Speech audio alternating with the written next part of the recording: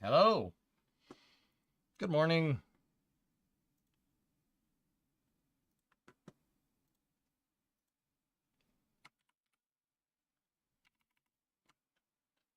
Hang on one second. Gotta tee something up here.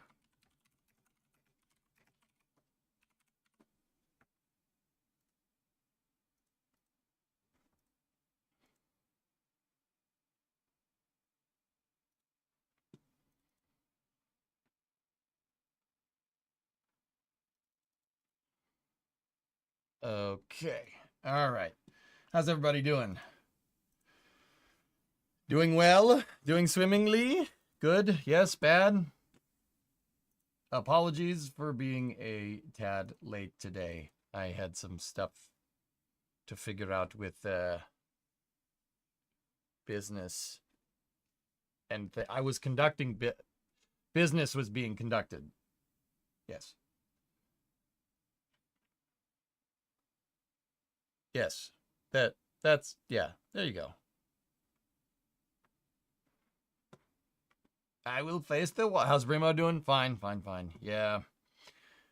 It seems like just a 1 to 2 day thing with her, but yeah, she's good. She's good today. Everything's good. Everything is a-okay. For those not facing the wall, you will face the wall now. Yep. So, yeah, let's jump into workers today. Hello everybody on the YouTube side there. Yuki, good morning. Good morning. MC, hello. Is this vroom vroom business? Maybe. I'm alive, not great, but good enough to work. There you go. So we'll start off with workers, and then we'll do space news. Yeah, we'll do space news again. Yeah, there should be more stuff to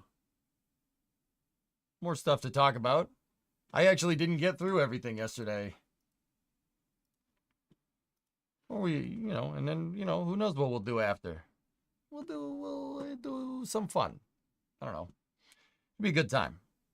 So space news should start at 5. I'm liking the 5 o'clock space news. That's good. I'm trying to get back into a habit of doing it every day. So for the people that want space news, you're gonna get it.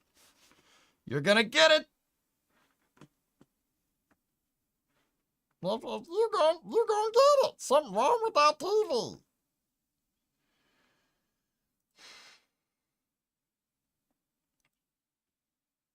All right. So with that being said, we will jump into workers and resources, and let's get it going. You know what? We'll do RimWorld today.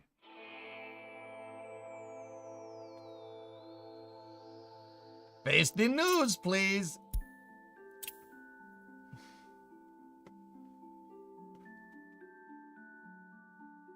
All right.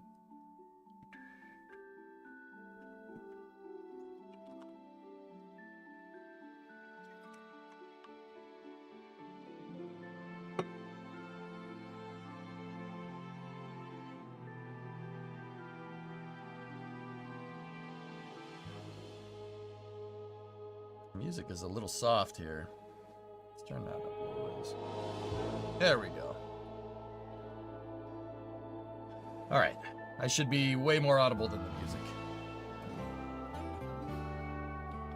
Hey, pro tip. Citizens with higher education are needed for some jobs. Also, turn the lights on.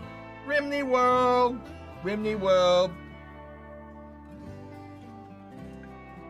Yeah, serious, you noticed it when I noticed it.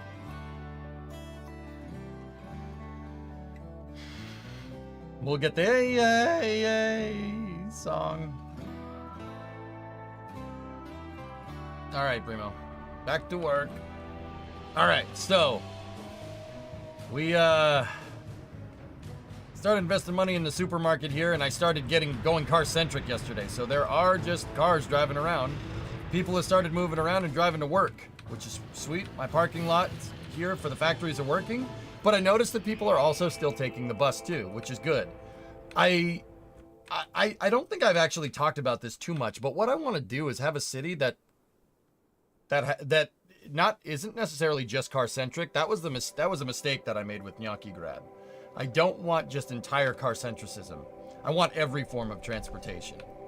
I may or may not be testing a theory on what it would cost or how it would work to build. You know, like, you know what I would want to build. You know what I would want to build. If you don't, let's just say we're going to test a theory to see how the citizens in your city will prioritize different forms of transportation. So right now we have buses and cars. We should work on some type of train line at some point. But I'm not exactly sure how we're going to do it.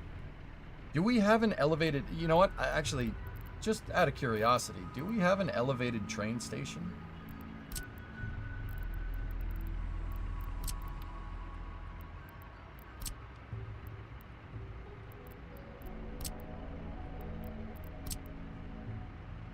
There are, in fact, elevated train stations. Where?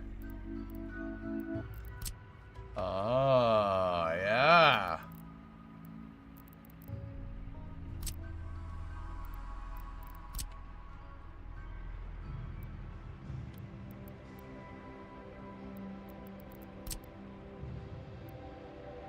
Okay. Okay. Okay. Good. Very good. That, might be useful. Note that that is on the metro. I'm wondering if you can connect the train to the metro. But the metro does seem to have, the subway does seem to have above ground stations. It doesn't all have to be underground. You can, but only metros can run on it. Okay. Okay.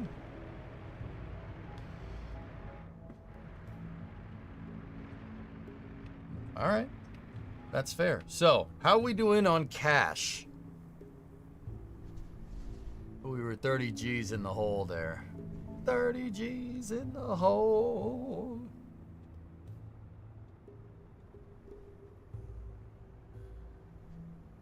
Metros can be moved on normal track, but they have to be moved by a shunter. Okay. Can metros operate on tram tracks though? That's the key here.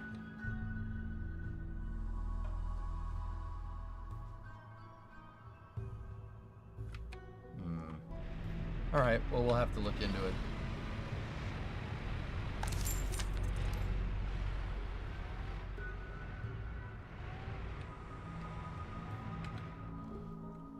All right, so how much crops did we get? We got 4,200 tons of crops because I know because we were basically, we had like maybe 400 when, or like 200 when the harvest started. So we got 4,200. That should be enough to keep this thing going all the way through the winter. We're in January 75. Inflation is killing me right now. Yeah, That that's we got that going for us, which is nice. What we need to work on, what I decided to work on at the end of last stream was getting the law enforcement up and running. So that means we need a courthouse. We already got the police station. We need a courthouse and we need a prison. So I've told my construction crews to start working on the courthouse and start working on the prison as well.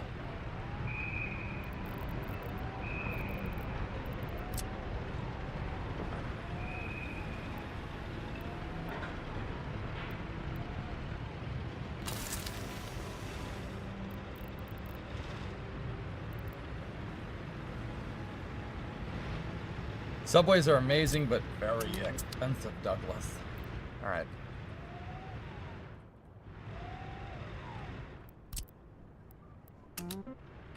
All right, cool. Build a parking lot there for that.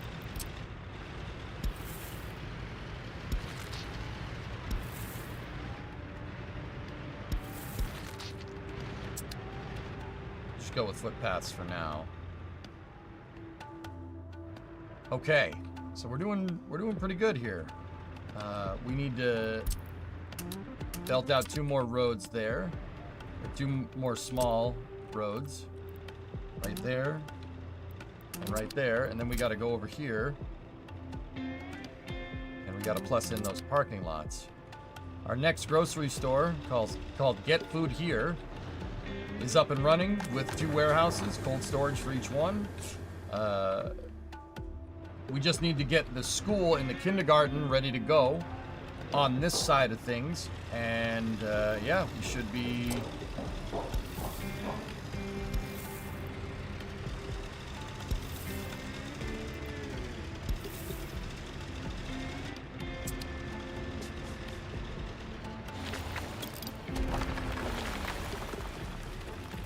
should be good here. Do out the entire footpath first.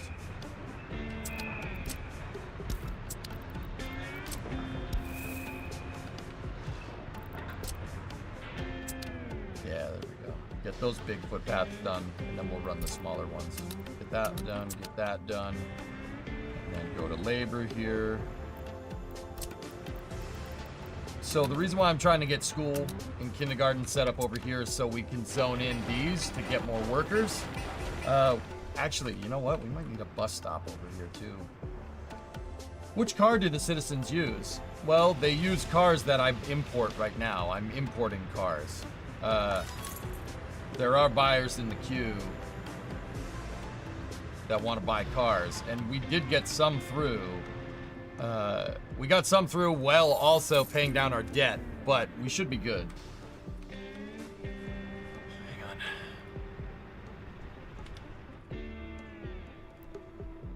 My YouTube stream always lags completely behind the YouTube playback. It shows me on the starting screen right now.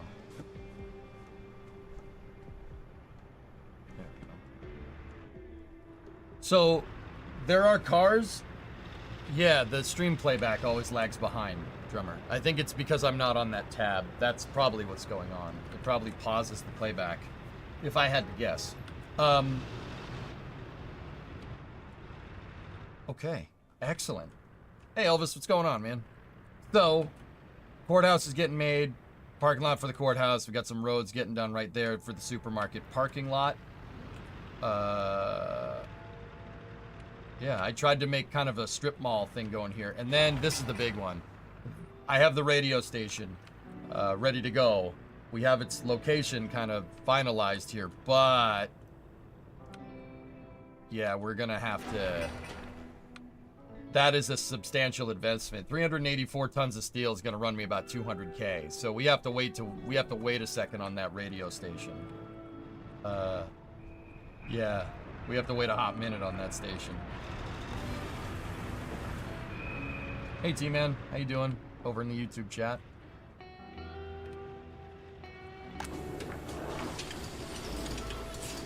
I did invest in better plows here, so the roads should get plowed a lot faster. We built out more technical offices here, and hey, they repaired one of my trucks. Nice. That's a truck for oil over here. I did end up buying more trucks for oil import export on this side of the thing, on this side of the country. So yeah, they should be, should be going, man. These LZ100s are super fast trucks. Invest heavy into orphanages to not have high crime levels later. Isn't there something about the orphanages, Rob, that are bugged right now? I thought I heard that, dude, but I could be 100% wrong. Hey, Hooded, hello. How are you doing?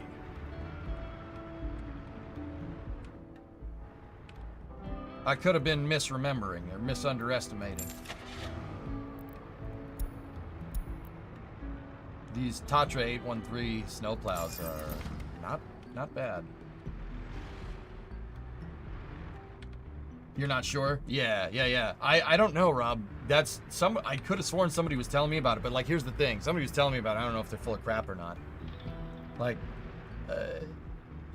that could be just what they've seen from their play experience, but that could be because of other things. Like, not bad, Bob.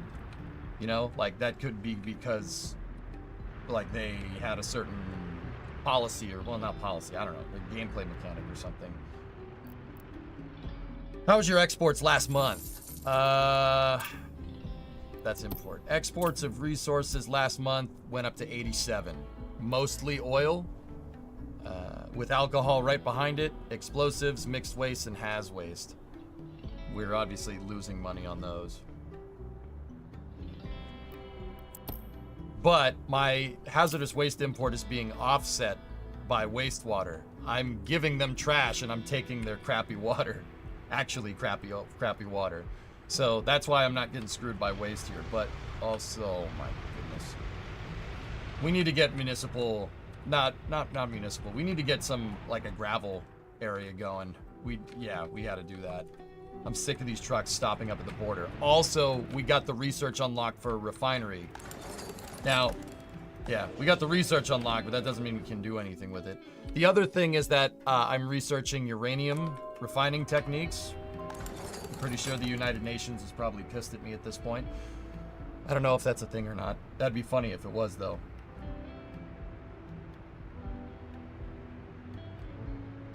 Yeah, we have to kind of stop spending, or I have to meter my spending every month, or else we're gonna not do well. I had to refinance again. And we were at 1.7 and now we're at 1.9, which sucks. But yeah, I gotta be careful.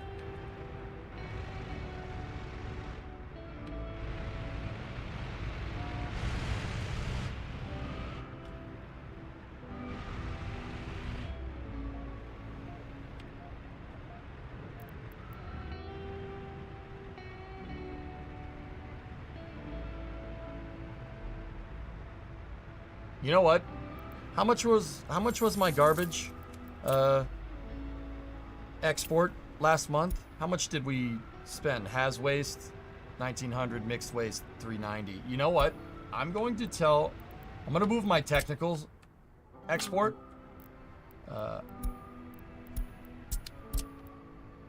We're gonna give trash to NATO for the technical offices. I think that's a good idea. That'll prevent my garbage trucks from getting hung up here.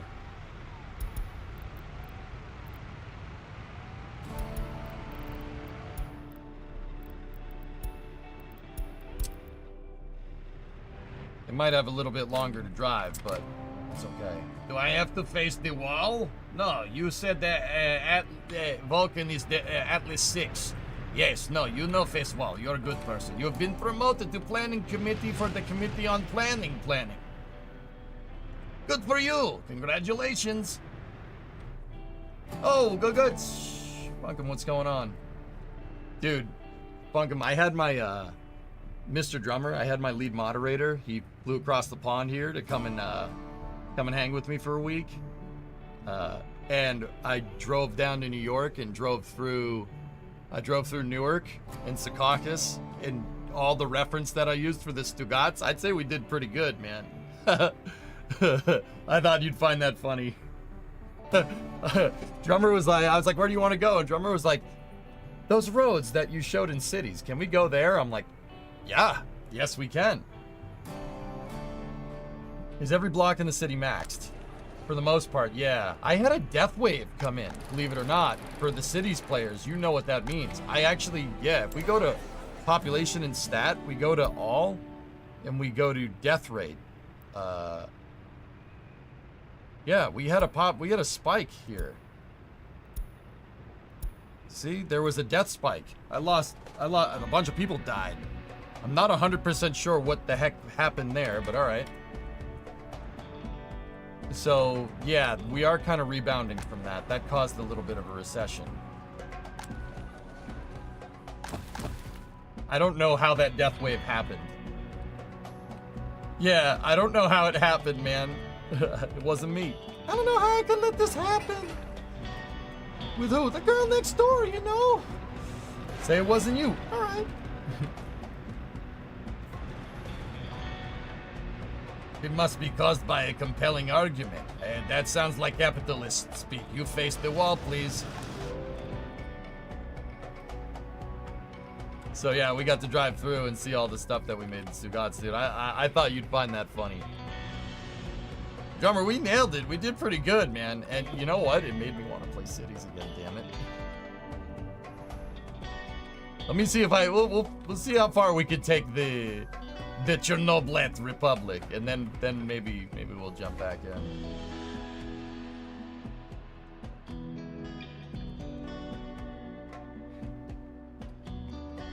D-Man, where am I going to put the refinery at over from the YouTube chat? Go Delta 5. Yes, Delta 5. There's an oil patch over here. We need to get a train line out there. I need to get a train line out there, and we need a train loading depot so we can move it. I'm thinking the refinery could go here, or I have a nice flat area here. We got to be careful about how far it is away.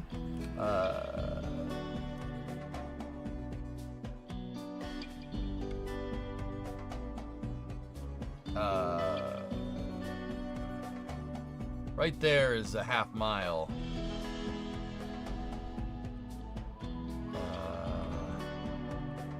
That's about 800 meters. That's a kilometer away. And I have it designated. Oh, yeah, we should use the closest building because we don't want that much pollution. That's a kilometer away.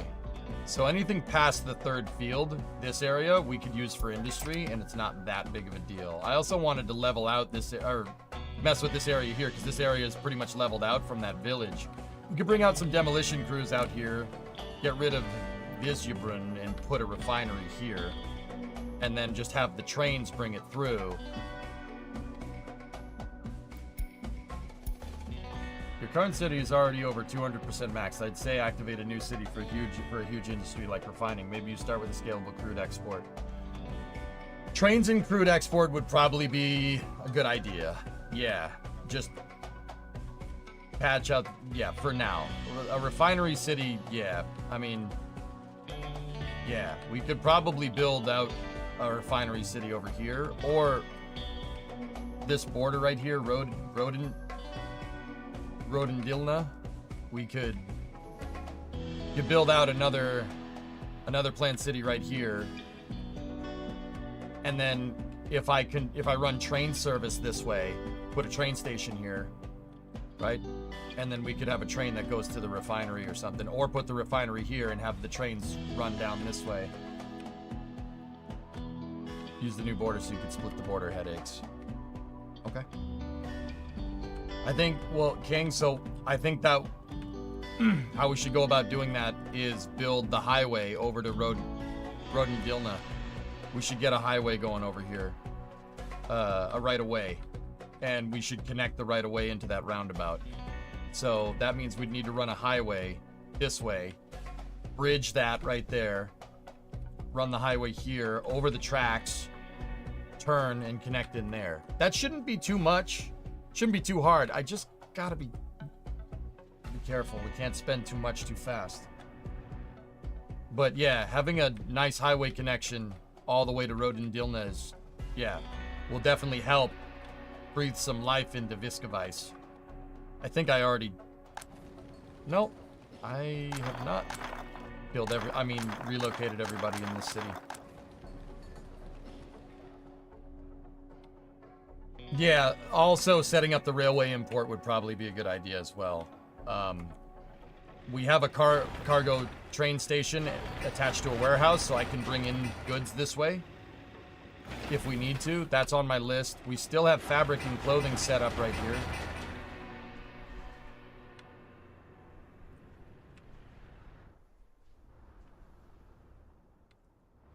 I've been working on short-term optimization. Right now, my short-term stuff is get the police station, courthouse, and the prison working. Get the parking lots for the grocery store figured out. School and kindergarten here so we can expand our labor pool. And then we'll probably need a bus station down this end too.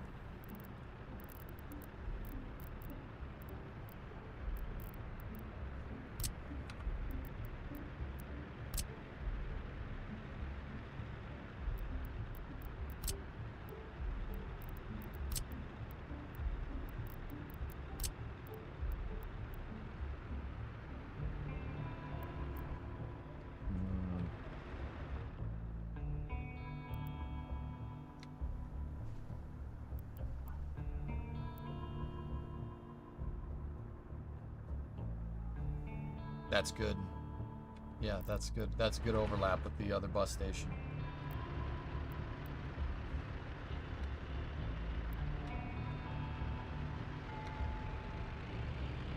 And having it right in front of the school is actually pretty bad.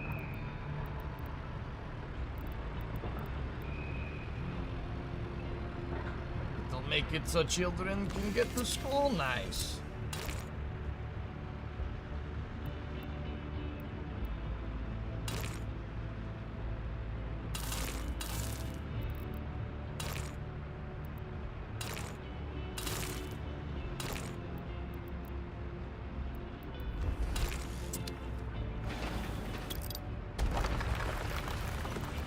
I thought it looked cooler parallel to the school. That's why I did it that way.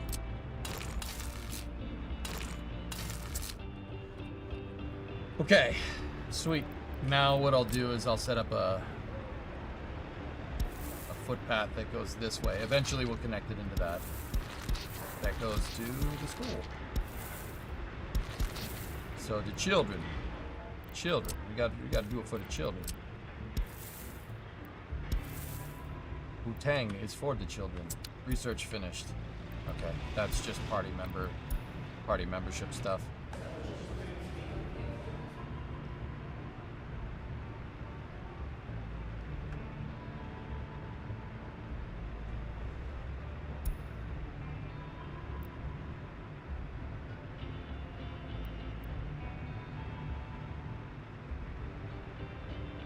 Man, actually having a populated city actually makes this really...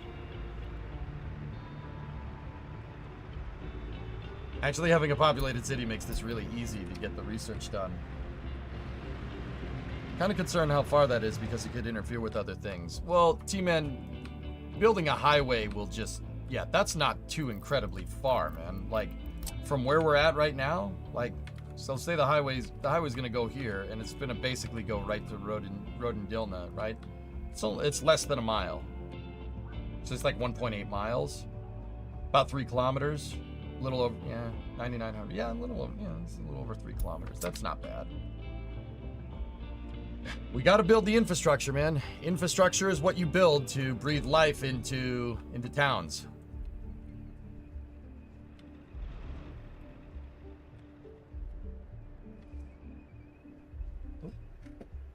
Gotta shut that off. You are a giant dork. Thank you.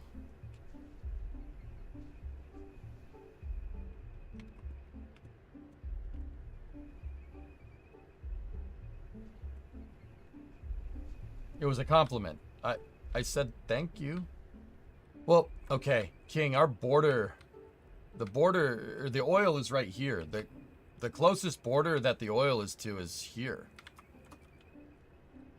Is this guy, the Vasilibrin. And then Lazanisk is or Zanin is the next one. Rodendilna is actually far away. I was thinking connecting the highway, or at least getting trains out there at the very least is probably a good idea.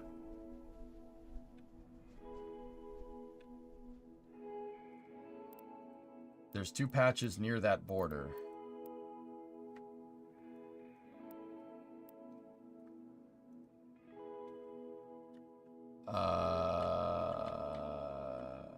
No, there is not.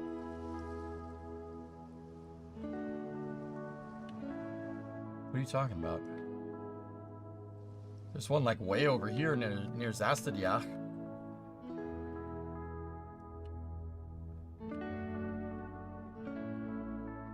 I mean, we could build out here, but I really think I really don't think it's a good idea to not build this without a good route, without a highway to connect everything. Gotta have direct routes. You have to. Like, I am insistent on that. South?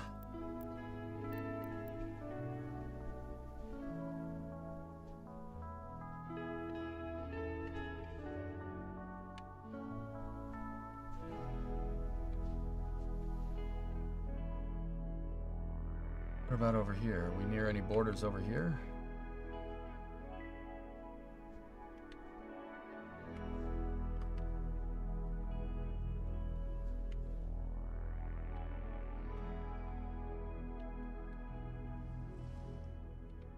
Best highway is rail. Well, I was going to build both of those.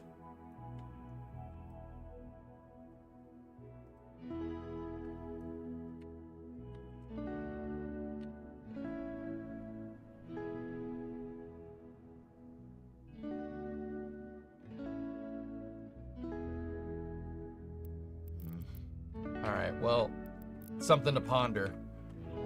I'm thinking maybe just build a small road initially out here with the tracks and do crude oil export in bulk. Oil is actually trading quite well. Yeah, it was trading quite well. It went down.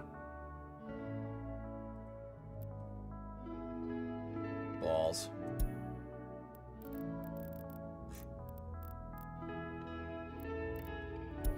Freaking OPEC.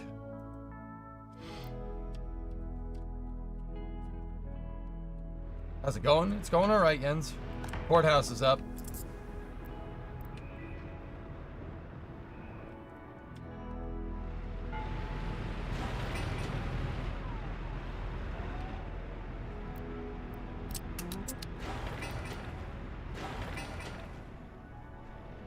Loan debt going down. I got rid of the dollar loans that we had. That's all straight profit right there, that 35.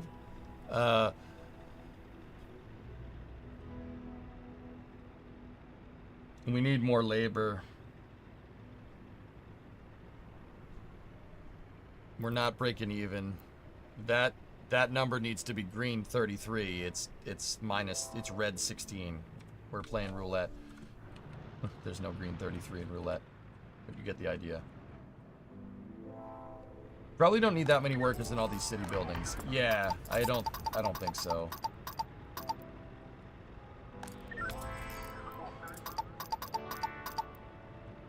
That's a good idea.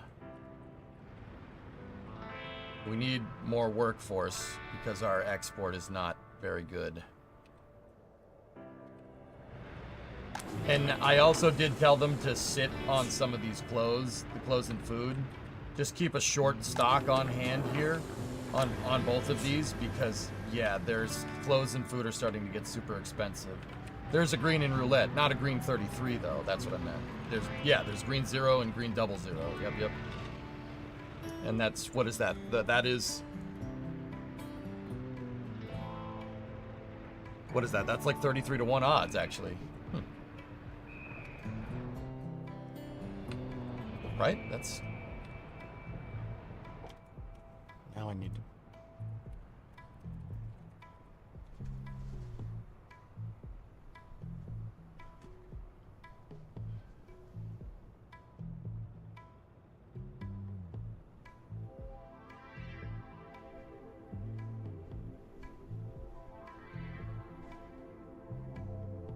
A 36. Well, if it's 00, if you're playing 000, it'd be 38 to 1 odds, right? Is this RimWorld music? Yeah. Yeah, Cuddles. I like listening to RimWorld when I'm playing this game, because listen to this. Ready?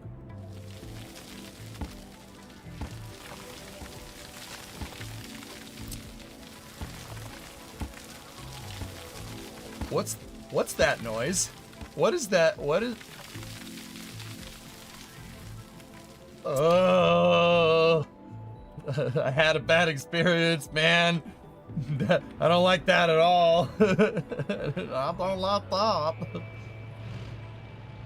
Oh, I've had a traumatic experience.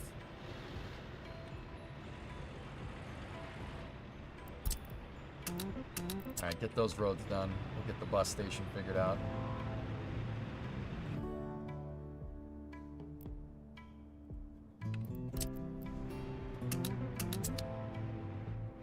What is it in the RimWorld noise? It's the baddies are coming to kill your colony noise. Yeah. Freaking bugs and mechanoids and all this.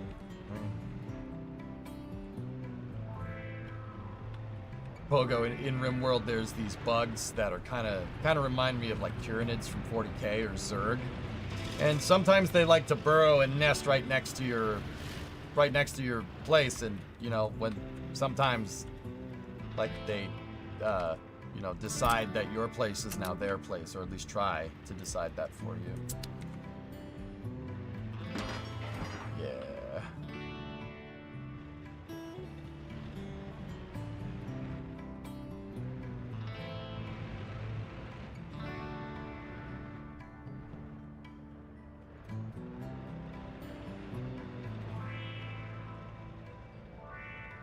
Wow. The courthouse is up. 433% statute of limitations. Wow. We actually have judicial rules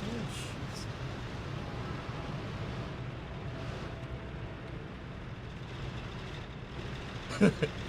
Oh god. Dude, J-Speed, I just had a visceral reaction to you even saying like a refinery burning down. Like, oh. That would suck. That would suck so hard, man. You'd be ruined. Ruined.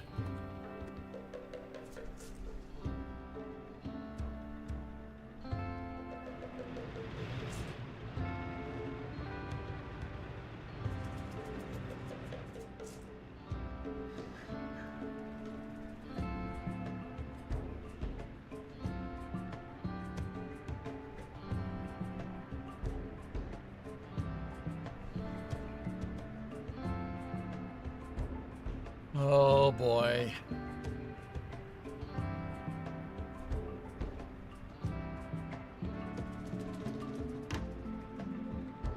We're not doing good. I had to spend all this money to get the prison working and stuff. And yeah, that's the story. I think I may have gone car-centric a little bit too early. I'm eating a nasty fuel cost right now, I think.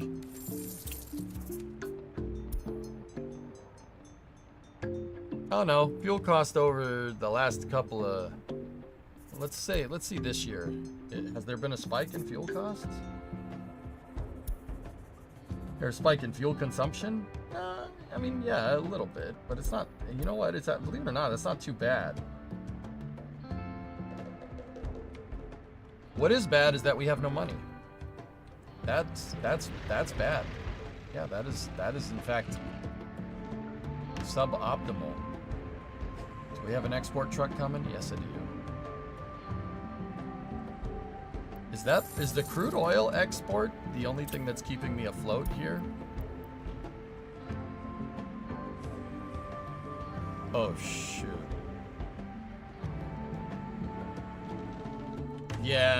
Yeah, Simon, I think we should hold on car-centric for a little while. There are 2 trucks on wastewater already, Contra.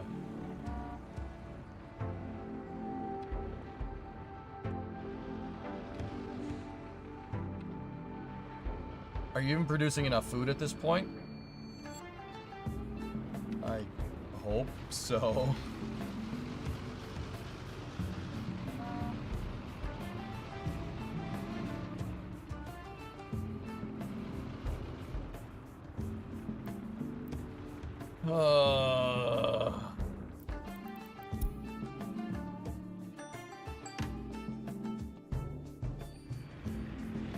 There we go.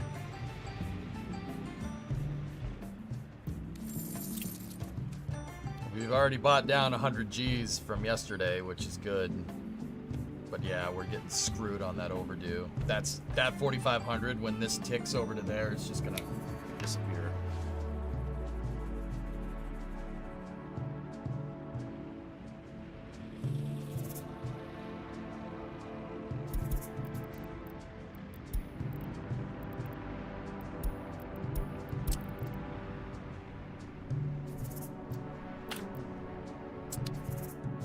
Yep, and it's gone. It's gone. It's all gone.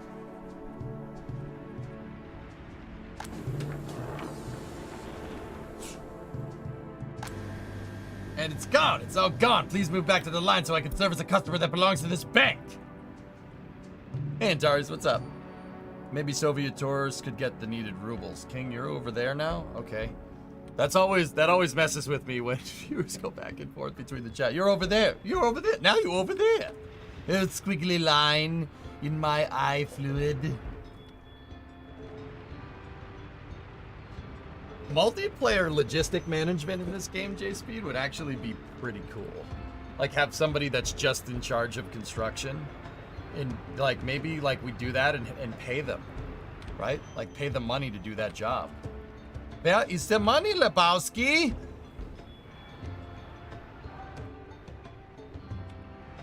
We don't have it. We don't have it. Do I have an export truck coming? Please tell me we have an export truck coming. Yeah. Oh, it's... Oh, no. Not good. Can you build infrastructure and buy vehicles with dollars? Yeah, that's kind of what I was doing, Jens, for a little bit. Yeah, we're gonna need to run a grain train. I don't want to refinance the loan.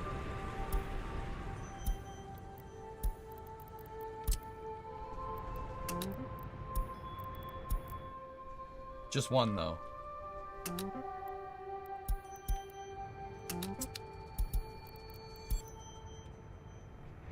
Call Furio, he'll get the money. Yeah, Furio, we need to call in a couple of favors here.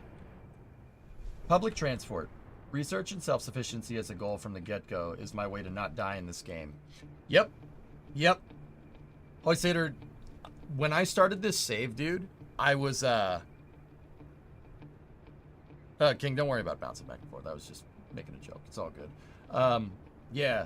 Hoysader, it's... Yeah. What I'm really finding out is that if you're playing on super realistic, the best move... First thing that you should do when you start the game in February of 1960 is take out the biggest loan you possibly can. And build as much as you can early to try and set yourself up for self-sufficiency, because if you get into like the 80s and the 90s in this game and you're not producing your own gravel, you're not producing your own fuel, you are screwed. Why do you not have any profit? Car centricism. I started buying cars too early. I don't know why I thought that would be a good idea. I thought maybe we could get them, they would be able to get down there with the buses and we'd be able to export faster, but something else is seeping up all my money. I think the extra fuel is kind of killing me right now.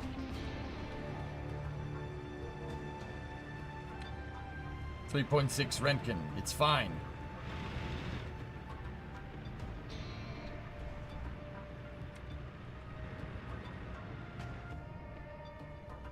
What currency are you using for coal import? Ollie, we're importing coal on the dollar.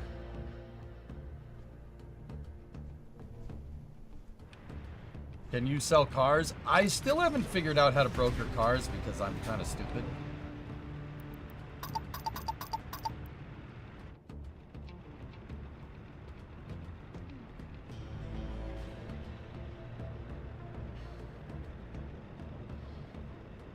People are not working. Before you had 75% plus work time. Now you have like 20.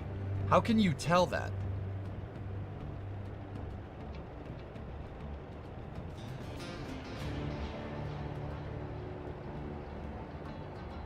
Is there a stat that I'm missing? Oh, you're just watching when you look in the factories.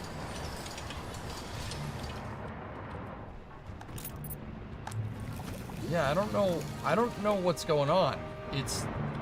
I may have shifted the demographics with the cars. I noticed that less people are at the bus stations, and I think that might, like, okay, so Contra, and fellas, hear me out here. It's not sleeping up. You're not exporting anything because you got no workers in the factory. You badly need a worker audit or stop construction for a while. Yeah, that's fine.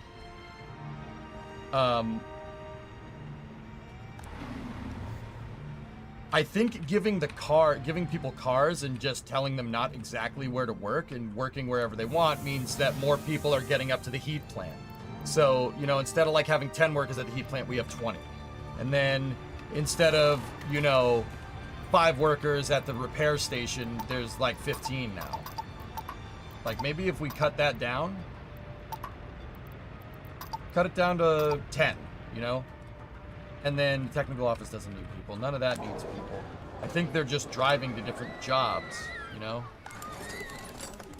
We could do a little bit of a staff audit, I suppose. Like, does this thing need that many workers? Yes, it does. But let's go to 10 workers there. The school is fine. I don't want to mess with that. Yeah, see, that we probably don't need a third worker there, because for 2 people you can get 31 at the cinema. It doesn't take much to operate that. I do like, I mean, the police station, look, it's sapping up 10 and 60. That's a lot of workers. I think it's just getting all these extra things in line here that, like what we did is, yeah, that also probably contributed to it. Let's go 3 people there. I did also increase the hotel staff. I think all that kind of, yeah, see, we're at 0 unemployment now.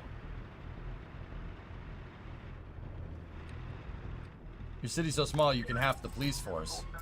We are fixing crime though. Crime was at like minus 2.4% and now it's at 0.6, which is good. And people are going to court and getting sentenced to prison, which is pretty sweet.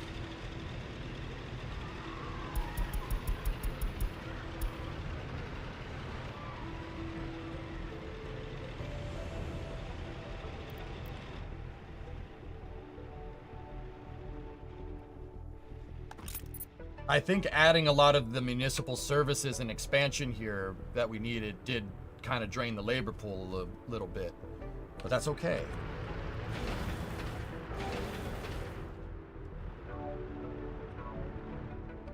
Hey Bob, what's going on? Did you take your dog to obedience school? We took ours before she was 1. What? What?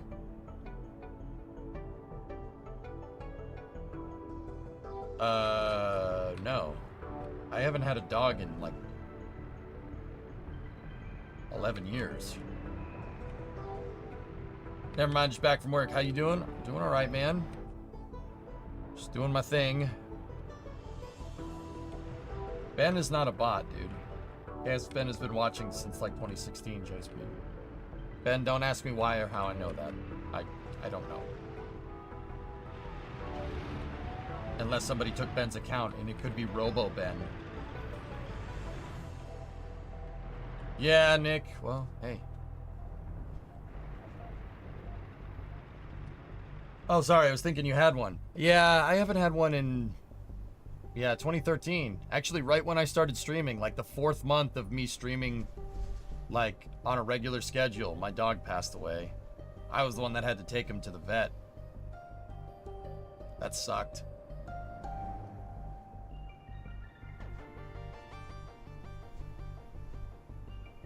You finally bit the bullet and bought this game. Wish you luck. I hope you have nothing to do for a little while, Anesthesis. This game You know how like I always talk about how Factorio is, I don't play Factorio because it'll pull me in and I'll never want to do anything else. This game did that, but I didn't realize it. And yeah, like Star Citizen, Factorio, you never see me again. This is what happens. I let it happen here because I really like this game, but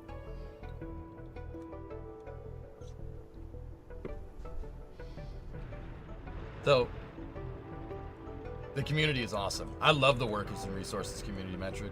Yeah, I played it as a joke.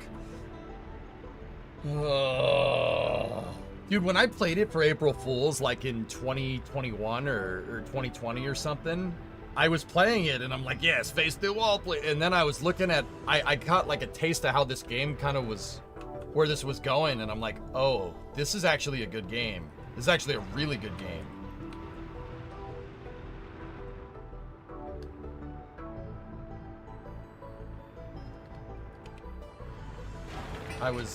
Yeah, it was very surprising. All right, let's just go lax on this real quick. We're going to, yeah, we need to build houses. What prompted you to bring it back? I got bored with cities and wanted to just try another city builder. Yeah, I got bored with cities. Yeah, Ingram, this Workers is amazing. It's an amazing game.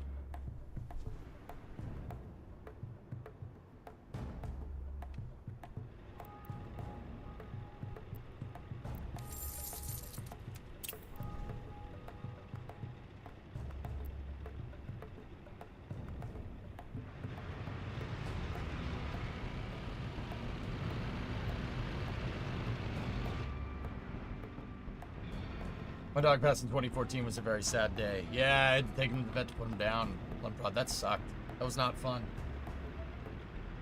Worst time in your life was taking St. Bernard to the vet. Yep. She had back issues. That's what happened to mine. My dog was fine. Like, vitals were okay at like 10, but he had a tumor in his back and he couldn't walk. And that's when we were like, dude, guy, he had a good life, but I didn't want to see him struggle like that. It was, so we said our goodbye, and that was the end of that. That sucked. That wasn't fun at all. That wasn't fun at all. Yeah. Can we not talk about this? It's probably a good idea. Yeah. Anyway, so we got to get these houses figured out. We got to build them up. They are going to cost me a little bit, but one of the worst days of my life, dude.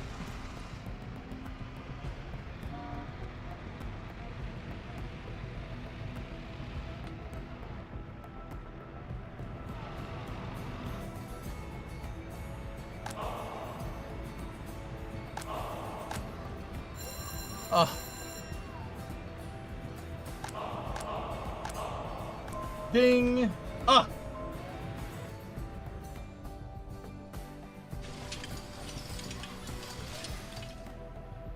Yeah, baby. Yeah, see? Cutting that labor force just a little bit, skimming off the top of everything here where we don't need it, is definitely fixing things.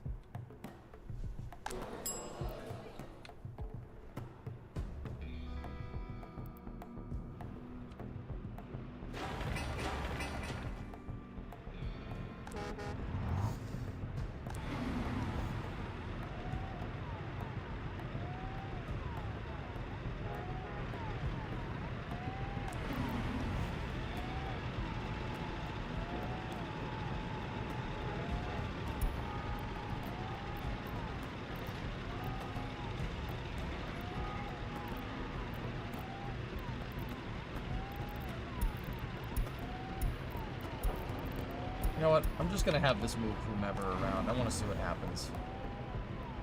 See, last one free. We're doing a little trolling. Discovery, go at throttle up. At a media briefing at the Space Symposium now, the Federal Aviation Administration, AST, Kevin Coleman says, Next Starship launch has to both clear the mishap investigation and get license modification because they're planning to do some different things. Up to SpaceX to say what they are. Could be done by May, but no commitment from the FAA. Oh boy.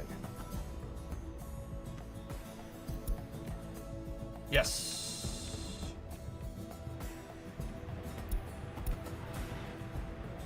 Probably cut some more on schools and kindergarten as well. Yeah, I'll cut the staff down just a little bit there. I don't want to... Yeah, that trimmed it.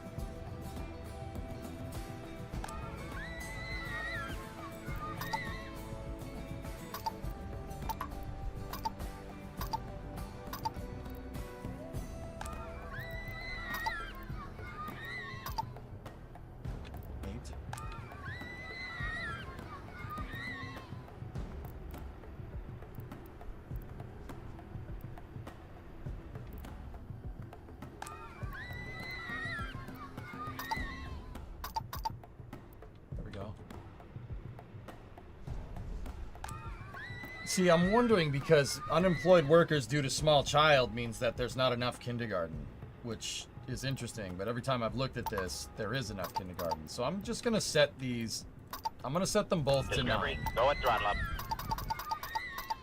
And that should be okay. Hey, Ben, 22-month resub. Hey, Ben. Hey, Ben. Tell that child to stop screaming. Yeah.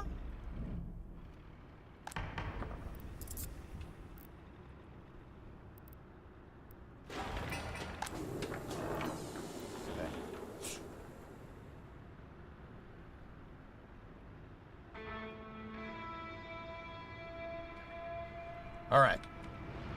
Cool. Meat. Hey, Ben. Hey, Ben. What you got there, Ben? Meat. Yeah. You behind the bike shed. Stand still, laddie. You don't eat your meat. You can't have any pudding. How can you have any pudding if you don't eat your meat?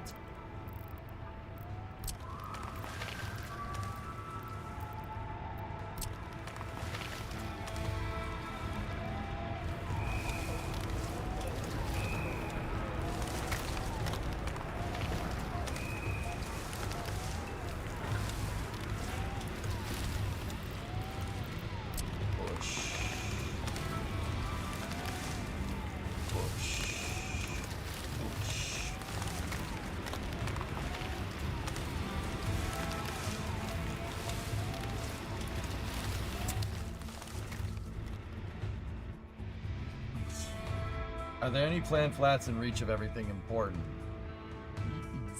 Are any of the planned flats not in reach? Well, I made sure that we got everything else figured out before we did that.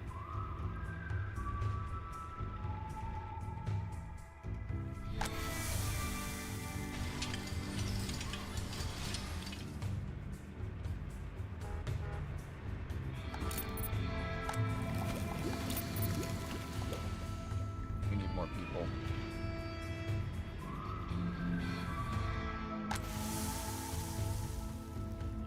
The alcohol and the food plant are doing okay. We can back off the work there for a little bit.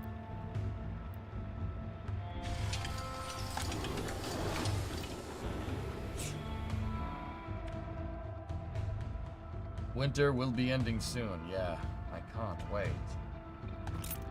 Yeah, it's the explosives and the chemicals where we're kind of suffering here.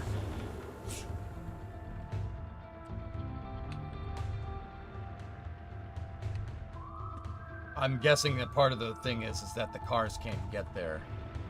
And yeah, see, we also got to remember that we started putting people in the railroad depot and stuff too, so. You know what? I won't do that right now. I'm going to shut that depot off, the railroad construction depot. I'm going to shut it off for now. We're not building any tracks. That's a waste of labor.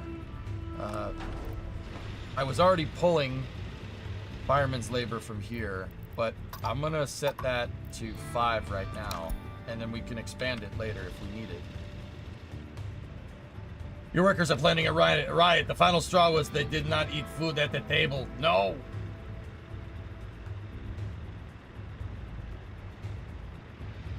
SpaceX made a rocket with a reusable first stage that sends a capsule to Leo. Great, so what? NASA figured that out in 2009.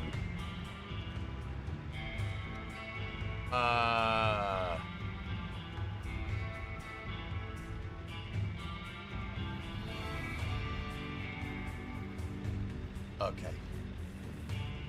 Okay. No, Peter's all right. That guy's cool.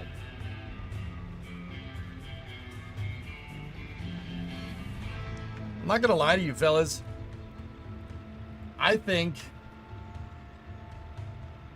Ares 1, if they made as many Ares 1s as they did Falcon 9s, the cost would go down big time. You do it. SRBs, so like, okay, here's the thing about reusing SRBs. They don't work if you that's a stupid idea if you launch once a year, right? But it's not a stupid idea if you launch once a week. That's a really good idea if you launch once a week, reusing your casings. It's a good idea for the same reason that SpaceX reusing their fairings is a good idea. Fairings aren't complicated to make, but fairings take a long time to make, right? So reusing them, because they take a long time, they're a production bottleneck, is smart. SRBs take a long time to make. So getting your casings back is a good idea, so you can always have a rotation of casings. With the right rotation of casings, I will say this, and this is, people are gonna think I'm weird for saying this, but it's true. With the right casings, with the right number of casings, with pre-existing KSC infrastructure, I firmly believe that Ares 1, 2 mobile launchers with 2 MLs could be, the price could be just as low as Falcon 9. Yeah, oh, absolutely. The only problem is that your upper stage is going to cost a little bit more because J2X and Hydrolox. You could get the cost down with this thing. Bet you could get the cost below 100 million. Maybe not exactly Falcon 9, but you could if you employed in scale. Sure. And Ares 1 is a good vehicle. 25 metric tons to low Earth orbit with recoverable first stage. That's better than Falcon 9. Just saying. Falcon 9 can't do 25 tons in reusable mode. So I get it that Peter, that's sarcasm from Peter, but also it's kind of not wrong.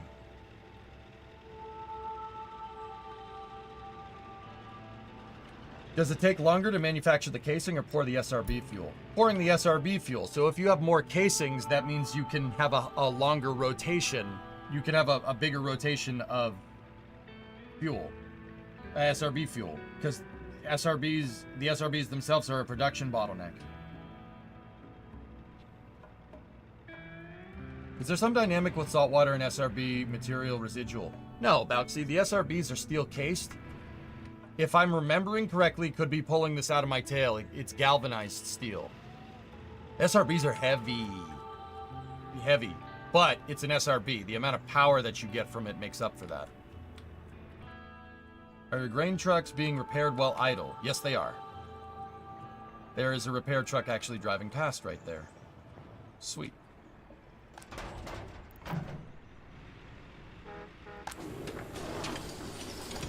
Good.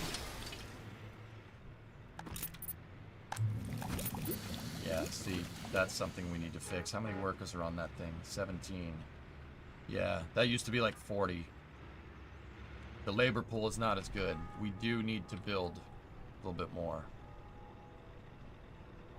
33. Good news, we're cash flow positive right now. The amount due for this month is 33,391. We're at 34,9. So we're in the green. We have a few $1 million in our remake Ares 1. I mean, Bauxy, when you go and look at Ares 1 in the grand scheme of things, it's actually really smart. You know why? The same factory that produces the propellant for Ares 1 produces propellant for our ICBMs. They're already making a lot of propellant. Just saying. It's not a bad idea. They're already scaled for production. I'm telling you, Ares 1 is not stupid. That's a really good idea.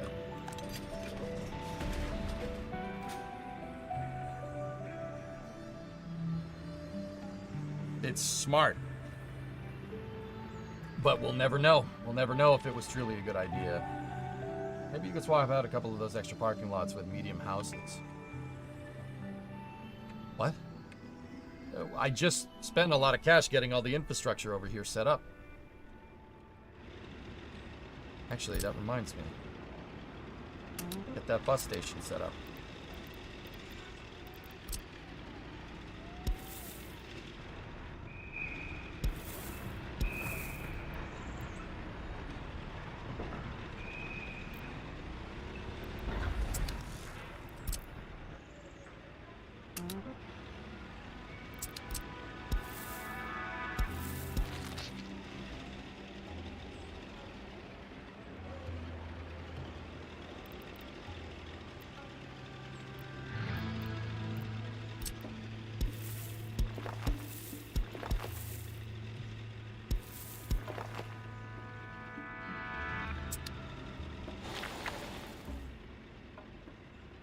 But isn't nice to be in manufacturing at an all-time low, though?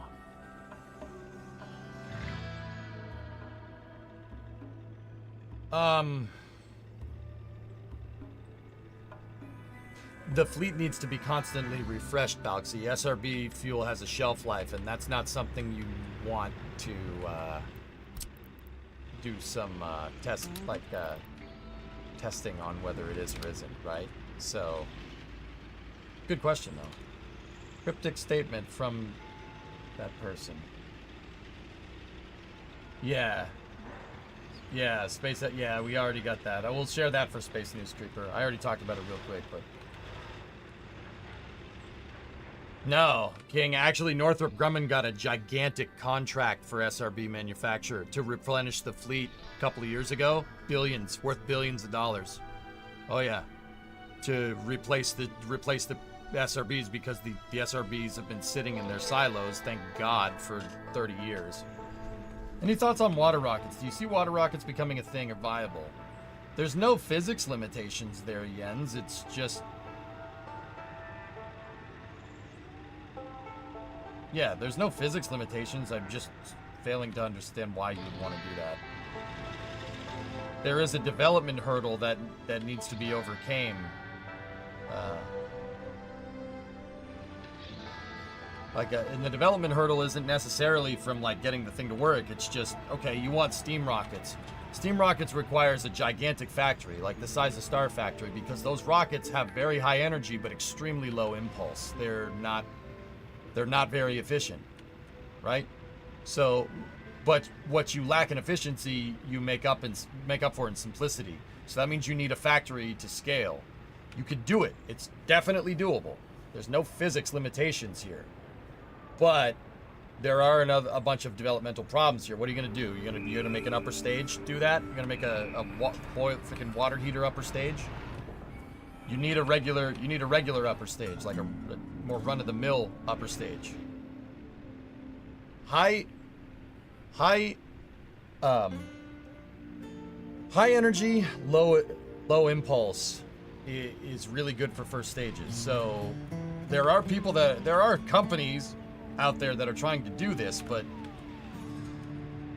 no, like it's doable. There's no physics limitations here. It's just the companies that are trying to do it, I don't think are taken very seriously.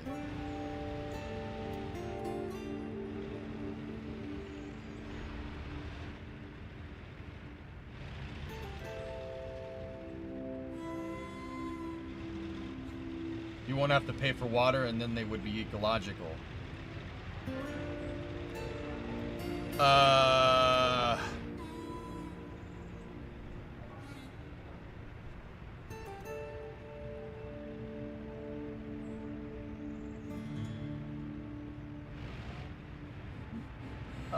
Who told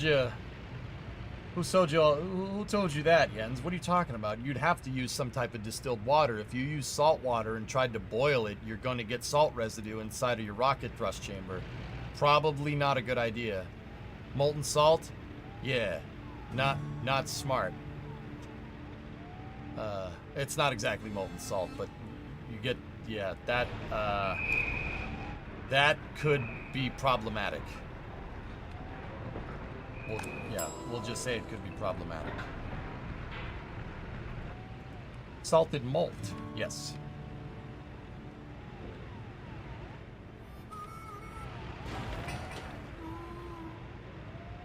Alright, build one. Let's go. Cash to do this.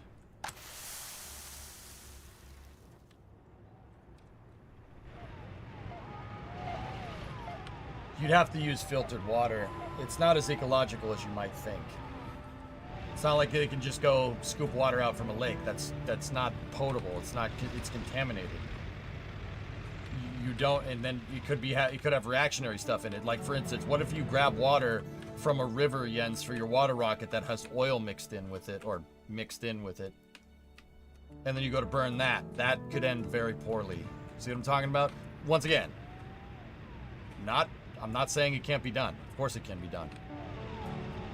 I don't think there's a company working on it seriously, though, if that makes any sense.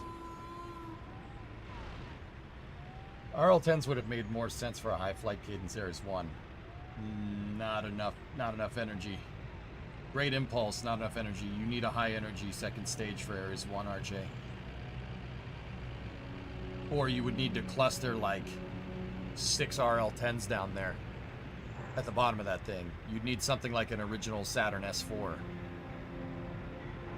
I think a single engine for your upper stage could keep the costs down.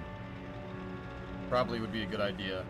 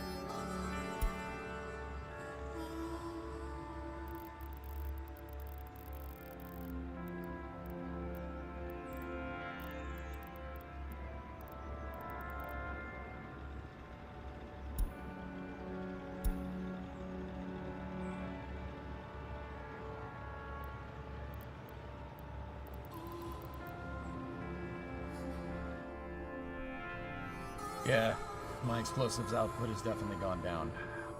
We need more people. I saturated my labor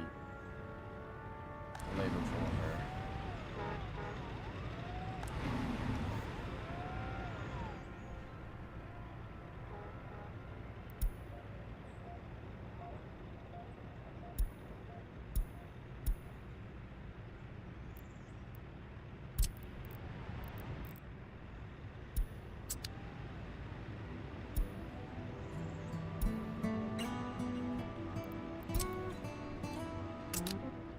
Take one bus off the food distillery line.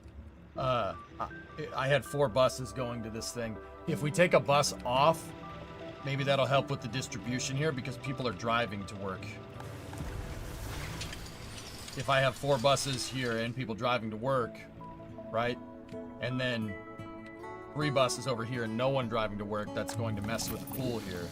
We still need to expand, but yeah, I told one of the buses to just stop.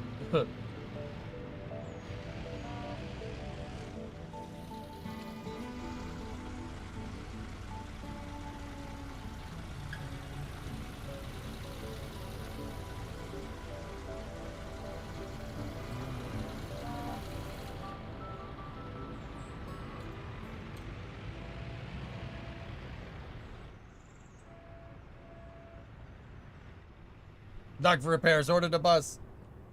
No, the question is, would you reuse Ares 5 boosters or would you expend those? I'd reuse everything. You have 5-segment boosters, T-Man, like... I'm telling you, Ares 1, Ares 5 is great architecture. It's really, really well thought out. And it's really annoying that it gets a bad rap because it's very, very smart. You have commonality between your medium-duty lifter and your heavy-duty lifter. You have commonality. in terms of upper stage engines and in terms of first stage engines. The only difference is with Ares 5, you're using RS-68s instead.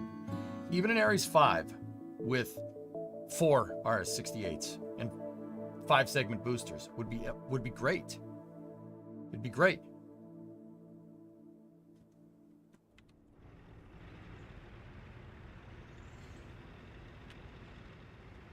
And, you know, you can shuffle your casings around between Ares 1 and Ares 5. What's the difference? There is none. That was the whole idea, that we could build a super heavy launch vehicle for cheaper. You get 2 launch vehicles out of the same type of development. Ares 1 gives you good research on how your 5-segment SRBs work and how a J2X works. Just like the Saturn 1 led to the Saturn 5, Ares 1 was supposed to lead to Ares 5. It's not rocket science, dudes. Heck, even an Ares 1 an Ares 5 with 3 RS-68s in line like a Delta 4, like what the Jupiter rockets kind of proposed, would be great. Great.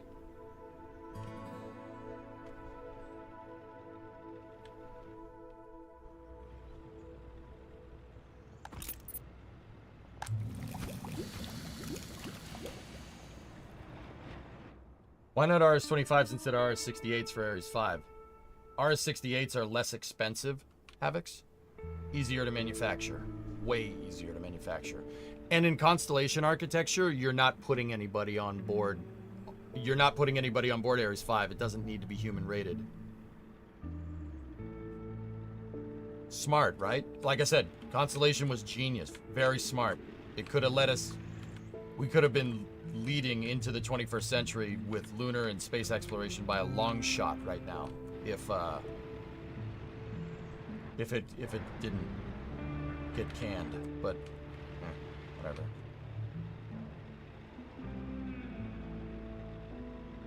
And can you imagine Constellation right now working with Starship, having the Altair lander along with Starship? That would be insane. Starship being able to move fuel to refuel the Altair lander in cislunar space. I'll pay more taxes for that, dude. Oh yeah, that'd be great. At least we got Delta 5. Yeah.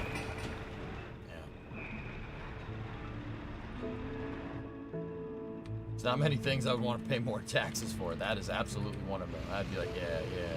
Shut up and take my money.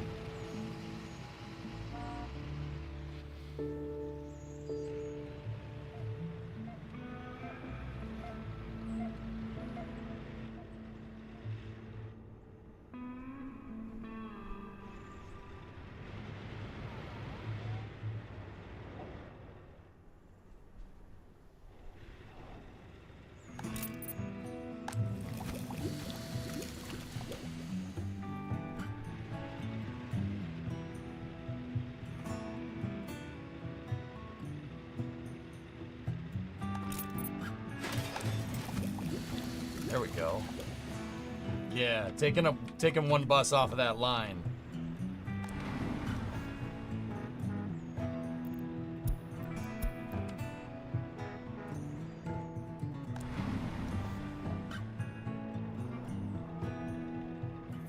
Well, shoot, I might take 2 buses off of that line. Hold on.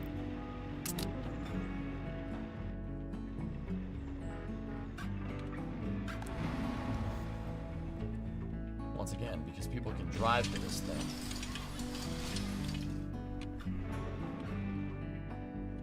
I'm having trouble understanding why using water would be a problem. I never said using water would be an issue. I said using not distilled water would... Using not distilled water could give you a non-uniform explosion. You need to know exactly what you're putting into this thing. You can't have any contaminants, or else it's going to break. Using water is not the problem here, Jens. Using any water is the problem. You'd need to use distilled water. Like purified water. You'd need to use potable water. There's not even potable. It would need to be distilled. Like it is for a power plant. Or else, yeah, bad stuff can happen. Is that a must? If I was doing it, that's how I would start. Yeah, maybe in the future, if you learn something, or you know, you can make it use whatever water, but that's not where I would start. You got to make sure you make a rocket engine first. Yeah, you have to start really, really technically, right? And then dial it down from there. If that makes any sense.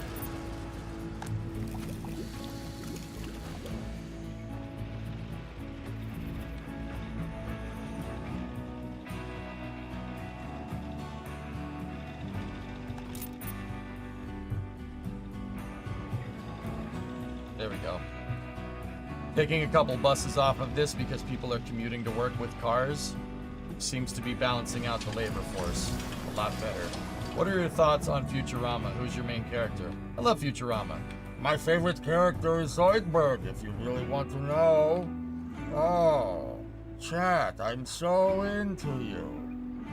Yes. You call that an ink defense?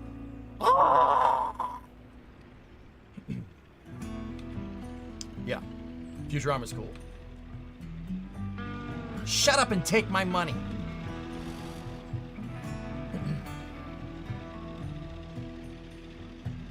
Stop looking at me like that.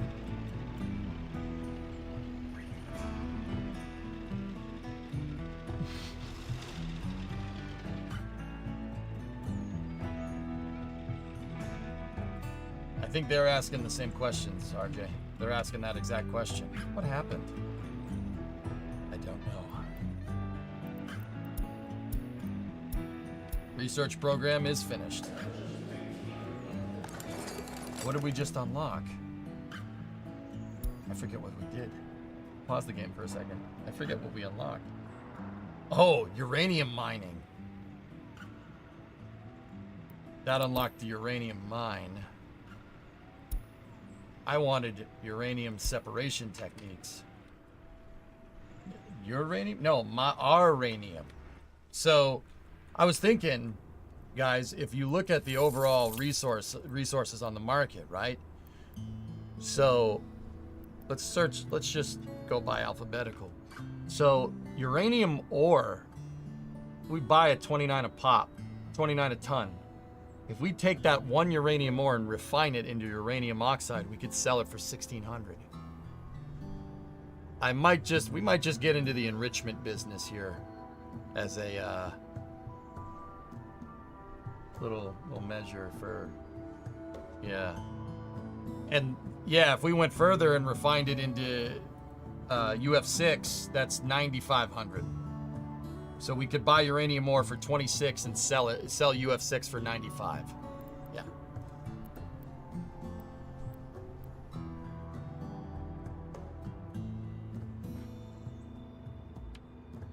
I don't even want a uranium mine, because if I'm looking at the engineering here, right?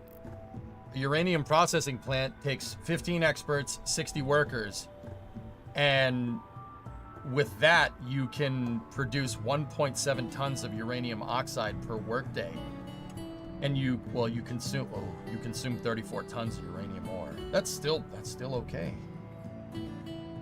Actually, let me do some math. Let me do some math out here real quick. So, 34 tons of uranium ore. Resource.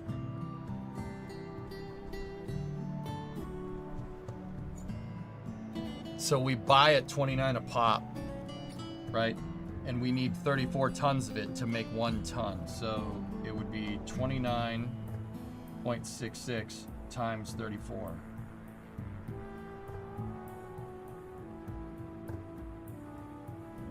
That's $1,000 worth of uranium ore to make 1,600 bucks worth of uranium oxide. So it's 680 profit per ton.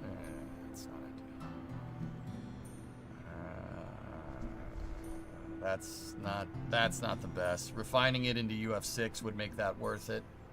But how much? Hold on.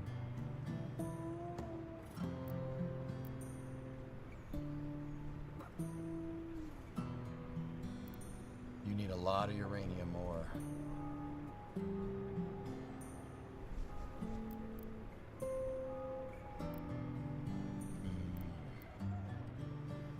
Used for uranium. Bombs.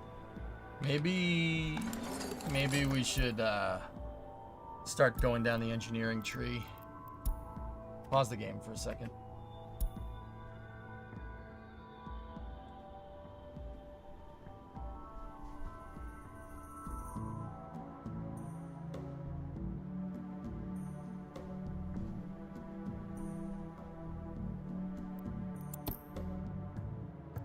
Steel mill. Hold on. Steel.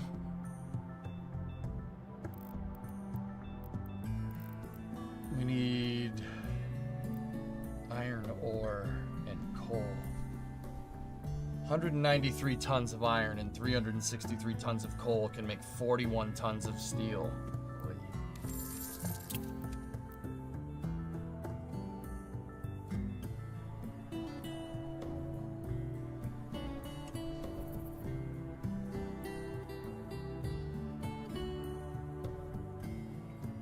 So we do, let's do some math out here. 23.40 times 343 is 8 grand worth of coal. And then what else we got here? 193 tons of iron. We need to go over here to iron. So we buy it 31.52 times, what was it? 193.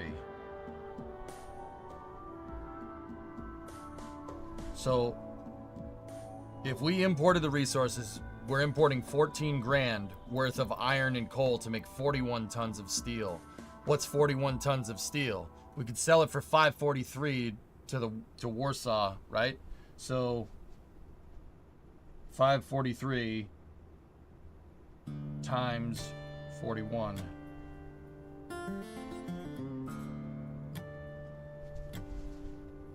That's a decent enough profit. We're profiting about 7-8 grand.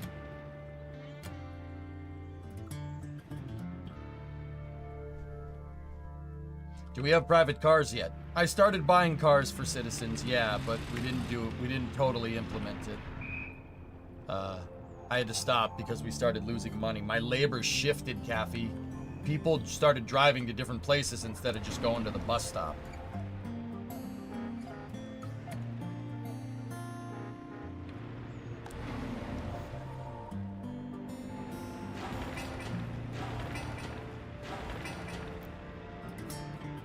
Are the cars from NATO? Some of them. Yeah, some of them are. Some of them are Chevys. We could buy more cars from NATO. NATO is making money. Buy some Scirocco's. Those are expensive. Buy some Volkswagens. No. Chevys are the most expensive.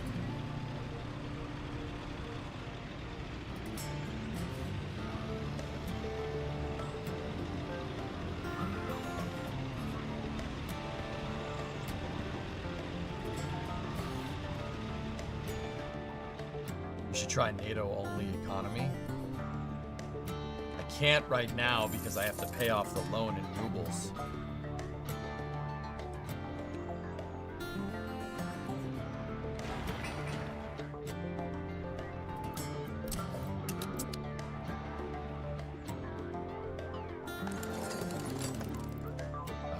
Bauxite? You want to see where the bauxite stuff is? Bauxite exploration study. Start doing that, I suppose.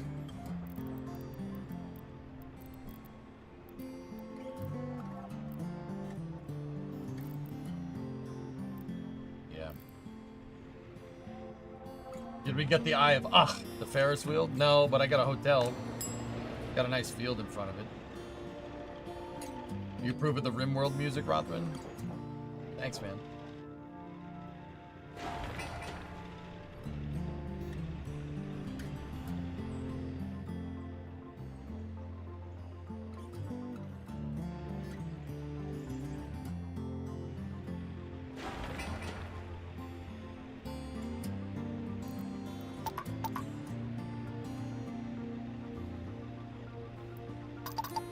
Don't do that.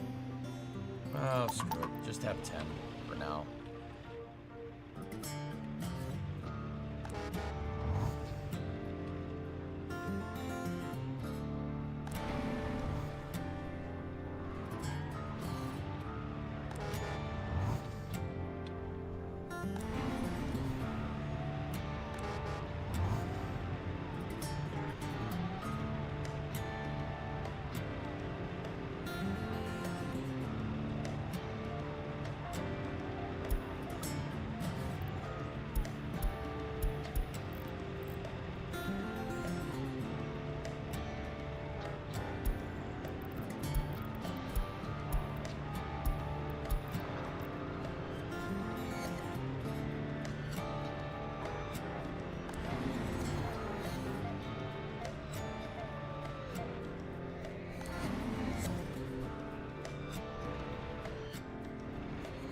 Close and bauxite, we get the economy purring.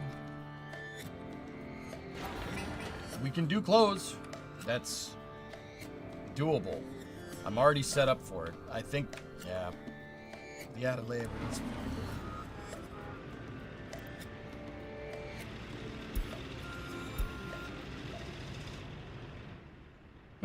but yeah, we got to get more workers. I mean, I think just getting the food ready to go should be good. Oh, started sowing the fields.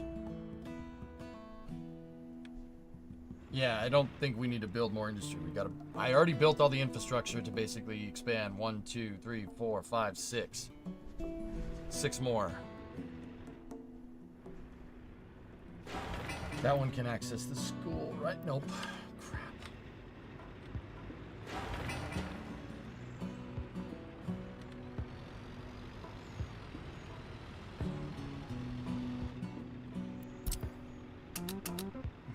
Build those. Once that's up, then I think we're good.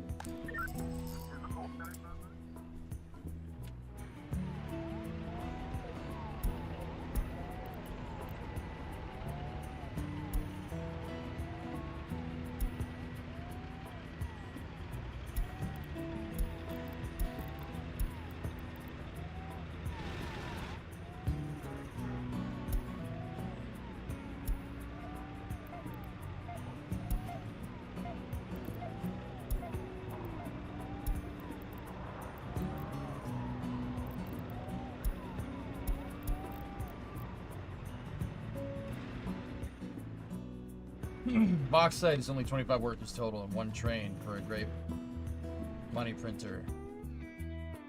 But it's irrelevant if the closest bauxite is across the map. Alright, well, there's your bauxite study, pal.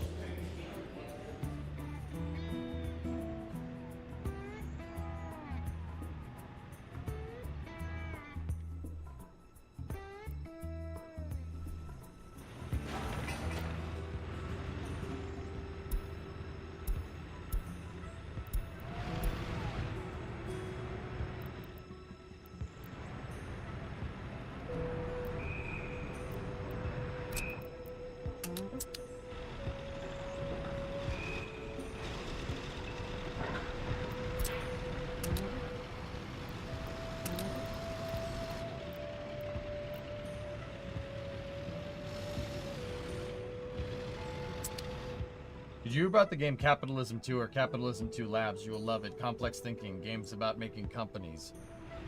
No. Haven't heard that. Interesting, though.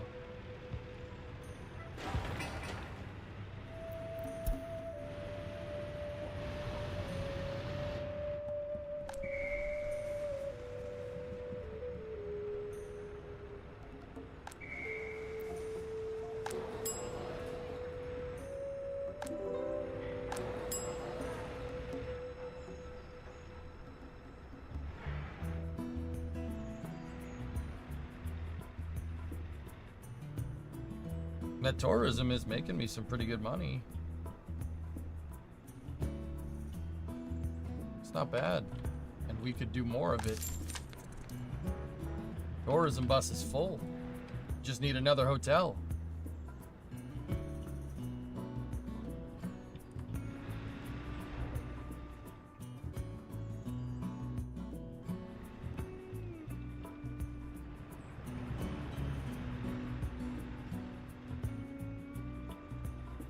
you swap it over to Soviet tourists, it could help a lot.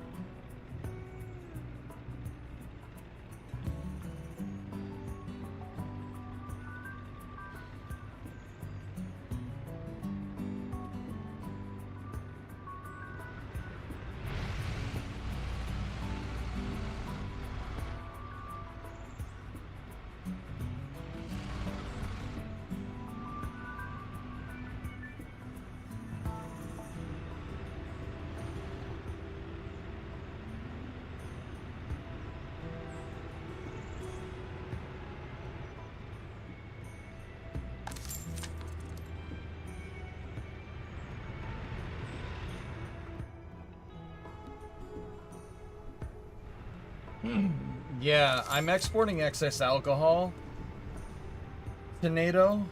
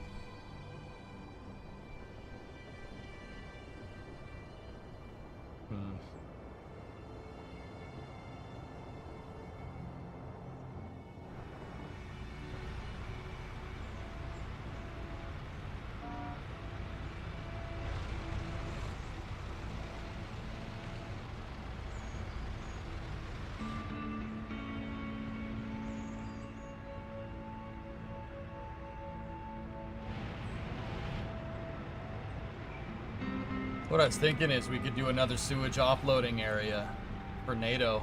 Just have trucks go back and forth, just give us constant cash. Just gotta make a sewer line come up here, or just make them drive to that. Having a sewer offload area here would be better, though, I think. Where's the closest sewer line? It's right there.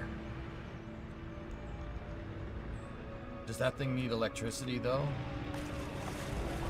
Yeah.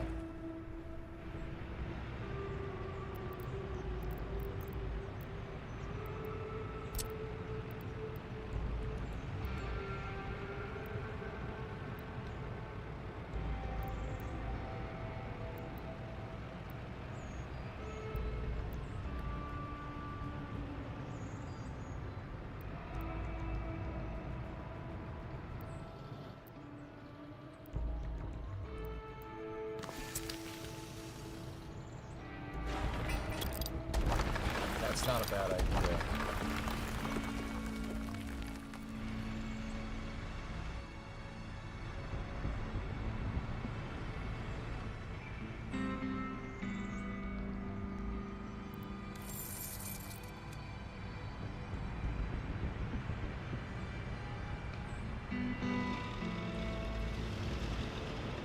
It was just announced during a Rule 8 thing that 2 JAXA astronauts are joining the Artemis roster, with one of them becoming the first non-American to land on the moon.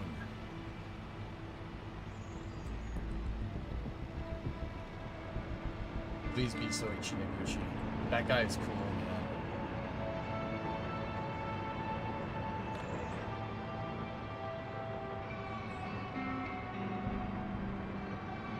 man. Well, be honest. Maybe.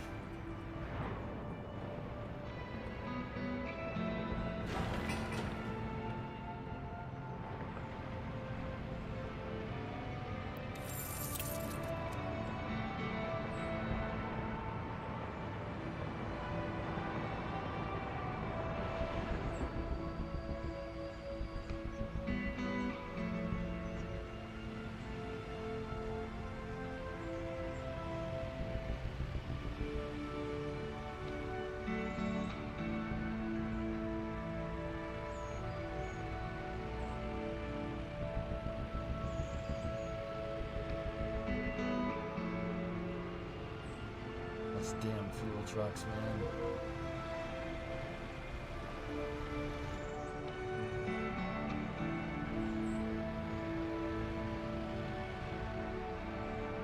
Dude.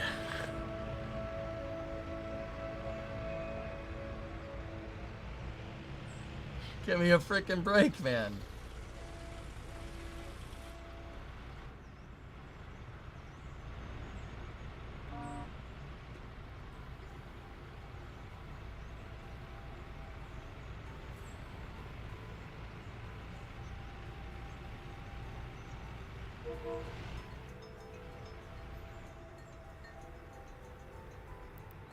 Well, swap the fuel to dollars.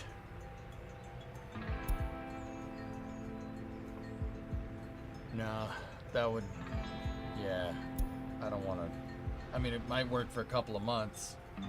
We wanted to buy 100 cars. Yeah, we weren't ready for cars, so I'm not gonna buy anymore. But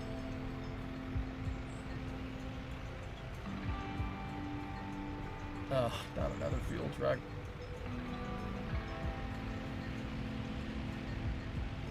Yeah, I switched it back, Simon.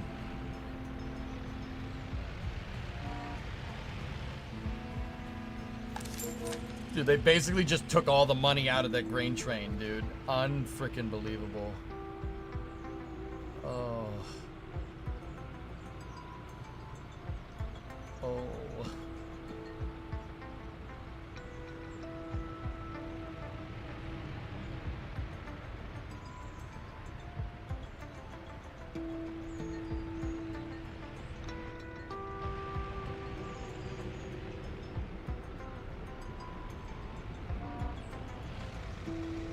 Well, we broke even.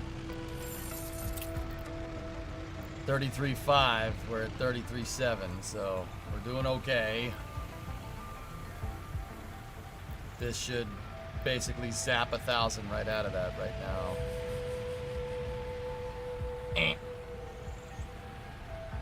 Yep.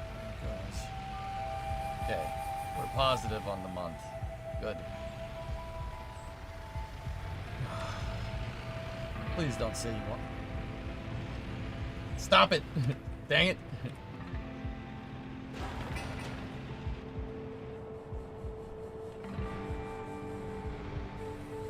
I'm doing okay. Yeah, hey, it's fine. It's fine.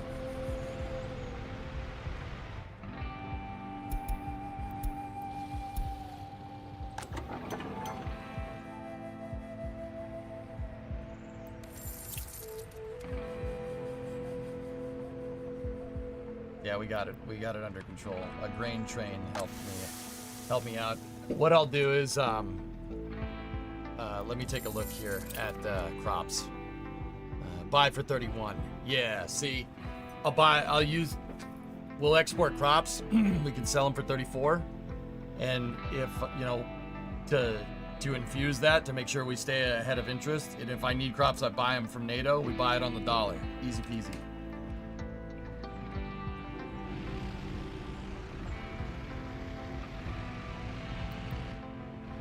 Look at alcohol again. Buy 467, sell for 534.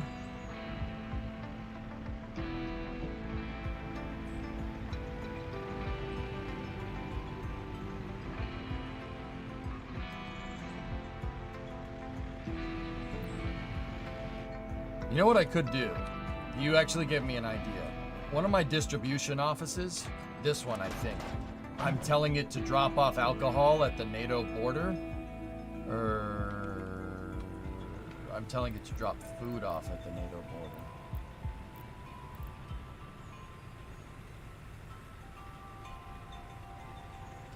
Uh-oh. Hold on.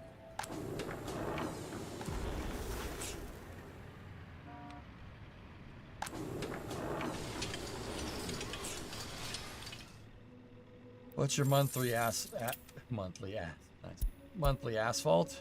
7,500. It's not much. I want to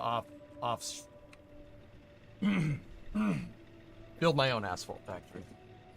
Build my own asphalt factory. That's what I'm trying to tell you.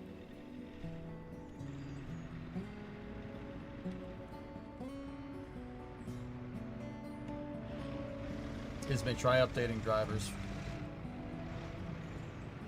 Or try posting about that in the Discord. I think I have a troubleshooting category in there somewhere.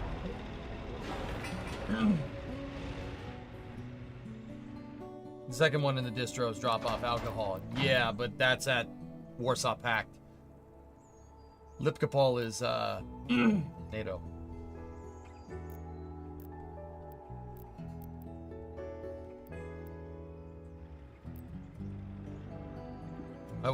I thought I was exporting excess alcohol this way, but it's just excess food, which we don't have a lot of, which is why I was like, uh-oh.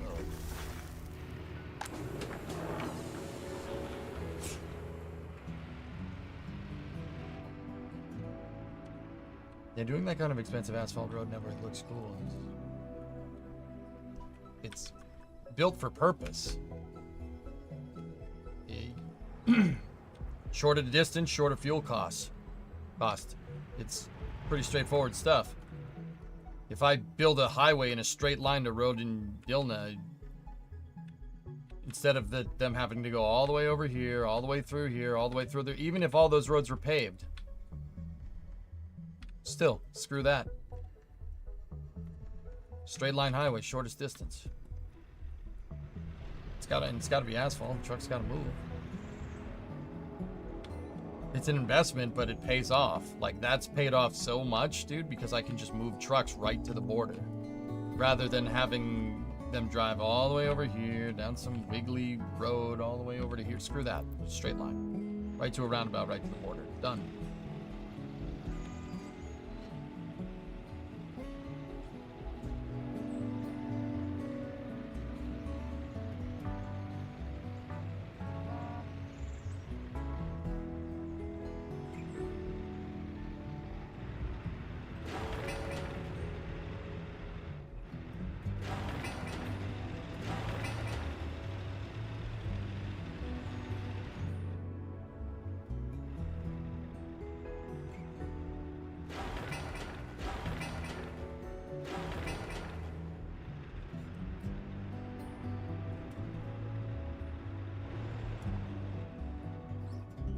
Is there any good I can convince you to switch over to dollar import on? What?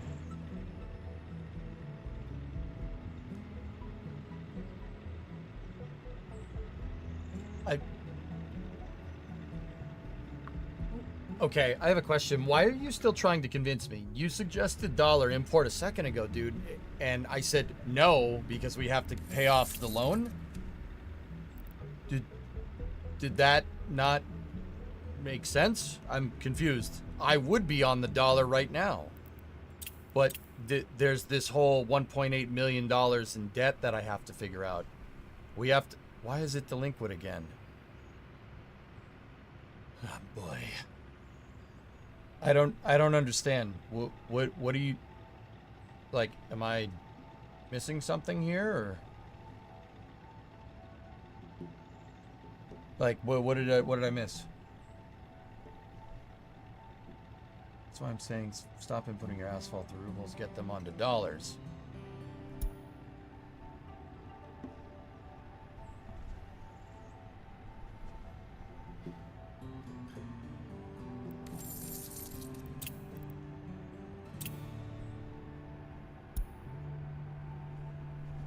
And then I just lose all my dollars.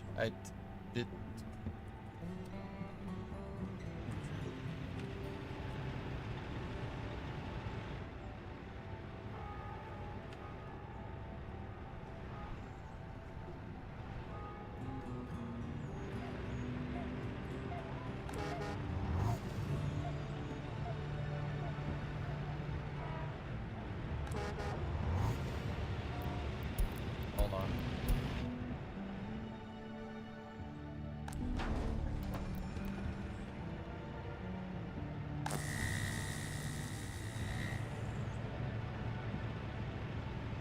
Goes my electricity.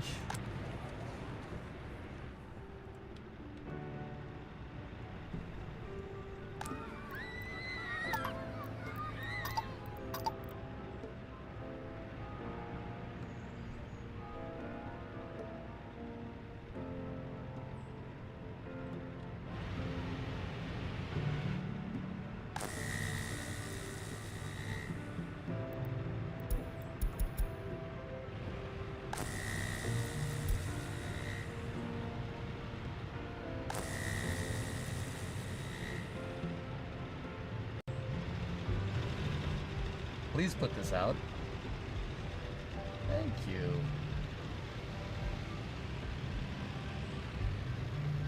Nice.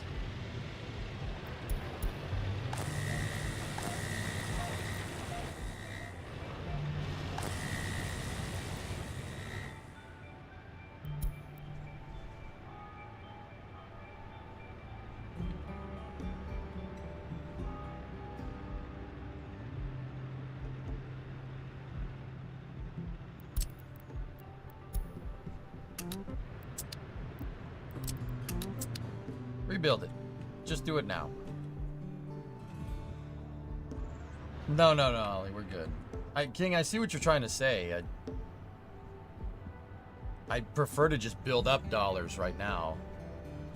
And just let that keep accruing. You know? I want to do that because I would like to build up dollars, so because like maybe like down the road we could build some of this stuff with just dollars. Down the road. Get it? I thought with your tourism you could support daily asphalt. Yeah, it doesn't look like it.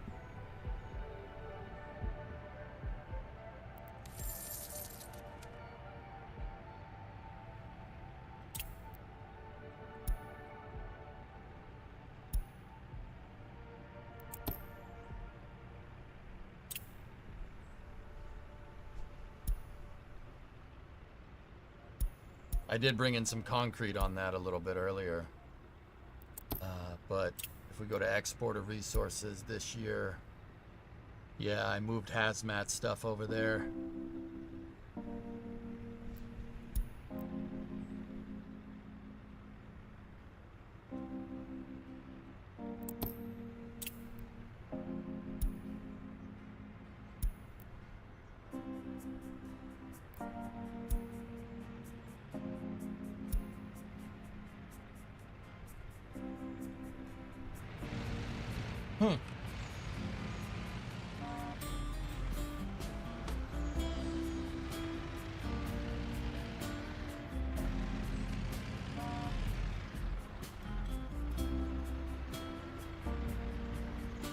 I just want to let my dollars pad, I think we can handle this on the ruble. Like, once again, just the grain train, if we need to. It's April. We should have 2,200 tons of crops should keep us, that should be fine. Actually, 1,500 should be just fine. Yeah.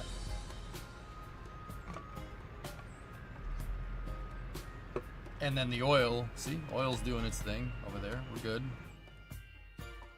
Actually, I'm almost wondering if I put too many trucks on it.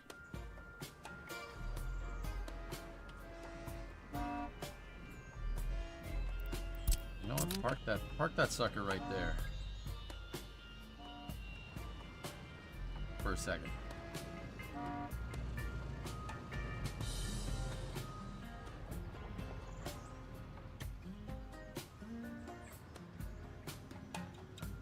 What's the wear and tear on those pumps? 36? 33? It's nothing. We're good. Man, yeah, those LZ100s are fast, dude. Fast trucks.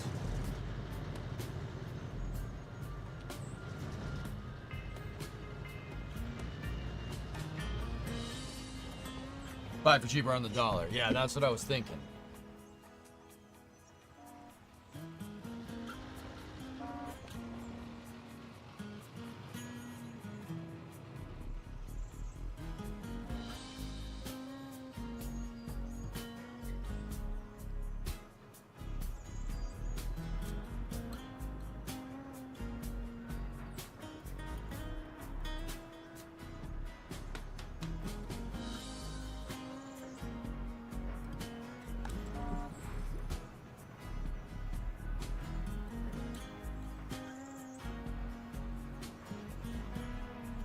Tourism does not require a lot of workers. It's going to require some cash to build up the.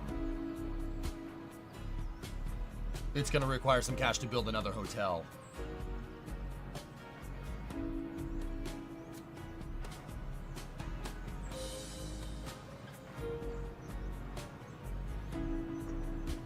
Yep, one truck leaves, the other one comes in. Perfect. Oh, for fuck's sake. What is cleaning me out up here? And that says import 3,800. What the heck did I import for 3,800?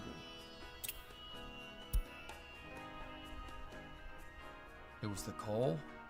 Oh, alright, that's fine.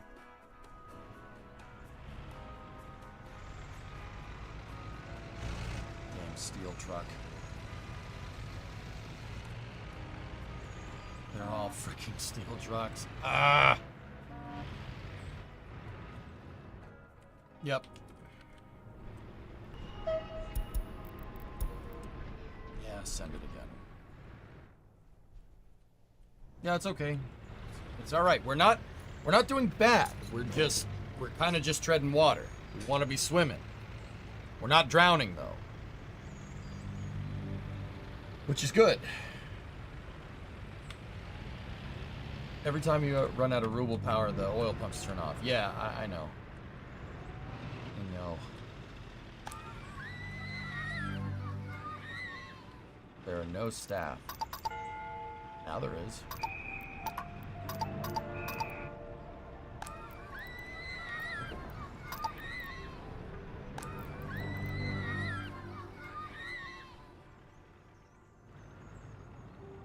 We're not going under, which is fine.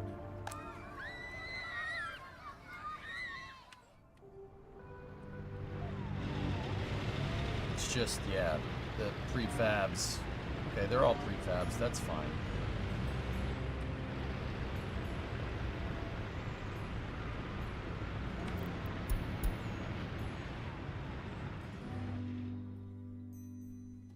Dude.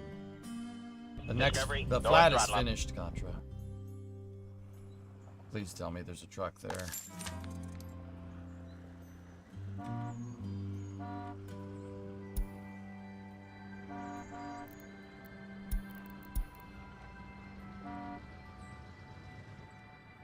This is 100% realism. We're playing on the highest difficulty.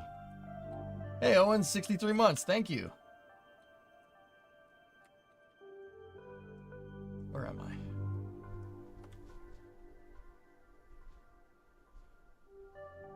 Oh, no, I passed it. We passed it. Stop this thing. Hey, Jimmy.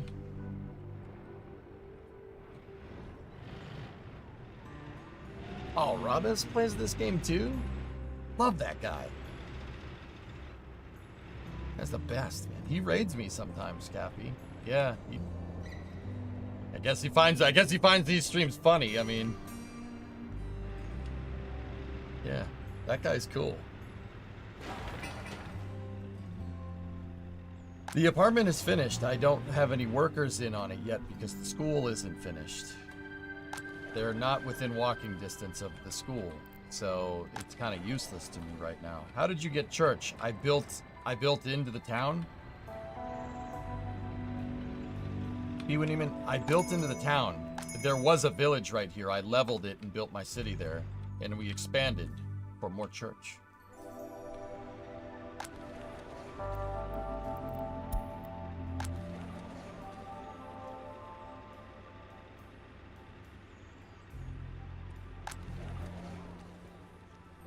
All right, we'll bring in more workers.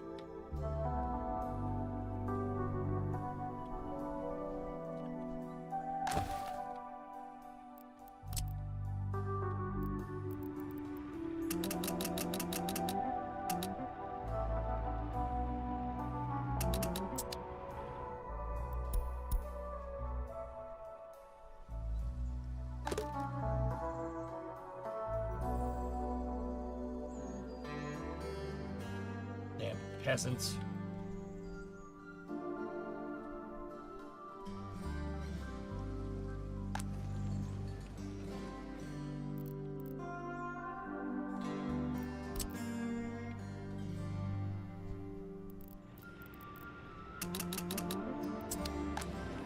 There we go.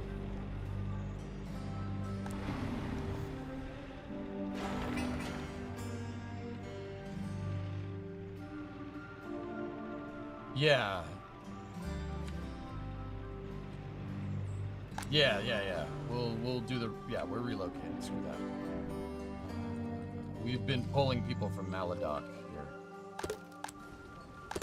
Because if you just allow citizens to move into houses, they'll repopulate, which is really funny. We have 4 churches in the city. 1, Our Lady of Blessed Acceleration, and then 3 other churches. See?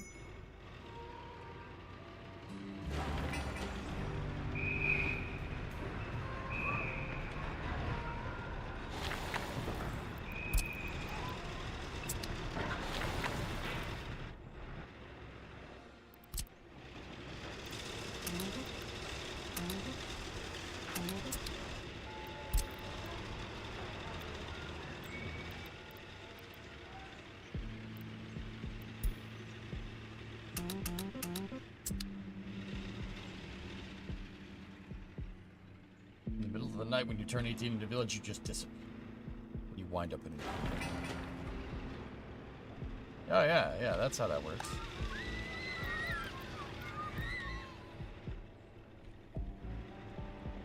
Can you name the other 3? Ding, Fryzar, and Dun. No, I'm not doing that. I'm not doing that. No. No.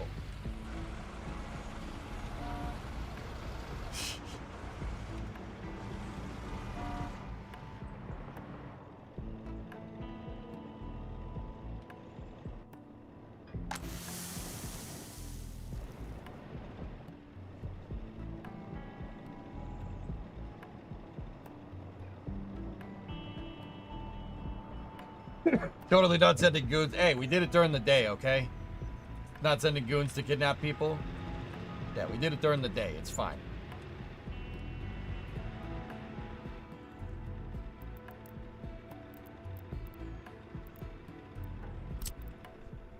Good.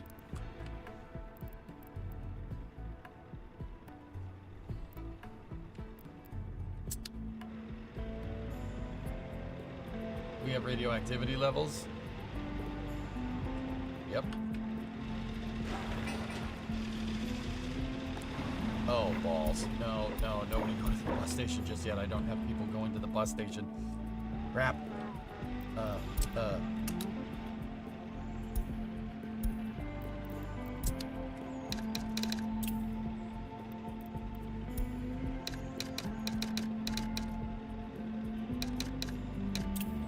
don't know what that's called.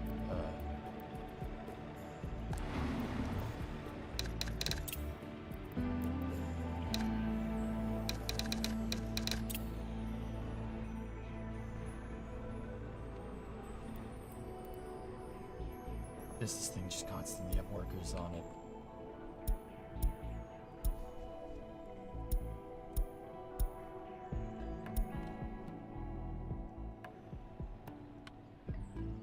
Just get people to the main stop. That's it. Alright, now they're back in.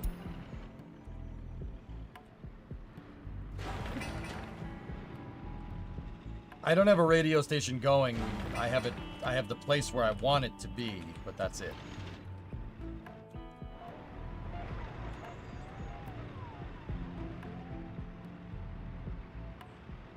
Just got to get that number up above 33. And we're good. That's going down.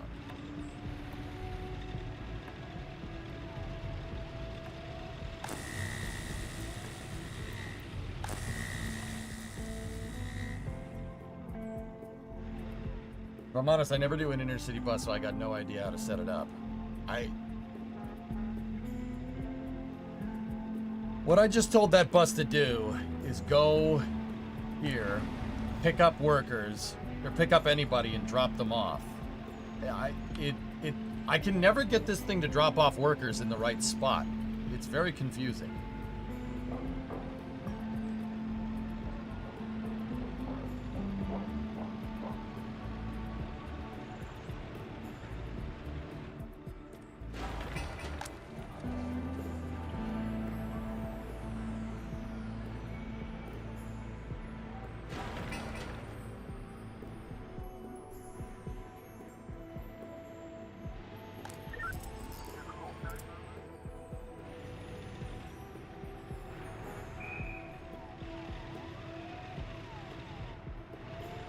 would assume just set it to load and unload.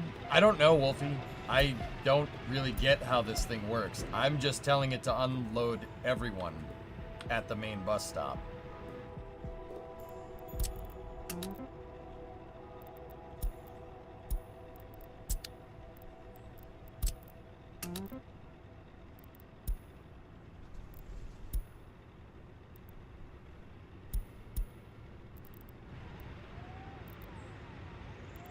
Call this bus stop Rotary.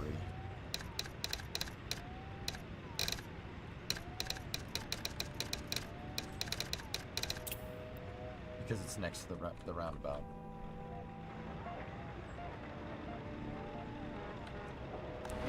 Like, okay, how I have this set up now is everybody should get out here.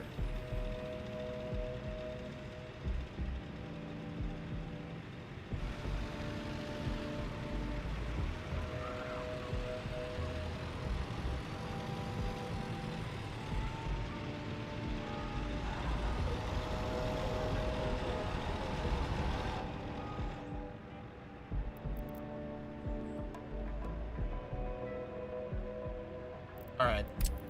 I don't understand what's going on there. Just dump everybody. Kill that bus route. I don't get what's happening there.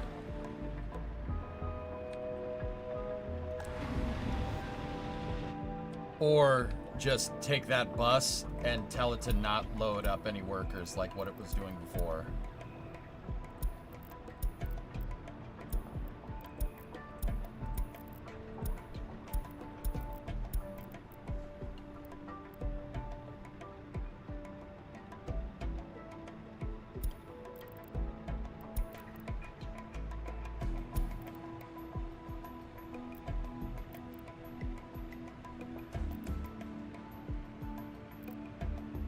Because it's binding up all my workers. I'll just have it move students, passengers, and tourists around. That's it.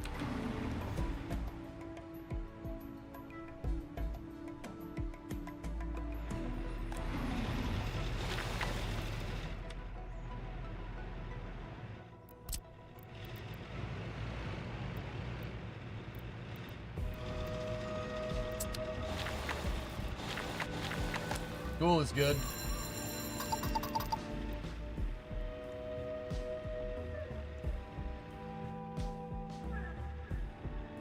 Nice. Yeah, look. More workers in, 88 Gs. Good. Good, good, good, good, good. Wow, that populated very quickly. That's fine.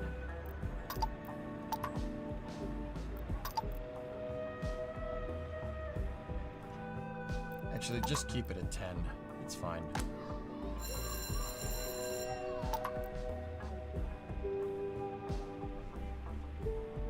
Keep it at 10 on both schools. 5 for the kindergartens now that it's split. Oh. Oh. Okay.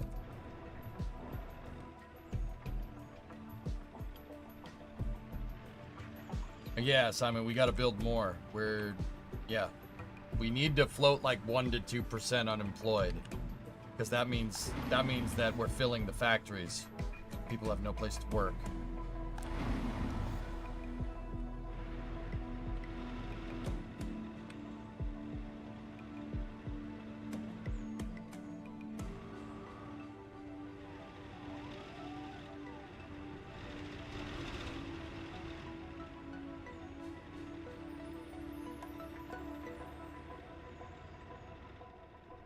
Build another hotel.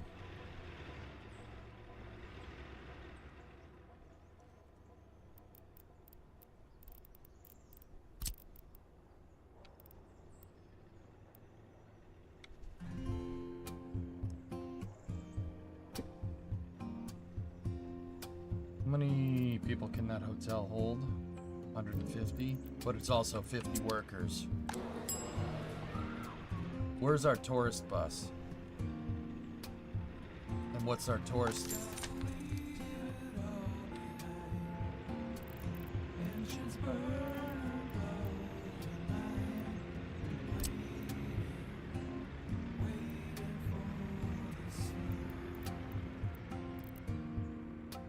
Don't forget hotels need all the same goods. Yeah, I know.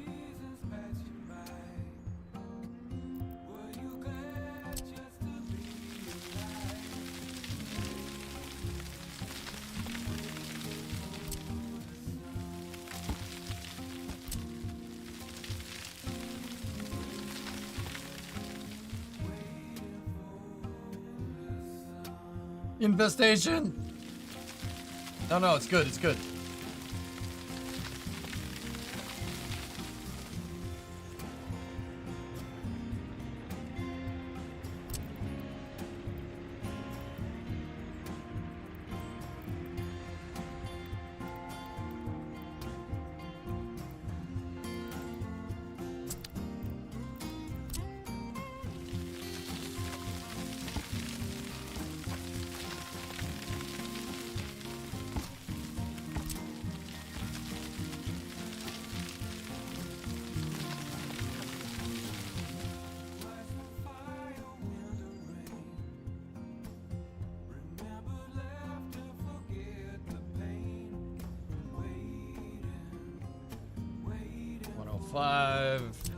Whoa, that one holds 600. The Hotel Ukraine. Dude.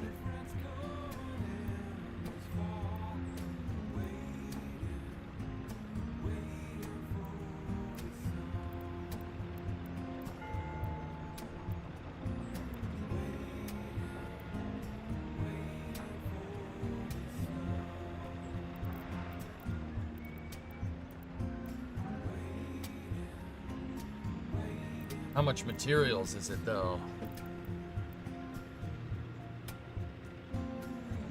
That's just a lot of man hours. That's not a lot of hotel. How many workers does it require? 100 workers.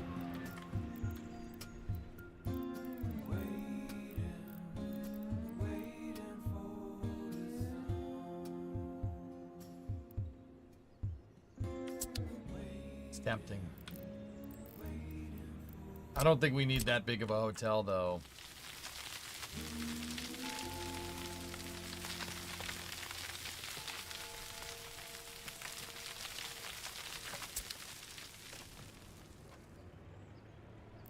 It'll be a lot of dollars. Yeah, for sure. Maybe we should just go with this hotel, though. But then again, that is like a super 5-star hotel. And right next to the tourists, yeah. Right next to everything. It makes footpaths. It's got water, plumbing, it's got everything.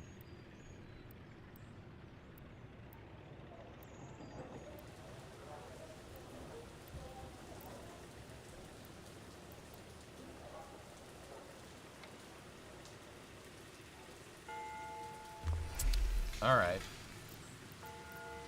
All right. Let's see what we can cook up.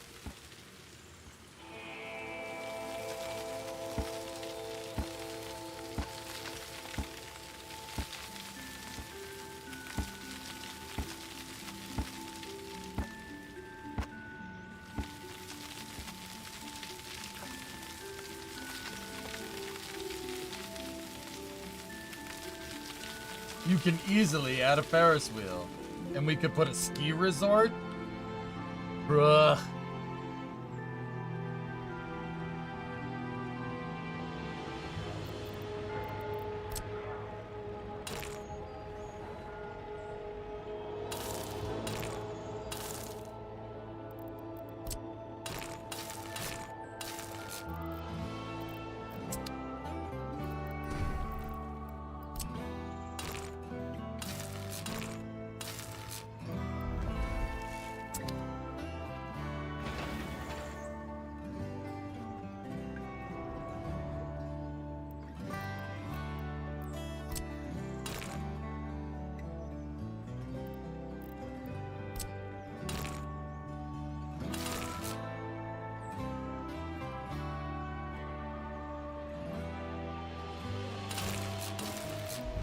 Oh. We're gonna need a parking lot. Gotta have parking lots.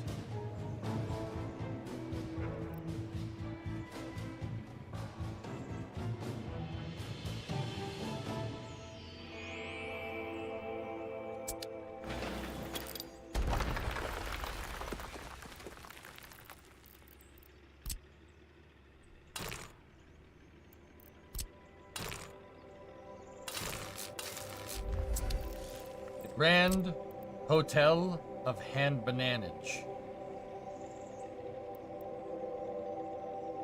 Oh yeah. Oh yeah. Oh yeah. That's money. Look at that.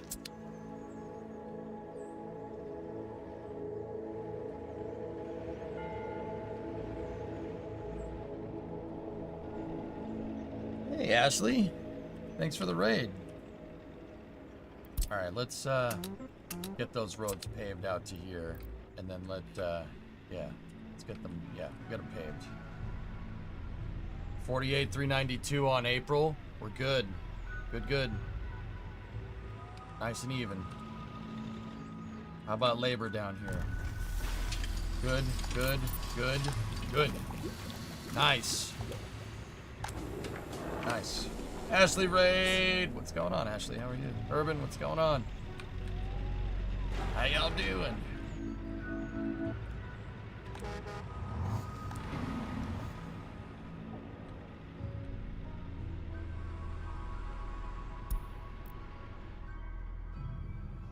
Space news today? Yeah, in a couple of hours, Ajox. Sure. I just called you the biggest space nerd I know, but I meant it in a good way. Alright, that's cool. I might be the coolest space nerd you know.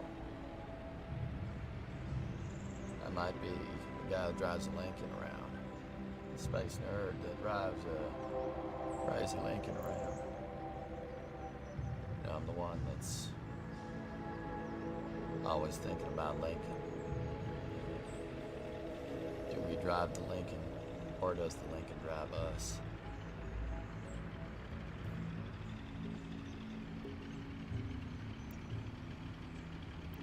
It's food for thought.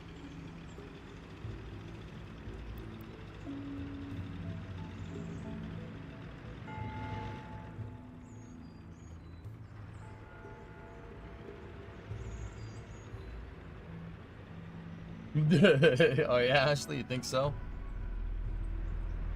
Do we drive the Lincoln, or does the Lincoln drive us? That's what I'm trying to tell you. That Lincoln has a self-driving car. Maybe you should drive Lincolns too. Sorry. Anyway, Ashley, thank you for the raid. And no one's had a 63-monther in there too. Thank you. All right, so welcome to the Chernobylite Republic. I am your host, Yuri Chopishlongov. We have been expanding this way, built a new supermarket, school, kindergarten, number 4 kindergarten in all of Lazanisk. Very nice. I'm actually working on building out a hotel, potentially over here. Hate to raid and run. No, I get it. It's all good. Don't worry about it. It's not a problem. I like you. Is it okay?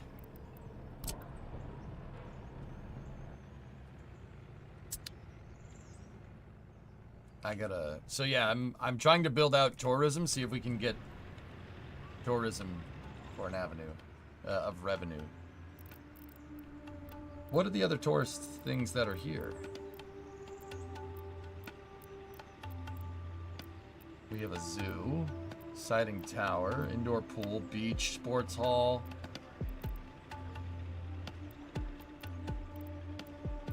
Public theater, concert hall. National Uprising, beach,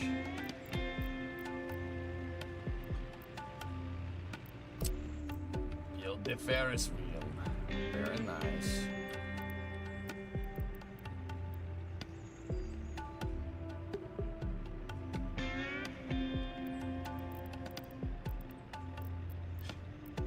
You guys were saying something about being able to build a ski resort. What the heck's that about?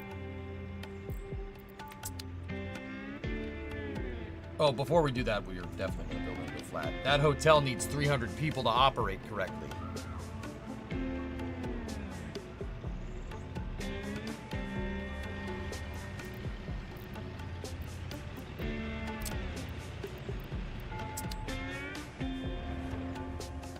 We'll build out all the carnival rides here, like the Ferris wheel and what do we got?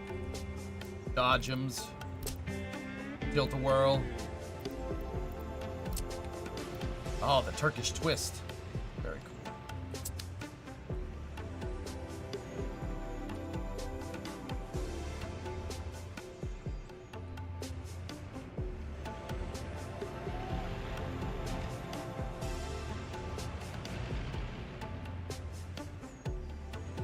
Hey, that's just the radio station, right? I don't know where the transmitter is for that thing, but yeah, it's fine.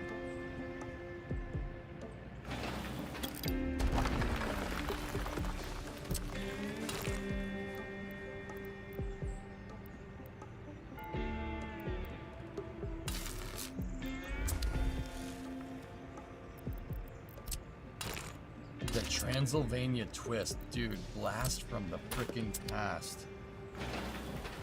Wait, no, that's not a thing. You were making a joke, but wasn't there something called that? Hold on. Transmitters built into the station. All right. The radio station does require a lot of people. Yeah, you need another 300 people. That's a long-term plan, to be honest with you.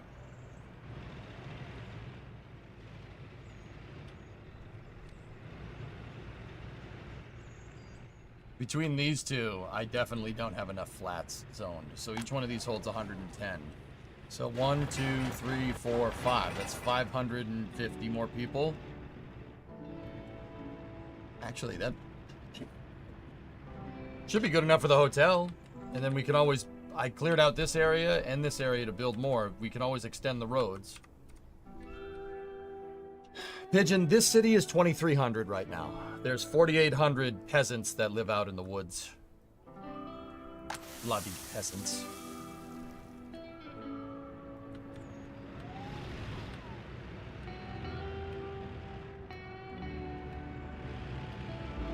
Sorry about the ski resort. It must have been a mod.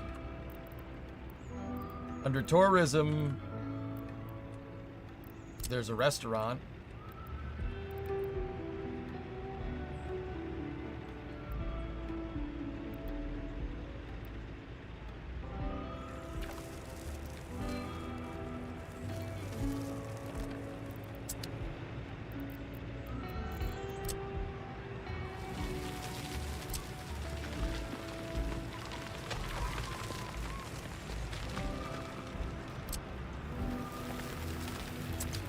Screw up the shoreline for our little lake. Actually, we could put the amusement park rides right in with the churches.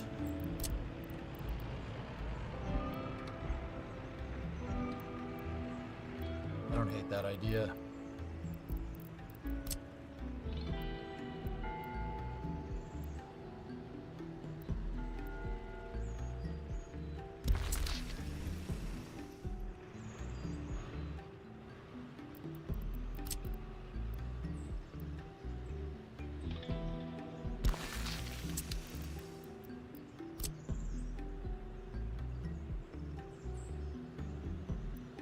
Why does that thing need such a big footprint? Huh.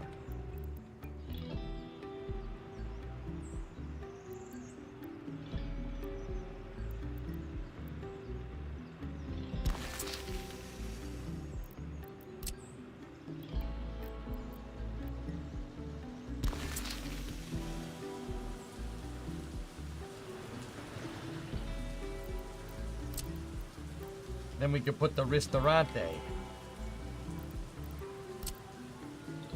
Express Bistro. All right.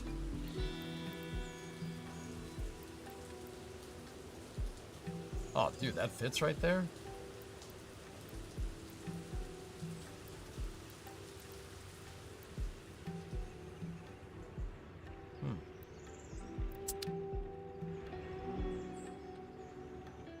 Be swimming in American dollars. And then I had the parking lots originally right there. It looks like a steakhouse, but handles like a bistro.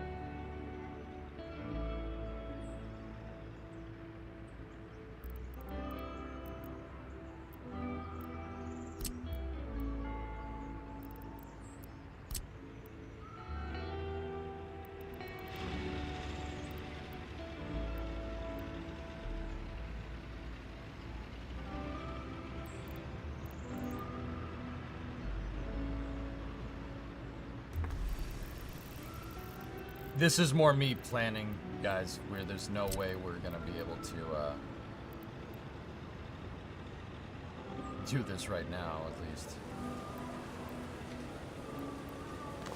I don't think I'd be able to build all this.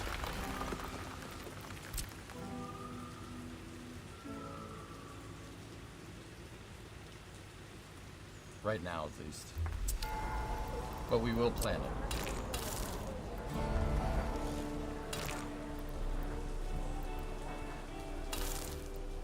There we go. This thing's gonna be nuts. Soviets did weird things. They built Hotel Ukraine in Moscow and Hotel Moscow in Ukraine. That...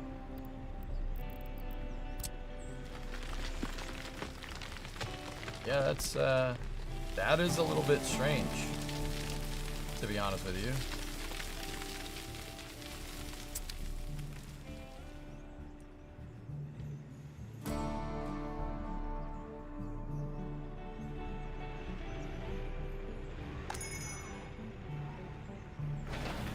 Wait till they finish up that road.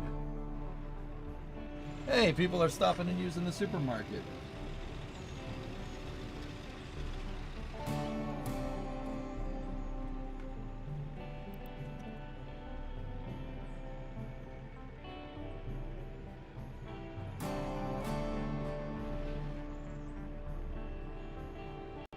Hang on, I need to switch back.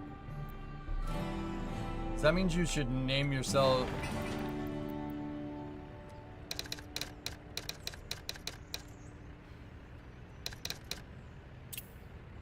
Sure.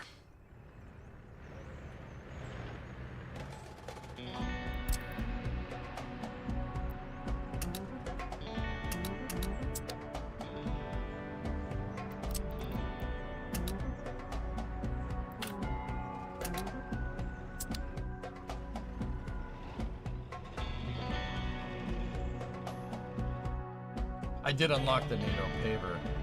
Maybe we should replace the D-150s.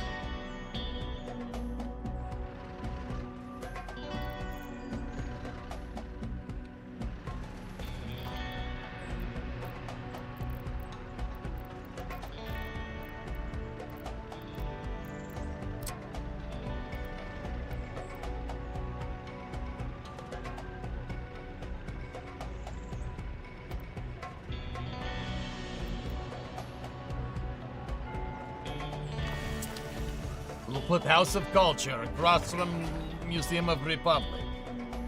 No Express Bistro. Oh, yes. Yeah, sorry, we need to do that. Ah, yes.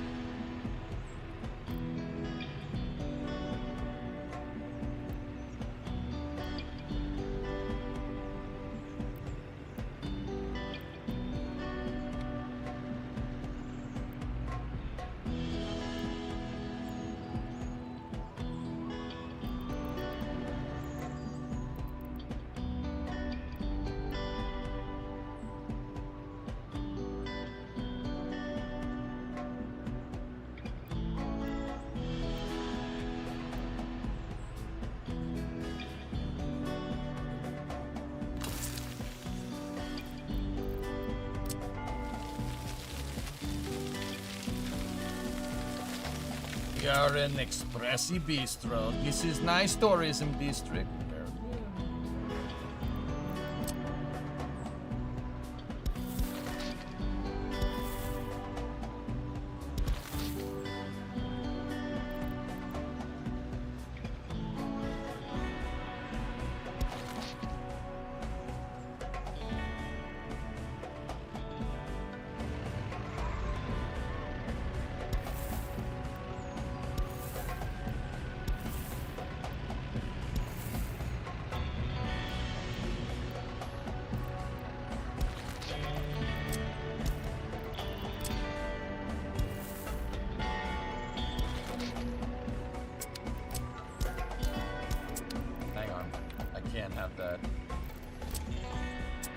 We'll have to put a footpath from the parking lot, footpath from the hotel to connect all this together. But yeah, this is good.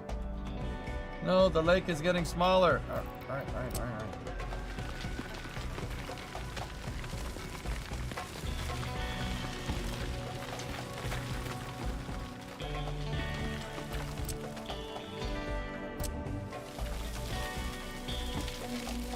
Discovery, go at throttle up.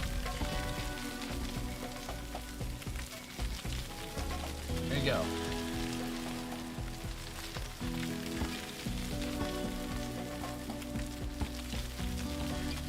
The lake's nice and big again.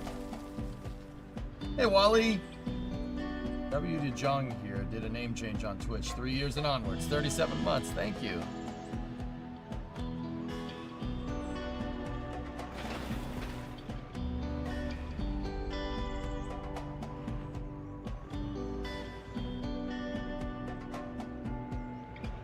Hey, we're making money again. Nice. Adding that extra flat, I think, was just what we needed to do. It's, yeah. How is that working? Terrible. What about over here? Better over there.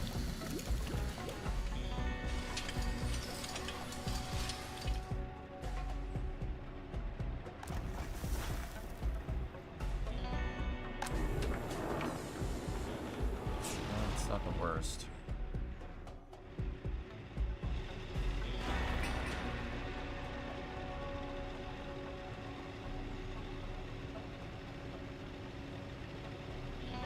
Glory to Estroska. What? Yes.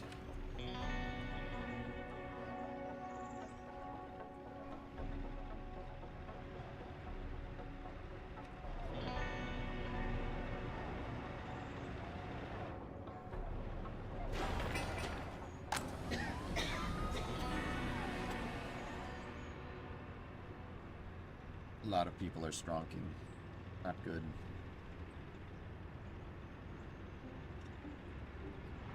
I actually wanted to build some type of low density residential up here. Just for funsies. We don't have to go like bananas with it, right?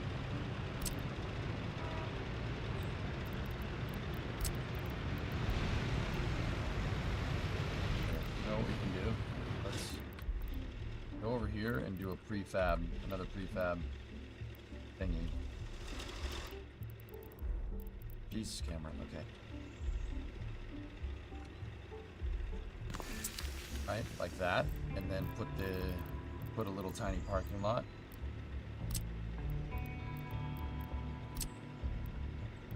That's a one-way parking. That's stupid.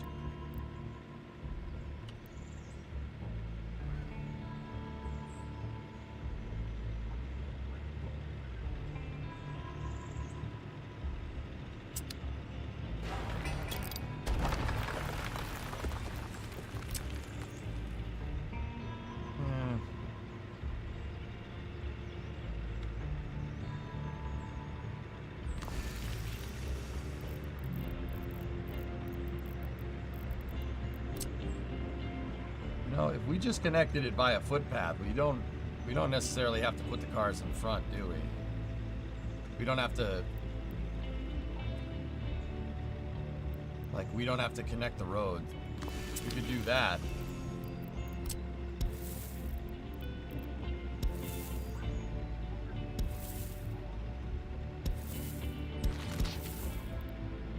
Nope. Didn't like that.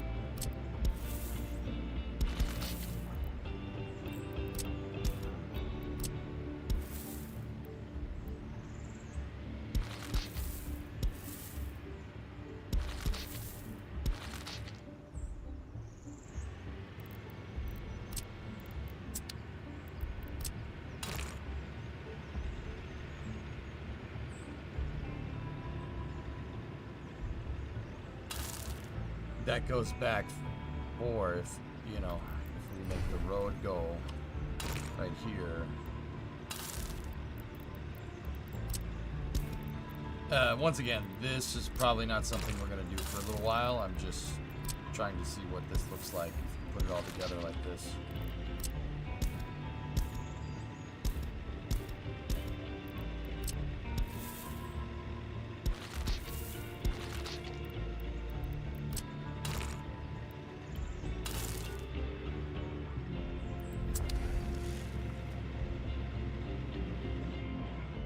we have enough room to do something like that? Absolutely not. No. Okay. Yeah, I'm making blueprints, and that one I don't like. That's not going to work. That's a good idea for a design in the future. If we try to go car-centric again and build out a residential development like we did in Yakigrad, that would be a good call. That would work very well.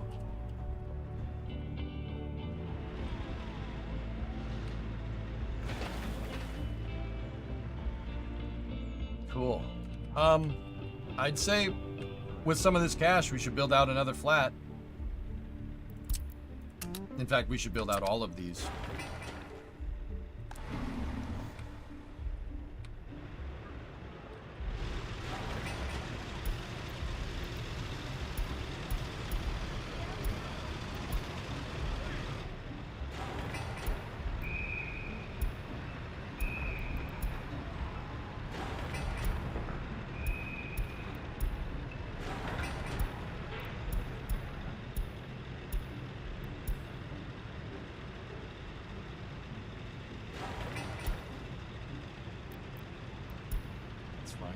Is. What's the debt at? Probably 1.8. 1.8 on the dot. No dollar loans. 50G straight profit. Good.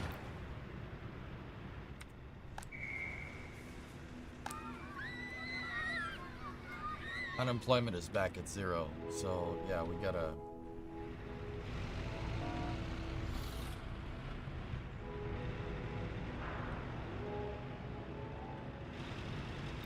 Fountains? Oh yeah. I forgot we put those down.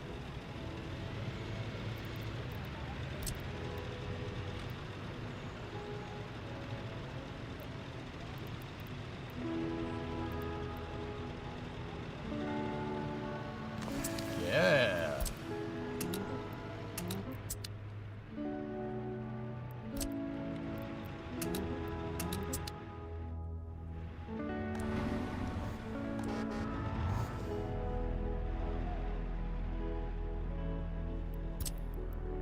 Build that one. Screw it. First time seeing this game. How do you win here? It's like Cities, Don Man. This is like Cities mixed with Transport Fever and Factorio. It is extraordinarily difficult to play. You have to be very, very, very deliberate about what you do. Yeah, this is one of the hardest city builders I've ever played, period. It is as difficult as SimCity 4, if you know. SimCity 4 was a legendary city builder. It was the last, like, really, really good SimCity that Maxis made. Before something happened and everyone decided to go on vacation and then the studio folded. That's exactly how that story went down. Anyway, yeah, Workers and Resources is an excellent city builder. It's really, really fun. Really, really difficult. And like when you go to build factories, you have to have belts that connect your factories together. There's belts, there's pipes, there's trains, there's cars, there's buses, there's trains. There's airplanes, helicopters. Yeah, it's amazing. It is a gnarly good city builder. I am hopelessly addicted to this game right now. And I know that people are like, so, can we play something else? I'm like, no, we cannot. There's boats. Yep. Shipping. So will we be buying vehicles from NATO now? I'm putting a memorandum on vehicle ownership for a little while.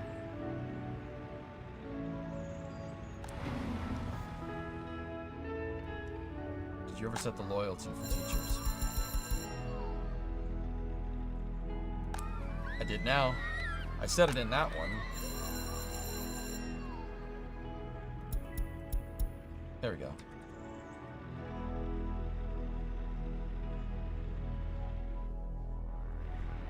He is my neighbor NATO. I get Fiat Panda, he gets Fiat Panda. I get Warhead launch site, he gets Warhead launch site. I get fancy hotel he cannot afford. Great success. Capitalism Labs. Yeah. Oh, alright. Maybe I'll play that one. That sounds like a good game. Sounds like my kind of game, boy.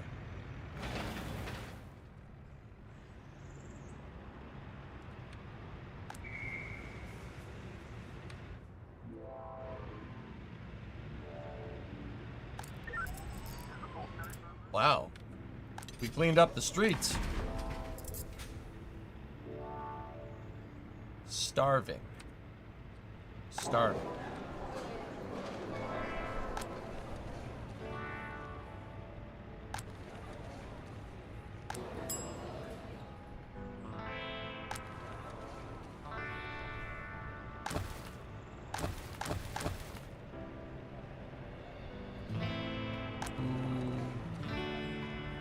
Who is starving? I don't understand. Where's this unable to visit a hospital? Where's all that coming from?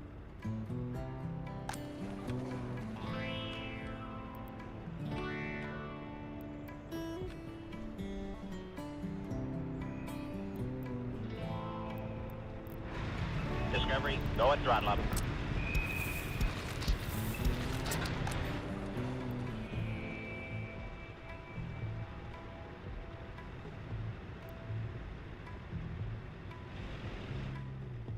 I don't know if something was necessarily activated, because it only says 2 people with no water.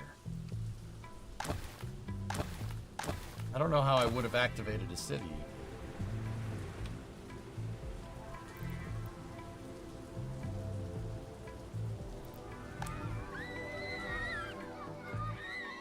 I don't think we activated anything. That might be left over from like relocation or something.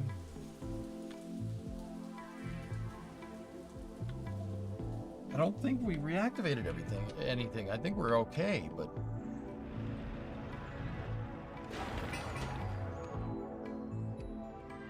I'm just wondering. Like the happiness is overall net up, but like see lack of meat times 9? Who the heck is? Oh.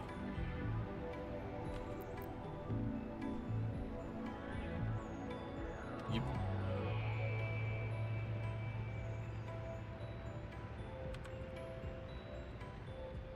Okay.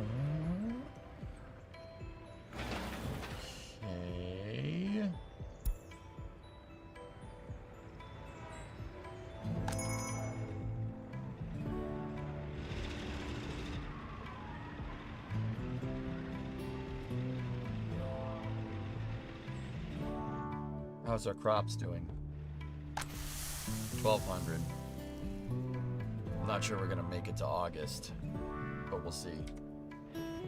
Double check that your parking lots are set up right.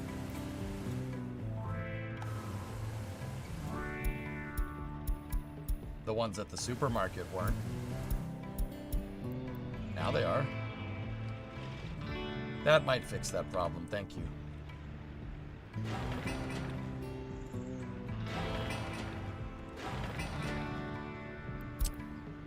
Build these things. Yes. That thing's 41 tons of steel. It's gonna get a little expensive. You know what? I changed my mind. Don't do that at all. Don't do that just yet.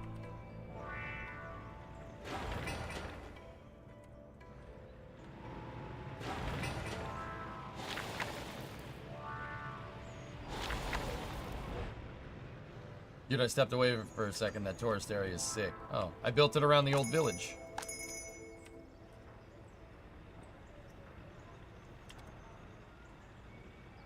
You posted something in Discord General? Goodyear, what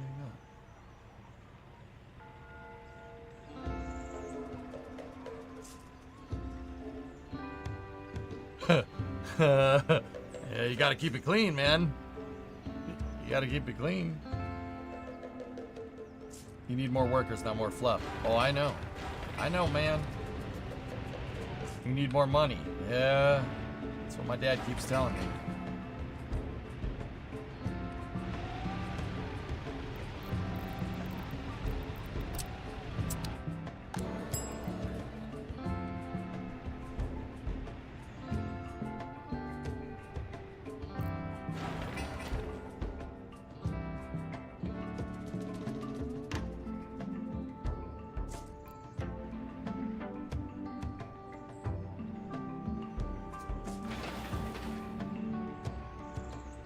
He'll just reveal that Jackson will be making a pressurized rover for the moon. It's literally a lunar RV. Good.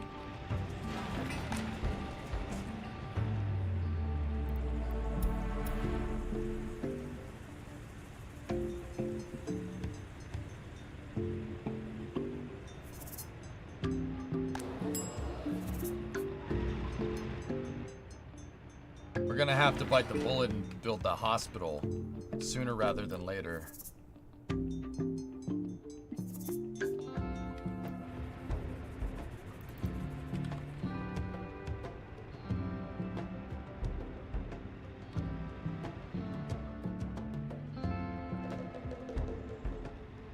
Yeah, we'll shut down that small clinic and move it, put it over here somewhere.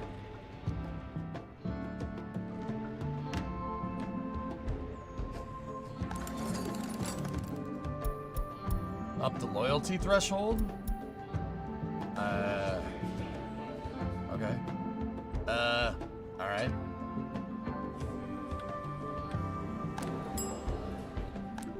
Yeah, see, I'm not sure where that no water is coming from.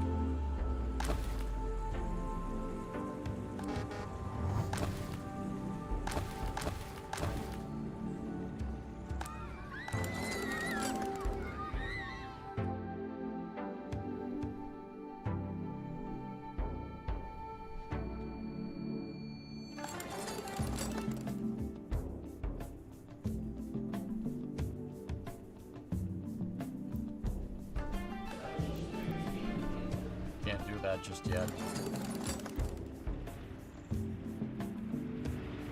You must love me if you want good paying job.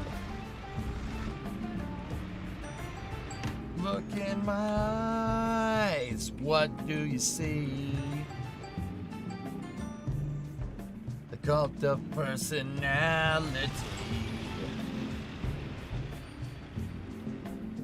I know your anger, I know your dreams. I'm anything you wanna be. Why does that work with this music? Weird.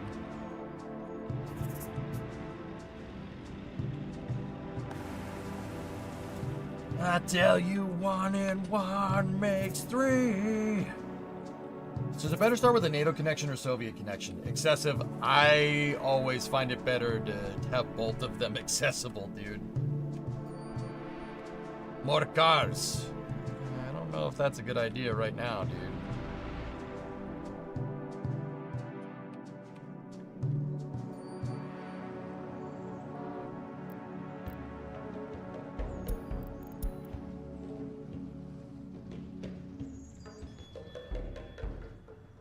American stuff.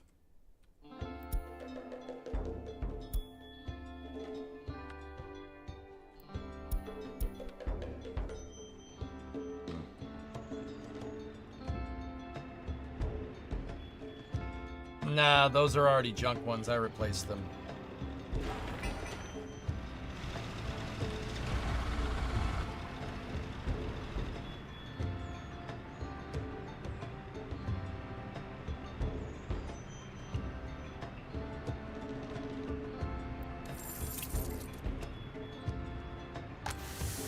Can't do another grain train.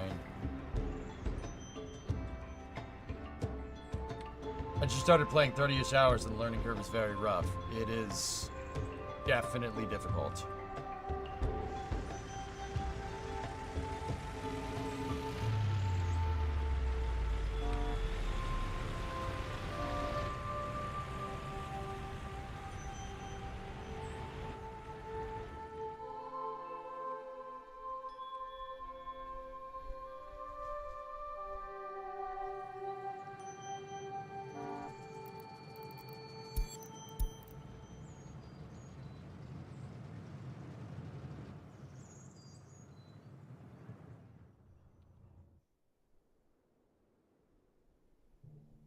Yeah.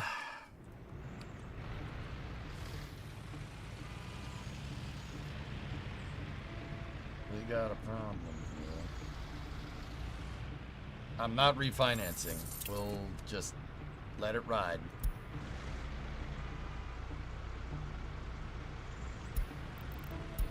Go to the next stop.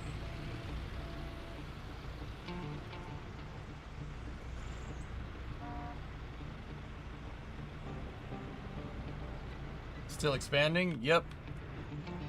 In fact, expanding the flats is what's actually kind of messing with me right now.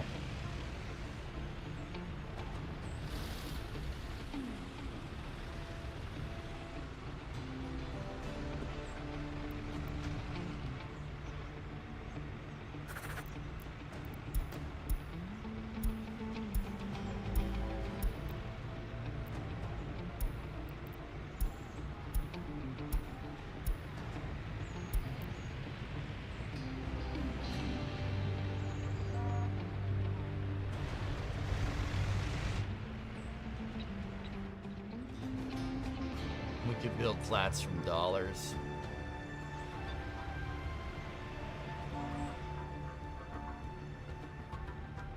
I want to get that up over 100 grand before we start doing that, guys. I'm finding it very important to have buffers so this doesn't happen.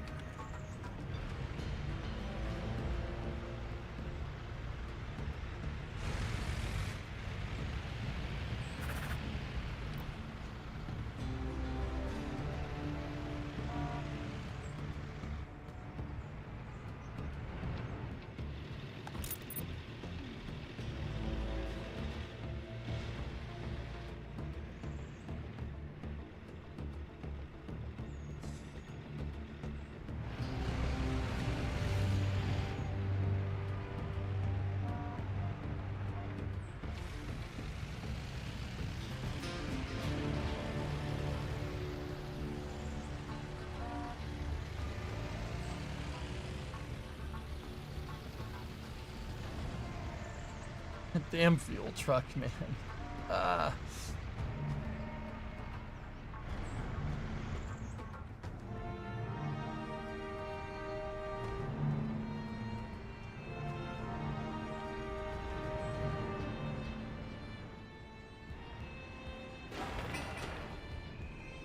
You all failed. You failed me, Cappy. You failed it. You've soiled our streamer chat relationship. Yeah. You know, dude, if I started over, the first thing I would do is take out the biggest loans, dollar and ruble, that I possibly could, and just build everything. It's better to build at the beginning of the game. It would be so difficult to, like, it's so much more expensive to build a grain silo right now than it was in like 1960. I gotta refi. I have to.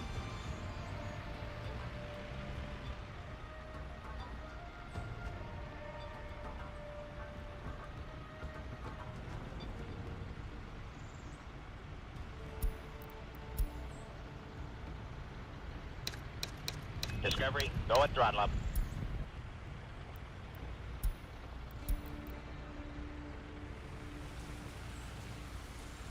Hey, audio. I'm on the grain train. Ready to crash and burn. I'll never learn. I'm on the grain train. Oh, jeez. No, wait.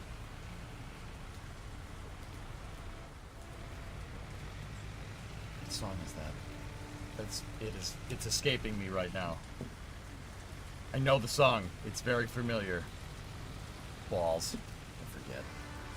I forget. Forget about it.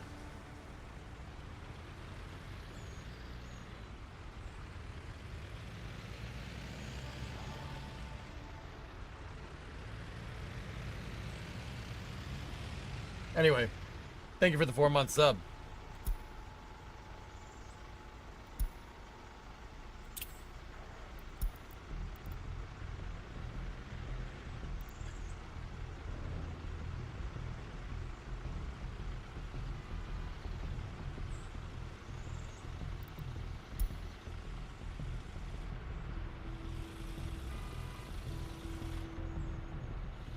Yeah, Mercs, we got inflation. Yep.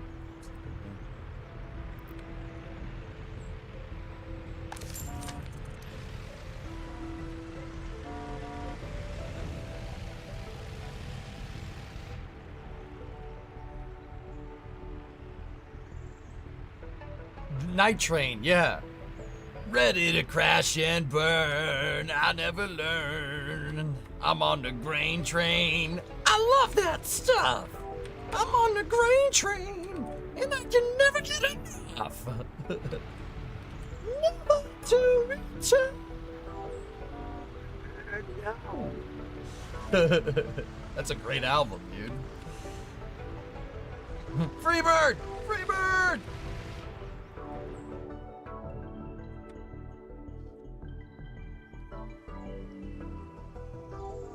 Money, money, money, money.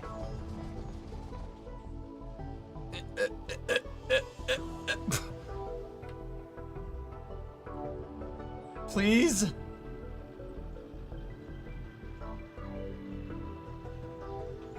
Oh, that's better than nothing. Oh look, it's going down.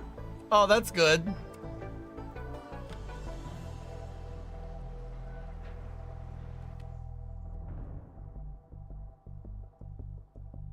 All right, look, now there's two of them. Just go.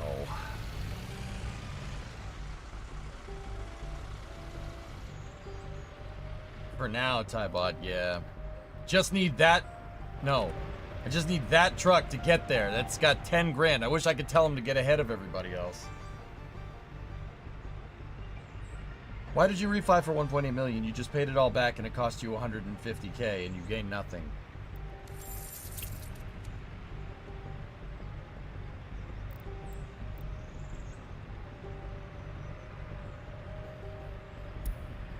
I don't... I thought that buying down our debt more would be a good idea. I'll just go back to $2 million, I guess. Just...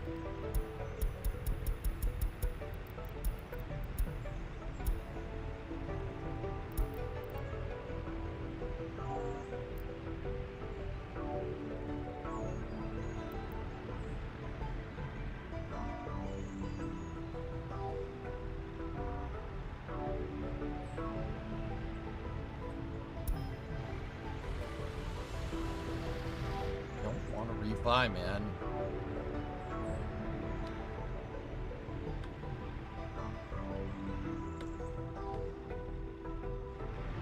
Don't want to keep doing that. Where are we gonna end up?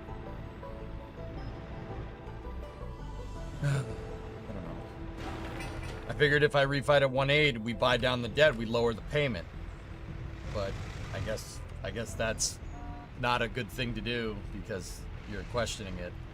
I get, but I guess that's not what you should be doing.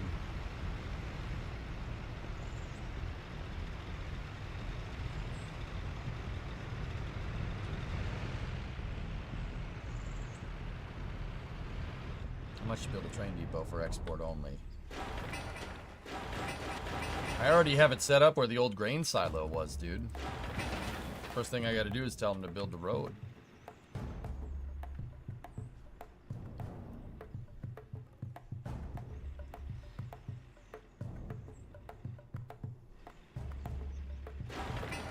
I just had it planned. I didn't build it. I mean, we could do that, and then I could just tell my distros to go here, unload food and alcohol there, instead of exporting it, and then just have the train run every once in a while.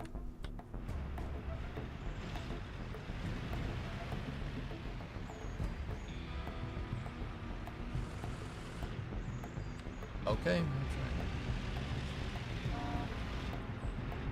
Yeah, alright, man.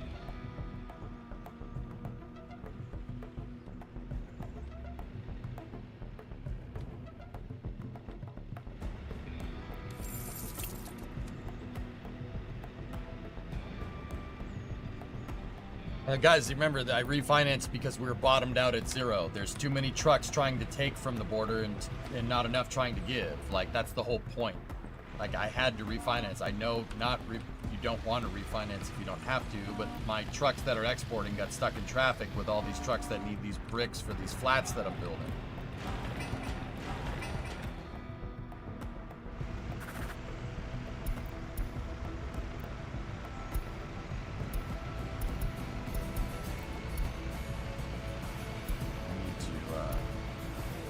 set this back to where it was, just in case. I don't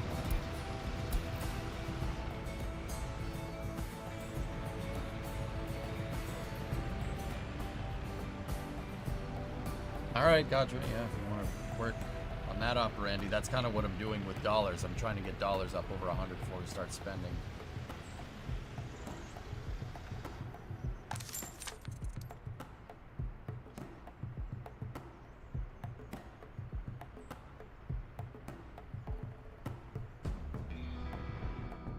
I mean, you can tell them to go and build it. It's just going to stack up the border even more than what it already is right now. Let's wait until those 2 flats are finished, and then we'll go. It's a Henge traffic jam.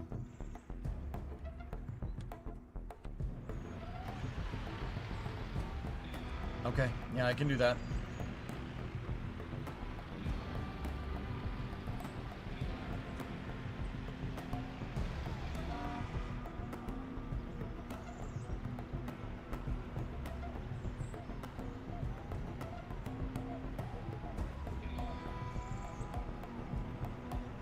I'm almost tempted to send the export trucks all on the dollar and then exchange currency with the train. If that's what was being suggested earlier, yeah, that's not a bad idea. But we'd have to find something that we can make money off of. Actually, we can make money off of alcohol. But selling it is just not, I mean, you'd be stupid to sell that to NATO right now.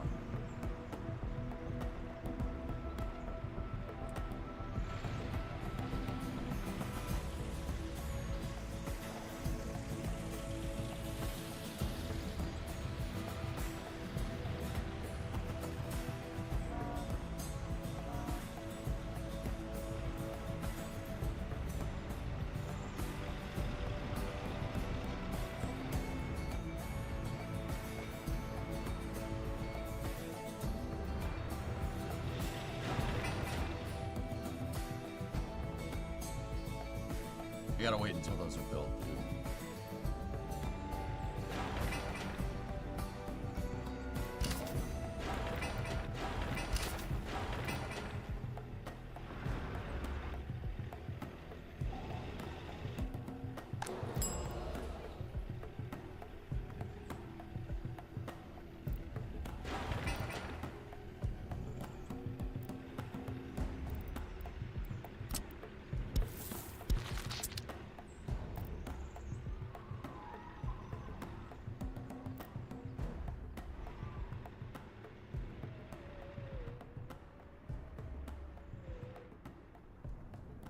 Yeah, we have to make sure we do that.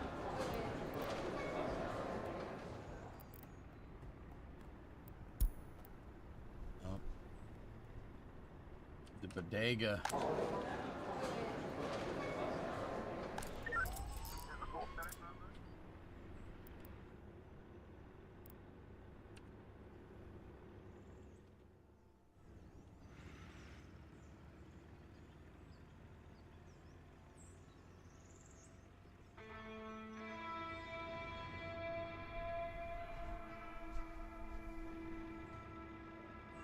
Okay.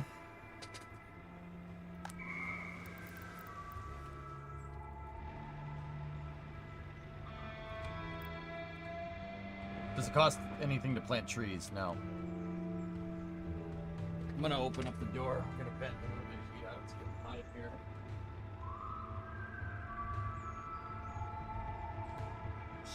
We're also gonna stretch.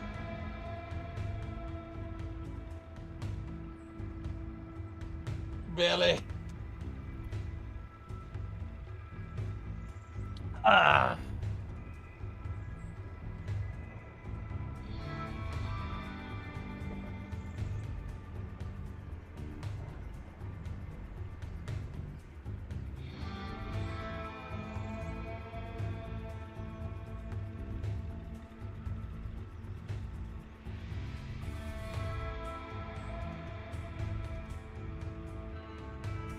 Oh, yeah. There we go. Oh, yeah. That feels better. Why do you have so many keys? This is keys to the house, keys to the shop, keys to the trucks. Keys to the P.O. box. Keys to the shed, which has a lock on it. Yeah. Yeah, I have all the keys to all the vehicles on here.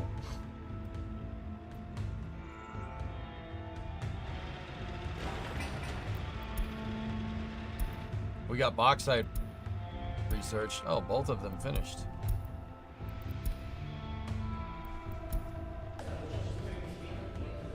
Let's go education there and...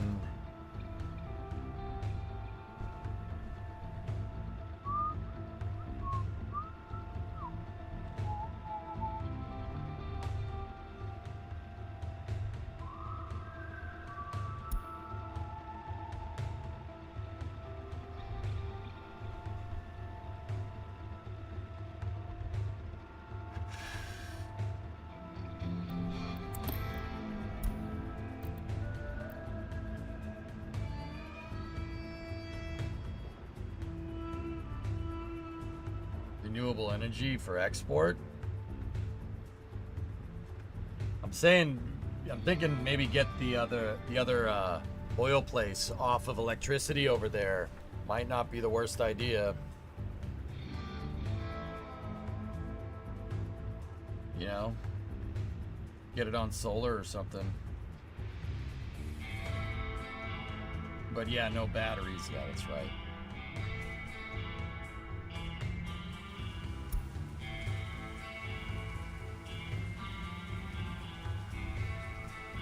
What did we just get? I think we got uranium.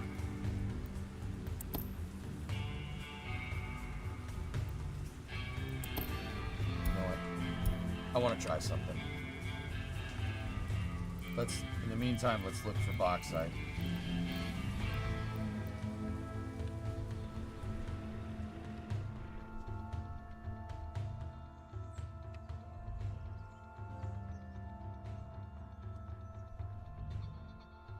There's bauxite right there.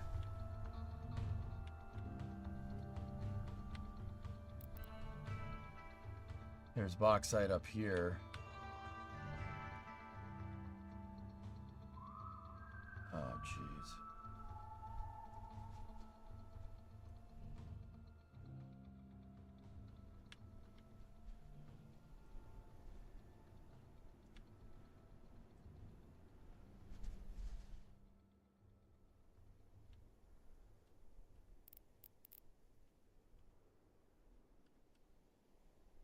There a border up here? There is.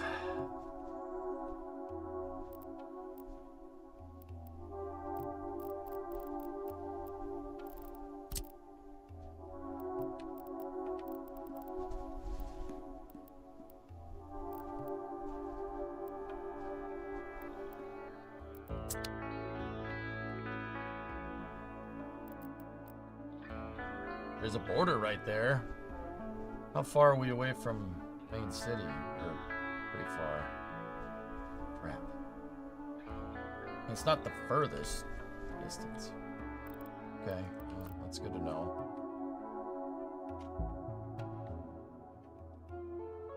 Maybe helicopter in workers over there. There's some bauxite near the oil area. What?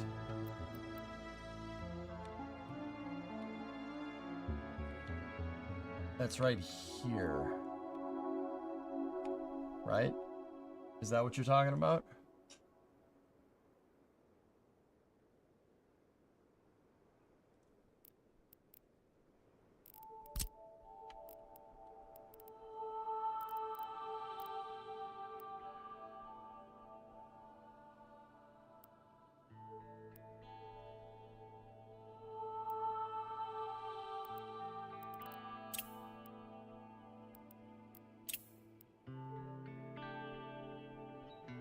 Like, not really the same.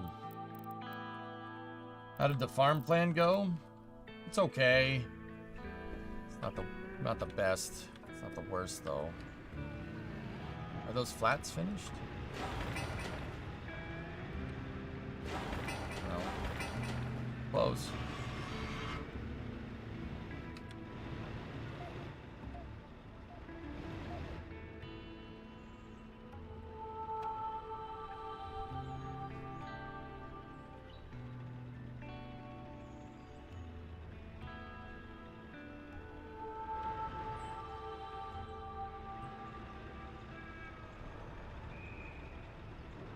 Let me think.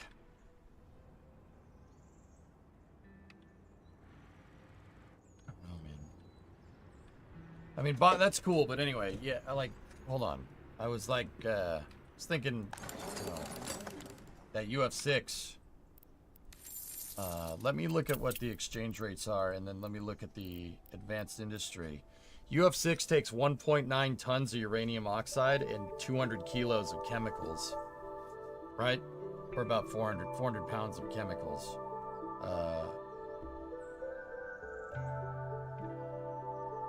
4,000 pounds of uranium oxide. And it does take a lot of power, but it makes 0.93 UF6. So if we go in here,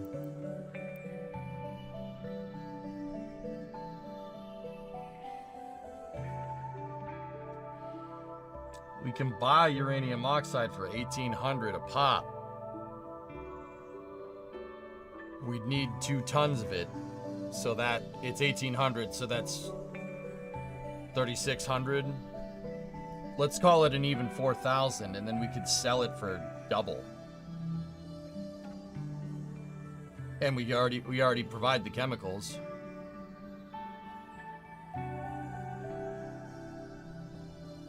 How close to nuclear? Actually, I'm inadvertently going down the nuclear tech tree. UF6 would be good right off the bat. There's a little bit of money in refining uranium. You're taking uranium ore and making uranium oxide. There's a little bit of money in that, but you need a lot of uranium ore to do that. We could bring in the uranium ore by a train. Price of that has, whoa, very much departed from the dollar. Holy crap.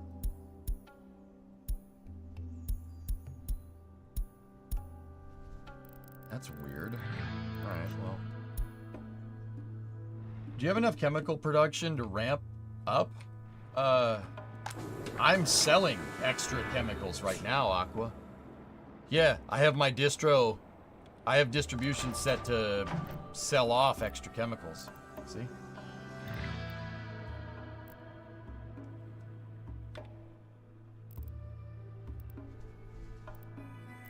Yeah, see, when it gets above 10%, it'll just skim off the top. If I switch that instead of export to the uranium, and then we bring in some uranium ore in a truck or something,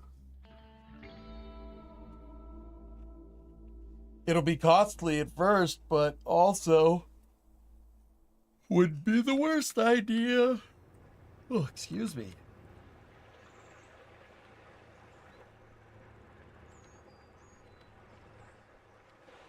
The Stalinator is doing quite well.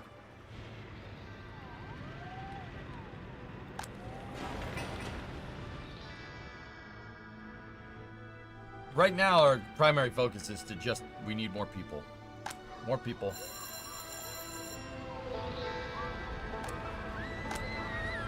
Oh, I forgot to put garbage down here.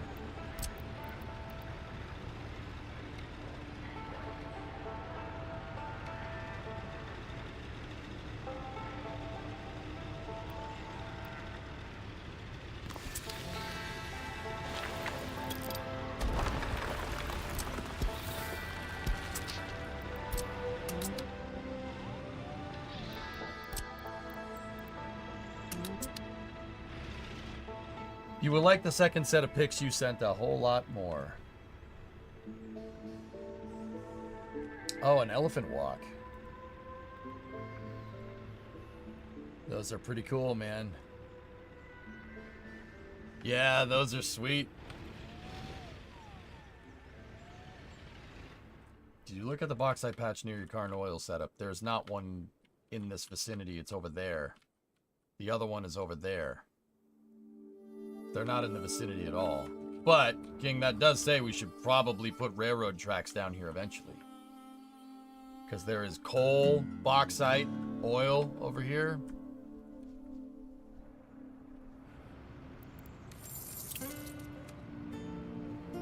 That's killing me right now, dude. It's just...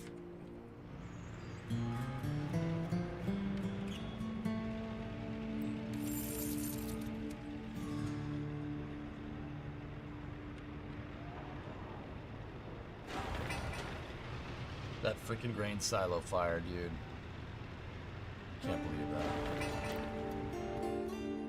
I mean, on the bottom right of the map.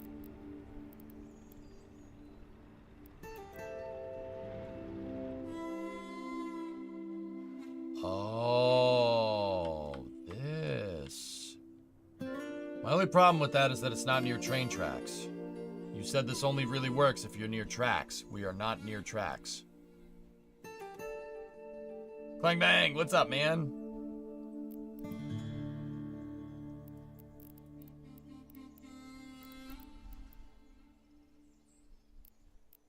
We're sitting on uranium ore right there. In this little area.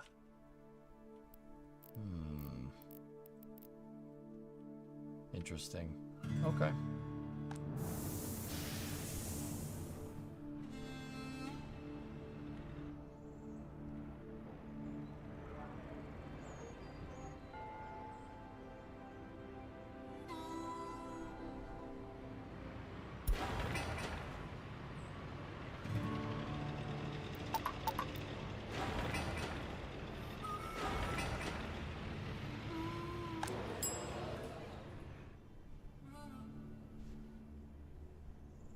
%70 happiness.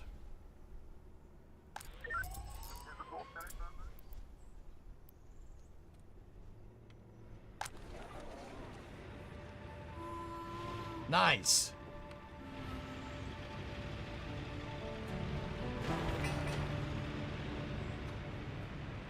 Productivity goes up. 1.7 star hotel. Oh, oh. We are building much nicer one over here, don't worry. Hey, cuh. Greetings, Professor EJ. Shall we play a game? How about a nice game of chess?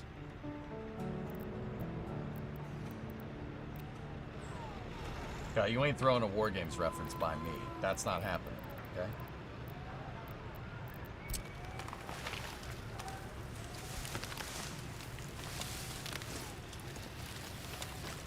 Except forget about it.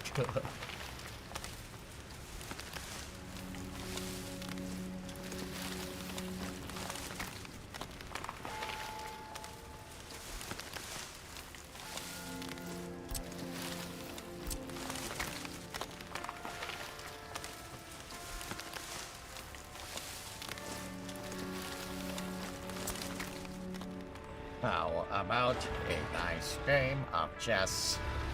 No, let's play global thermonuclear war.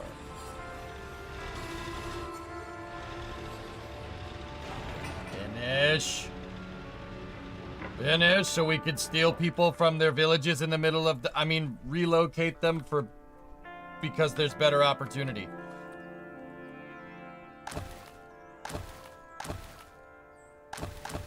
Those two sound good. Here we go. Barky.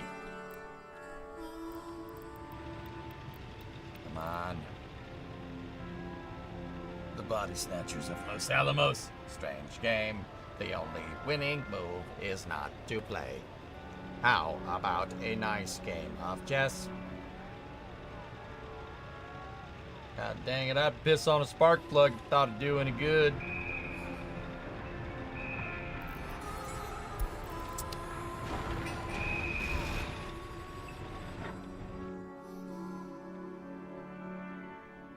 Barky. Wabaki. Oh, Wabaki. Yeah, Wabaki.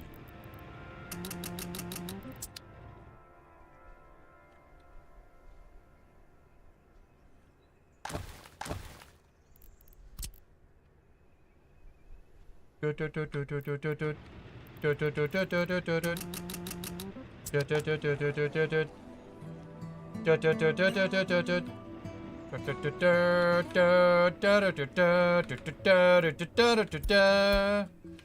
love that movie, man. It's one of my favorite flicks.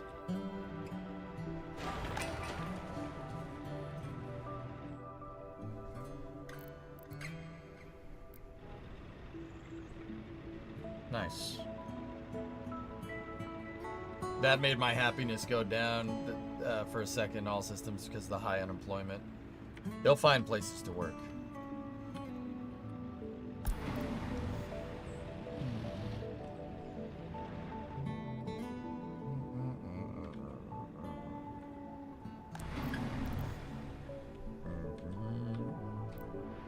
They can work at the bodega. Say it with me. Bodega. Yes, yes, very good.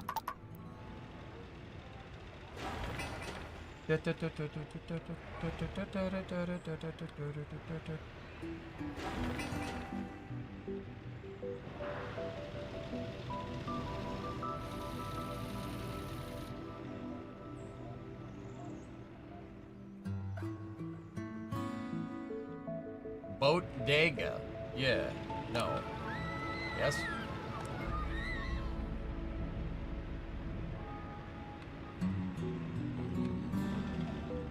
What is this music? This is RimWorld. RimWorld theme song. Or RimWorld soundtrack, excuse me. It's a good game, Pigeon. Daggerboat. Taller Dagger. Major Shake.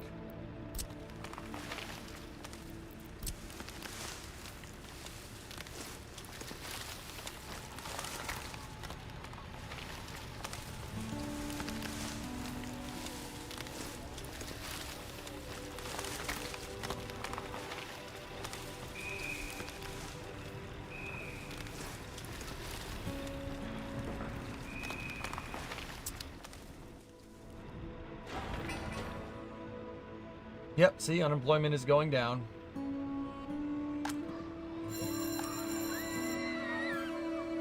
Daggerboat is where Yoda's. No, that one's better.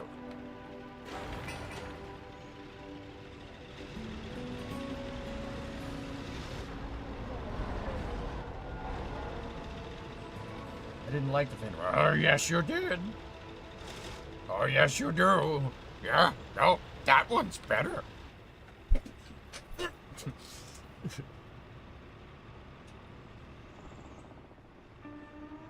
Yeah, right, Merkers? Well, Roundy Round Track, we're right there, dude.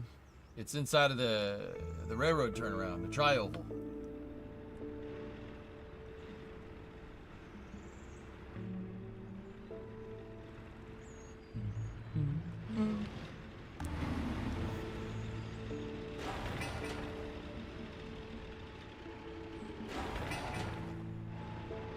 Herberky!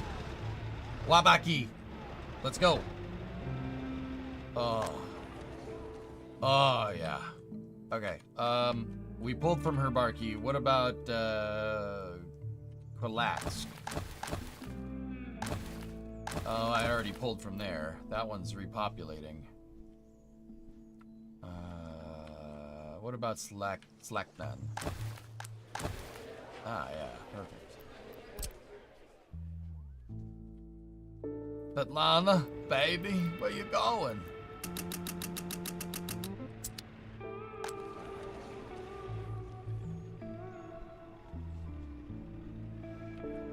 City at 2500.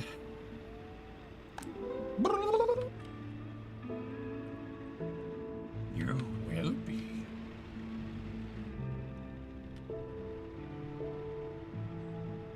Caffey, bye-bye and good night. Oh, please call the Ferris wheel the Eye of... Ah! All right, I'll think about it. I'll think about it, man.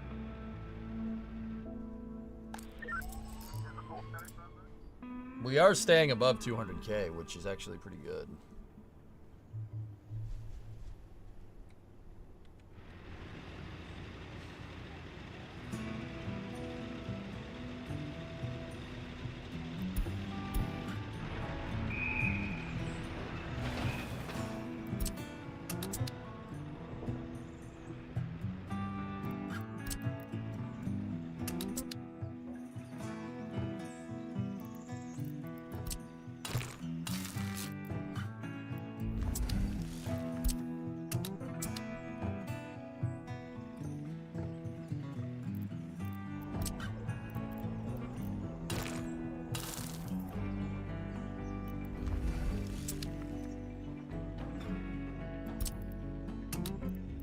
resolve the roads first. Yes. You're flexing around 200k, but you're not getting that massive negative hit for hitting 0. Yep. Yeah. That's it. Treating it like I have $396 right now, or rubles right now, is a smart move.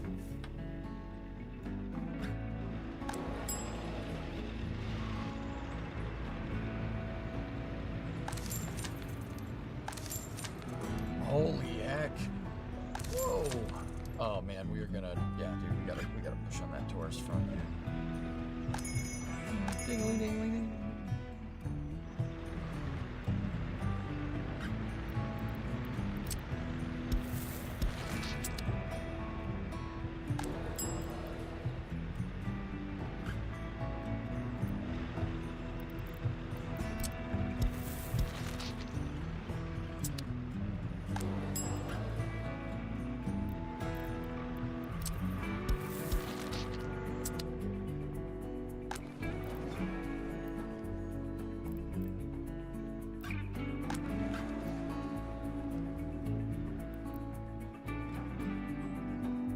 Stealing dollars from these gullible NATO tourists. They think we're designed to put on show for them. We do not put on show. They are pieces of show.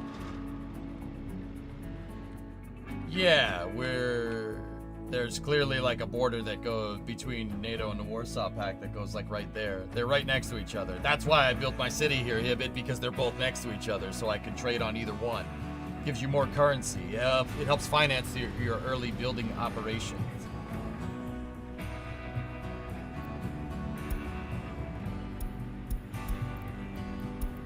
All right, send the bus out and have the bus move. No workers.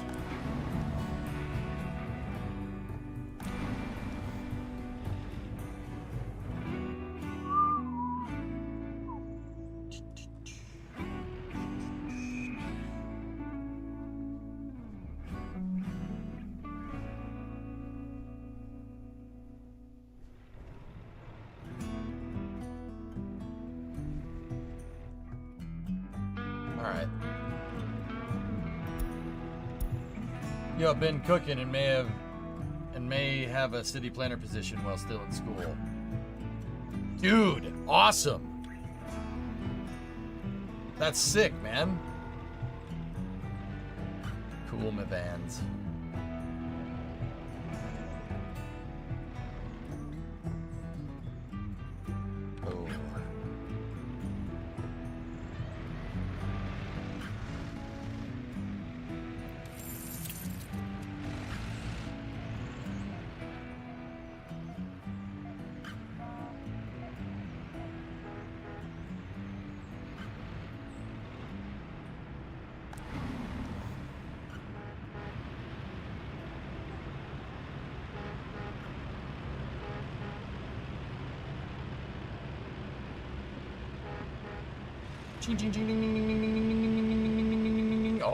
Oh, yeah.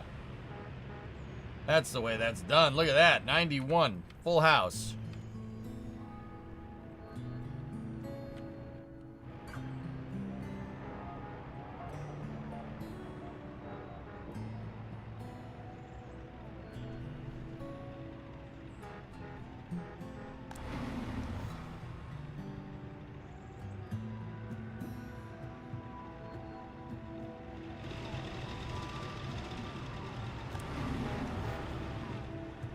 Oh, good.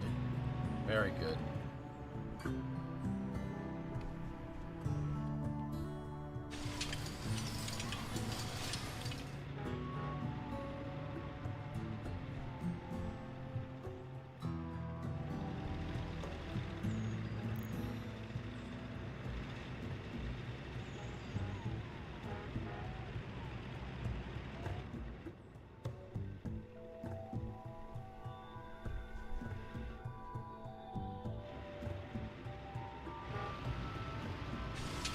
Oh, dude.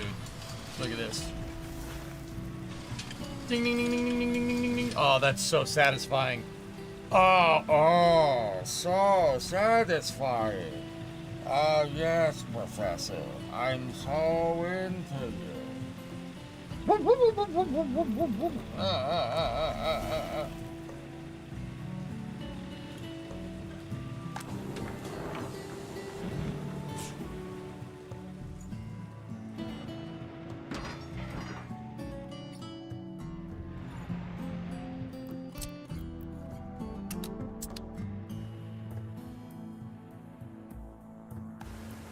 People are starting to drive to the chemical plant, or the explosive factory, too.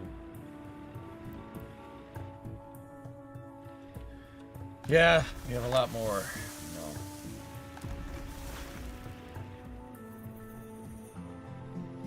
What is that impression meant to be?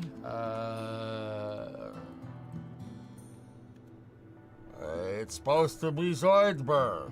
My name is Zoidberg. John freaking Zoidberg. It's supposed to be this young strapping lad right here. He is a doctor. You can tell from his doctor clothes that he is wearing. Look, he's got scrubs and a coat on and sandals. Look at this strapping, handsome young man. Yes, very nice.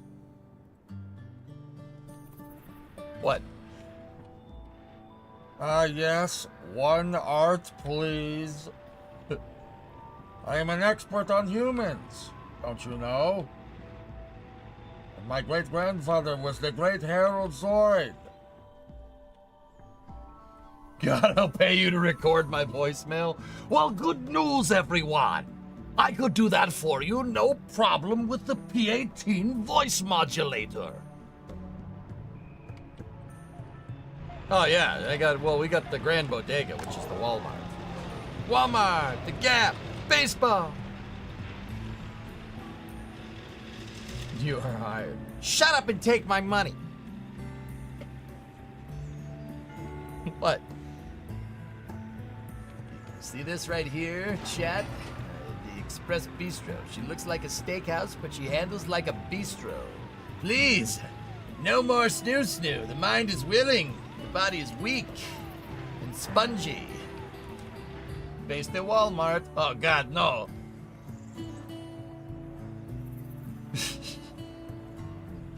She looks like a steakhouse, but she handles like a bistro. That's pretty damn funny, actually. I knew the killbots had a kill limit, so I kept sending waves of men. We kick the door in, the rest should fall like a house of cards. Checkmate.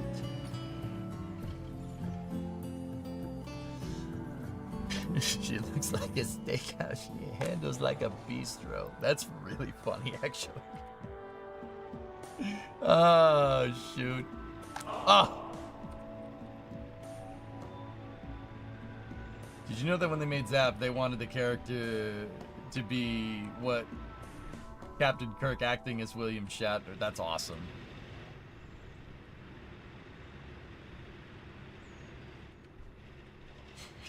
Looks like a steakhouse, handles like a bistro. She looks like a McDonald's, but handles like a Five Guy. Yeah, Billy West, I think, said he wanted to base it off what you said, and then like those big-name radio announcers that announce everything and put weird emphasis on certain words. Yeah, the kind of people you hear on the radio that talk like this and put weird emphasis on words. I think it was supposed to be that, and what you said, Rig. Pretty hench. Pretty hench, dog. Pretty hench. Old radio ads. Yeah. Billy West is one of my heroes, dude. I love that guy. You miss Phil Hart? Yep.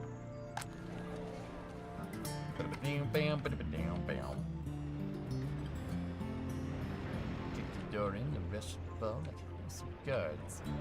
Checkmate. Pretty funny, dude.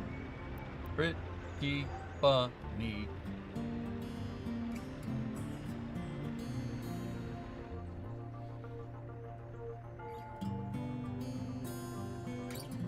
Yeah, Clang Bang, you see that? We just that's what I'm telling you, man. Like, dude, we just filled up 2 more and it just spiked right back to nothing. Prisoner's not working. We can use prison labor?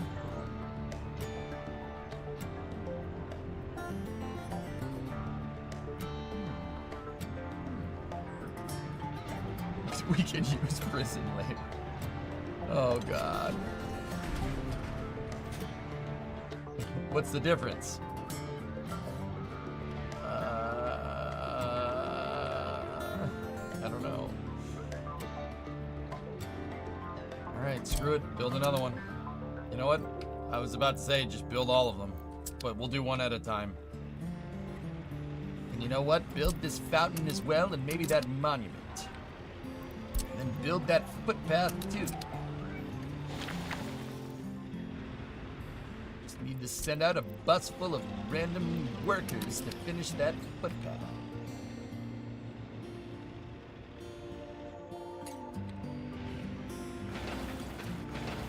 Door in the restaurant like a house of cards.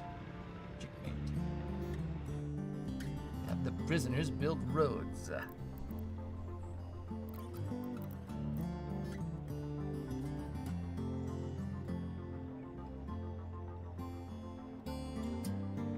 We might want to build a power plant too.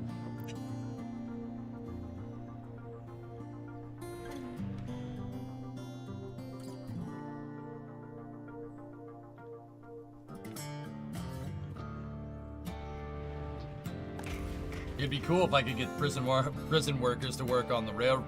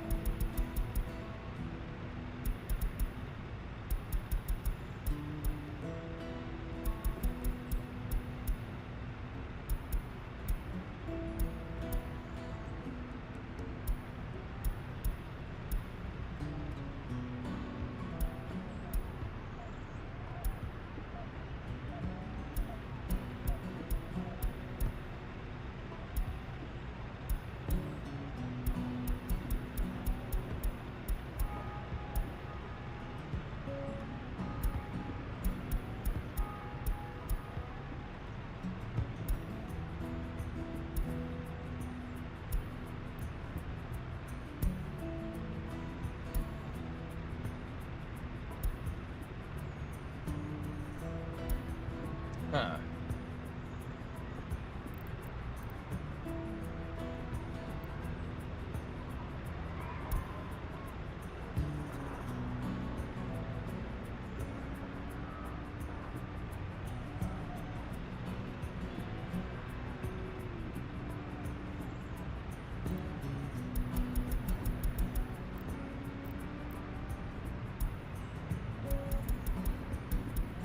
Let's just keep it at 60 and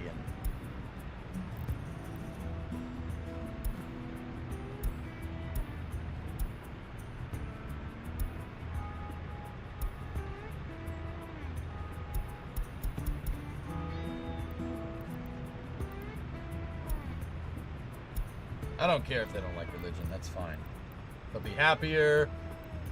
They won't like the government as much, but they will minus their criminality.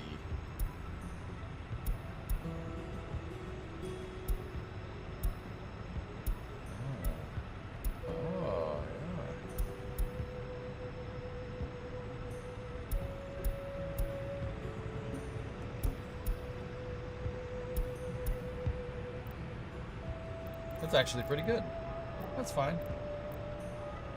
Yeah, I'm looking to do that, all systems. So, like, let's take this truck, right? And we'll make a line for it, right? And we'll make a new line. And we will call it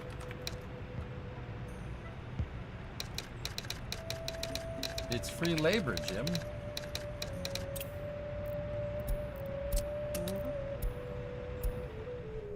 Load, wait until loaded, unload, wait until unloaded.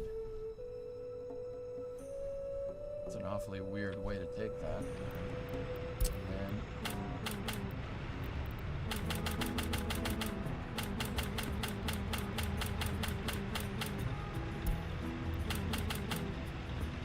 it doesn't want the prison bus to do that, I guess.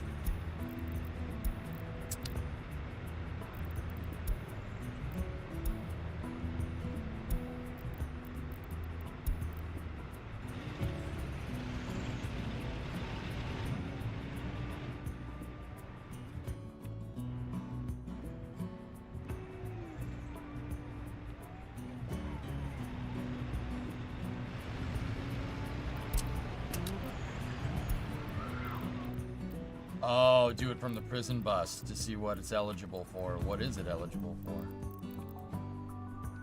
Oh. Can work in the explosives factory. Okay.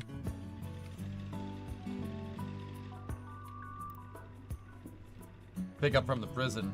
You can put them in the explosives factory. You know what? I'm not doing that. I don't think that's a good idea.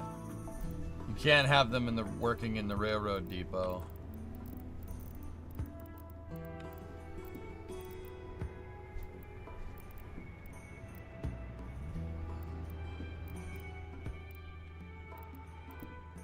They can make alcohol. They can make food. Chemicals, explosives. You could probably make them work the fields. Yeah.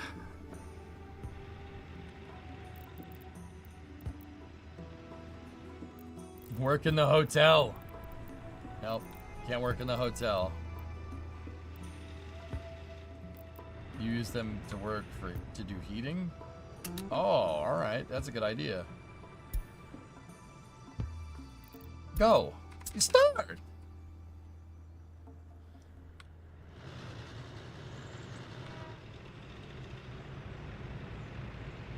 They can work in the steakhouse or they can work in the bistro.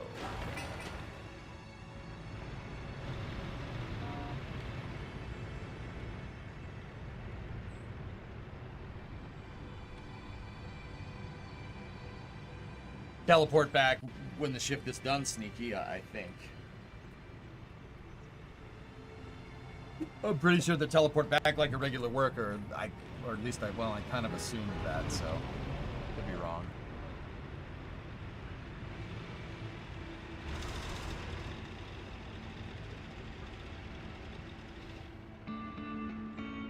Yeah, they just walk back. Yeah, it's fine with the chain attached to their leg.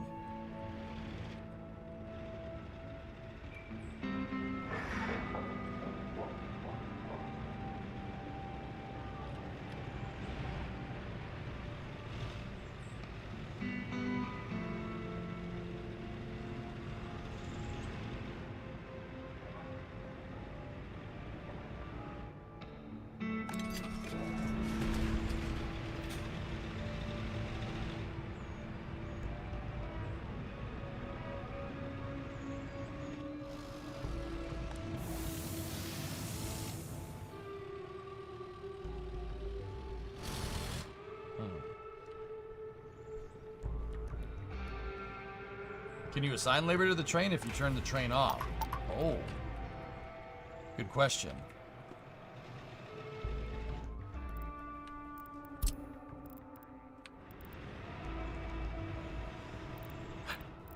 No.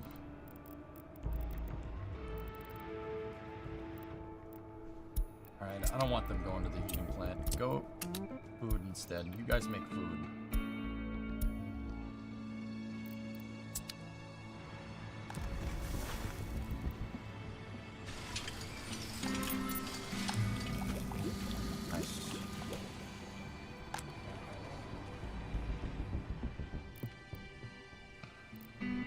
Also got to build up the hospital. We're at 204.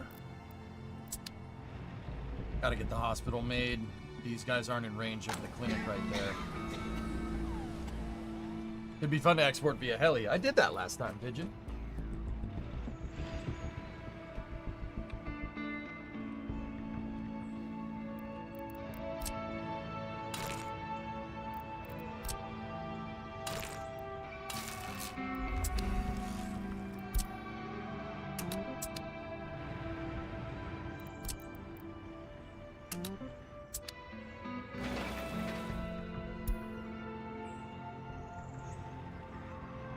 I have not made the hospital yet. I will now. We gotta build it. Have to. And then I'll shut that clinic off. Or just keep it.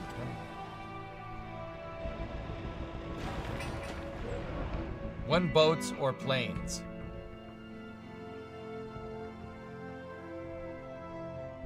I'll get back to you on that.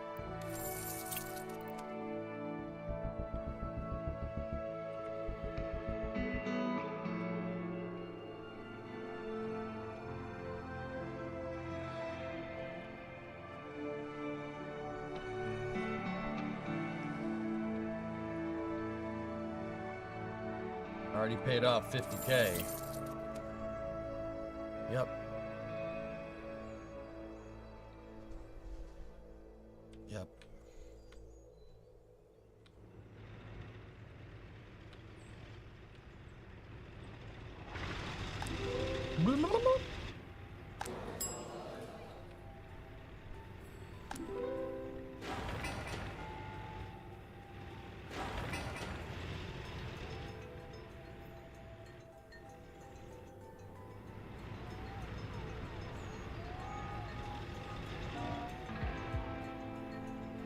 You know what? I think I'll put nicer flats here.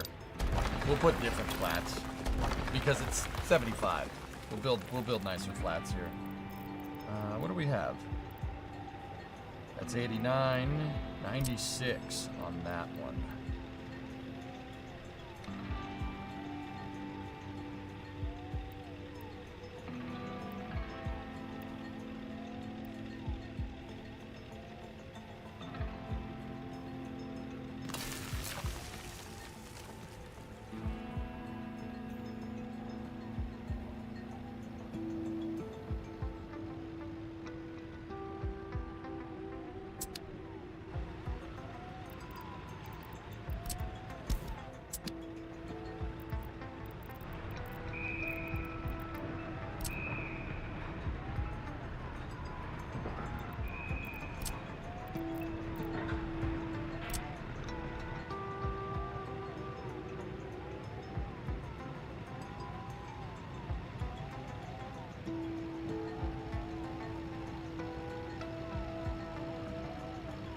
Come on.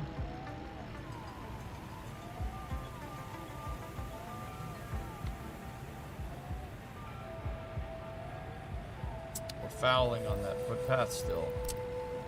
There we go. Alright, go here. Back to that.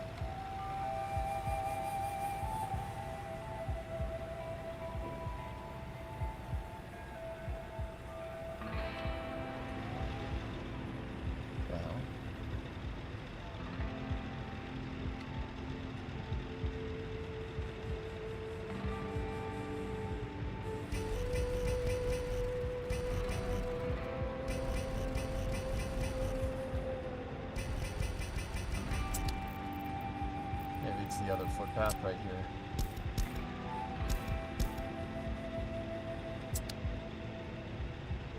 Yuki, I don't think it is. I got the other one to go, but it might just be because it's a bad spot.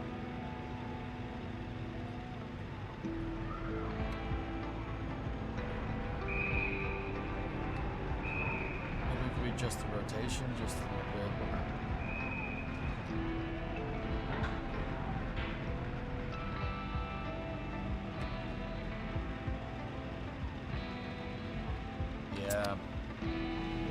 Yeah, I think you're right.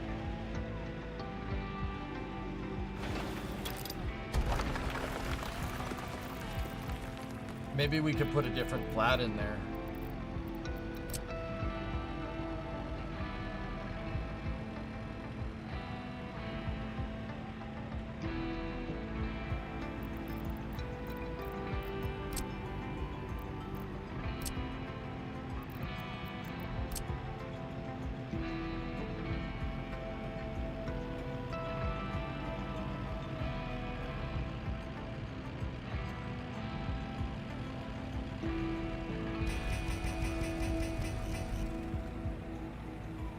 How did we get that one to go? Huh.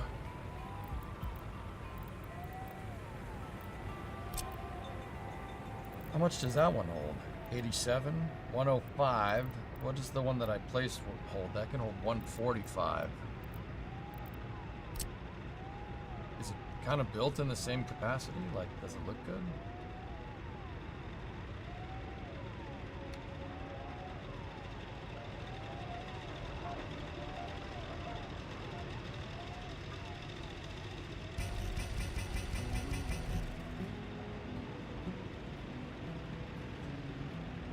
Is there like a footpath on the ground here that I'm missing, dudes? Huh.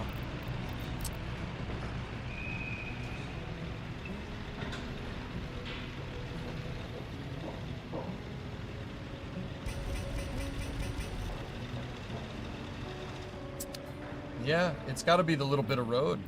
That's the only thing I can think of. Oh, nope.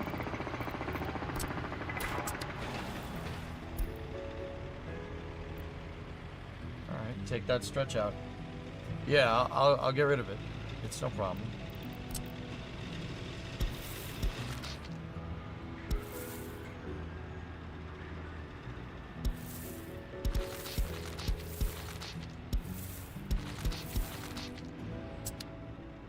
It's weird, man.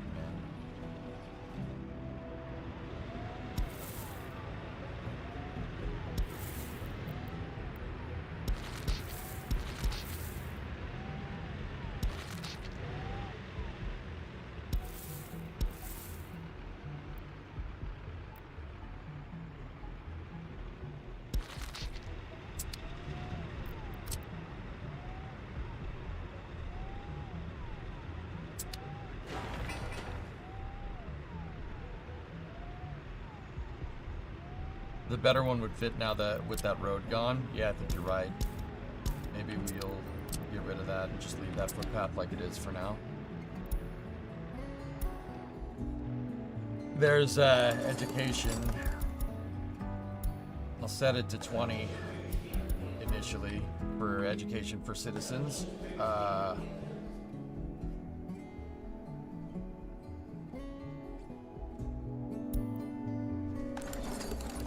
Cool. It's the ambulance that's making the yeehaw noise. School for kids who can't read good and want to learn how to do other. Oh, the poopy party. Somebody made a joke about that yesterday at Pippy Poopy Party, and I had no idea what they were referencing. They were referencing my own damn name from the.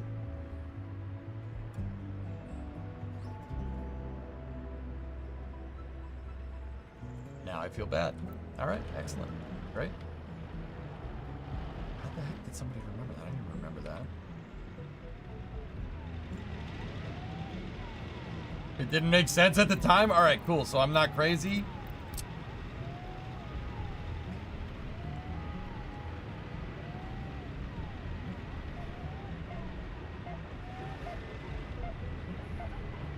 I mean, you know what? Never mind. Sneeds, feed, and read. Formerly Chucks.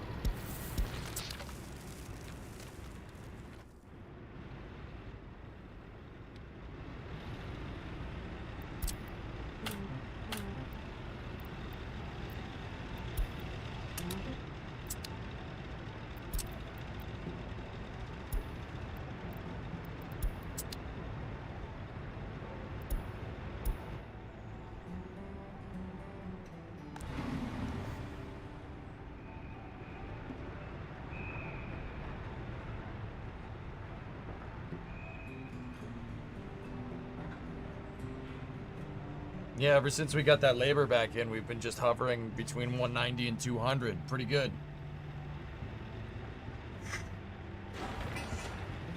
Not bad, man. Ain't bad at all. How's the farm doing? Have they started harvesting? Oh, wow. Man, Good timing. There they go. And the fleets are getting maintained, which is pretty sweet. Food factory have any prison labor?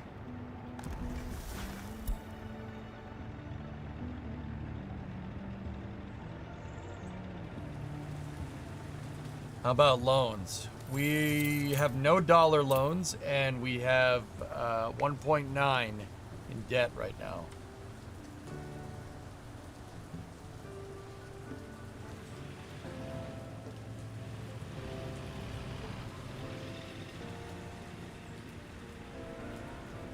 Yeah, I don't know, King. Some people think it's a good decision. Who knows? Damn, all systems. Hey, Damians, what's up, man? How are you? Are you in good today?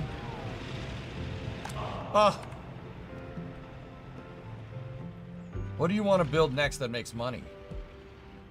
You know what, Clang? Honestly, flats in the short term. In the long term, my super touristy resort here. Look. We have bumper cars, we have Ferris wheel, we have church, and we have Tilte Whirl. In the West, they call this ride the Turkish twist. Here we call it the Kazakh twist. And then we have Hotel Gnocchi Grad.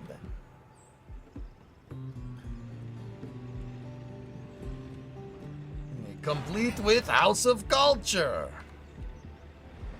And Express Bistro. Because she looks like a steakhouse but handles like a bistro. If we kick the door in, the rest should fall like a house of cards. Checkmate. You're enjoying this way too much. Yes. I'll fry your brains out.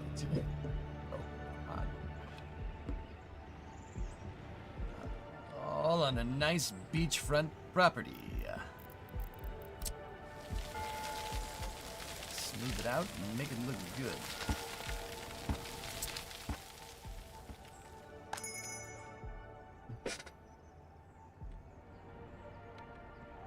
Is that even water? It's a decal, Yuki, from what I can tell.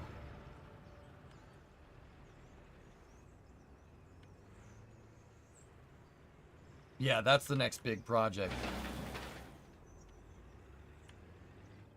I also have a Museum of the Republic and another parking lot over here. Yeah, that's what I want. That's what I want filled in.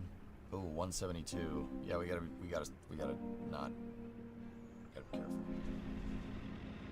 I think you need mining before tourism. Dude, tourism is free money, and I already paid for tourists to be, like, lining up at the border in droves. People love coming here because I used the Poopy Party headquarters to manufacture,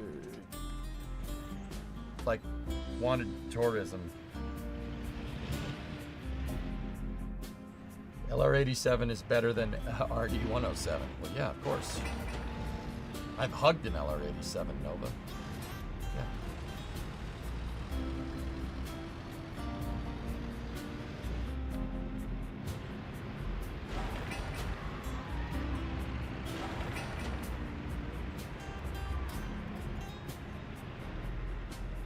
So your Poopy HQ hired influencers to attract crowds. Yeah, yes. We were using, it's 1975, so we were using the famous Chernobylite Republic newspaper called Pravda Bled. Yes, very nice newspaper. The truth, it contains truth. It says it right in the name.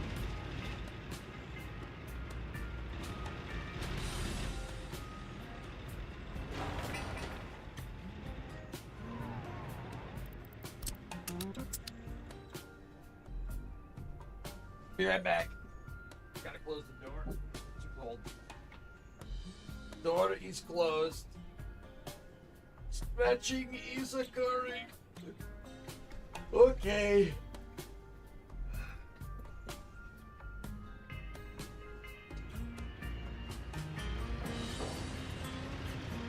Poopy party popularity proselytizer prostate examiners. What? For a second, I thought I saw Chevrolet in the title, and I was like, no, it is the Chernoblat. The Chernoblat. Yes, very nice.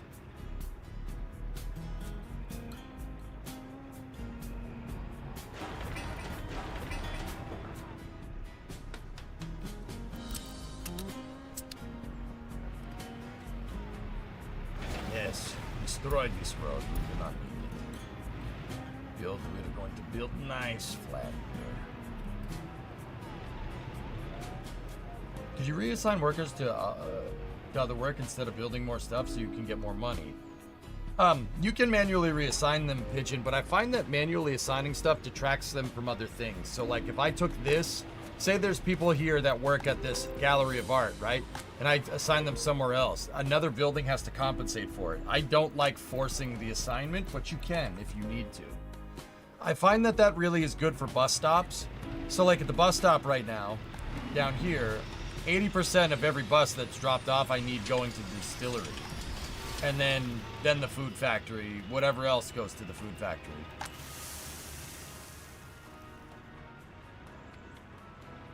Oh, nice. Harvest. Yep, there we go. Harvest has started.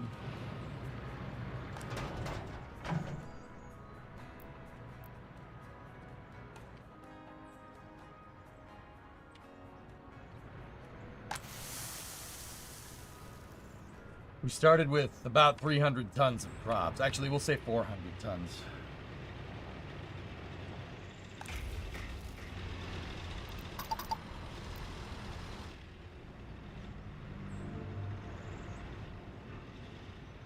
Pretty much, yeah.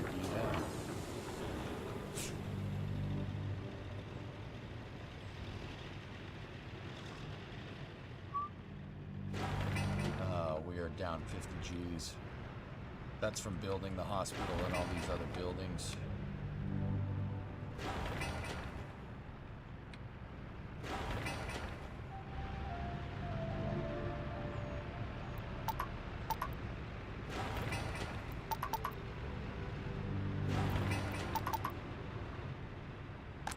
Yeah, see, I just said that 10 people could work there outside of the construction office, 10 there and 10 there. That sapped 30 workers away from something. But dude, look at that. Our unemployment spiked right back down to 0. That's how big of a gap we needed to fill there. Can you believe that?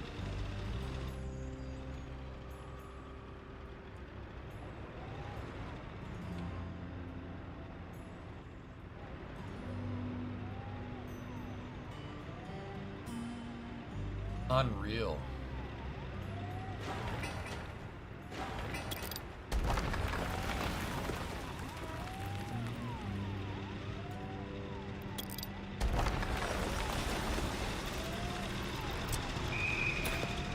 You know what?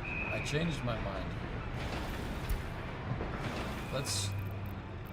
I'm gonna save this real estate right here for a much better, for like a better municipal building next to the courthouse and whatnot, like a museum or whatever, for culture, for cultural purposes. We'll keep that road right there. We'll get rid of this, and we can put stuff here.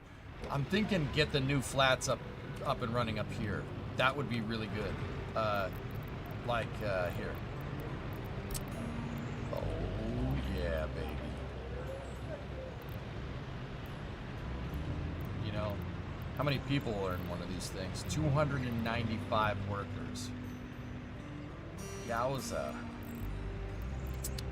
We might have to plan a little bit if we are going to do that, though. One apartment block's going to need a ton of cars.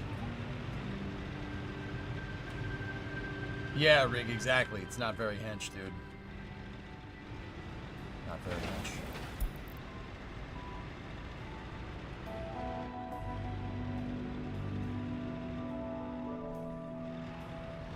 We should build a better demo office, too. Forgot about that. Helicopter demolition? That's cool. How many cars can that thing hold? 6. That one holds 13.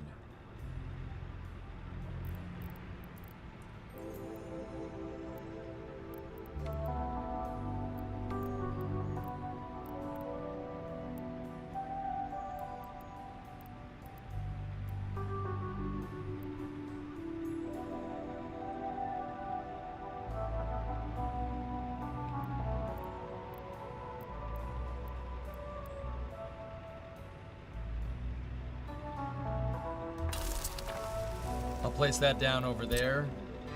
Start on the road. We won't build that just yet. Last night, Falcon 9, during the landing phase, I noticed the engine was spitting out green flames. And I know, if anything, that's not great for it. For a Merlin, that's not necessarily the case. And then afterwards, I saw it spitting out green stuff. What would that be? I'll have to watch the footage, dude. We'll watch it during Space News. Space News should begin in about a half hour, guys.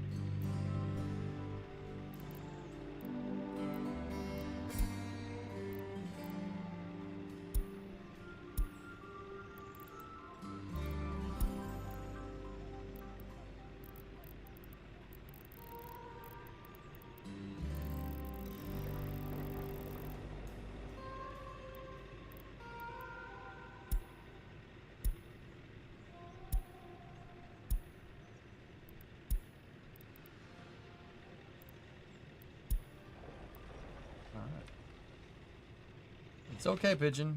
It's because of all these extra buildings.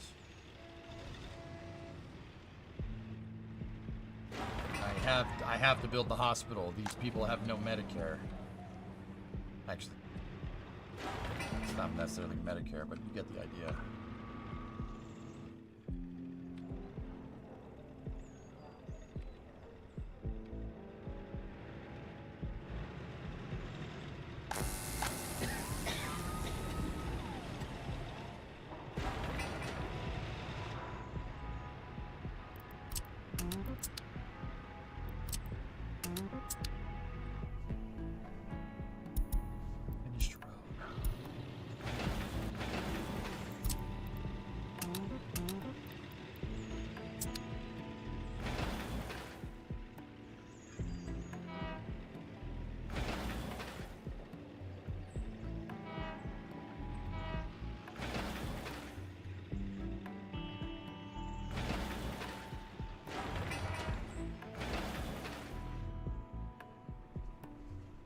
Just happened.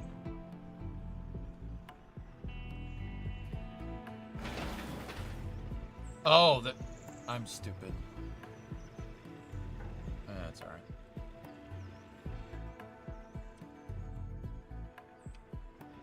It's probably because you build so much. I'm not. I'd like to remind you that I'm not building for fun. This isn't cities, right? I'm not building just because stuff looks cool. This is mostly purpose-built.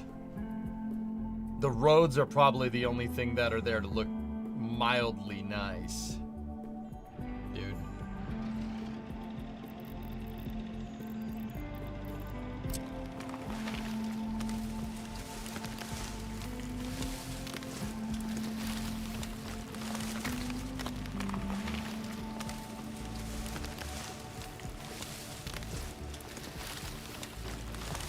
Bushes.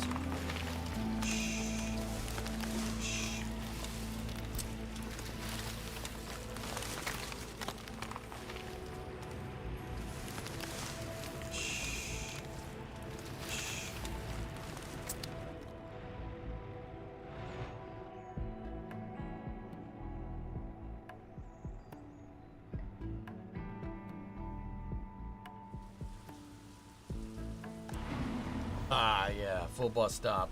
That's what I'm talking about, man.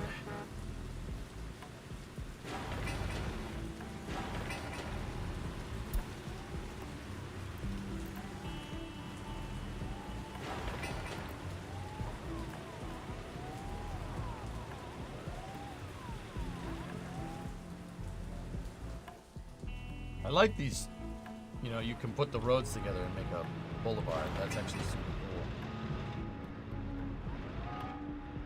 But you gotta remember, when you do this, you have to put these footpaths in. If you don't, the game gets really confused. I like putting double crosswalks. That actually looks cool.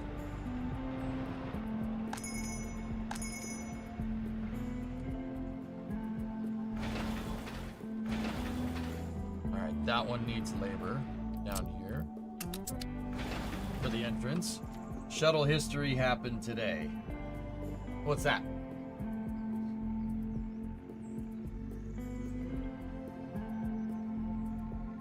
Cool.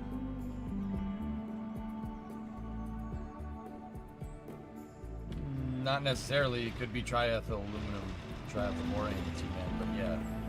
Maybe they cooked the engine a little too much. It's possible. I'd say if it's on engine shutdown, it's probably more bad heating than anything, but I'd have to look. Sometimes the engines do burp up some stuff. It does happen.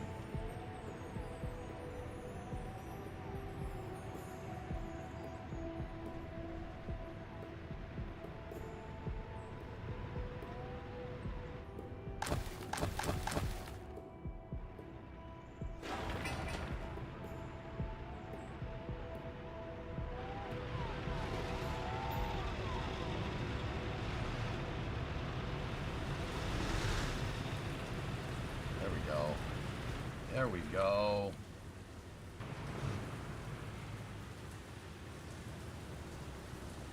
Should tell them to make those parking lots for the chemical factory. How's the chemical factory doing, by the way? 37, 39, 14, 56. Height!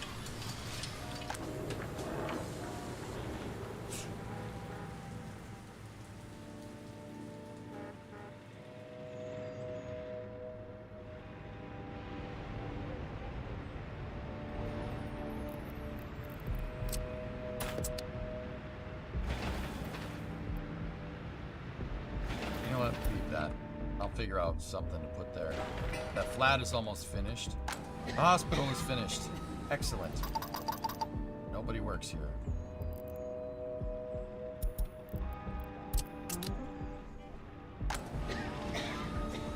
Cool.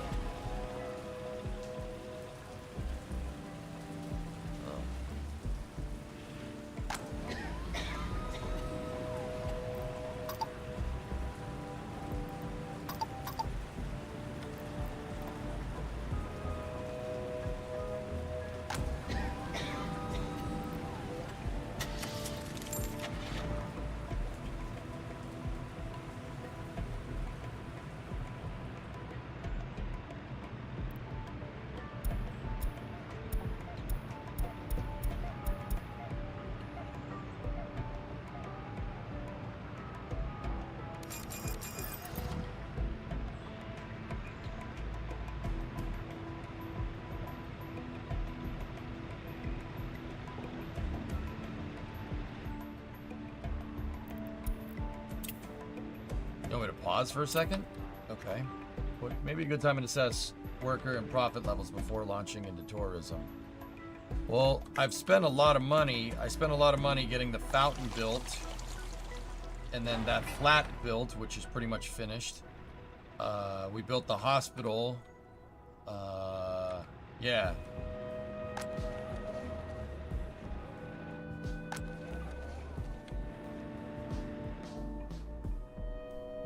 We're at 70. Productivity should go up. It still says people are starving and don't have water. I don't understand that one. We must have gotten into proximity of a city or something. We must have built something in proximity somewhere by accident.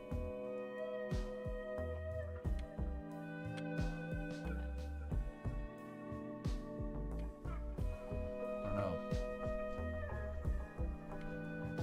Does the prison have food?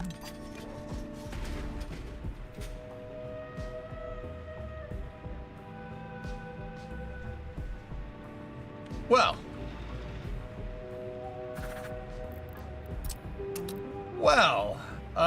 Halsey, it's funny you should, it's funny you should mention that. No, it doesn't. Oh, we've been just starving them for years. Okay, oops.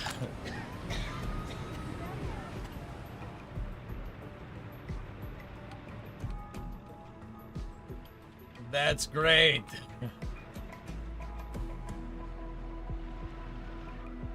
You muppet. Hey, whatever.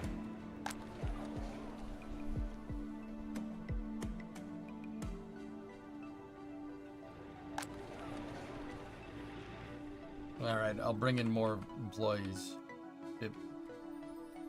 Yeah, employees. You know, we'll call them that.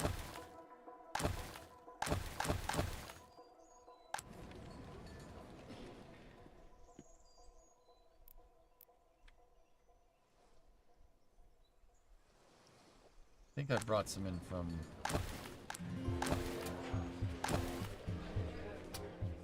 one of those. There we go. Go to other side of country. It is nice place to live. Killer. Heart imitates life again. Yeah.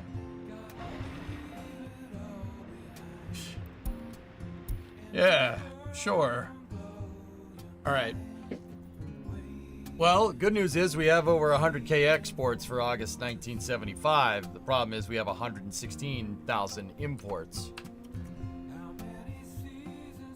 We have way too many imports. We have to give people stuff. It is better to give than to receive, as long as someone is paying you. Am I right? I think I am.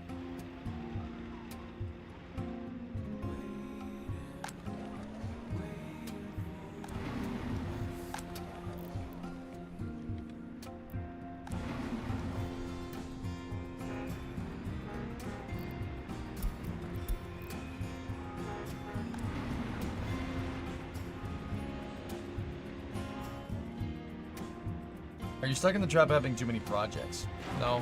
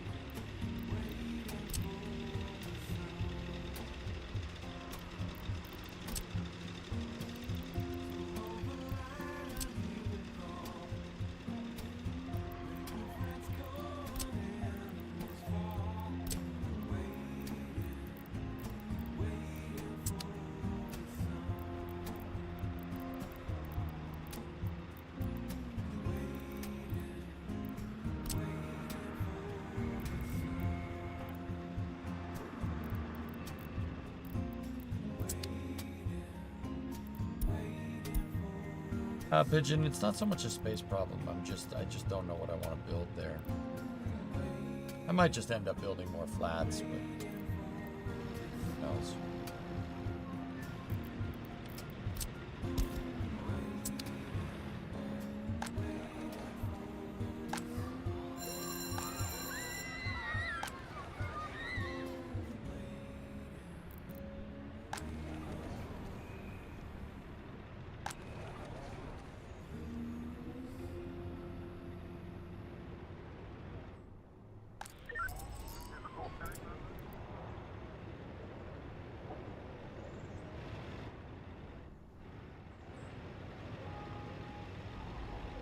Cool.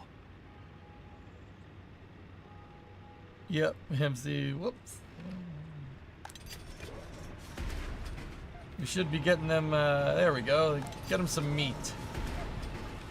Fresh meat. Fresh meat. This is weird. All right, yeah, never mind. I should have probably put a fence around this thing. That probably would have made more sense. Yes. But hey, whatever. What are you gonna do? What are you gonna do?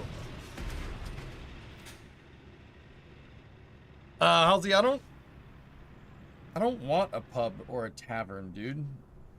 Because alcohol screws with your birth rates. Fence and mines. Yep.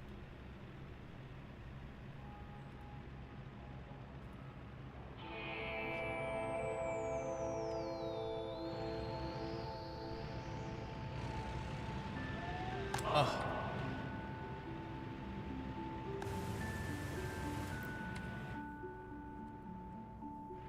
More bistros.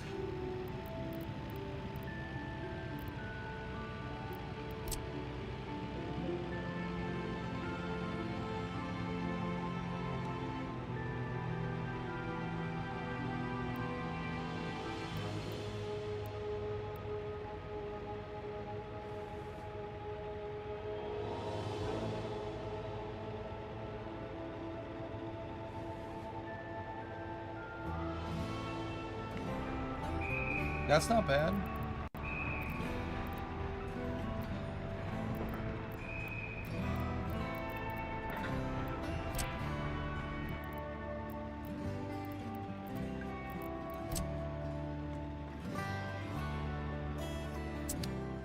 Yeah, we're 50K in the hole. I'm gonna stop building for a little while.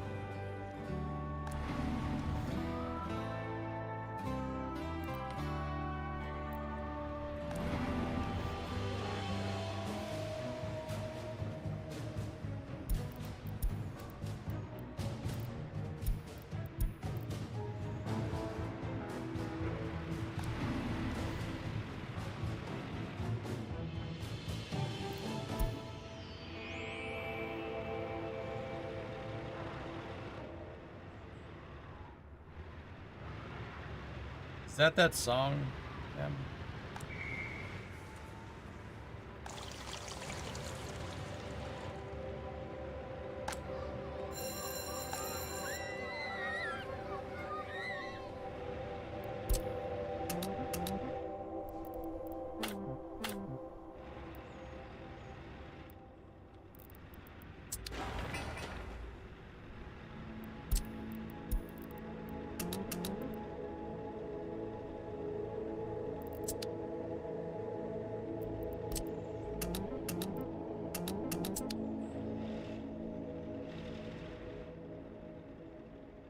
Weren't you gonna do something to export goods with the train? Yeah, we could build that now, but it's farming season. That's why I didn't, Pete. Actually, thanks for reminding me. I didn't do that because sending construction trucks up here would cause a traffic jam to my grain silo. Yeah, I don't know what you're talking about. Yeah.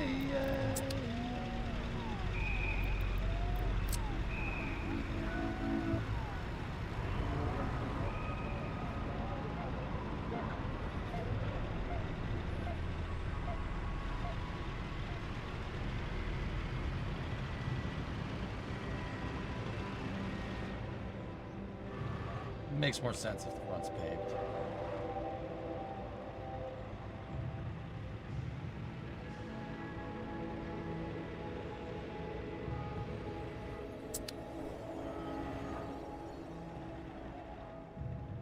Yeah, Blackness, yeah.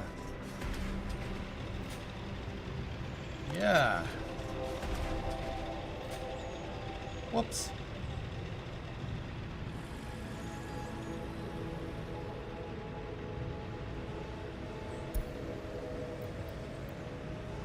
The truck is, oh, it did load this. You can do subways, cuh. Yep. Yep. Do subways, cuh.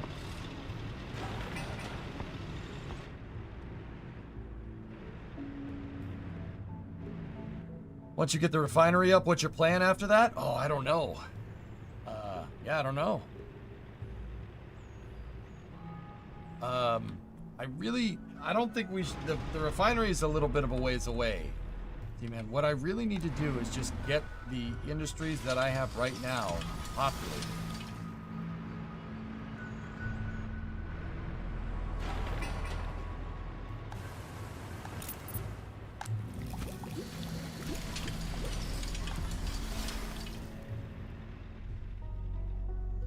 I think I'm doing research on uranium separation techniques, and I might build out a power plant or something over here in the future before we get to that point. It would be good to wean ourselves off of electricity, foreign electricity, because how much are we pulling in? Actually, power is actually super low.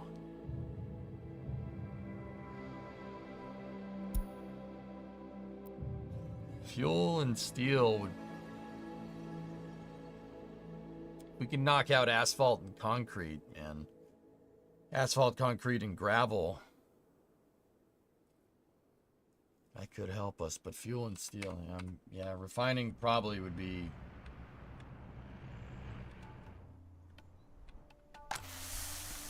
Probably not be the worst.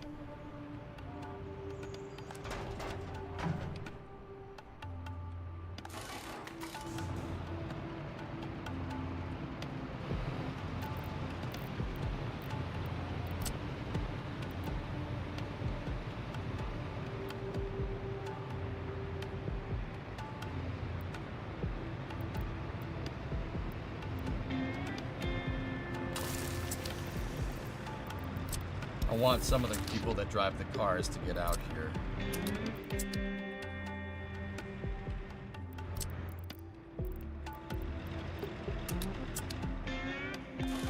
So it's not just a straight labor line.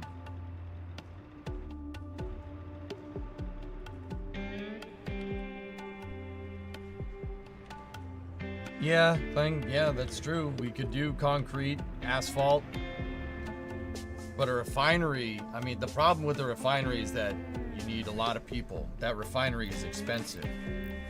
Here, check out fossil fuels. Look at that thing. Maximum number, 500 workers. We're talking a 1,500 person town just to run that thing. Couple that with municipal services, police, fire, medical, food services, schools, kindergarten. We're looking at a 2,000 person city, which is what I have right now. Active workers, 2698. I would need to duplicate this to get a refinery working correctly.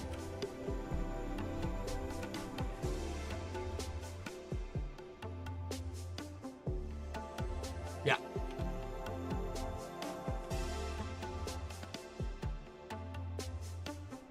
Which is why it might not be the worst idea to build a city up here in Villette, where Villeste was, right? I mean, how big would it need to be? How many flats could we do? We'd need... So the largest of the large... That one's 295. Anything hold more?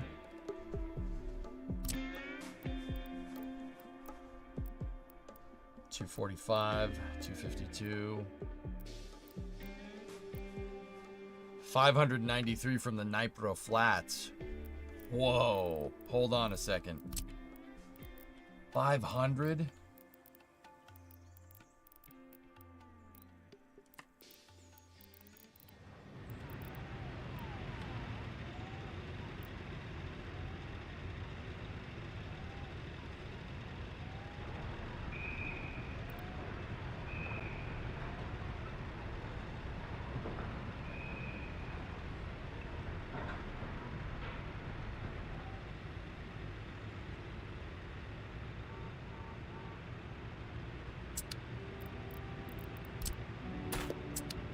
Excuse me.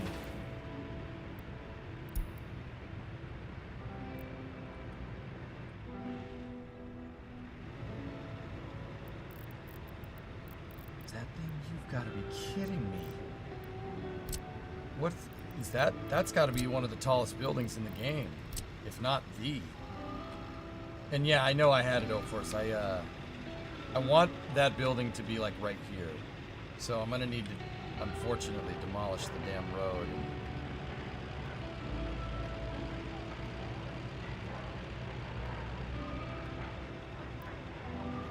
Or we could just do that. Didn't say never mind. Bro.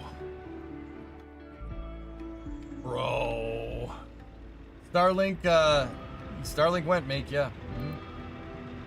Yep. Yep, okay, yep, yep, you're gonna have to excuse me. That's my new project here. Holy shnikes, look at that thing. How much does it cost to make that?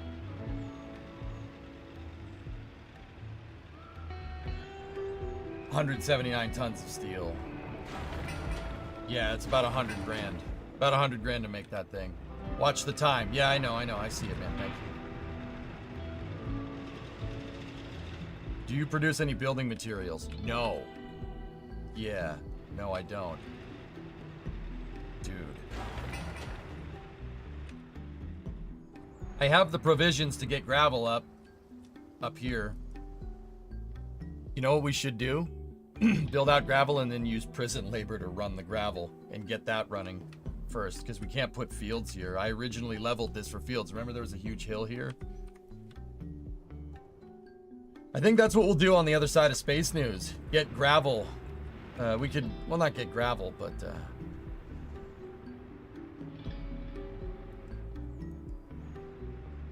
prison labor to crush the stone.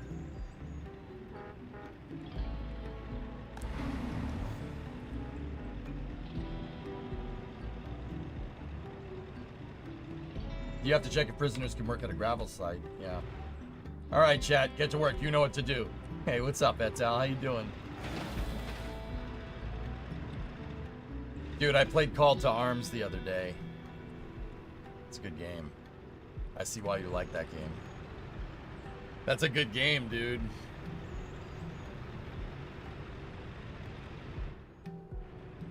Yeah, first time I cranked the difficulty all the way up to maximum. I got wrecked. And then the second time I only took 2 Discovery, casualties. go and throttle up. Yeah, that one got me for a whole military tactics gaming kick. Dude, it scratches a similar itch to Hearts of Iron, right? It's definitely like, yes, I could command an army. Yes, I can land this plane. Yeah, of course, you know. Can prisoners do construction? I'm not sure. Etal, me and Etal actually play some co-op. Huh. It's not a bad idea. Guys, if you don't know my buddy Alex, good dude. Good streamer. Really fun to watch. That's basically who I watch when I'm not streaming. If I'm not doing something else, you know. Excellent streamer. And you should give him a follow. I'm not asking. I'm telling. Okay?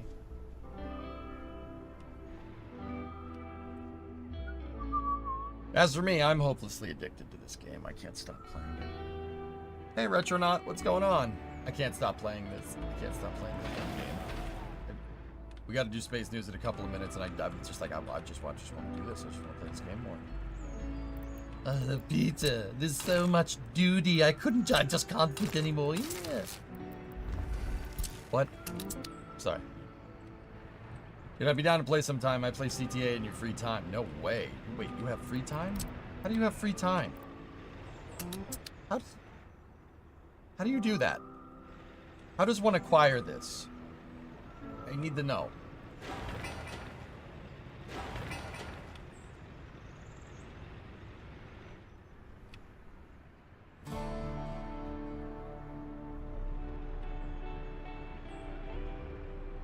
Just one more parking lot, bro. Please. Just we'll do space news in a second. I just need to do one more parking lot, bro. Please.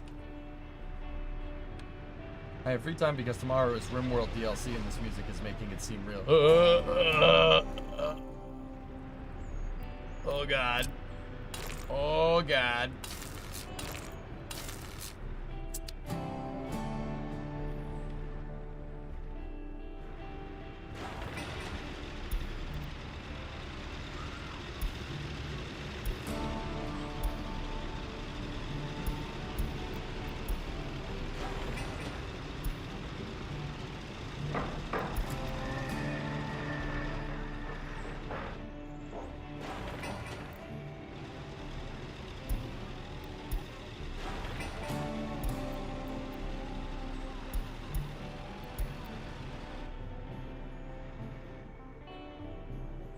Holy anomaly. Unholy it up. We've had an anomaly. We need to secure the area?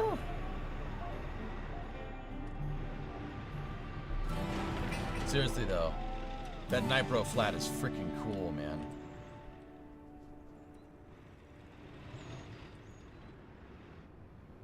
Am I the only one that's not very excited about the DLC? I'm not excited about the DLC. But then again, I'm not really a RimWorld player. That's more Edtail's domain. You guys want a good RimWorld streamer. He's your guy. Me, that game pisses me off. That game makes me want to put my fist through a monitor. Just boom! You know? Yeah, Jenny, I saw that. Andretti revealed their new headquarters in Silverstone today. Huh. That's interesting.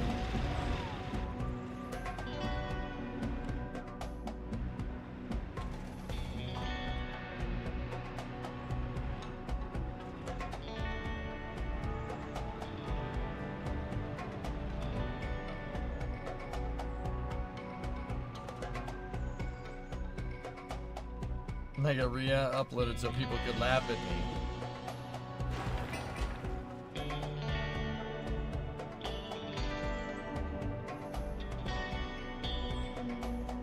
Why do we do this? Why do we do this? Why do we do this? Why do we do it?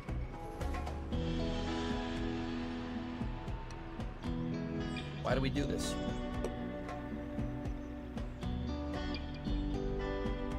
Why do we do it? That's how. Sometimes I wonder. Sometimes I wonder. All right.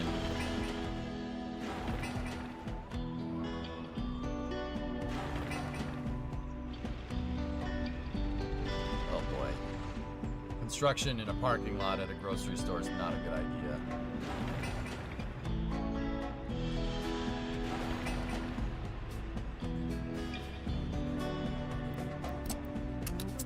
I have not. You don't need to see that. You don't need to see that ever. You don't. Bro, don't worry about it, bro. It's fine, bro. Please, bro.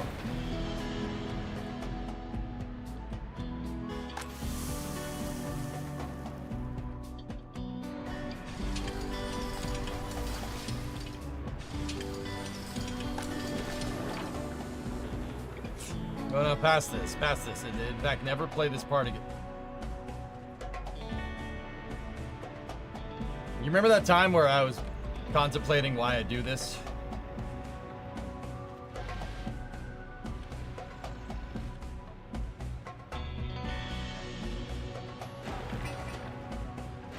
Remember that? All right.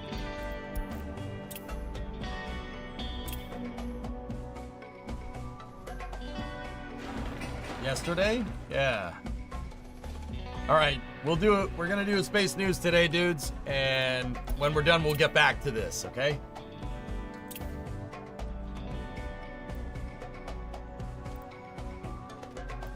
All right.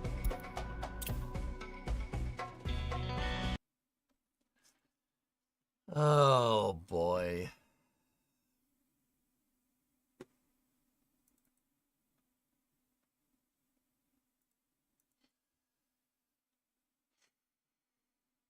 Is it time for space news?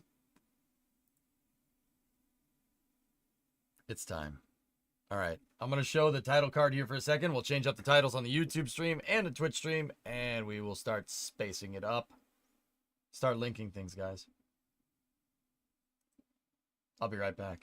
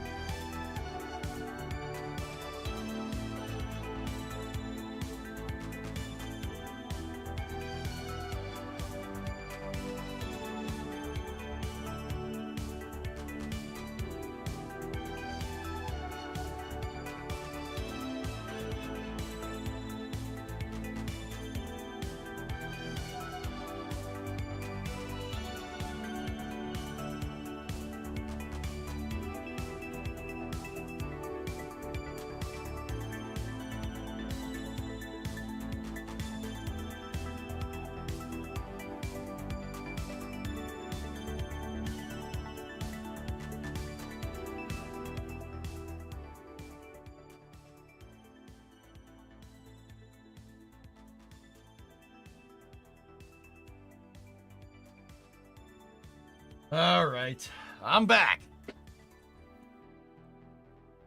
Link up stuff other than clips where I'm embarrassed to watch. Nope, it's just links of that. Okay, all right. Okay. All right.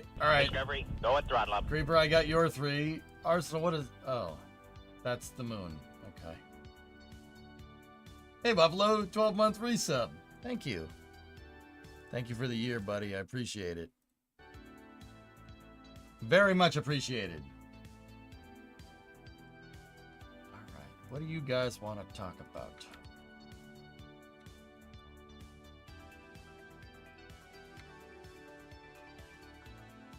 Relativity with a test stand, from what I can tell.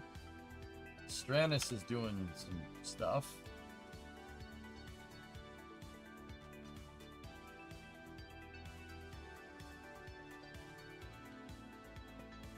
Okay, there's the FAA stuff with Starship. Ajox, what are you linking? Ooh, a video from Rocket Lab about LC2. All right. For a whole second, I paused it.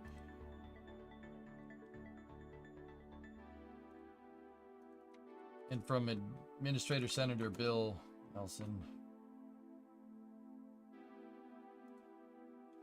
Okay. All right. Not gonna be an incredibly long space news today, I don't think, unless you guys want to talk about stuff. Unless you do. Yeah.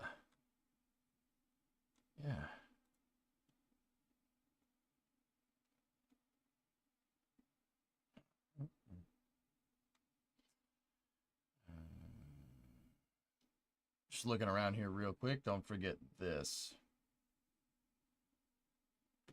Is that... Oh, Bandit, we talked about that for Space News yesterday. Yeah, already been covered. Thank you.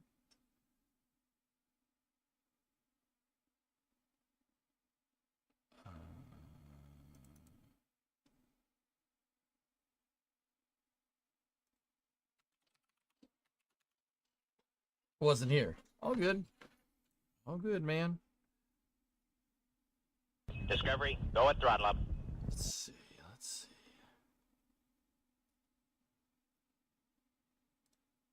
Okay. Hey, Tessa, Tier 395. I want to talk about Windows 95. It's the next big thing.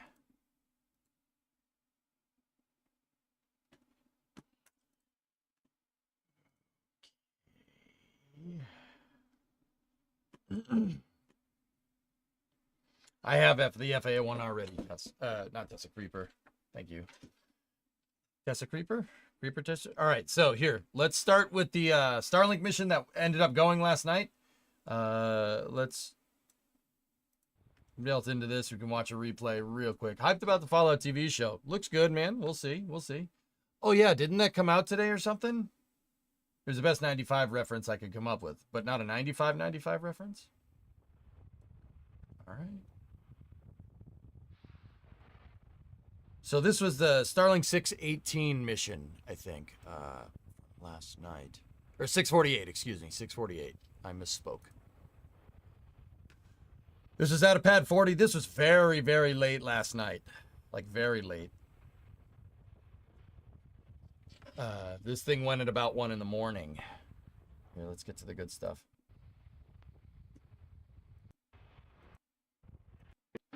-10. This was a relatively new booster. 7, 1082. This was only its second 5, flight, so it was 4, like, okay. 3, 2, 1.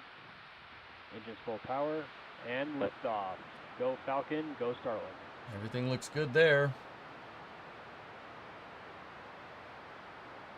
Vehicle's pitching downrange. Download 1 D-team appraisers. Power until. All right, let's get to the good stuff.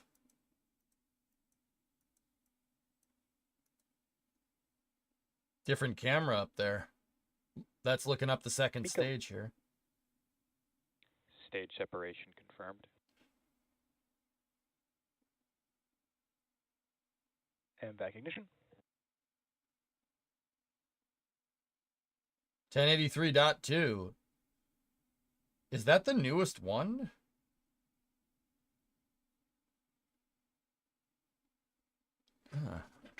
Hold on. Should be coming up on fairing step here. Separation confirmed.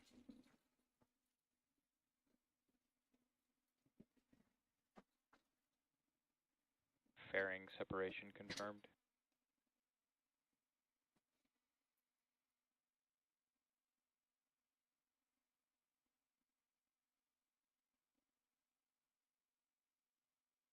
This booster previously supported Crew 8.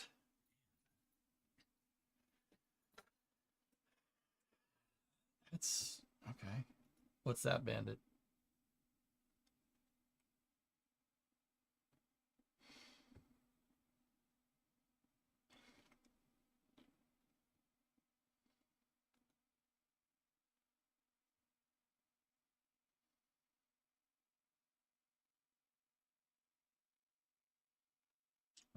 Interesting.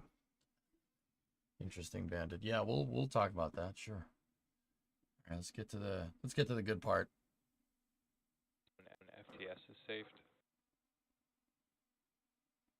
So this was a Stage one, replay from confirmed last night. startup.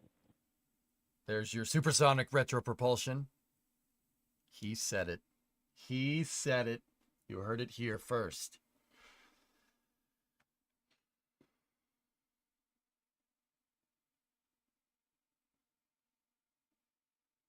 That's a long burn. Stage 1 entry burn shutdown. Oh, dude, look at Stage 2 FTS is safe. Dude.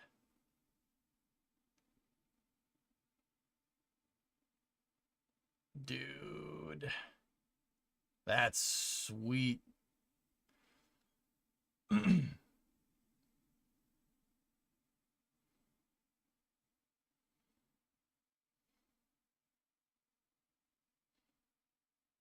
Wow.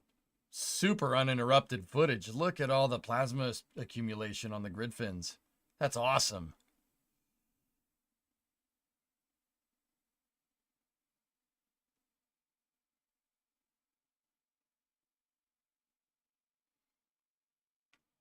Stage 1 transonic. There we go.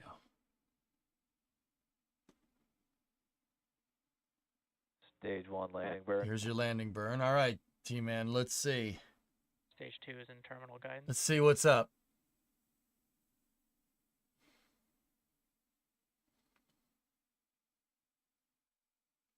Okay, a little Nice bit of leg chop on the deployed. water last night.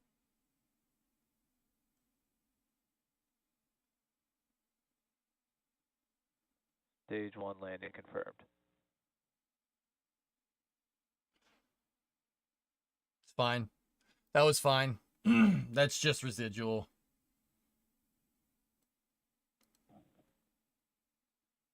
Yeah, it's hard to see without that, but yeah, it looks like so we're seeing fire right here during the landing, and it's clearly up above the engine nozzles. Usually fire that's above your engine nozzles is probably not what you want. Just putting it out there. It looks like some of the dump from the E9 engine, the gas generator dump, caught on fire a little bit. Stage 1 landing confirmed. But the Discovery, engine going throttle purge up. down snuffed that flame out real fast. So when engines when you shut off a rocket engine, they usually purge them out with helium. There's a very good reason for that. Well, one, because you don't want to get a combustion byproduct. Throttling down a rocket engine, you can sometimes some fuel and oxidizer get stuck in the lines. Well, not stuck in the lines. It's still in the lines. It's like if you have a garden hose and a sprinkler, right? You turn the hose on, it fills the thing up with water, and the sprinkler goes. If you shut the hose off, the water is still in there, right? It's not just going to evac all the water out for you. And then you go to wrap the hose up on your arm, and you get all freaking soaked from it. Rocket engines are kind of like that because it's plumbing at the end of the day. Hey, Postal, 41 months. Thank you. So Deploy. what happened here is some of that residual got stuck in the gas generator. So the gas generator is the jet engine that's attached to the quote unquote jet engine that's attached to the side of the Merlin engine. It's a jet engine, and the jet engine is driving the fuel and oxidizer pumps, the impellers. And it dumps out extremely fuel-rich soot. That's actually the soot that gets thrown onto Falcon 9. It's actually not byproduct from the engine. I mean, it is a little bit, but most of it is from the generators. The generators are shooting out soot like crazy. SpaceX, for cooling purposes, keeps the gas generator running very, very fuel-rich. They spray a ton of fuel in there, and the fuel actually absorbs a lot of the heat from the combustion. So they spray way more than they need to. And they end up using it using the extra kerosene, the unburnt kerosene, to absorb the heat. A lot of rockets run stoichiometric for thermal purposes, like to keep the thing cool. Because like the weird thing is that it's not really weird. That fiery stuff that comes out of the bottom of a rocket engine, it's hot. And the key is to get it just cool enough to where like a metal would work. So it looks like, once again, we got a little bit, the gas generator exhaust, that leftover crap that was in the leftover propellants, leftover commodities inside of the engine, did catch fire here. It did burn something, and the flames do look kind of a little green, but I think that might just be the camera. That light looks green to me, but I don't know. Maybe I'm not the best one. Stage 1 landing confirmed. And then, yeah, see, it caught on fire, and then you could see that they Falcon 9 purged out the E9 engine with helium. You could see the helium gas coming out right there, and it immediately snuffed the flames. Yeah, so T-Man, that's fine. Yeah, it's nothing, dude. That's normal. I don't think there's any damage to the engine. I think it's just the camera lens. Stage 1 landing confirmed. The camera lens and the exposure. Because, like, look at these flames here. Those don't look as green as those do. Stage 1 landing confirmed. See, this is a white light. Combine it with a yellow flame, right? Like, yeah, I don't think that was green at all. I think that's just the lighting, just the camera exposure. But yeah, that was the Starlink 648 mission from last night. Everything went well. It was the second flight for booster 1083. I'm not even sure. What is that? The newest Falcon stage? That might be the newest. Here, let me go and take a look.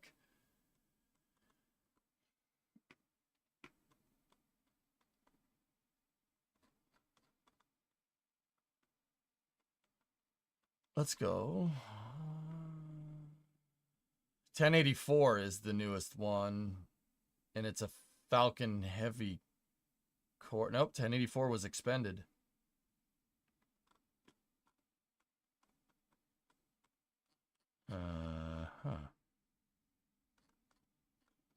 What's the most active? 1086 and 1087 are side cores. 1083. Wait, where's 1085?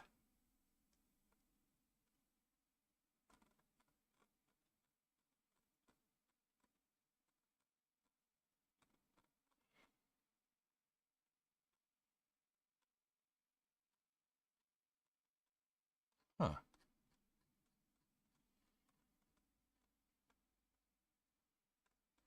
Tesla, this spreadsheet is just annoying.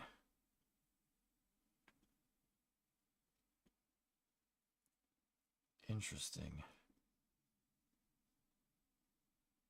Yeah, Starlink 648. See that? That was the second time that booster's been reused. 37-day turnaround. Yeah, I know. We could do 1085. Why is there no 1085?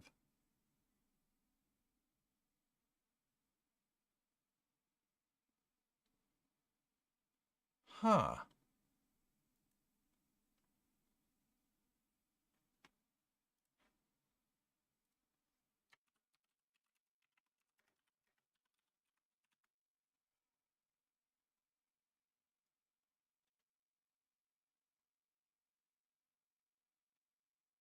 Huh. There's no 1085. I wonder why. Maybe it's a Falcon Heavy center core. That's the only thing I can really think of. It's got to be a center core, right? Because there's two Falcon Heavy side. Oh no, the core is right there. I'm super confused.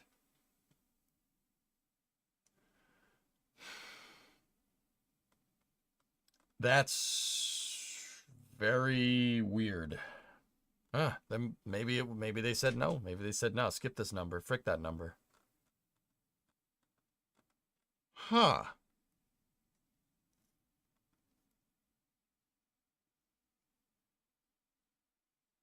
Yeah, I just did. Oh, Forrest, there's nothing.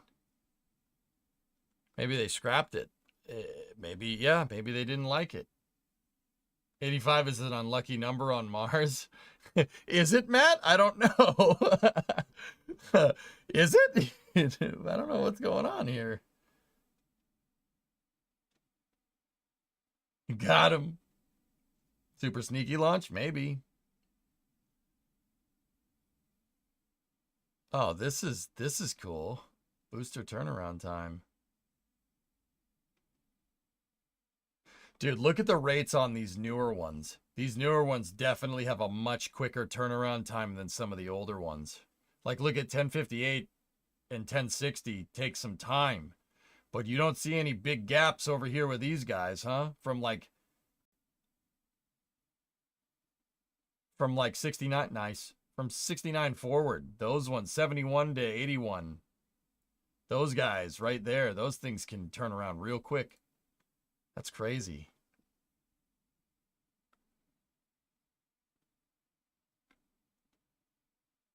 Yeah, Governor. It could be the second. It could be another Falcon Heavy side. Yeah, you're not wrong. Yeah, see what I mean? SpaceX is getting better at making these boosters. Like, this just shows that, like, Falcon 9, they're still working on it. They're still upgrading it. They're still, these are just called operational improvements, though, in systems engineering. This is just something akin to like an Army field modification or something. Like, this is something, these changes that are being made up here are all for getting your turnaround time down. Like I said, look at some of these. Look at how long these turnaround times are here for like 1048, 1049, 1052, right? Even 1058, the worm, right? Some of them are, see what I mean? Some of those gaps are really, really high. But then again, that could be for other reasons. But these things get turned around in about 40 days nowadays. Person didn't get better at making graphs. Always label axis. Yeah, right. Yeah, for real. Full thrust booster flight counts. Huh?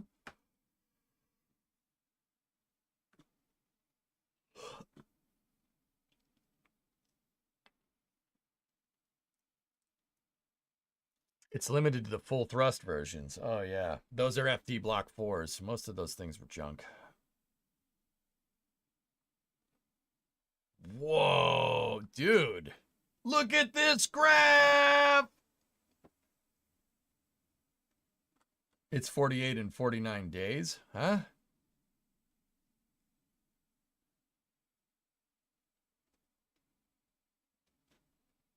I don't think so.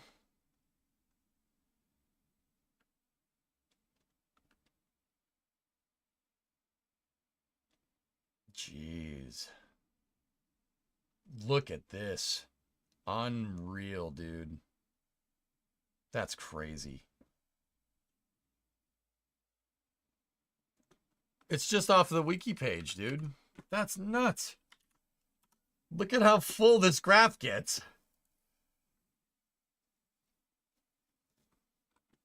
The chart is days on the x-axis. I understand that. but if you hold over here, see, look, it'll tell you exactly what's up.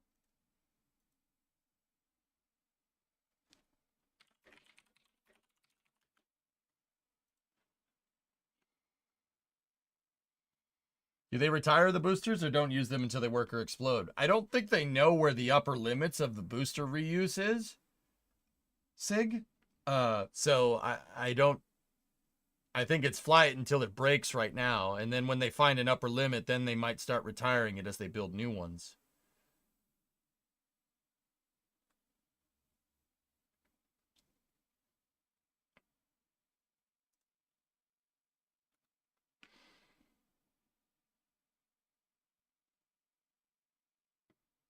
That's a screwy graph. If you hold your mouse over this, you can see the time between refurbs. See what I mean? Anyway.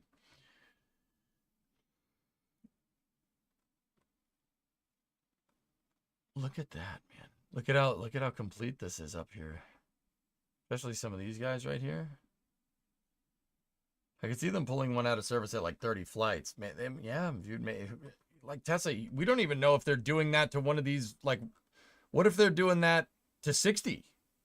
60's at 20 flights, is it not? Let's see. Let's take a look. Oh, it's at 19. Yeah. Not at 20 yet. 60 and 61. Huh.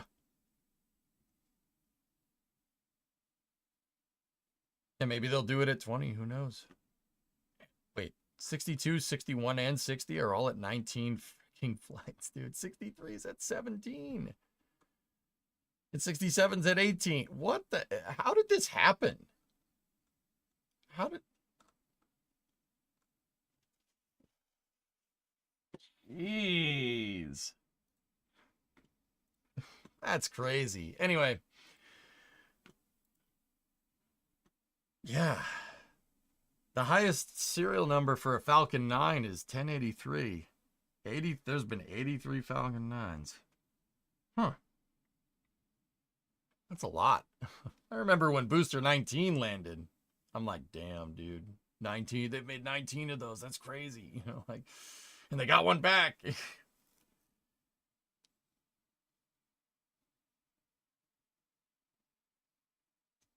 Yeah, that's pretty awesome. All right. Anyway, that was the Starlink launch from last night. Now, there's a video from Rocket Lab here about Launch Complex 2. So let's see what's up. 1082 is flying tomorrow. There you go. For a whole suite of various government or defense companies to be able to launch from American soil means they can actually launch a more diverse set of payloads than they can if they're required to actually export them for launch. And for us, it's great. We can leverage all the resources we have, but provide that expanded capability to launch different types of payloads from here on American soil.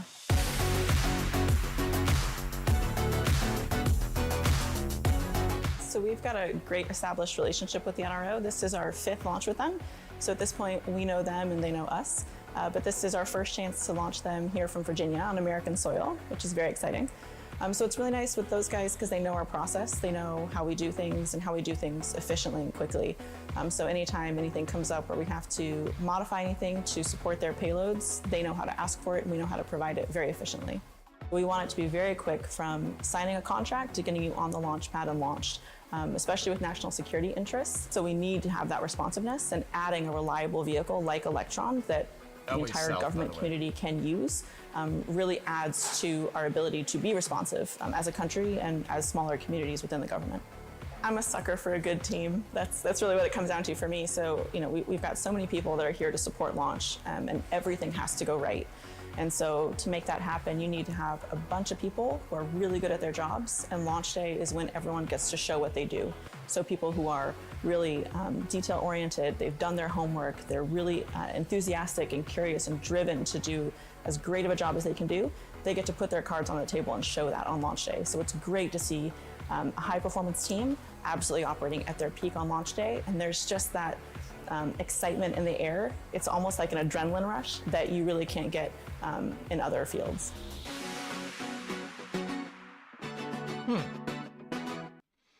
So that's their new launch complex. It's well, yeah, pretty new.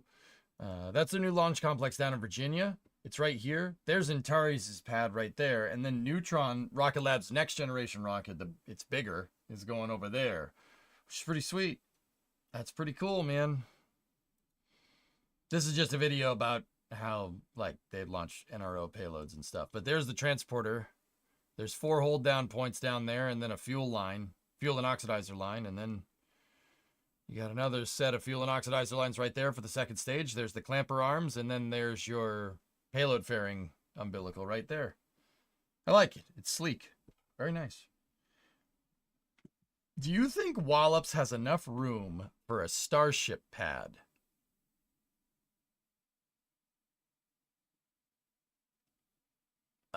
Yeah, I mean, I guess. Yeah, I mean,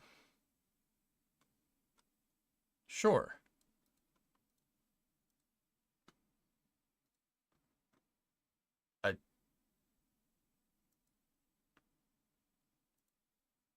Yeah, soapbox. I don't think they'll ever. I mean, okay, you should never say never, right? But I don't think they'll put one at Wallops, dude. I think by the time they're thinking about expanding Starship to other launch sites other than Brownsville and the Cape, I think they'll start building floating platforms and that's based off of what I saw from the Starship All Hands meeting that we watched yesterday for Space News.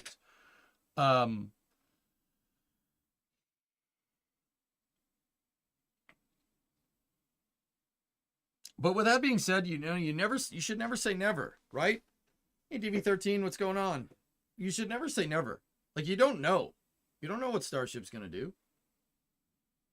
You know, like, if you told somebody in the United States in 1939, right, that in just 10 years, flying boats would be stupid, like flying boats would be completely irrelevant, they'd look at you funny.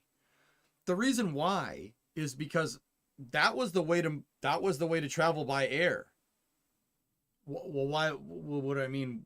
What do I mean? Was that was the way to travel by air? Guys, planes landing on concrete and asphalt and like flat runways was not seen as the right idea up until after World War II. The best way to fly around was just to put a dock somewhere and have a seaplane just go into the water and take off. Why? Because there's plenty of ocean. Why would you clear like a gigantic field and then pave it, right? That's way too expensive. Why would you do that when you just buy a flying boat and fly around and use the boat? That way the water is your runway, right? Why would you do that? But then, World War II came around and defense spending went through the roof and airfields were made pretty much everywhere in every freaking town, right? And then after that, flying boats were irrelevant because why would you make something that goes into salt water? We have all these runways. Just make it land on land, right? That's why flying boats went the way of the dodo, right? So why do I bring this up? Well, I bring this up because, it seems absurd right now to go and build another Starship pad at Wallops. Like, why would you build a Starship pad there? Why would you build a Starship pad at Vandenberg? Why would you do that? That seems weird. But just because it seems weird right now doesn't necessarily mean that that wouldn't be a thing in the next 5 years, right? Just like a flying boat became instantly irrelevant after 1945, right?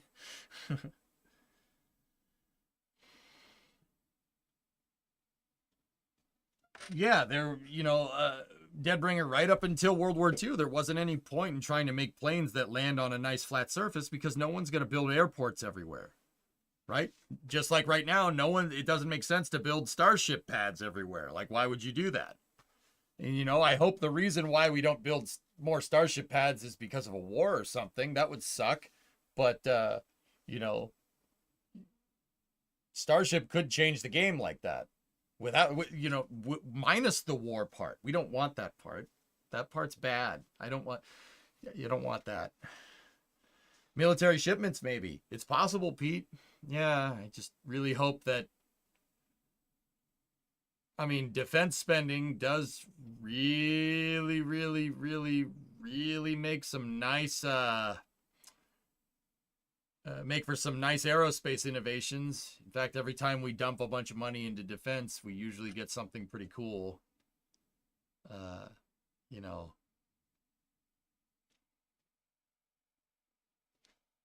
like pressurized cabins or something. That was something that came out of World War II that's kind of useful nowadays. Did you see the Sierra Space video? I did. So what is the future for Slick 6? Falcon Heavy, I believe. Flying boats look pretty amazing though. Yeah, you're not wrong. You are not wrong. The H-4 Hercules is my favorite flying boat. Elon said thousands of starships. That means thousands of pads. I don't think it's necessarily one-to-one, Raiden, but I'm guessing that's some hyperbole on your part. You're getting at we need more pads, right? We're gonna need more than 3. We're gonna need more than 4, right? Is that what you're getting at, dude? Because yeah, I mean, yeah, I don't think we need hundreds of pads for thousands of starships, right? Just like we don't need, if you have thousands of airplanes, you don't necessarily need 100 runways, right? Because the pad, like turnaround on the pads, right? But I don't think it's 1,000 to 100 necessarily. Maybe like 1,000 to 10 or something.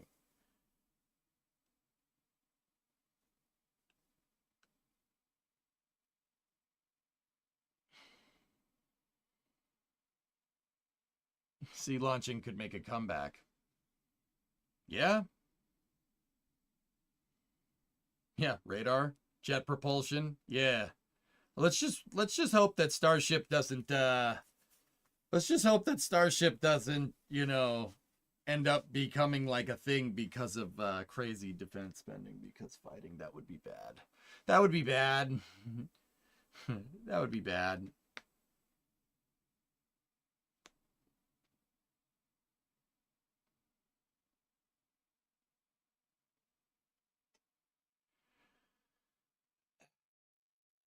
I don't, maybe T-Man, who knows? Maybe.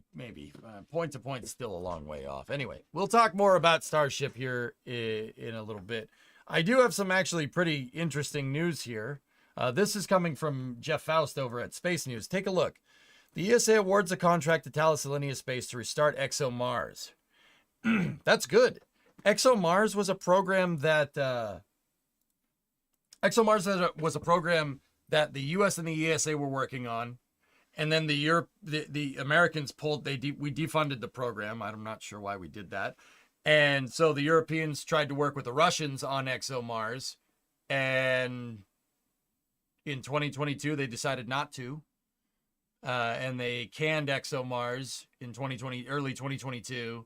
And now it looks like they're trying to start ExoMars up again. ExoMars is a Mars rover project, which is good. That's a good thing. Yeah, that's a good thing. We want more science payloads, so that's good on the Europeans for getting that thing up and running again. It was supposed to launch in 2022, but yeah, that didn't happen.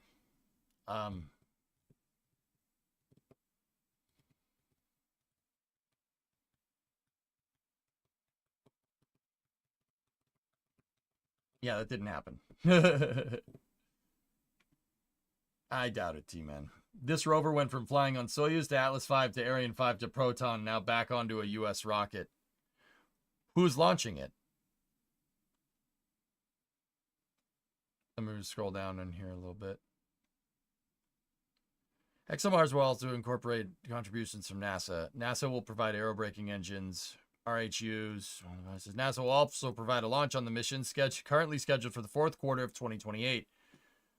Nguyen Xuanda said NASA is currently procuring a launch vehicle for ExoMars, but it has not selected one yet. I think you need to log off at 9 today for Fallout. Oh. All right. Yeah. I could probably get that done. Are there any launches tonight? Just to be sure. Nope. Angara scrubbed again this morning, actually. How far into the program were they when they got canned fully? It was scheduled to fly in 2022, so very, very far into development, Shaw.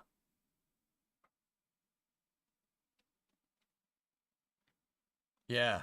Interesting. Interesting that it's come full circle. But it's good to see funding for science, for scientific programs happening. Those are the precursors to to getting people there. The more rovers that us and the Europeans and anybody can send over to Mars, and as long as they're willing to share the data about it, we could learn something, and that would help us get people there eventually. That's good. That's a good thing. So yeah, interesting stuff. It did come full circle.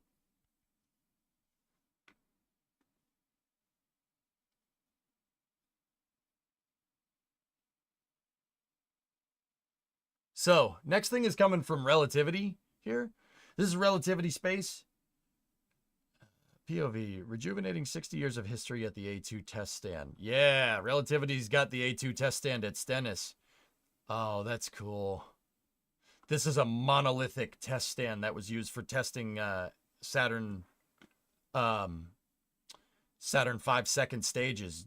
You could see this circular bit right here is the pedestal where they would mount it. Here, hang on.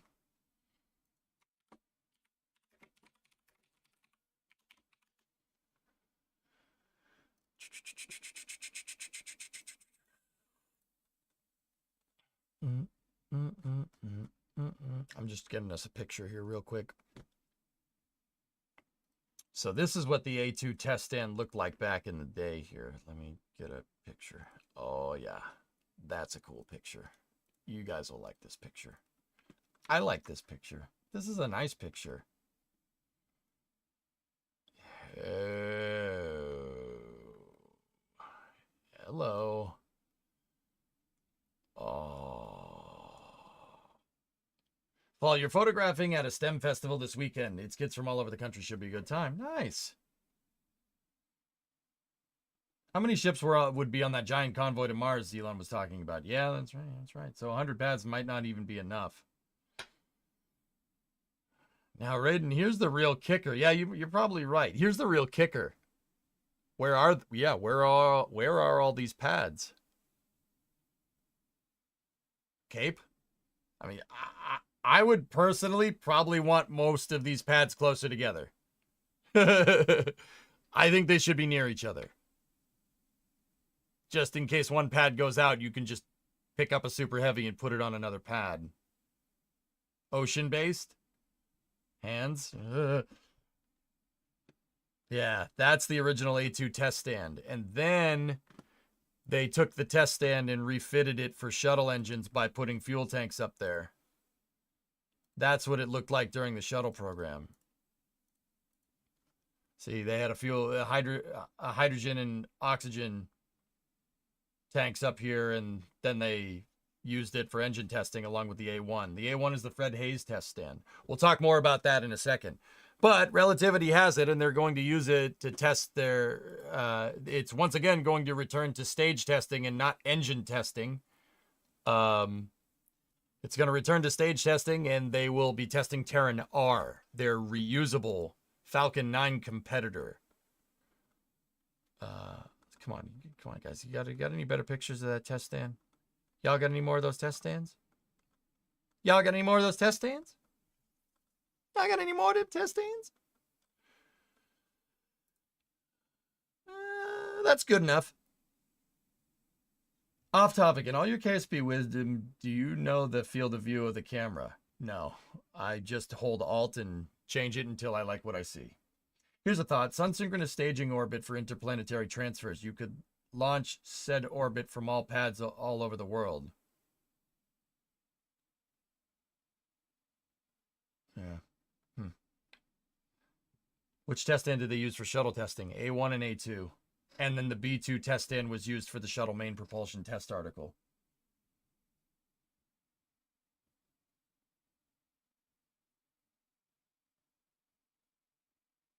I want at least 6 land-based. Yep. Oh, man, that thing is cool. Dude, it's a monolith. That thing is huge.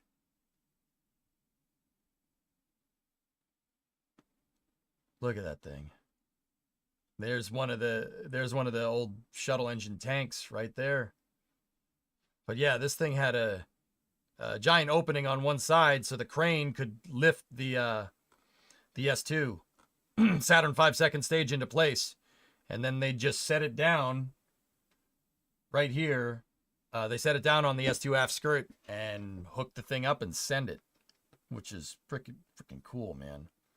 I mean, if you look at the cars in the background, look at the people walking around here. That's not a small test stand. It's not as big as the B2 test stand, but it almost is.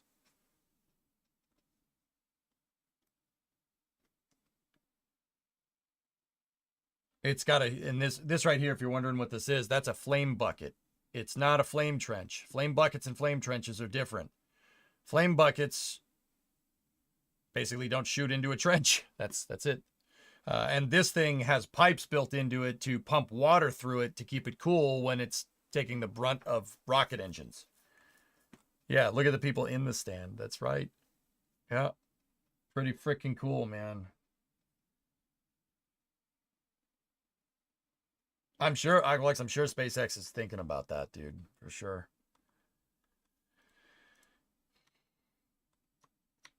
Can we go back to building big, cool stuff like this? I mean, the OLM and everything is sick. Don't get me wrong. I like that. But can we go, like, can we, you know, I like all the Starship stuff. The Starship stuff is amazing. I want more of that. But I also want more of this, too. Is that bad? Can we make, like, a super heavy engine test stand or something?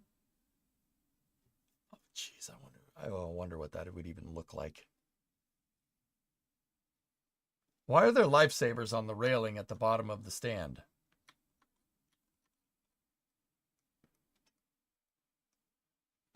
This is a barge.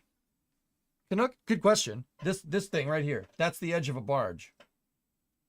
Yeah, the forklift is on, and the S2 carriage right here. It's a barge. Because they can't truck in something that big. They can't truck in a 10-meter core. So yeah, they had to bring it in via barge. They have the this crane right here, right? So they'd roll this thing into position. The crane that says American on it would attach to the back. You can actually see where it attaches, right? There, see? So they would put this thing on there, that bracket. It would bolt to the skirt, which is the strongest part, the aft skirt, which is the strongest part of the S2, right? And then they'd put the cap up on the top here, which is attached to the forward skirt, which is the second strongest part of the S2. The reason why this is stronger is because this has to take the brunt of the first stage pushing up on it. This, kind of. I mean, it still kind of does. That's more chunky than that thing, though. But anyway, so the crane that says American on it would attach to the back here, and then this big boy up here would attach to that top piece. And the two cranes will tandem lift that stage up, and then the first crane will start lifting, and the second crane will just kind of sit still. And that will rotate the stage up, and then when the stage is vertical, they'll detach it, and then it lifts it up and puts it on the test stand.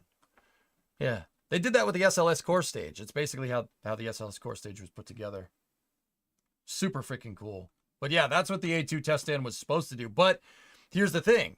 Relativity is going to revert it to looking back to looking like this. It's going to be a stage test stand again instead of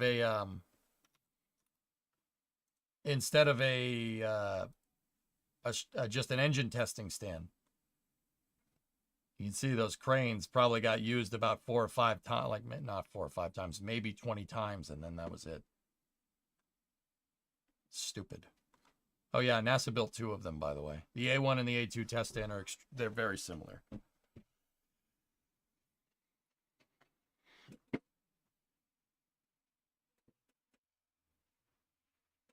Need more rocket. It's so lonely here. I'm sorry, DV. Here, I'll say hi over in the YouTube chat. Yo. You decorated one of your bathrooms with John Krause's launch photos. I call it the Flame Trench.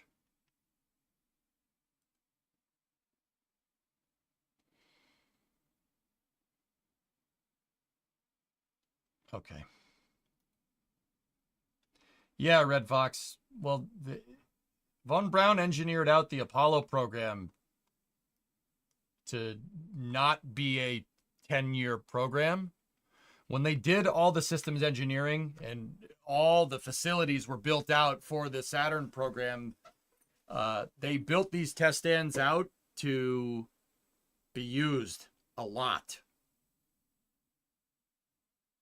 They built them out. They built those test stands to be testing Saturn V stages every day. Just like McGregor tests engines every day and stages every day. That was the whole point. That's why the B test stand is a 2-celled test stand, because it's supposed to be able to test fire two S1Cs back to back. Yeah, 2 Saturn V first stages. The A1 and A2 test stands are S2 test. They're both S2 test stands. Actually, I think it's S2 and S3 tests, or S2 and S4B test stands. I think I'd have to go look. Anyway, yeah. EJ talked about Stennis without the test, without the rant about the test stand that never got used.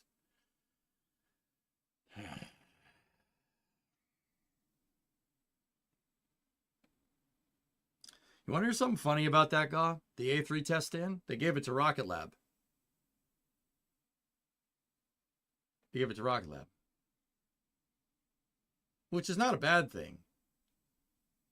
But they let Rocket Lab lease the test stand for vacuum testing for the neutron rocket propulsion. And now NASA needs a vacuum test chamber for upper stages. They're retooling the B2 test stand. They're retooling the B2 test stand for the EUS for their upper stage. So the A3 test stand is getting used, but it's NASA. What I'm trying to tell you is that NASA leased it out, and then they realized they needed a vacuum test stand, which is okay.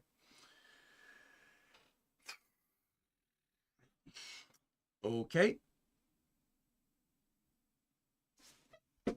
But I do have actually more news coming from Stennis if you guys want to hear it.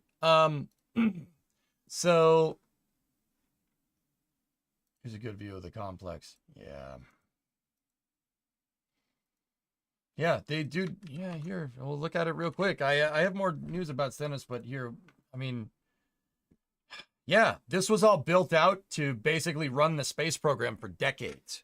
You could just keep launching Saturn V's. They built out all the infrastructure to scale up. That's why the VAB has 4 high bays in it. That's why there's 2 launch pads.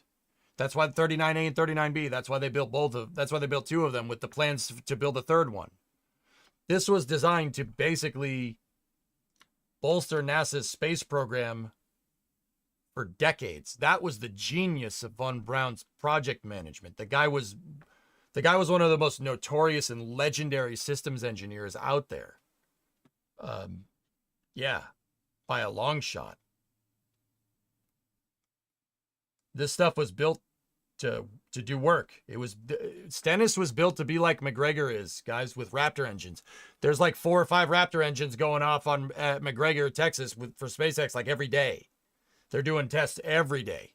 Stage testing, upper stage testing, vacuum testing, Raptor testing. They have like 6 Raptor stands out there. That's what Stennis was built for the Apollo program. It was built there to just put every S2 that came off the line, you put it on here, you do a full duration burn with it to make sure that it's good. SpaceX does that with first stages. Should have done that. Like that they should have done that with the Apollo program. It would have been excellent. But yeah, even the Saturn V second stages on the B2 test or first stages, the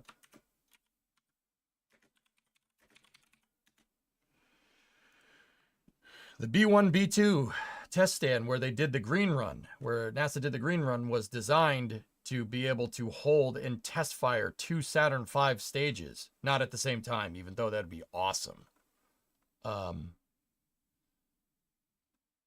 It is a monolithic piece of equipment. There we go. See? Look. It had 1 crane here.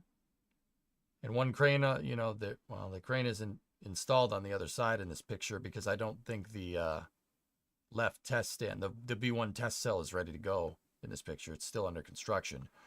The other way to tell that it's under construction is because that Saturn V doesn't have engines attached to it. He also seemed to know that the money would eventually dry up, so he built it for what he could imagine, not what he could actually get authorization for. Yeah, exactly. He built it while they knew they had the blank check.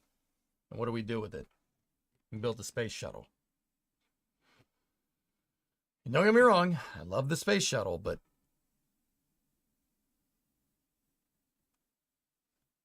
I'll take that. I'll take that. That's fine.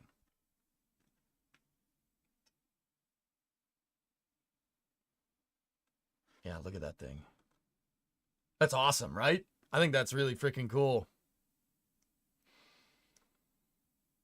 Also, there's some wicked nice cars there, guy.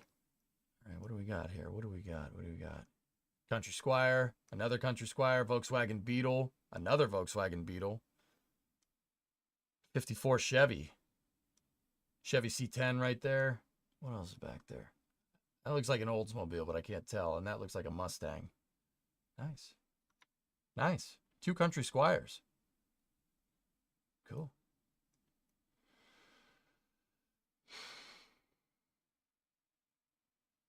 No, Reginald, I disagree. I mean, dude, look at the flame bucket. Look at how much beef is built into the flame bucket on that thing. The flame bucket's being held up with concrete supports. The other ones are just metal. They're just straight metal. That one is designed to hold 7.5 million pounds of thrust and then some. Look at how chunky it is. That's awesome. What about the thing to the right of the 2 figures? That is a World War II military truck. I forget the name of that thing. I always forget its name, but NASA bought a bunch of them. And they use them for just towing stages around. Oh, that's a light.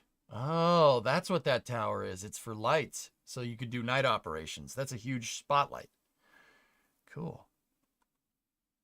Actually, you know what? You don't need another one of these over there. You can just you could rotate over here and that crane could put, once the thing's vertical, you could put this over there or over there. You could put it on B1 or B2. I don't think they ever used the B2 for firing Saturn V stages. I don't think they ever used it. Or the B1. B1 ended up being used for RS-68 testing, but yeah. Yeah, one of your favorite parts is checking out the old cars. This picture is from about 15 years ago, I'd say. So let's see. Are there any cool cars here? Ram 2500. GMT 400. 10th gens. Bronco 2, though. Bronco 2.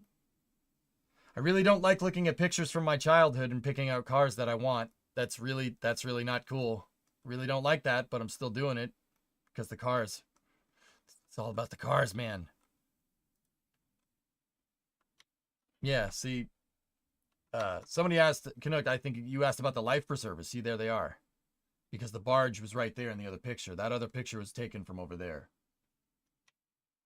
I just arrived. What the heck is that giant thing? Looks like a World War II U-boat bunker built with more stuff on it. These were test stands for the Apollo program, and then later shuttle engine test stands. That's the A1 and the A2 test stand in Stennis, Mississippi. Yeah, they were built for... Here, hold up. I can show you. They were built to do that. To test Saturn V second stages. The reason why we were talking about test stands in Stennis in the first place, hold on one second. Ranchero. Tornado. Very nice. 2 C10s. C10 step sides. Cool. Beetle. Beetle. Beetle. And Econoline. Nice. Nice. I'm not sure what that is. I can't tell. Maybe Pontiac Tempest, maybe? Anyway, the reason why we're talking about this in the first place is because Relativity is leasing the A2. Is it, or is it the A1? Hold on. Excuse me.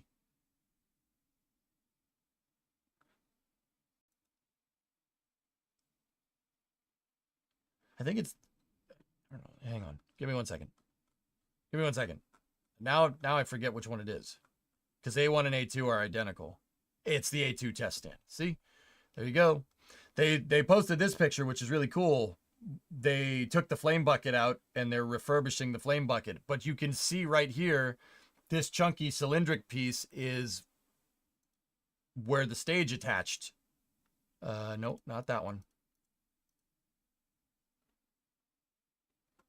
That's where the second stage attached to it. I hate you, Mark. I hate you. I'm gonna lose my mind. I'm gonna lose my mind. Bree's on the phone. Why does she always call when I'm having a problem? That what? Yep. What do you want? You're on stream. What's up? I was gonna watch Wonka and then I realized you might want to watch it, so I'm calling to ask if I can watch it or if you want to watch it. Watch what? Wonka. I don't want to watch that. Okay. Alright, that's all. All right. Bye. Bye. Love you too.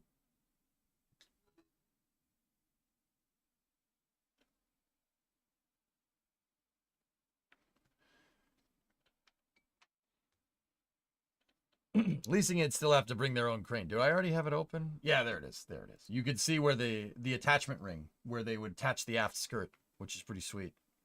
Yeah. Pretty cool, man. I'm just happy the stand is getting used. It's interesting because behind this picture of the team that's working on the construction, you can see the...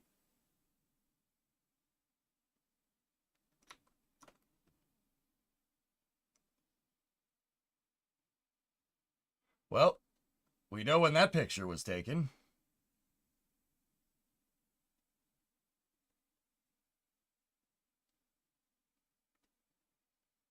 Reddit said it was good, so you figured you'd try.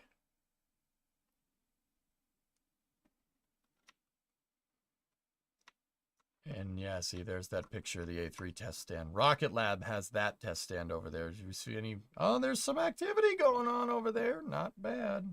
That's a vacuum test stand that was built for the Apollo, or not Apollo, for the Constellation program. But NASA built it, canceled the program halfway through construction, and the contractor sued them, and they built then to finish the construction. Contractor finished the construction 3 years after the program was canceled.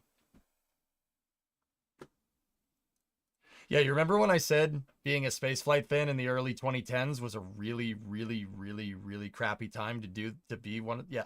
There you go. Yeah. Yeah. I'll say that one more time just in case anybody's wondering. The A3 test stand that was built for the Constellation program was completed in 2014, 3 years after Constellation was canceled. Because the contractor sued NASA and said, look, I've already invested in this. You're paying me to build this test stand because I'm halfway done with it, and you're gonna finish it. You're gonna pay me to finish it. You can't renege on your contract. And NASA's like, yes, we can. And he's like, fine, I'll take you to court. And he won. Oops. Whoopsies. Is it for a full stage or just engine in the vacuum? You know what, Zombie? I'm not 100% sure on that one. I know it was for J2X testing, but please hold. Maybe we could use this as an opportunity to learn.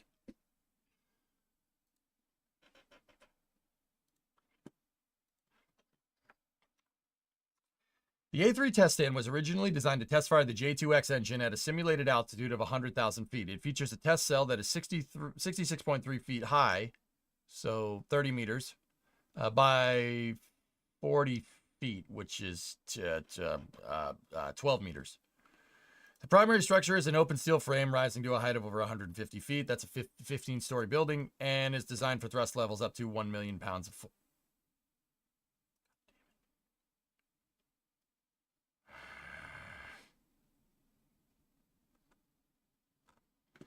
At that point, we should have just built the stick. Yeah, I'll say it once, I'll say it again.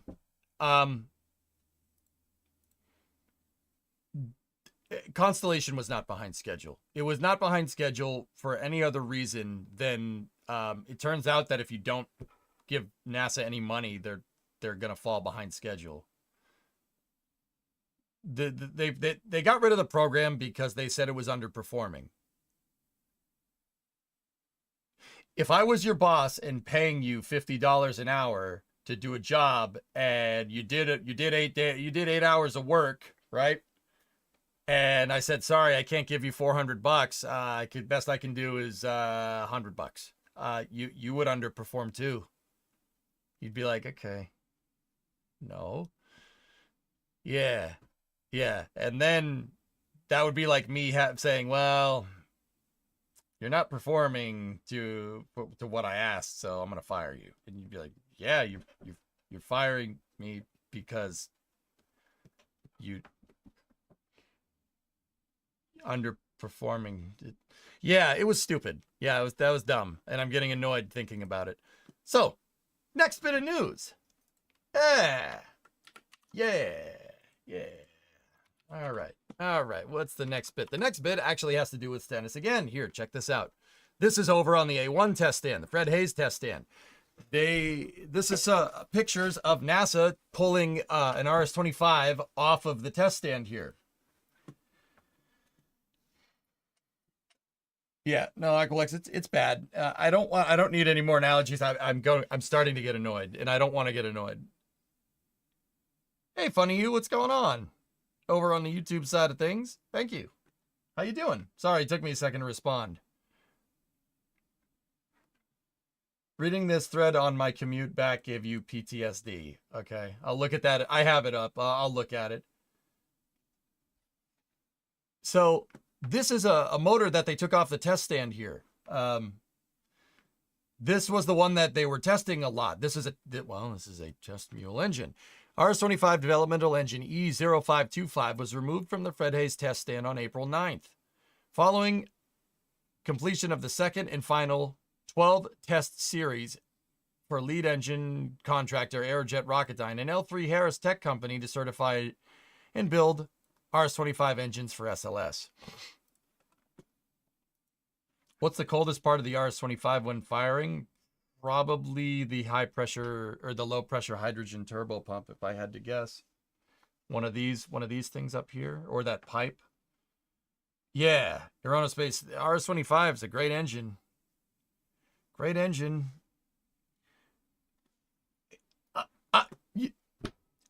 You know what?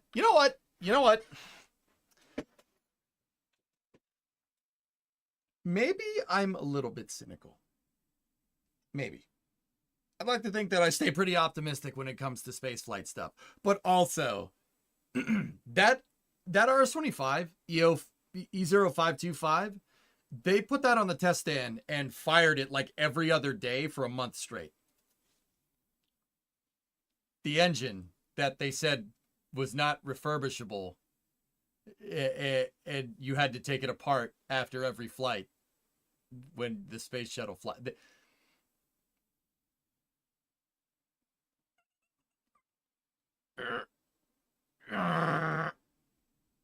I'm not upset. I'm not upset. Maybe every other week, but close enough. I'm fine. Yeah, Urban, you're right. You're right. Don't go down this road again. It only leads to pain. You're right. You're right. You're right. You're right. You're right. Smile and wave. The engine that they said was not reusable, they're reusing on the test stand. I know they're reusing it because they couldn't take it apart when it's on the test stand because it's mounted. You can't take it apart when it's there, which means they didn't refurbish any. They didn't take the entire engine apart between test firings, which means that it is reusable, and NASA just never bothered to. Oh. Okay. That's fine. Yep. Can we see the differences between the old one and the new one? Not really, T-Man. They look very similar. Eject. Eject. Yep. No, it's fine. It's fine. It's fine. It's fine. It's fine. Everything's fine. I'm good.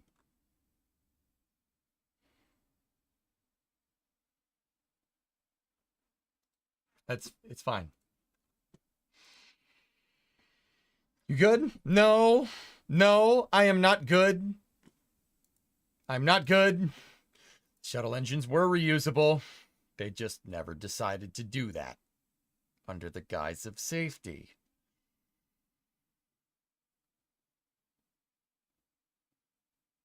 I am a bit disappointed. And if it's one thing I do not like to be, it is to be disappointed. I know.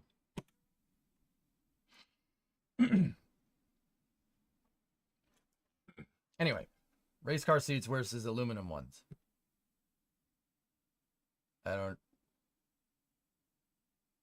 Okay, I don't know what that means. All right, sweet. Deep breaths. Deep breaths. It's fine. It's fine. It's fine. All right. Anyway, so yeah, we're now leaving Mississippi and we are going back to New Zealand. Here, let's see. This is another post from Rocket Lab here, and Forge, we'll check out that thread that you linked here in a second. This Electron has been to space and back. Now it's getting ready to go again. For the first time, a recovered Electron stage has been returned to the production line to undergo final acceptance and qualification testing in preparation for flight. Yes. Sorry, sir. It'll never happen again. I know. Beep.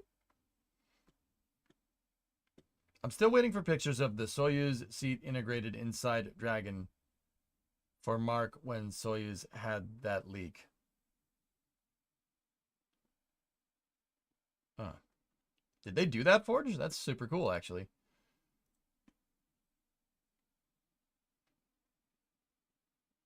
Human rating makes you do funny things sometimes. Yes, I know. Okay. Daily Space News, what kind of witchcraft is this? We're getting back into the groove, Zay. We're bringing the band back together. Tell your friends. You two girls, tell your friends. The Space and Rocket Revue.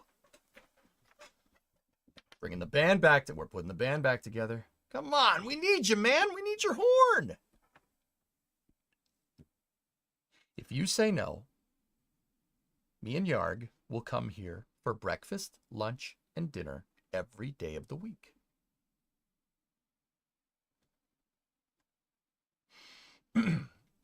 One night only, the Blues Brothers Rhythm and Blues Review.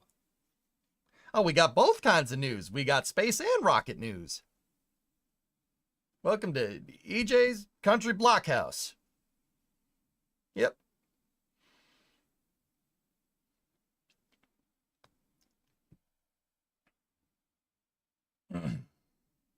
Does this mean KSP mission mode is coming back?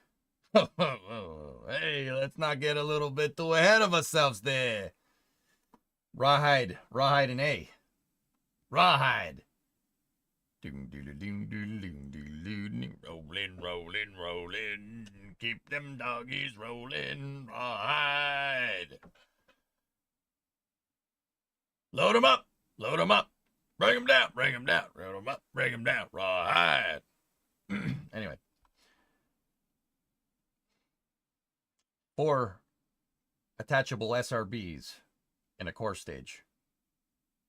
And a high Delta V upper stage. You want Carolox or Methalox? No, ma'am. Dry.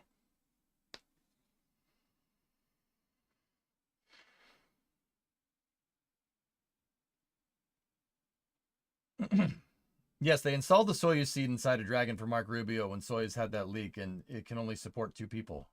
Really? Huh. It's Frank Rubio, not Mark Rubio. But that's cool.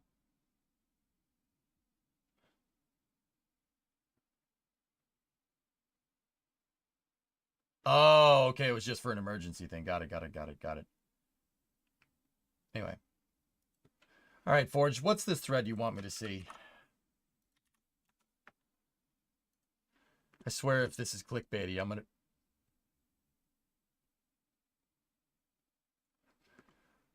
Oh, no. Do I have to look at this? What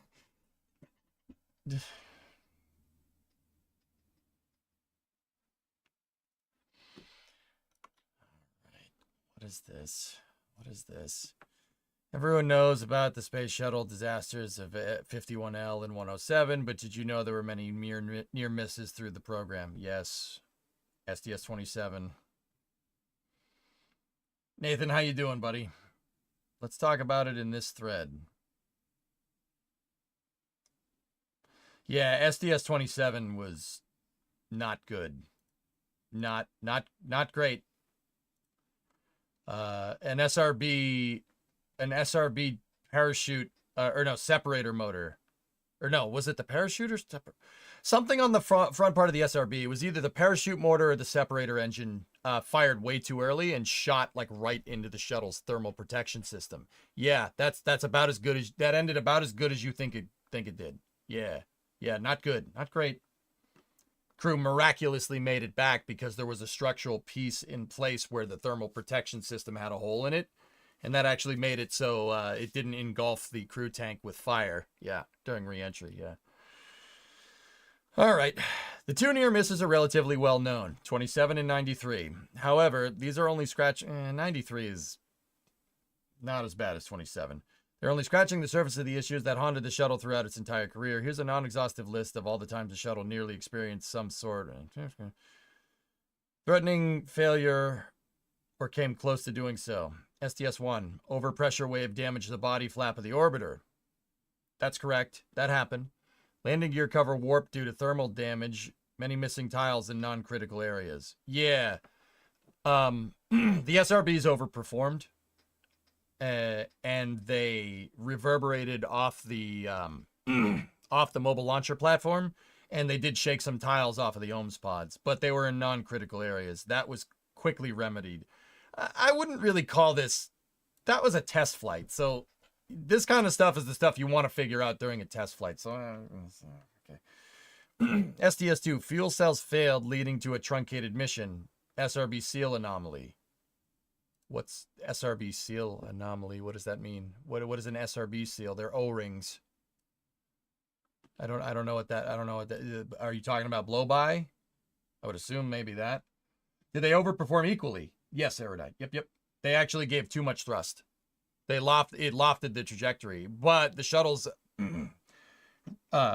redundant set launch sequencer took control of it. The auto sequencer, the shuttle's avionics compensated for the overperformance. That does happen.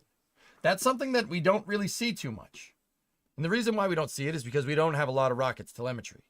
If I had the telemetry in front of me, I could tell you what rockets overperform and which ones don't. Sometimes they do. But that's what closed loop guidance is for as well. Closed loop guidance can compensate for over or under performance within a nominal range on the first stage. I've seen it happen before. I haven't said anything though. I've definitely seen it. I can recall a Rocket Lab mission where the second stage had to like turn radial in because of overperformance.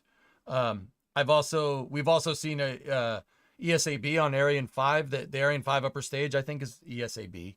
We've seen that thing overperform a couple of times, actually, and then it compensated. And we saw the convergence on the telemetry for the compensation, like by burning radial in because of overperformance. It's definitely happened. If I see it during a launch, I'll point it out. But yeah, it's really hard to see without telemetry.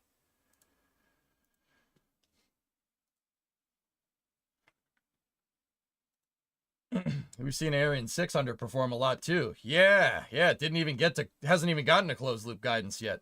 SDS-6, more than acceptable tile loss and thermal damage. SDS-9 landed with an APU on fire.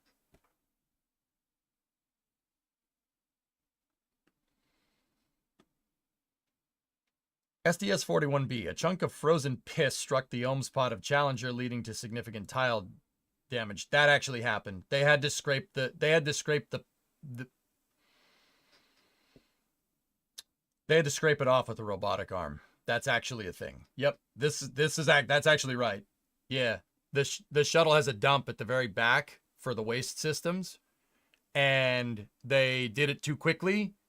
And P immediate, like, you know what happens when you push liquid at pressure into the vacuum, it'll immediately solidify in the like split second where the temperature drops to nothing. It'll solidify immediately, and it actually clogged the piss pipe. That actually happened. Yeah, that's right. Piss struck the Ohms pod of Challenger, leading to significant tile. Dude,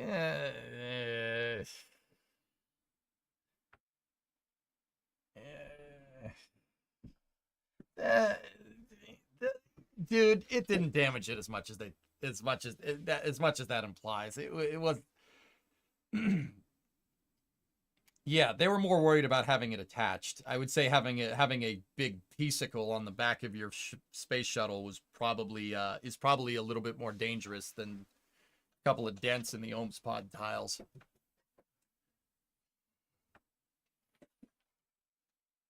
APU on fire sounds bad though. I'm not familiar with that one, to be honest with you. I've never heard that one. What else? 51D, left outboard Elevon experienced significant burn through during re-entry. Right brake failed on landing, leading to tire blowout. That happened. Urian, yeah. 51F, center SSME shut down 5 minutes into flight, resulting in an abort to orbit. Yeah, but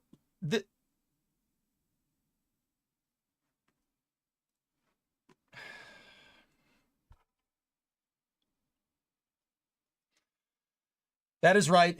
That did happen. We're just not gonna mention why it happened though, huh? That's not even close to a near miss. That SDS-51F actually used the Ohms pods to compensate and actually ended up doing a full duration mission. The reason why the center engine shut down, it's the only time there's ever been an abort to orbit with the shuttle.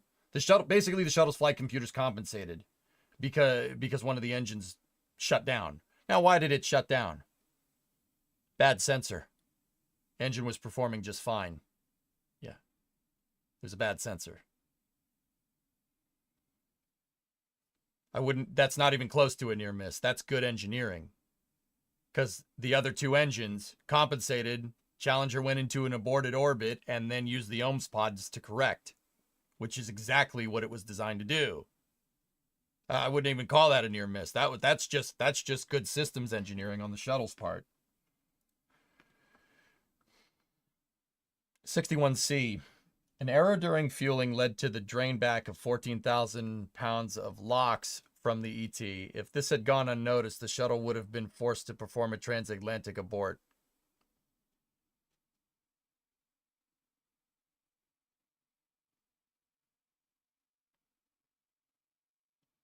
What's up, Ian?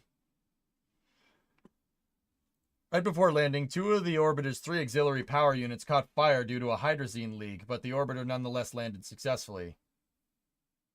See, Tessa, I wouldn't even call that a near miss.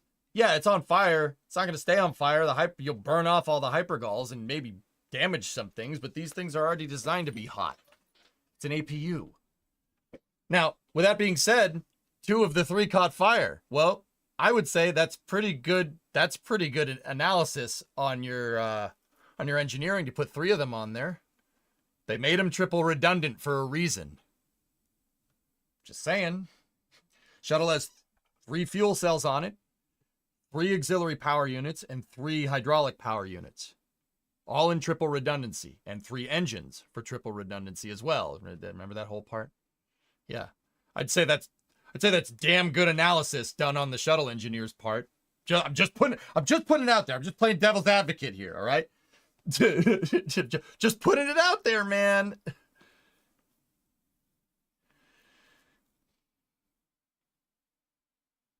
The leak was discovered after it burned itself out and caused damage to the interior of the compartment. That's the orbiter aft main compartment. Yep. The shuttle was then sent off for an extensive renovation and upgrade to bring it up to date with the newer orbiter as well. Yeah.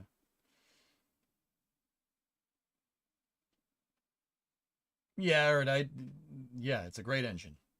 We know it's a great engine because they just put 0525 on the test stand and fired the trash out of it without refurbishing it like 12 times, and it's fine, which is really annoying.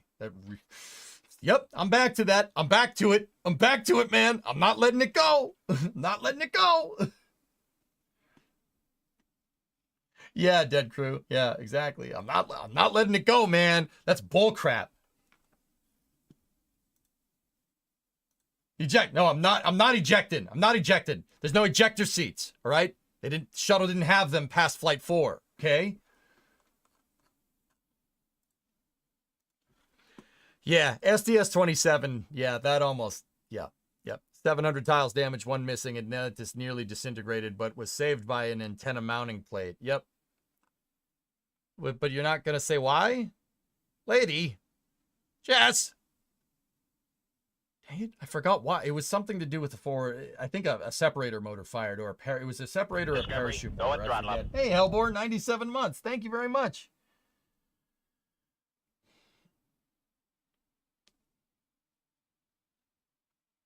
"32. Incorrect vector data uploaded to shuttle's flight system, leading to the orbiter performing several rolls before it could be corrected."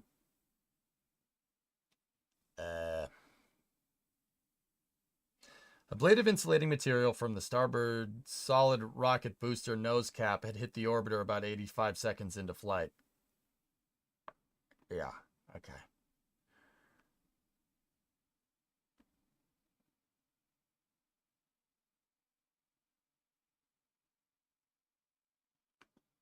I know about 27. 27 almost. Yeah, it was close. That thing almost didn't make it. But it did, so we're good.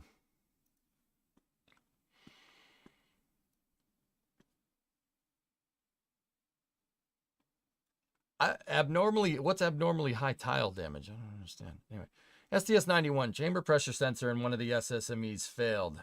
If it had occurred later in the flight, RTLS would have been triggered.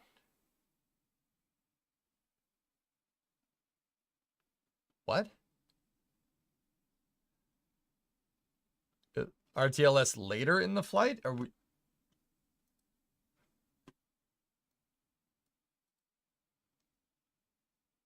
How does that work? I'm gonna have to go read about that one. Anyway, STS-93. During main engine ignition, a golden pin used to plug an oxidizer post came loose and was ejected into the chamber wall of the right side SSME, causing a leak above the main combustion chamber. 5 seconds after liftoff, an electrical short caused shutdown of the center engine's primary controller, and the backup controller was left for the backup controller for the left SSME. 3 was shut down early, but it didn't affect mission orbit drastically. It's just good redundant engineering, man. Hey, Adam, what's going on? 68 months, thank you. Yeah, it had to have been earlier. Yep. RTLS is not a thing with the shuttle. That's death. Yeah, that's a good way of saying die. Yeah. So that I would call that one, that one's not good. We're proving why redundancy is needed. Well, Tavern Long, here's the thing. Like, let me put it to you like this. It's really easy to say, well, that failed. We should make it redundant. Now, it takes a really good engineer to say, well, that part failed. This thing failed.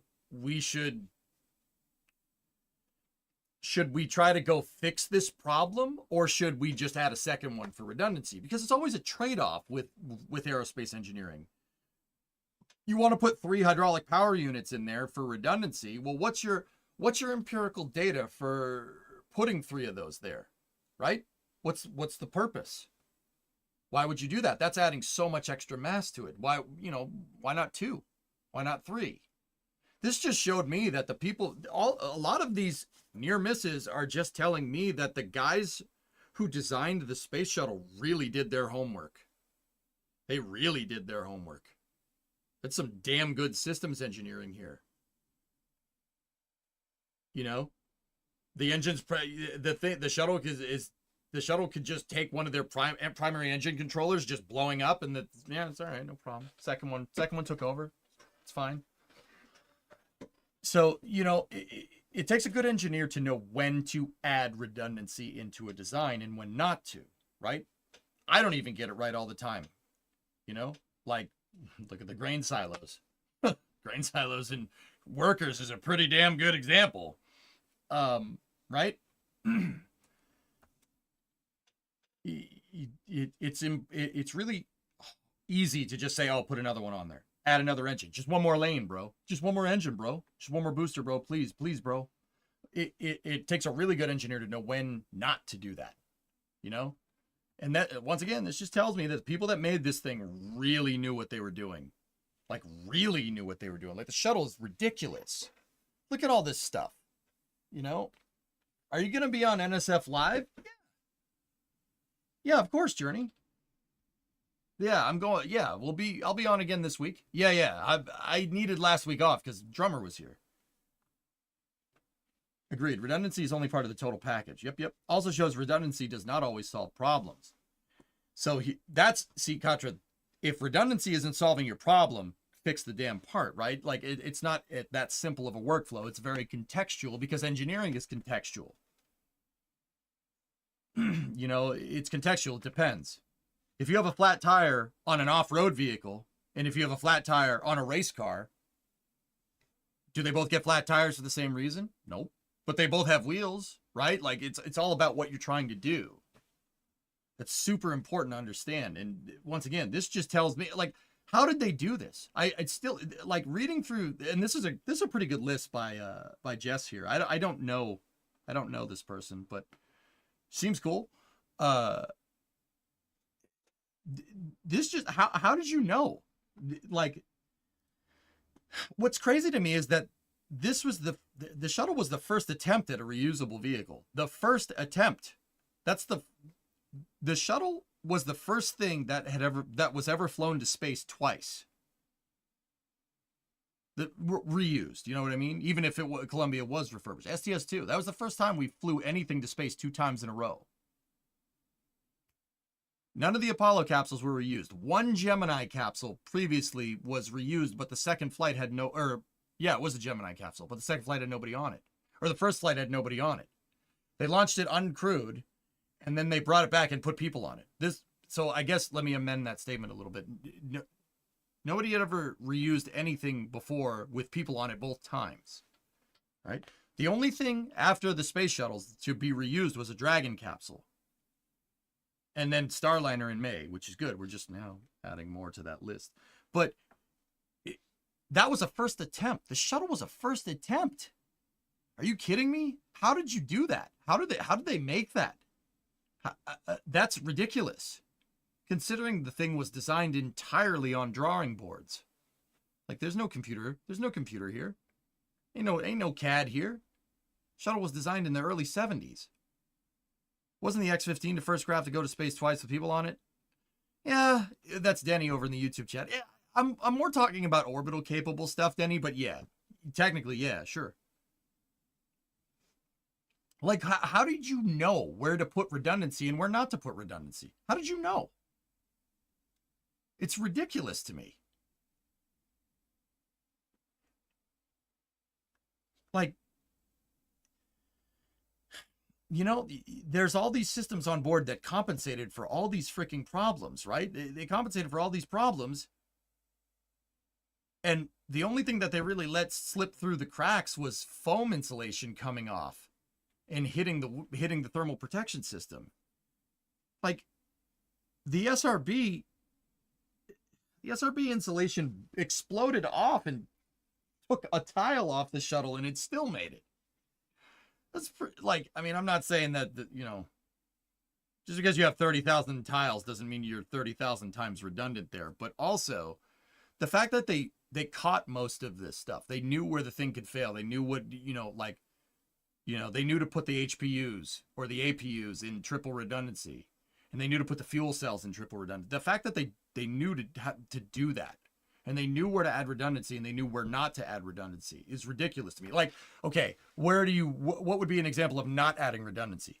Shuttle has no jet engines. It glides down to the runway. They wanted to put jet engines on it, and then they realized, why the hell do we need these? Look, man, you're not landing it on the runway the first time, right? You did something. You got other things to worry about than having jet engines, right?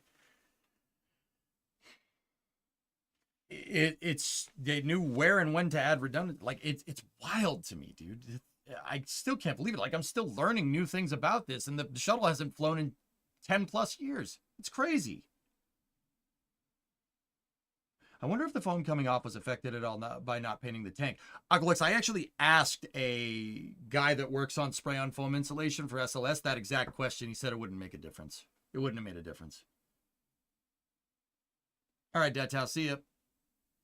How many other rockets were crewed the first flight? Never been done before, Fifth. Never will be done again. No one will ever do that. Ever again. Keep a stiff upper lip about your slide rule and cadmium-plated... plated washer. Yeah. Last time I saw you, dude, was in Pima in like 2019. Damn, Rudy. It's a long time, dude. YouTube chat's actually going off over there. What's up, guys? It's usually dead. I'm sitting over there watching it. You know, up until you guys started talking. The last comment was like 3 hours ago. It wasn't, but yeah. Would the jets have even allowed for a go around or just increased cross range? You would need. Yeah, MotoKid, it probably would just be for cross range. Yeah, probably would just be for cross range. But yeah, can you imagine how much the shuttle would have sucked carrying all that jet fuel up into space with 2 jet engines where the OMS pods? It's frick that. Frick that. Like they knew where and when to add redundancy. I don't know how the hell they did that. How did you have the foresight to build that thing? You might want this. Can you use a link shortener next time? Anyway, moving on. Don't forget to like and subscribe. Greg, I'm not doing that. But I will hit the bell for fun here. There you go. I don't post YouTube videos. Discovery, go at throttle up. Maggie, 85 months. Thank you. SDS-95 drag chute door came loose during launch and impacted center main engine. Ugh. Yeah, well, they added the parachute because they added the chutes because of the brakes. Up here, there was a thing about brakes. Anyway.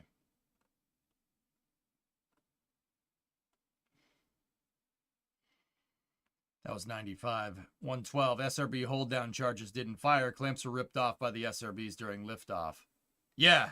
That was actually a planned redundancy. Tres comas. Yeah, Rudy. I got you. I have your VOD from the 2020 New Year's Eve. Managed to get on a GTA race with you.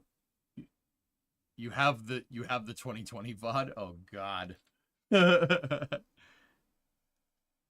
I sounded so tired. Yeah, Rudy, it was something. Yo, Greg, what's up, man? You did the eclipse. That's awesome, dude. That's awesome.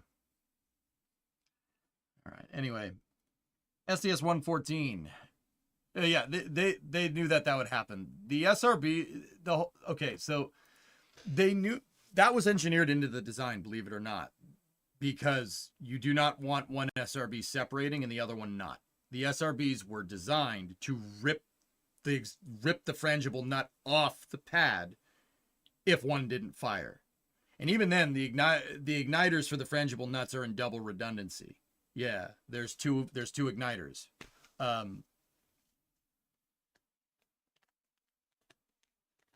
Denny, the Eclipse was about the coolest thing you've ever seen in your entire life. It was pretty sweet, man. It was pretty sweet. But anyway, yeah, that was designed to do that because you don't want one SRB separating and the other one being held down, because that, I mean, shuttle going sideways seems kind of cool, but you want it to go up. The only reason why the shuttle is bolted down with the SRBs is because of the twang maneuver. So when the 3 main engines ignite, and so this is the external tank, this is the shuttle engines, right? in the shuttle. When the 3 main engines ignite, the whole stack rocks back and forth before SRB ignition, right? That's why it's bolted to the pad. It's bolted to the pad to make sure it doesn't slip off the pad when those things fire. When the SRBs go, they're designed to rip themselves off the pad. That was built into it. I've read about that. I saw my name mentioned. Yeah, drummer posts the YouTube videos. Yeah, see, Tessa, you crap posted and you woke him up. Why would you do that? Why would you do that? Kid's trying to sleep. Now how do you feel? Redundancy on the ground doesn't cost fuel. Well said, Broken. I'm very happy to see you still going. You helped me get into STEM. And now I just started in uni this year for Aero. Oh, really? Which you're at Embry Riddle. Which one? I'm gonna go ahead and guess the one in Arizona because of Pima. Yeah. Good. Annoying drummer is becoming a hobby. All right, Rudy. That's awesome. SLS does the same thing too, if you remember right. SLS does a twang maneuver, T-Man? No, it does not. SLS is not bolted to the pad. Fun fact. It's just sitting on it because gravity. I'm shocked someone other than you broke Rule 12. And man, you should take that personally. People encroaching on your territory, man. Just saying. You've been playing Minecraft all day? Got out of bed at 10 a.m. Gonna head to bed soon. You've been playing Minecraft. After what we talked about, you playing Minecraft all day, dude?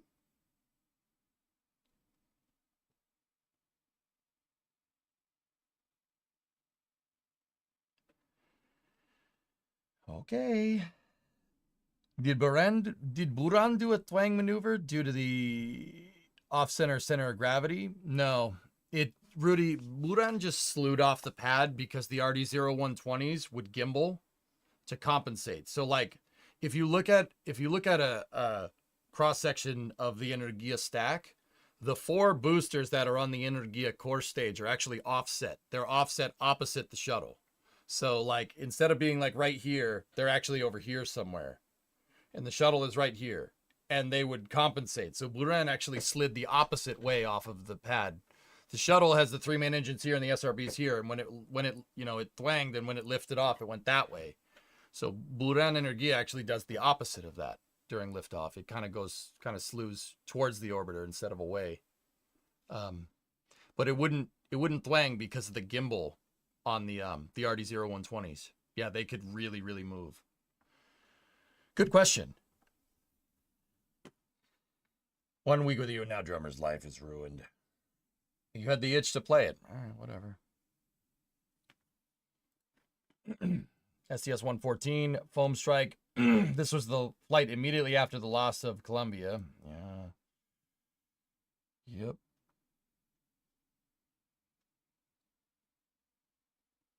It's really easy to get 2 shuttles confused. G-Man, what are you talking about? I don't know. Whatever. Here's an interesting thought on shuttle air-breathing engines, though. The placement of those engines would have improved lift over the wings under thrust in the same way prop wash does. Yeah, but I'll take payload mass. Thank you very much. Anyway, STS-116, STS-125 SRB debris hit the underbelly of the orbiter during separation. This list was done in numerical order to preserve my sanity. Thanks for reading.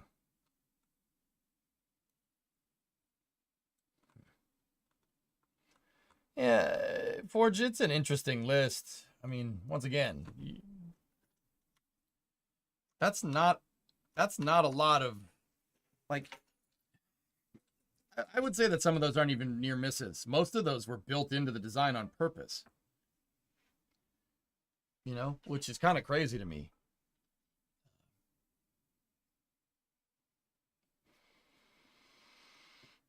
I'd say the worst ones out of those are probably 93, STS 93 with the oxidizer pin, and STS 27. But that just goes to show you that the shuttle was really supposed to fly a lot. Discovery, go at throttle Really, up. hey, all systems 78-month resub. Thank you. I really wish that they had ended up flying it once a week. I really wish. That would have been amazing. I will say it once, I'll say it again. You fly it once a week. Most of those problems get fixed by the late 80s. And some of them probably don't even happen.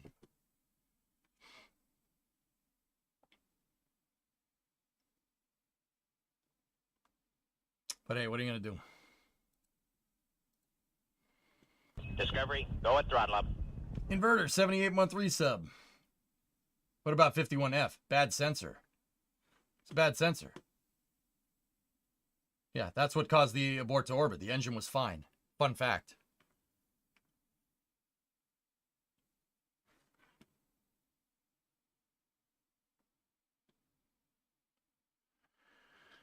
Would have been helpful if it was an adventure ran and fly without crew.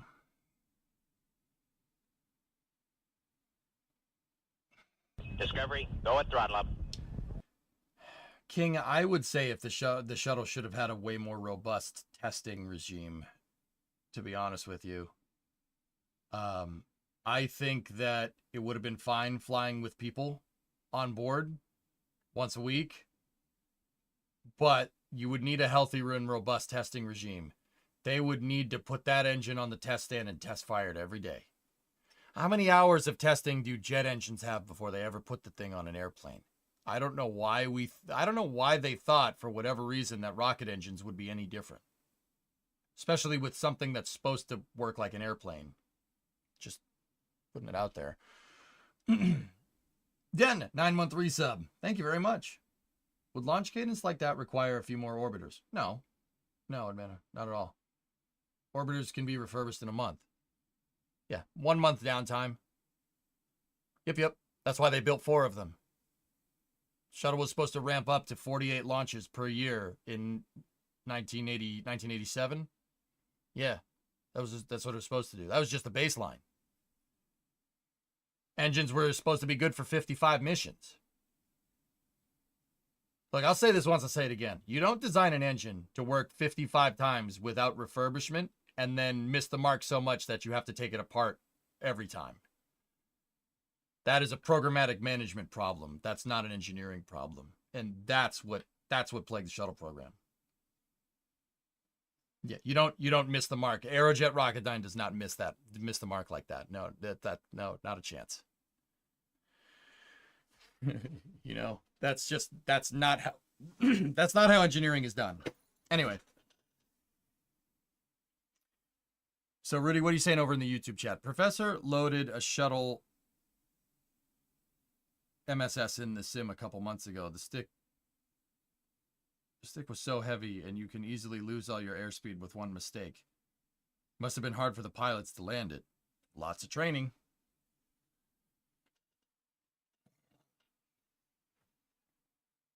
Yeah, exactly, Aqualex. The test program wouldn't have been done until we were hitting the cadence. Yeah, dude, all the developmental engineers were gone by Flight 5.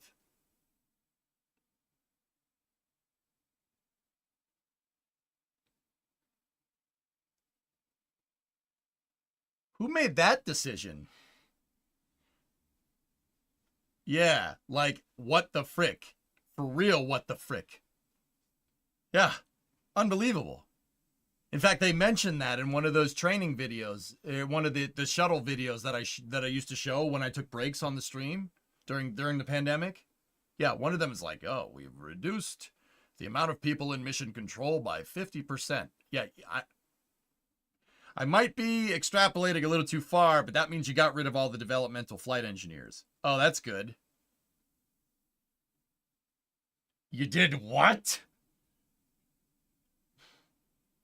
Could you show that guy getting pumped up after landing? It's not that guy. That's John Young, man. Don't ever you do not refer to him as that guy. That's John Young.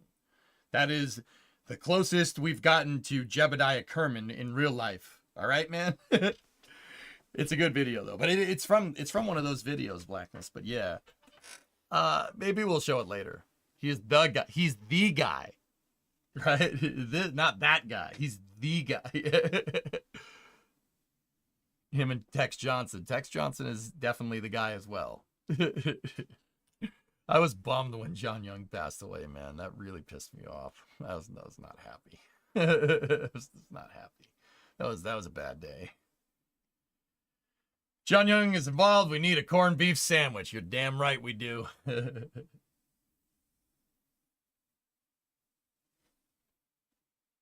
What about corned beef concealer? What are you talking about? A pocket?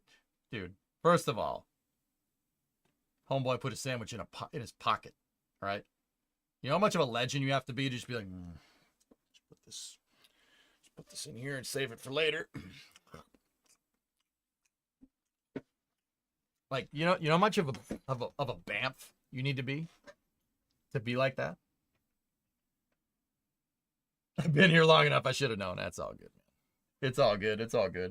I'm sure it was wrapped, but also in your pocket. All right. You reckon Gus Grissom would have been the first guy on the moon had Apollo 1 not gone awry? Yes. Absolutely. Him and Ed White would have been the first two.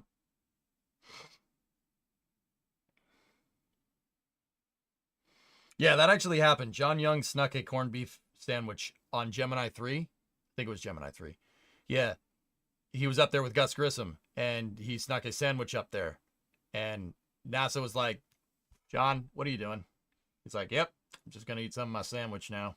Just took them with me. My personal effects. Personal effects for like bringing pictures of your family, sir. Why did you bring a sandwich? Because I was hungry. John, don't eat the sandwich. John, don't eat it. I might eat the sandwich. John, do not eat the sandwich over. That actually happened. Yeah, that happened. Oh yeah, NASA got pissed. It's really funny. He's like, well, there ain't nothing you can do about that from up here, now can you? Oh yeah, that actually happened. Yeah, it's pretty funny. Yeah, he didn't like it, but he brought his own sandwich. NASA was worried about crumbs shorting out the electrical system. They didn't, so it's fine.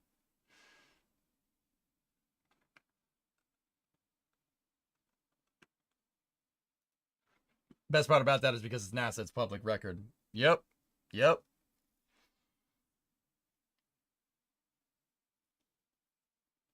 So Rudy over in the YouTube chat. I'll give a salute to Michael J. Smith and Dick Scobie. They managed to save Challenger through re-entry with one wing. Rest in peace. Smith and Scobie were Challenger, not Columbia, dude. Yeah. You're looking for Husband and McCool on Columbia. Yeah, they flew it. Yeah, they flew it with one wing. It was the Aero Forces that got it, which sucks. But what are you gonna do? Hey, Taxavator, what's going on?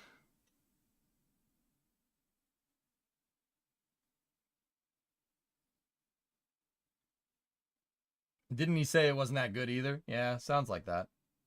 John Young is amazing. That guy was the best.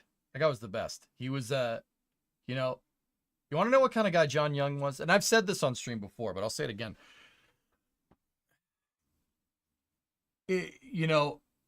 After he retired from NASA, at some point, they named a road in Central Florida after him.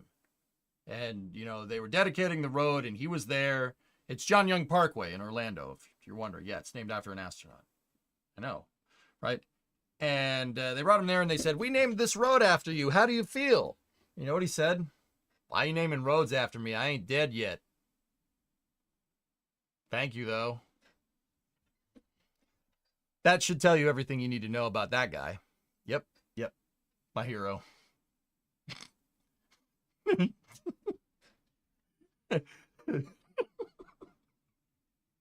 That's awesome. It's so funny. Why are you naming that after me? I ain't dead. Yes. Awesome. Oh, that's pretty funny, man. He's also known for such banger quotes as, any person that straps themselves to the largest hydrogen and oxygen thermobaric bomb doesn't realize that they're close to death, doesn't understand the situation. I'm paraphrasing. It was something like that. Yeah. Oh, wait, no, what was it? What did he say? He said, anybody that straps themselves to the largest hydrogen and oxygen rocket ever made, knowing that they're going to light the bottom of it on fire, doesn't fully understand the situation. If it's my road, I can't get a speeding ticket. Yeah, there you go.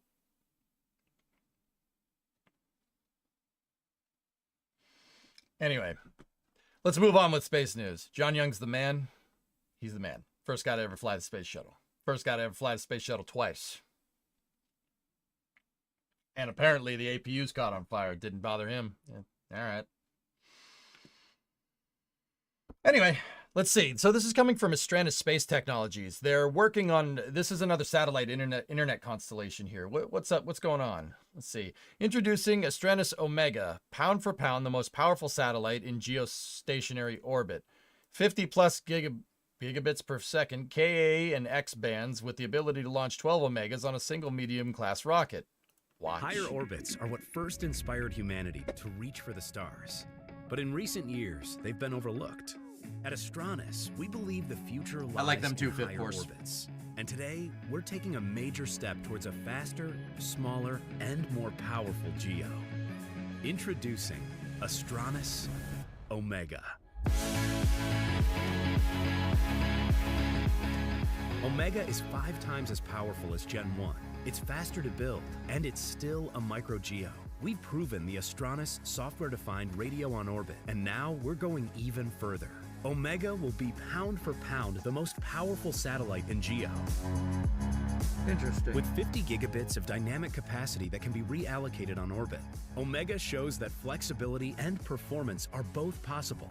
We can launch up to 12 Omegas on a medium-class rocket, and with over 70% of Omega built in-house, we have the speed we need to build 24 satellites per year to surpass the rest of the GEO industry combined. Rather than building bigger systems slower, we build small systems faster and more powerful than ever before. The future is in higher orbits, and Astrantis is building both. We're bringing about the new era of proliferated GEO with Astrantis Omega.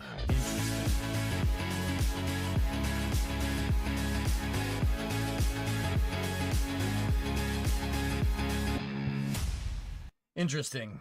Yeah, Tessa 50 is not that much, but there's a lot. This is a bigger constellation. See what I'm talking about? Each one of those is 50. That's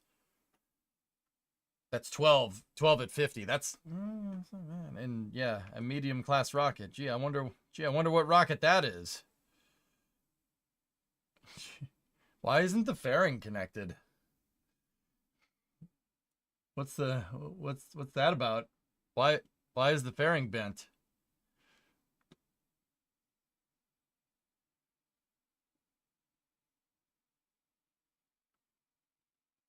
What? Why is it off-centered? That's weird. We can launch up to 12 Omega.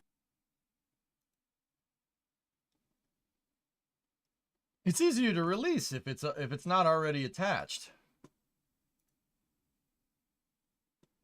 All right. All right. I wonder what the FAA might think about GEO constellations. Not their jurisdiction. That's much more the FCC. And by proxy, kind of the Space Force, King. Makes sense to me.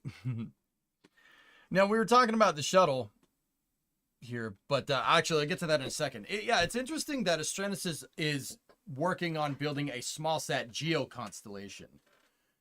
Generally, the trend with satellites, dudes, the trend that's been kind of a thing, thanks to SpaceX and Starlink, has been instead of gigantic geostationary communication satellites that have a shelf life up on orbit of about 10 to 15 years, the trend in the satellite launching market has gone from those big satellites down to 5-year life cycles.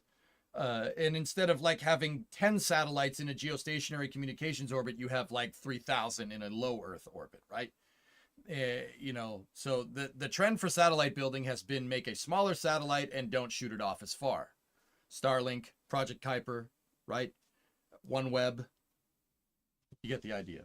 So It's interesting that Astranis is looking at making a smaller GEO satellite. That's very interesting.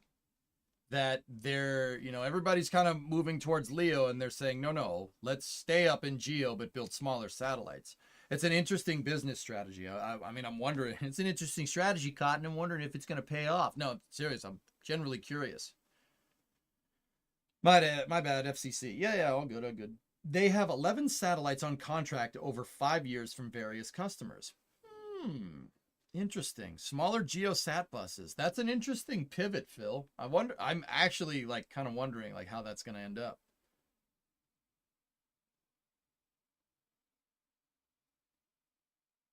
Yeah, Rudy, that sounds right. But yeah, I mean, also Starlink satellites are a lot closer. Can Astranis satellites deorbit at end of life? No, they'll probably get put in a graveyard orbit up in GEO. They're just manufacturing small GeoSats. They aren't building their own constellation.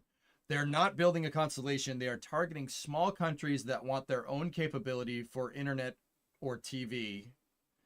I definitely saw them advertise that they can broadcast on the military bands, but yeah, for TV, but don't want to buy giant GeoSats. Interesting.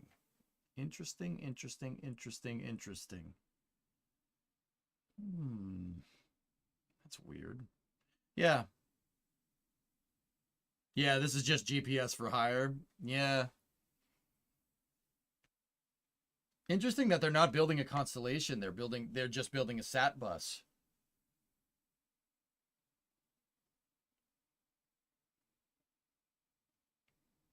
Huh.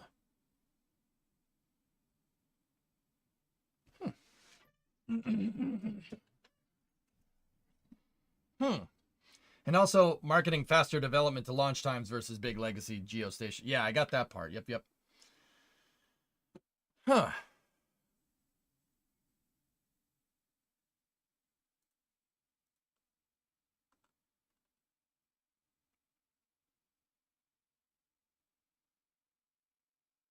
They made a big point about showing ion drives, a huge amount in that video. I wonder if that plays into longer lifespans and allows for smaller satellites. Yeah, I'm not sure. Maybe. Rudy over there. So the small GeoSat will boost itself from geostationary transfer to geosynchronous and manage to hold station with onboard fuel, or is it a direct injection?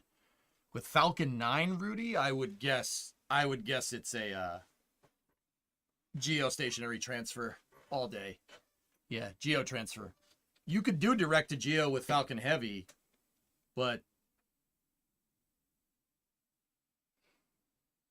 yeah, I mean, I would say Falcon 9 on a geostationary transfer with a drone ship landing if I had to guess. And a peanut butter jelly with a baseball bat. Peanut butter jelly with the baseball bat. Sorry.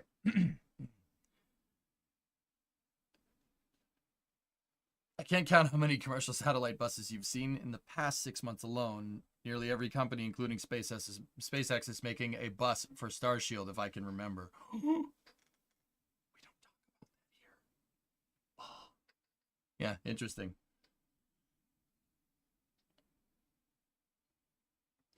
I mean, the lifespan thing is primarily onboard fuel, right? Yeah. So, Phil, their first satellite flew with Viasat 3 Americas into direct geo on Falcon Heavy. That's right. Discovery, yeah, go they and had throttle that up. secondary payload. I remember. Devious. 48 months on a 45-month streak. Thank you.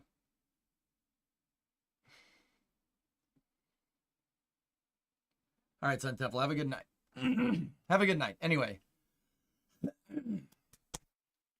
I'm going to need to go fill up my water here in a second. So, check this out. Pivoting a little bit more. NASA History Office. On this day, in 1979, Enterprise rolled out of the VAB for fit and function checks to prepare for the first shuttle launch of Columbia. Yeah. Columbia, 2 years later. Here, let me just put it to you like this. It didn't take them 2 years to do fit and function checks. The tiles fell off. Yeah. Are those loaded SRBs? No. Probably not. Starship direct injection. Let's go. That is actually, you know what, Bill? I'm not sure. They might be. It's got. Oh no. That's not. That is not a flight external tank. At least not in this configuration. It's missing a bunch of pieces. You have no autogenous pressurization lines. Yeah, that's. I was gonna say this might be the STS-1 stack, but if it is, yeah, that would have to be all taken apart. You're missing a ton of pieces. Enterprise looks so different to the later orbiters. That's because it's painted differently. Hellbore. It's the same exact shape. Yeah, in fact, Columbia is based off of Enterprise. Actually, they were manufactured around the same time. Enterprise was painted where they thought the tiles needed to be, and Columbia was where the tiles actually needed to be. Yep. I have that exact picture hanging up on your wall. Oh, that's cool. What do we got back here? Oh, bird. What do we got over there? Shuttle. Furred fire truck. All right, that's cool. That's cool. Yeah, that's pretty neat. Interesting how the color changes the profile so much. Yeah, right? Yeah, I was staring at Enterprise 2 days ago. Or 3 days ago. Yeah, it's just painted different.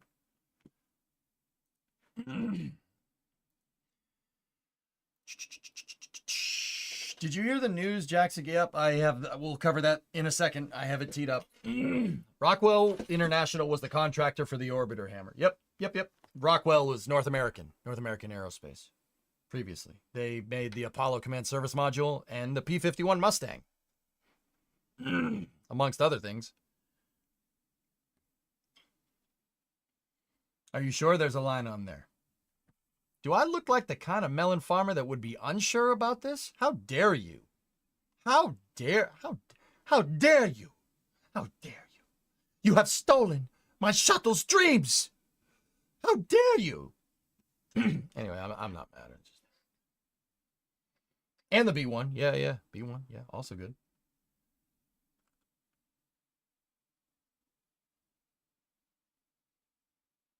What, Tessa? Oh, yeah, sure. I don't know what that means. We have a Rockwell building on campus, though it has a Boeing logo on on it. Wait, this means Boeing built the shuttle. No, Rudy. No. Rockwell engineered the shuttle. Rockwell designed the shuttle. Boeing bought Rockwell, and Boeing operated the shuttle. Boeing wishes it could make a spacecraft like that. You wish you could make a spacecraft like that. Freaking wish.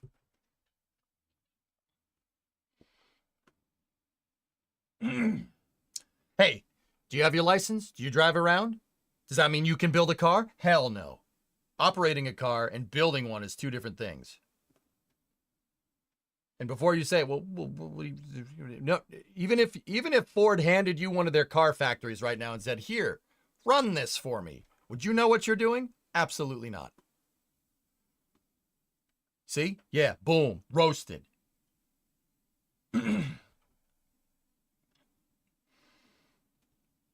Hammer knows. I just put some money in ARC, space exploration and innovation. Hoping this takes off. Oh, have fun with that.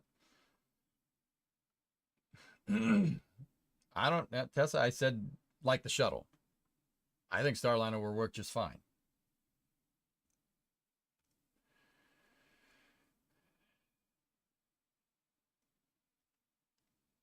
All right. Next bit of news. It's their MO. McDonnell Douglas likes buying into accolades. Yeah. Water. That's a good point. Here, read this tweet. I'll be right back.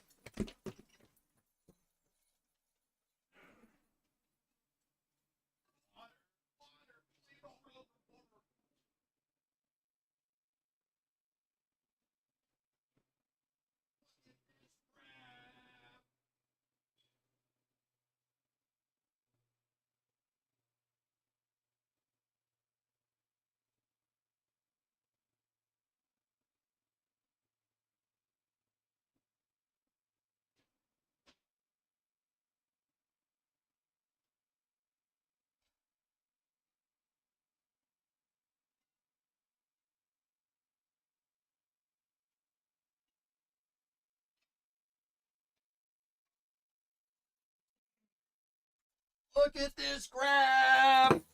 Ugh. Water. All right, so this is coming from Marsha Smith, and guess what? This is Starship news. So you know what? Maybe we should actually like put that last. Here. Hey, space. Want to go to space? Well, look at this. We have Administrator Senator Nelson here to deliver a message for everyone to hear. Administrator, take it away. Today, President Biden announced a historic agreement. Japan will develop, for NASA's use, a pressurized rover to rove with our astronauts on the lunar surface. It's a mobile habitat. It's a lunar lab, a lunar home, and a lunar explorer. It's a place where astronauts can live, work, and navigate the lunar surface, leading to magnificent discoveries for all of us. What better representation of the power of partnership than this vehicle? It's going to lead us to cover ground we've never covered before because they'll be out and can stay for several days on the surface. That means cover it literally, scientifically, and diplomatically. And what better representation of the promise of partnership than President Biden's announcement today that America will no longer walk on the moon alone. In the future of the Artemis campaign, 2 Japanese astronauts will join Americans on the lunar surface. We are going, and we're going with Japan. Our partnership with Japan goes back decades. It touches every corner of our work in space and in the skies, in science and technology, to study our fragile Earth and to help protect it. And so today's agreement is about so much more than just this vehicle. It's about humanity's shared dream in the cosmos. Space teaches us many lessons. One of them is diplomacy is good for discovery, and discovery is good for diplomacy. When great nations work together, we extend our reach into the stars. And that's what today is all about. A giant leap forward for all of humanity through the cosmic partnership of the United States and Japan.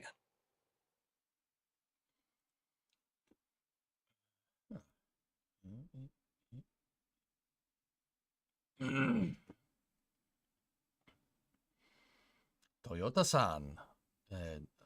No, Toyota-sama. Toyota-sama. Well, at least we know it's not going to break.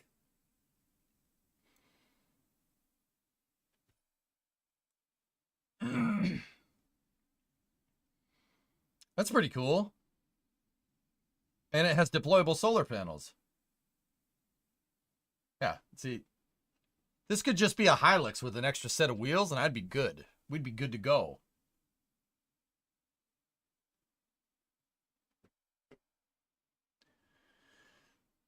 Is that a cable winch? Oh, God, I hope so. Oh, that would be awesome. What's going on with the wheels? Ardwington, on the moon. So, moon dirt, it's called lunar regolith. It's the dirt. It's the dirt. It's the gray stuff. That's we can see it. We can see the dirt. The dirt is super, super fine. We knew that from we know that from going to the moon 6 times.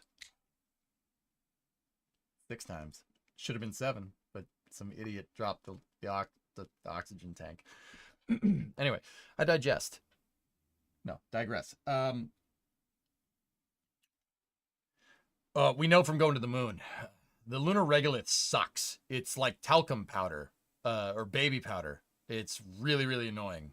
It gets everywhere. It's fine, not rough, and it does get everywhere. So you basically, a regular tire could work, but you need a finer tread to go through the finer soil. Yeah, that's really what it is. I mean, different tire for different terrain, dude. Good question, though. Who's delivering it? That's Starship's got to be putting that down on the moon. Why does he talk so slowly? He talks really slowly because he has been around the block a couple of times.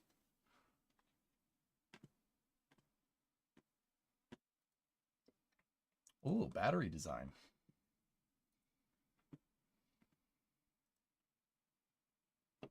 I mean, yeah, it looks pretty rad, man. What the heck? You want the Linfront? What? Oh, jeez. Solid tire or the mesh? That looks like mesh to me, dudes. It is a cable winch. Sweet. Yeah, statically charged, right? Yep. Lunar regolith answers the question of if something that's soft and fluffy can be sharp. The answer is yes. Where'd you link this? Oh, there are 3 different pictures. Yeah. Interesting.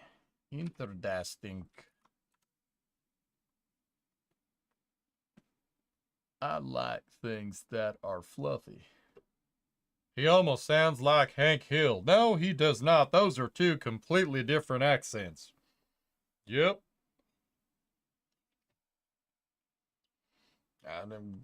Dang old moon rover, man. You're gonna drive around, just you're gonna drive that dang moon rover down on the surface, man. Damn.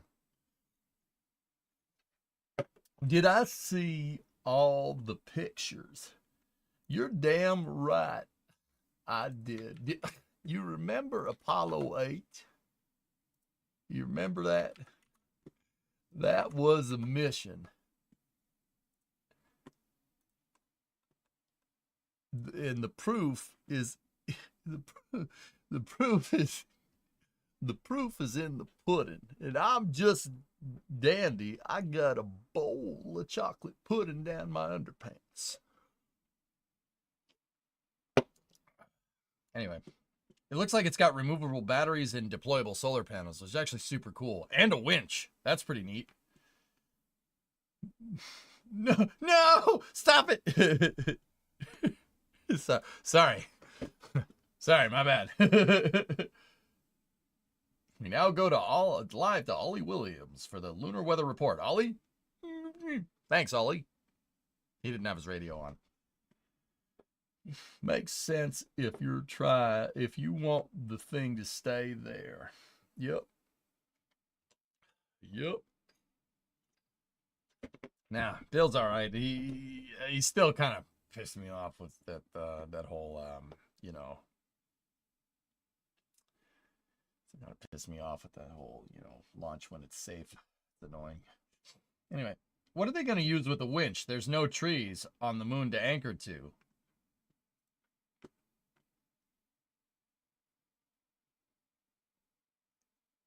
Yep.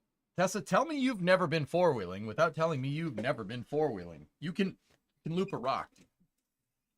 That's fine. You can loop rocks. In fact, if I'm stuck on the trail, I mean, I've really never gone four-wheeling myself, but I watch way too many people do that. If you're up on the trail, you can loop a ratchet strap around a boulder and then just loop the winch around the ratchet strap, pull yourself right out. In fact, I'd rather winch to a rock. It's not a boulder, it's a rock.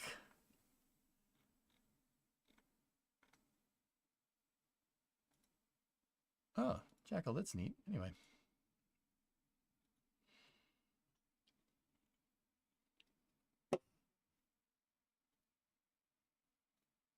Okay. Anyway.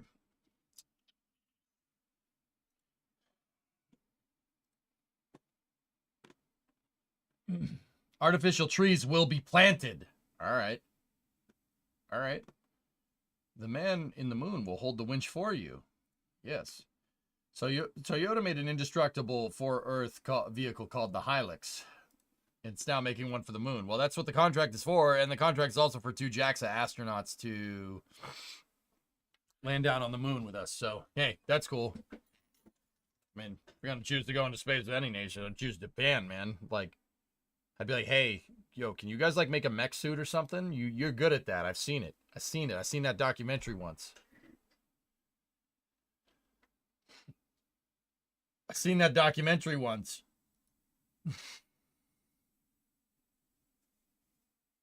Please make a mech suit.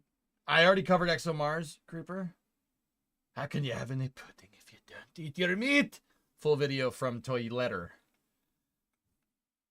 Yeah, Hiluxes. Hiluxes are a good time, dude.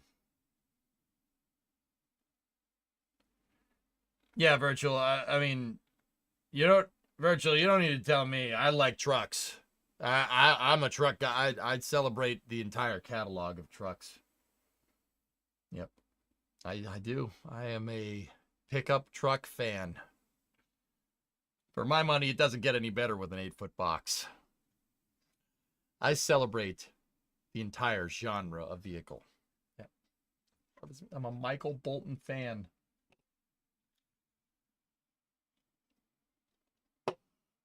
The unnecessarily big ones, too. Arts, I don't have a problem with big trucks. I have a problem with people buying big trucks and modifying them to make them do all the stuff that they paid for the truck to do worse in the name of trying to make a truck look good. Trucks don't need to look good. It's a utility vehicle. It's not about looking good. I don't mind big trucks if you use them to do big jobs. My problem lies with somebody that's going to buy a big truck that can pull like 100,000 pounds and then put grocery bags in the back. Yeah. Okay. Yeah. That's my thing. What about monster trucks? Monster trucks are awesome. Monster trucks are awesome. Yeah, those are all right.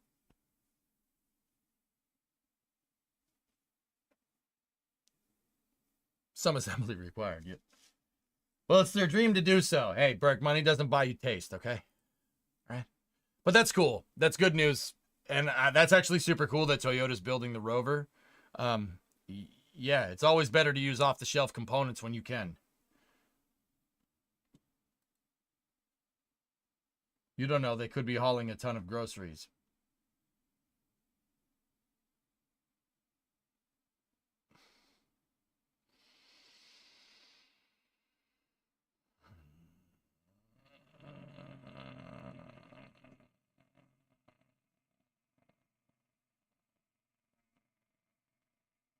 Sorry, I think some smoke just came out of my ear.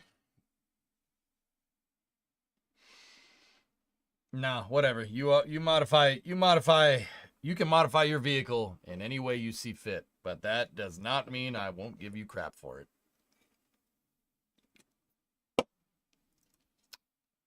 Yep.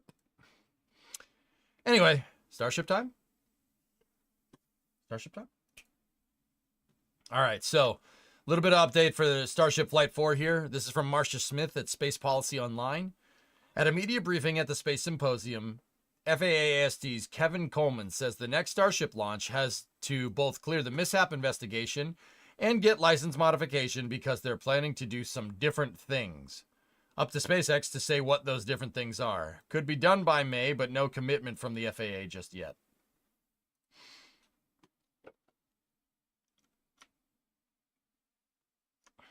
Okay, looks like our estimate on a Starship Flight 4 for May seems to be pretty much on the money. Dude! What's up, Armory? How are you? Are we counting bro, correct me if I'm wrong, but CSA was landing with us on the moon in the first runs. Jeremy Hansen is a Canadian Space Agency astronaut that's flying on Artemis 2, Rudy. Artemis 2 isn't landing on the moon. It'll fly by the moon. It's kind of like Apollo 7 and Apollo 8 rolled into one mission.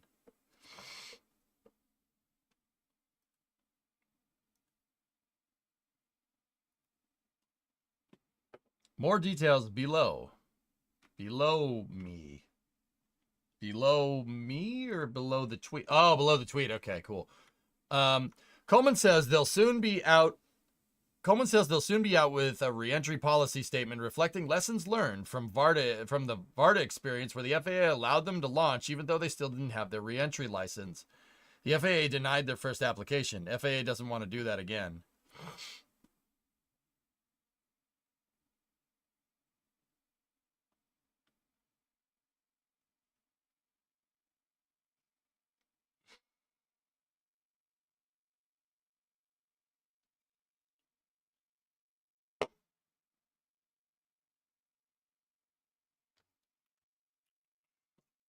Interesting. Varda had a prototype reentry vehicle. They launched it without having a license to reenter, and the license to reenter the payload was granted during while the payload was on orbit, just in case anybody wanted context. Forge says, Backroad Chatter says that SpaceX is going for a highly elliptical suborbital launch and reignition for splashdown.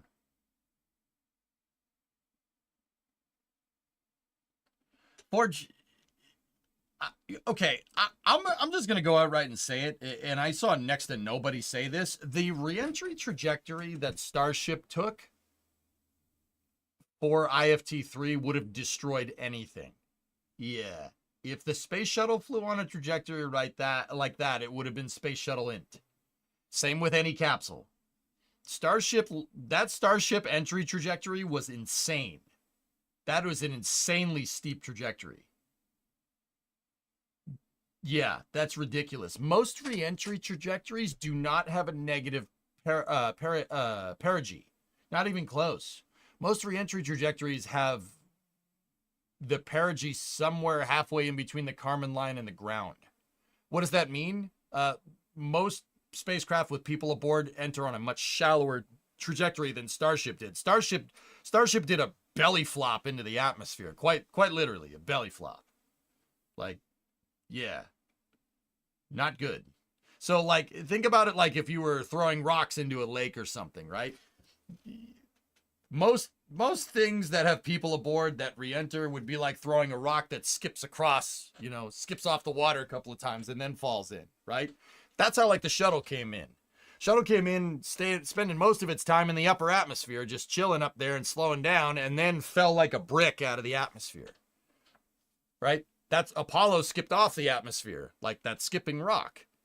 What Starship did was the equivalent of taking a boulder and dropping it in a lake. Just, boom.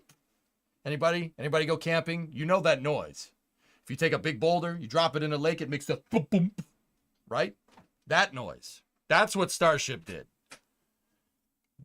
Dude, even if the tiles even if the tiles hadn't fallen off, there's no way that thing would have made it through reentry. I'm just saying it right now. That if it did make it through that reentry, that would have been insane. Nothing would have been able to do that.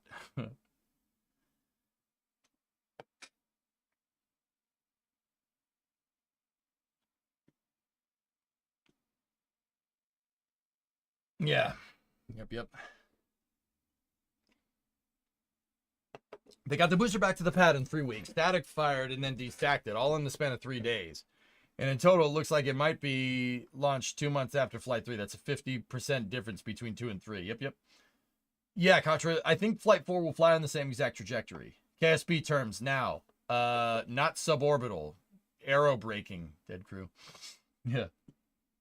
Starship was more like an ICBM. It flew on an IRBM trajectory, Contra, yeah. I don't know why people don't, why aren't more people saying this? That reentry was insanely steep. Nothing would have survived that. Nothing that we have. But then again, nothing like Starship has existed in the past. So if you tried to fly the shuttle on that reentry, that would not end well. You, at the very least, would have damaged it during reentry, and maybe it would have made it. Capsule, you would have exhausted your ablator real quick. But then again, what the hell do I know? I don't know. I'm just a Twitch streamer. According to McDowell, the perigee was 50-kilometer pre-flight. 50-kilometer perigee with Starship? How is that possible? It came down in the Indian Ocean. How could you be orbital and re-enter over the Indian Ocean 20 minutes after insertion? That makes no sense. I mean, I'm not saying Jonathan McDowell was wrong, but also,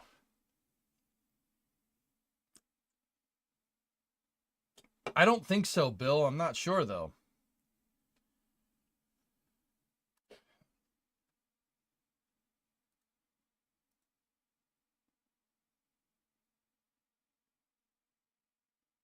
Yeah, but Aqualux, this thing was on an entry trajectory to come down in the Indian Ocean at engine cutoff.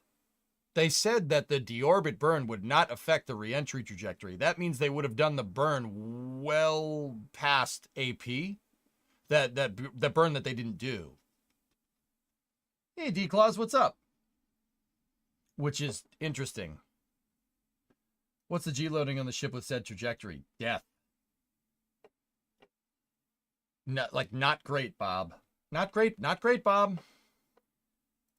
SpaceX tweet. We have pictures of the payload. SpaceX tweet. Targeting Thursday, April 11th for Falcon 9 to launch SF-62 to low Earth orbit from Pad 4 East in California.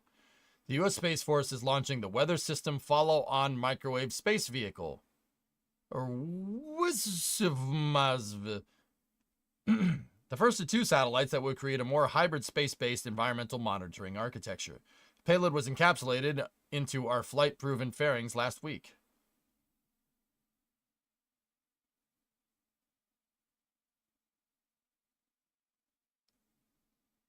I forgot to texture it.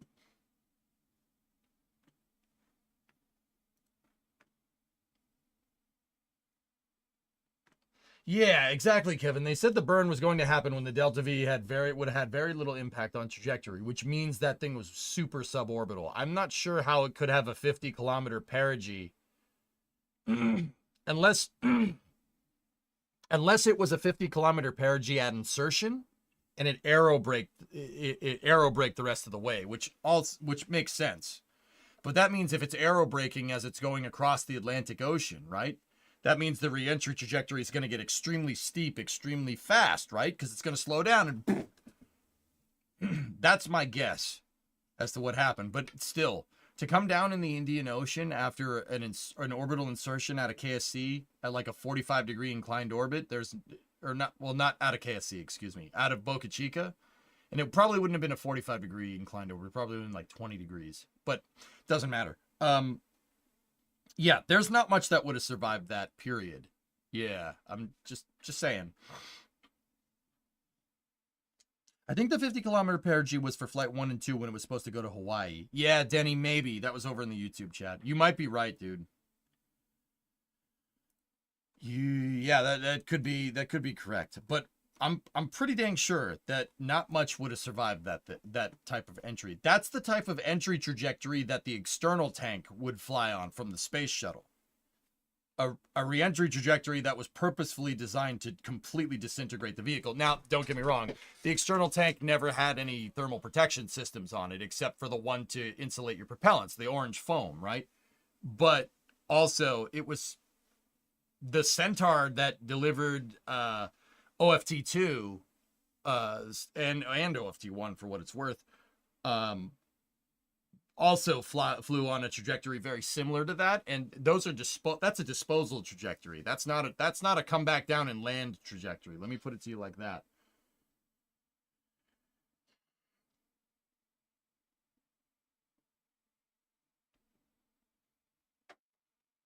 Wasn't altitude for most of the journey too high for aero braking? Yeah, Laz, I'm wondering about that 50-kilometer insertion, but 50-kilometer perigee insertion. But yeah, who knows? Master Chief and Noble 6 could have. Okay.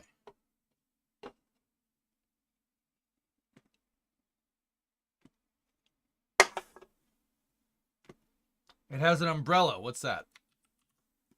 Is this Ball Aerospace? Is this the same? What the hell?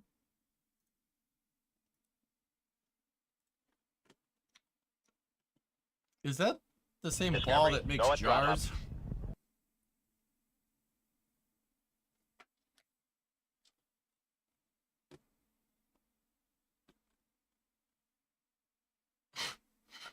Ball. Yeah, but it's now a BAE Systems company. Ugh. Yes, it is. They also sponsor my arena. They don't make jars anymore. They don't make them like they used to, boy. I tell you what.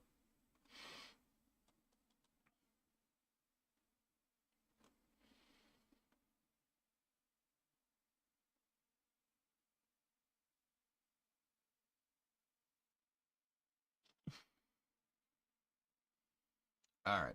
Oh, dang it, Bobby. Oh, boy. Oh, they make aluminum cups. Oh.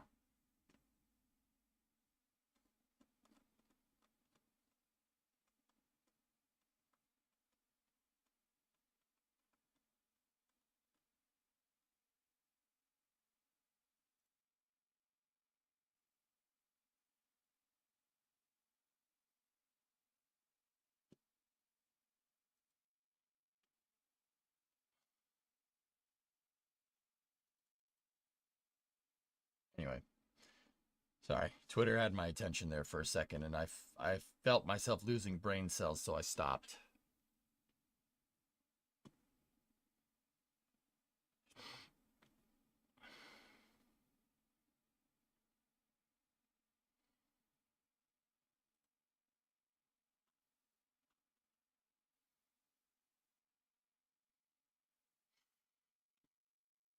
This is a good one.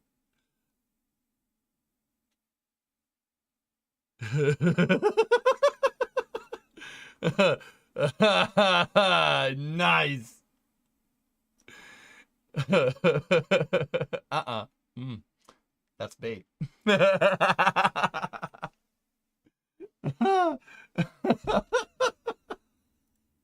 pretty good, man. That's pretty funny.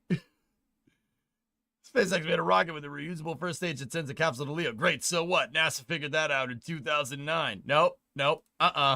That's bait. Not only is that funny, that's the guy that designed the Merlin engine for Falcon 9. Nope. That's, you know what? There's a lot of weird things in this timeline. There's a lot of weird things, but seeing ex-SpaceX and current SpaceX employees crap post on Twitter is, you know what? That's a part of this timeline I'm here for. Yeah, that's a part of this timeline I'm here for. That's great. Please keep doing that. Yeah, that's good. Yeah, you should keep doing that. Yeah, indeed, Yuri. The world changed after that.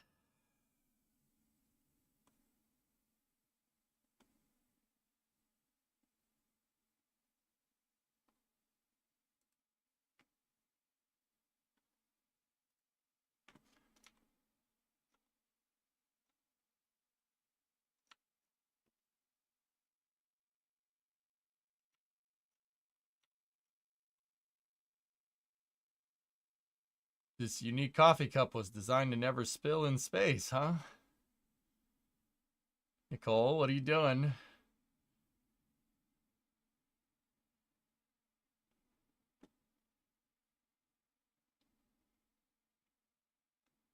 Oh.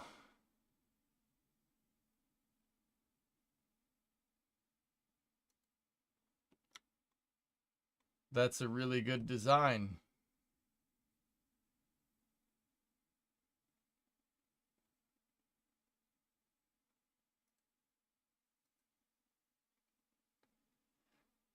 That was the last link for space news. Who linked this nonsense again? Oh wait, there was one more. What is this? No.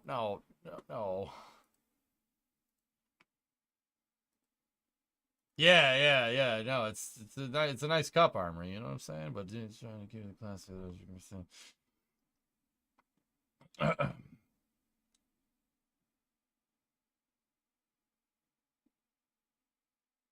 It uses the capillary effect. Oh, yeah.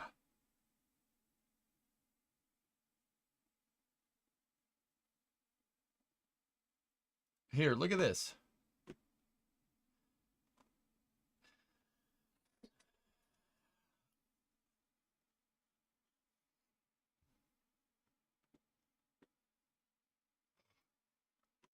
Teague, I don't have anything on the horizon. I'll tell you as soon as I hear something, I'll let you know.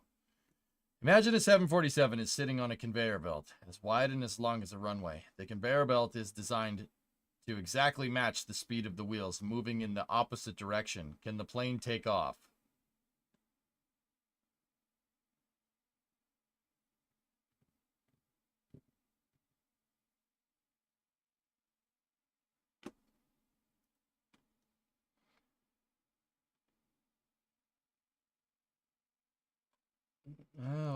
Forge, that's broken. Nope. No.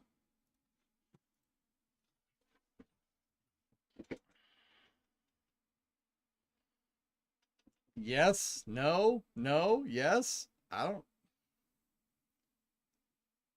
It's a point, so no. That's the best answer. That's the best answer, Phil. That's the best answer. All right. Yep. On my way to St. Ives, I met a man with 7 wives. Every wife had 7 kids. Every kid had 7 cats, getting cat sacks and wives. How many people were going to St. Ives? Yep.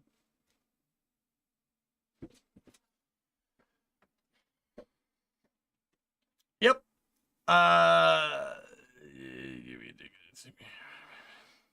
Yep. No, that yeah. You guys can argue about that in the chat. I'm not even opening a discussion with that thing. No, we ain't doing that.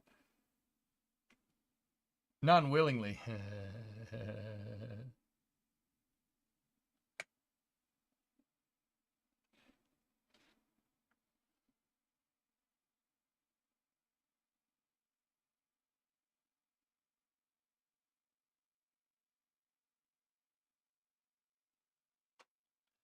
The answer is 1, but I didn't say Simon's. Yeah, Wayne, that makes sense. Yep. Wings need wind. Yeah, not this again. Yeah, that's right, Bitforce. The comments on this tweet were interesting. Yep. Guys, the plane can't take off. The only thing would be the rolling resistance on the bearings and the wheels. If there's rolling resistance on the bearings and the wheels, the 747 could theoretically get a forward airspeed. And if it gets a forward airspeed enough to generate enough lift to take off, then it can take off. But for the most part, no.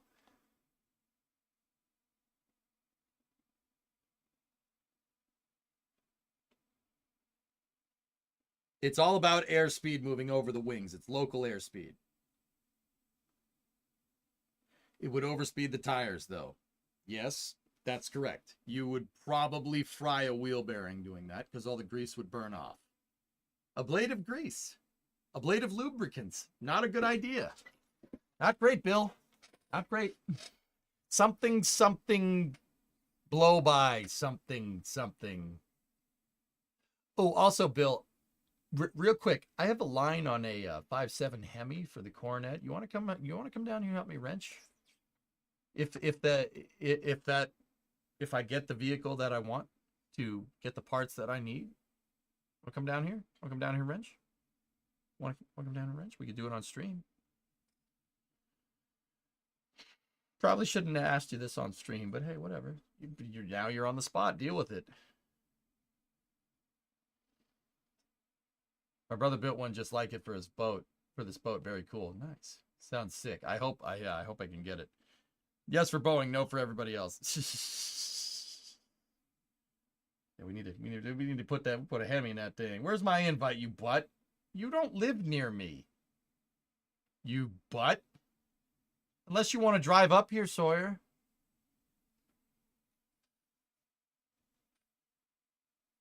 Your mic is a little low. I have to boost you to listen clearly.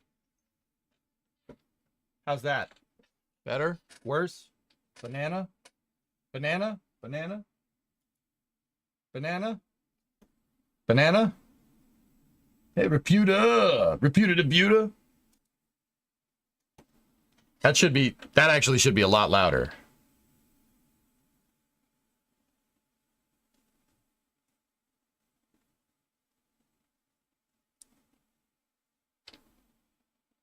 Is it a lot louder? It should be. All right, cool. We're gonna turn that down a little bit and make sure that doesn't do that again. Okay? All right, yeah, that's a good idea. Now, hold on, let me balance the channels.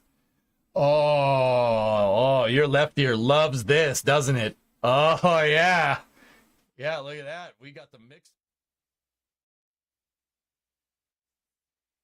We're living in stereo. Bow, bow, bow, bow, bow.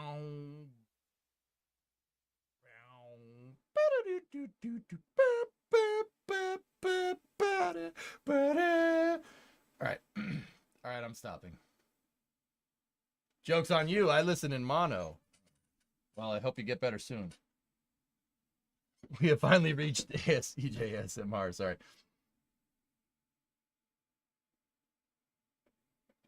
PTSD from the NASA teleconference. That tickles. Sorry. Rudy, what are you saying over there? What was your ITS clone in KSP? It had a crazy booster named Neptune. Neptune. Just checked the old hard drive and I found a ton of footage. Yeah, Neptune. Nice. How did you get the mixer to work correctly?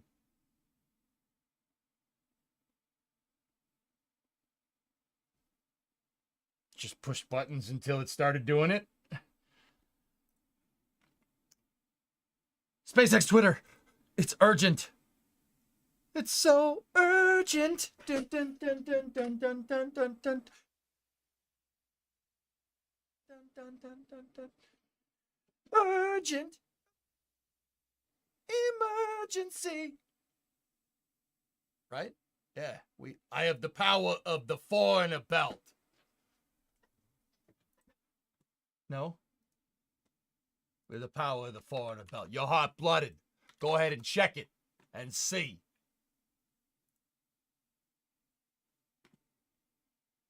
Oh. Can we go back to the old setup? Hell no.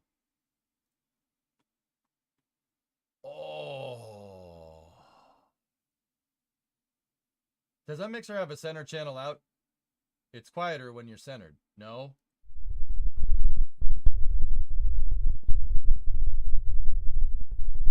Yours is no disgrace. Oh, good song.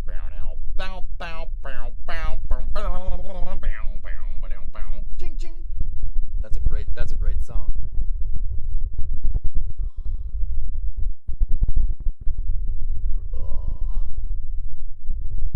Pulse jet.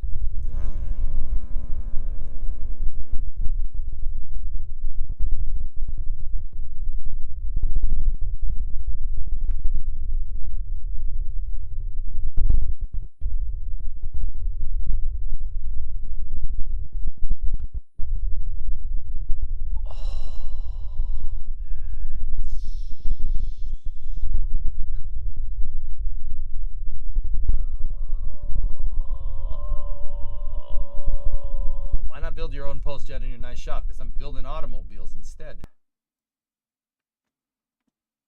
What was the caption for this? Sorry. Shutdown of a Raptor vacuum engine in slow motion. The engine's nozzle is sized for use by Starship in the Earth's upper atmosphere in outer space. So operation at sea level and low chamber pressure results in flow separation, creating visible rings in the exhaust. Yeah.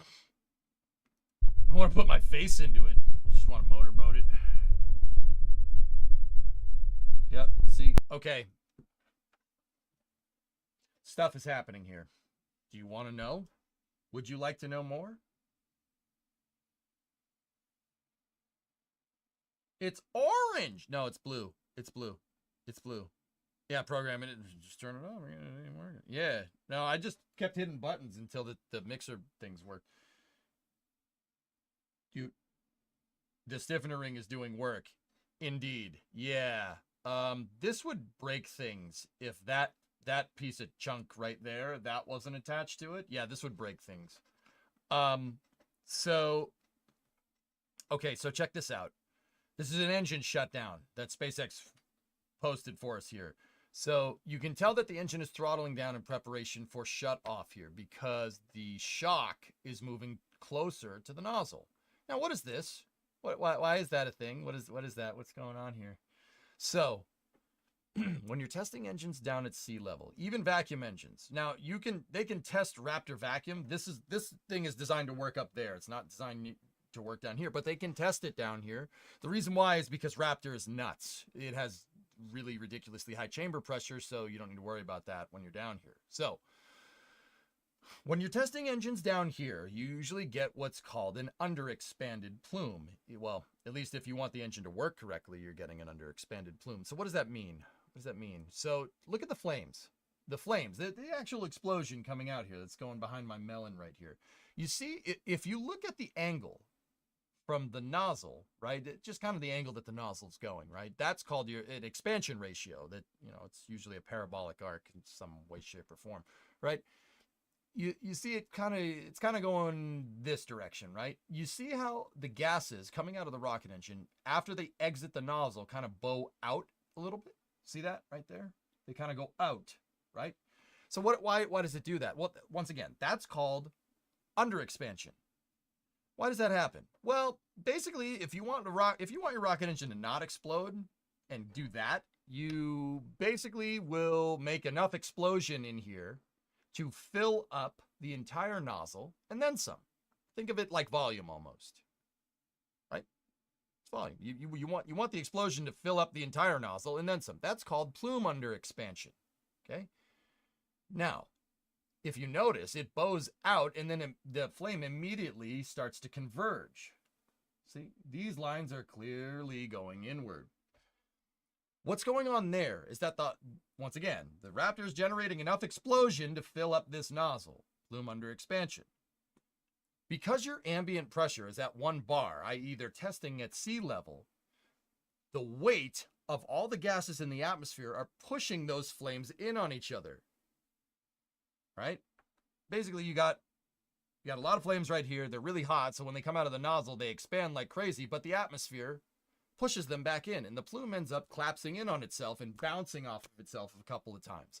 That creates what's called a shock. That's what this is. Specifically, that creates an oblique shock right there. That's what that's called. It's the gases collapsing in on each other.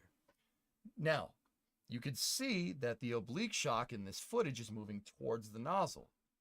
And if you watch as they throttle it down, because when you throttle the engine down in preparation to shut it off, you might get a brief period of overexpansion where you get flow separation inside of the nozzle. Basically, the explosion that the motor is generating isn't enough to fill the nozzle anymore. That's what you see happen here. Watch. As your shock moves closer to the nozzle, watch this flow. It stops bowing out and it just starts to converge. See what I'm talking about here? Shock the monkey. And when the explosion is not enough to fill the entire nozzle, right? And it starts to converge out, it starts to converge in before the nozzle exit, that can collapse your oblique shock. It collapses the shock. That's what you're seeing right there. That turbulent flow is the result of not having, amongst other things, it's the result of not having a good, not getting good under expansion. And it causes cavitation inside of the nozzle. So here you kind of get this. See, in this particular shot, you see there's lines that are forming on the inside of the nozzle. That's from cavitation. Those atmospheric gases are pushing in the nozzle and trying to collapse that flame as quickly as possible because, once again, you have the weight of the entire atmosphere above you. You can see the atmospheric gases are pushing themselves in and trying to collapse that plume. Right there, it's very dangerous for a rocket engine because you're changing a lot of things really fast. It's a very turbulent and violent, well, actually turbulent. You see the turbulence going on here. See that? That's not good for it.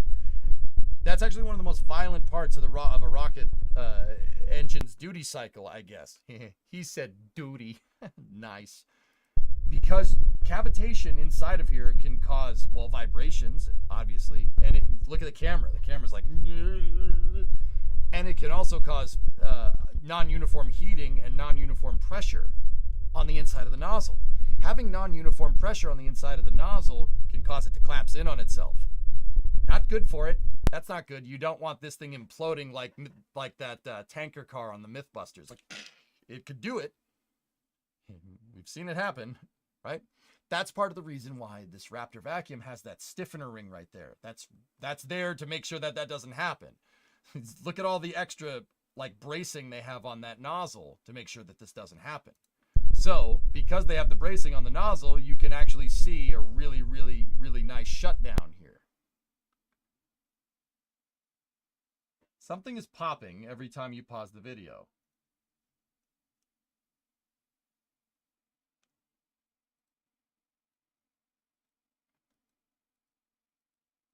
I hear nothing. Your words are cutting out. Your words are cutting out. I have no idea why that's doing that. to be honest with you. Oh, boy.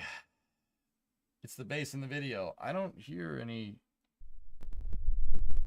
Oh, it's the video itself, guys. It's the video, guys. It's not me. Yeah, it's the sound that the sound was recorded. You get a fragmented sound because, yeah, the microphone and stuff. Basically, it couldn't record all the sounds that this thing was doing all at once. But here, that should be good now. Happy? Yeah, there you go. Look, you can see the flow separation that's happening right there. See? Dude, this would crush this if they didn't have the bracing in there. This would break all this. This thing would just explode.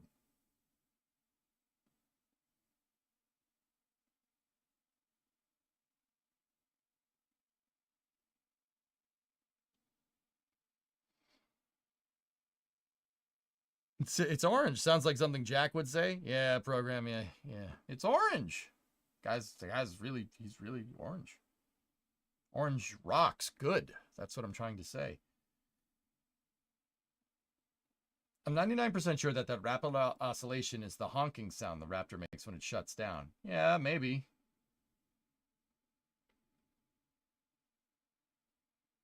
So technically Raptor vacuum is like a shuttle engine hybrid, right? Its expansion ratio is very similar to a shuttle engine's, yes.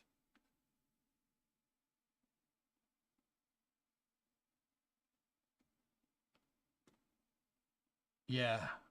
I see that the edge of the nozzle is like, yeah, there's like Contra, there's a reason why that bracing is there, because this thing would just pop. It would explode. Here, hold on.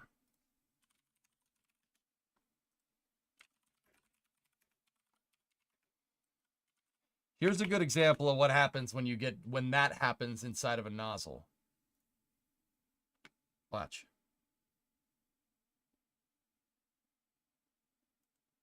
Take a look. So this was the Northrop Grumman's Omega rocket test. Omega has since been canceled, which sucks, but oh, yeah. Watch that one more time. So there's a reason why that bracing is there, because if that bracing wasn't there, watch the nozzle. See it right there? Now keep in mind this is a solid rocket booster, not a liquid rocket booster like the Raptor vacuum is, but it's the same principle. Watch right there. Yeah, see that? That's not good for it. Yeah, I don't know if you knew that. See the part where it exploded? Yeah, that's yeah, see that? Yeah, see all those are pieces of the rocket's nozzle just flying all in different directions. That's what happens when you get flow separation in a nozzle. It's bad.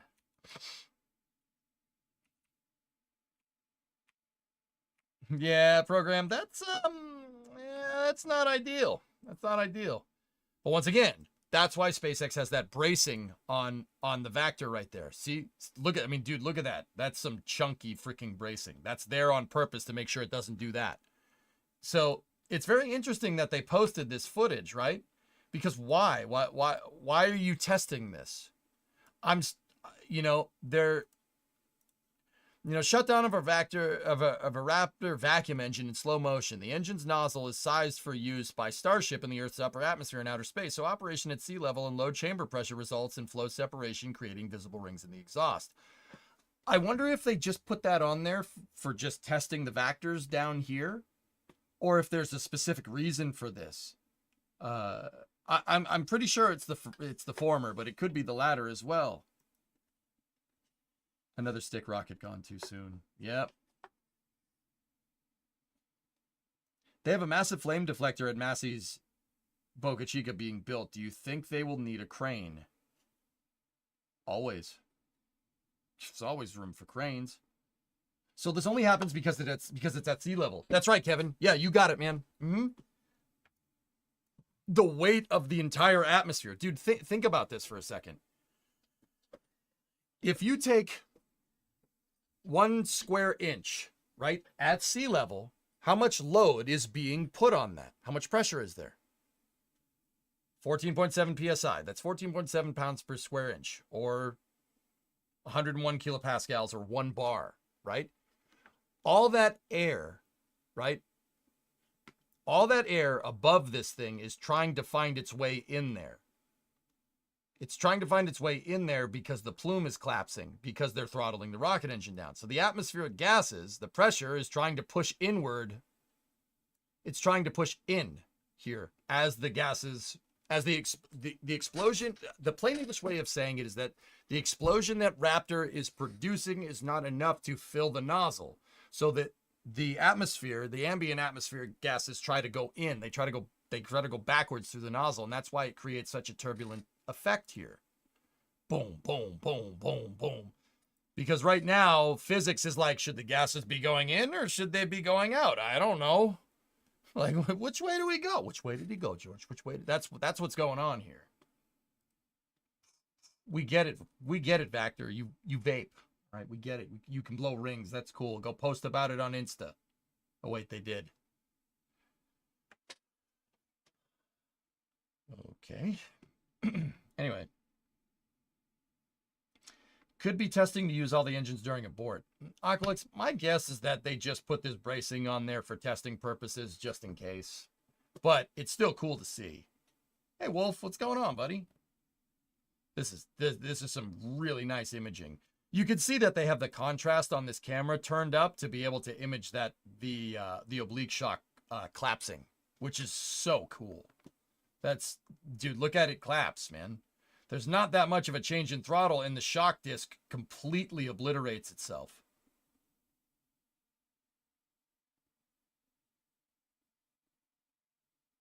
What I'm trying to tell you is gases go in, gases go out. You can't explain that. You can't explain that. I mean, they can. They did. They've done that.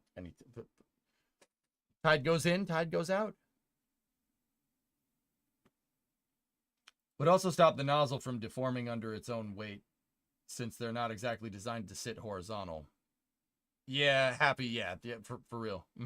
It just works. So this means vacuum Raptors can't work at sea level, or at least can't be shut down and be relit? Oh, they can work at sea level, Lazarus. That's at sea level right there. It's just, I'm pretty sure they won't work very well without the bracing here. You're going to run into some extreme turbulence during, extreme transients on the rocket engine during shutdown.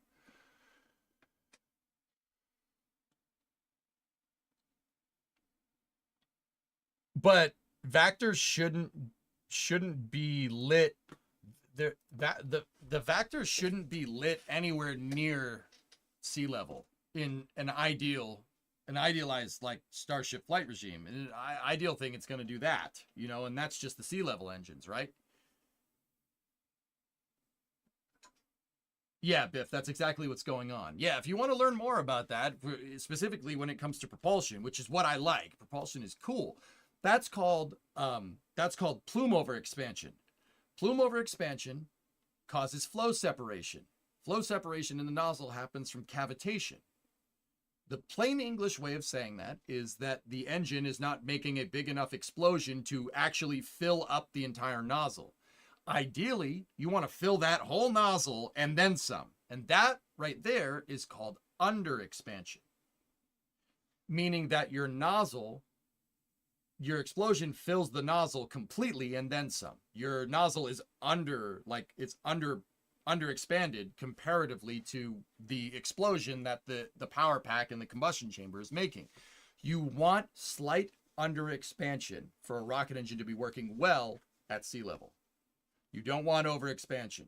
Well, you don't want overexpansion ever.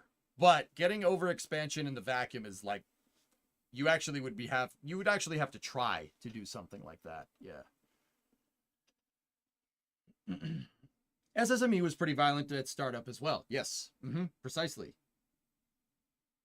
Underexpansion is filling up the entire nozzle. Overexpansion is not filling up the entire nozzle. It's not backwards. Their naming is counterintuitive, Aqualex. The Artemis 2 Orion is heading into the chamber there, into the vacuum chamber. Cool. But yeah, that's an awesome video from SpaceX here. Very, very cool. Oh, yeah. Yeah, I don't hate that. Does that mean you can throttle down more in the vacuum? Yeah, sure. You ideally, it's not just about atmospheric pressure or ambient pressure, Finn, versus the pressure inside of the combustion chamber and throat. It's not just about that. Flow separation, I mean, for the most part, dude, yeah, like that's the reason why the RL10 is as good as it is, right? You could throttle down up there if you really want to. Getting overexpansion in the vacuum is like nigh impossible. Because there's no pressure pushing in. Your gases coming out are going to expand infinitely, right? That's generally the reason why upper stage engines have a much bigger nozzle. Because down here, you can kind of use the atmosphere to shoot that exhaust off in one direction, right? The plumes coming out of a first stage engine are more cylindric, right? And the plumes coming out of a second stage engine are more conical, right? And as the pressure drops more, the cone coming out of there gets even bigger, right? So yeah, you're really not going to get overexpansion up in space. That's not going to, I mean, but that still doesn't mean you want that either. Because at that point you have to worry about non-uniform heating. And also you have to worry about the structure of the engine. You know, upper stage engines tend to have that a gigantic nozzle. Like the Merlin vacuum engine's nozzle, I could stand up inside of one of those. It's gigantic. Merlin vacuum engines are almost 2 stories tall. Well, actually, let's say 1 story tall. They're pretty big for a rocket engine, right? But you have to really make sure you're still doing as much as you can to fill that whole nozzle up, because non-uniform heating in the vacuum can be extremely bad. You can melt part of the rocket engine. So in an ideal world, I mean, it's a good question. In an ideal world, could you throttle infinitely up there? Sure. Yeah. Yeah. But also you have a vacuum optimized nozzle, and you still have to make sure that explosion fits in there, or else physically the nozzle could explode. It's not just necessarily about ambient pressure. It's also about keeping the heating uniform on the nozzle. Did you see the new Lego Perseverance set they just released amongst the other sets? Yeah, program, I've seen it. It's pretty cool. Ship is going back to the Mega Bay, and the braces are taken off after testing on Pad B. Oh. Yeah, in theory, you could also have an infinitely long nozzle, but there are other problems doing that. Yeah, like, I mean, you could have an upper stage engine with a nozzle that's the size of a Saturn V if you really wanted to. Not sure how you're getting that into space, but it'd work. Mm-hmm.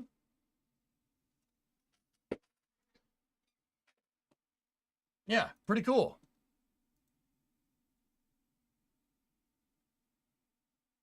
Anyway, James, thank you for the Starship updates. I do have NSF Live going. I have NSF Live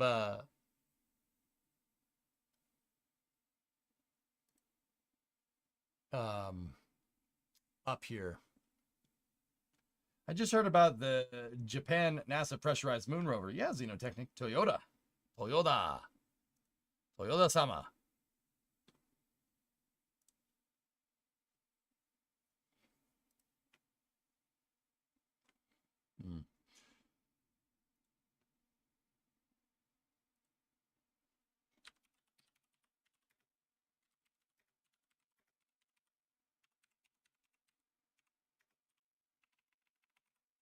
I'm retweeting that, retweeting the Vector stuff.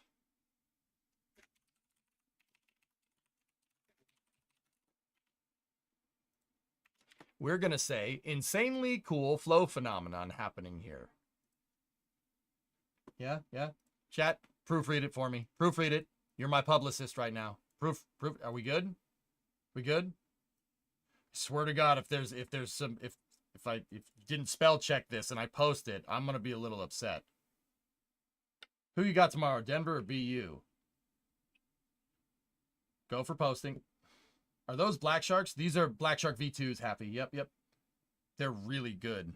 We good, program? We good? We good? Appreciate all the knowledge you dropped for us. My pleasure. Okay. We are go for X post start. T minus 10, 9, 8, 7, 6, 5, 4. Go for main engine start. 2, 1. Post ignition. And liftoff. A semicolon? Ooh, semicolon. Wow, yeah, I think like you. Classy. Classy. Good for you. Oh, man, Scott already posted it. I was trying to give my explanation. Scott already posted it. He posted it 20 minutes ago. He has more likes than me, dang it. I'm kidding. Can you imagine? Can you imagine people are like that? It's ridiculous, man. Phenomenon. Do cock up poo poo. Would chat really let you post a typo? If I said proofread it, Mo Game Pro, then they probably would. But if I didn't say proofread it, then they probably wouldn't. It's like dealing with a child. The child? Child? Get ratioed, nerd. I don't mind being ratioed by Scott. That would be a point of honor.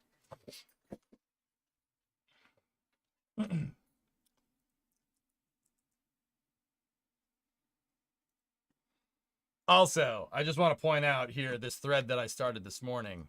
I'm trying to get better at crap posting on X. So I said SLS is Delta 5. No, I will not be taking questions. And Scott also, H3 is a relative of Delta. Yeah, man. Yeah.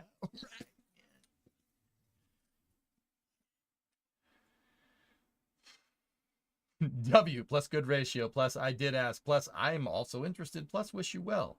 Rockets in bio. And Adrian said, can I argue instead of questioning it? No. I said, I'm not taking questions, Alex.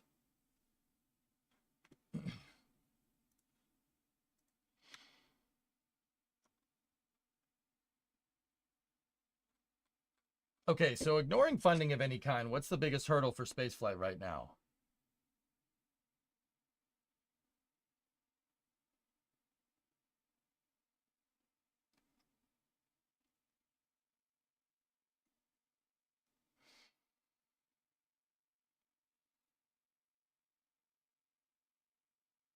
Gravity. No, are you talking about like from a physical thing? So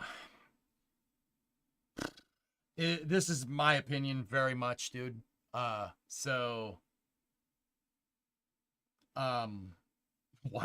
and fishing. The Department of Fish and Wildlife. Discovery, go at throttle up. Ooh,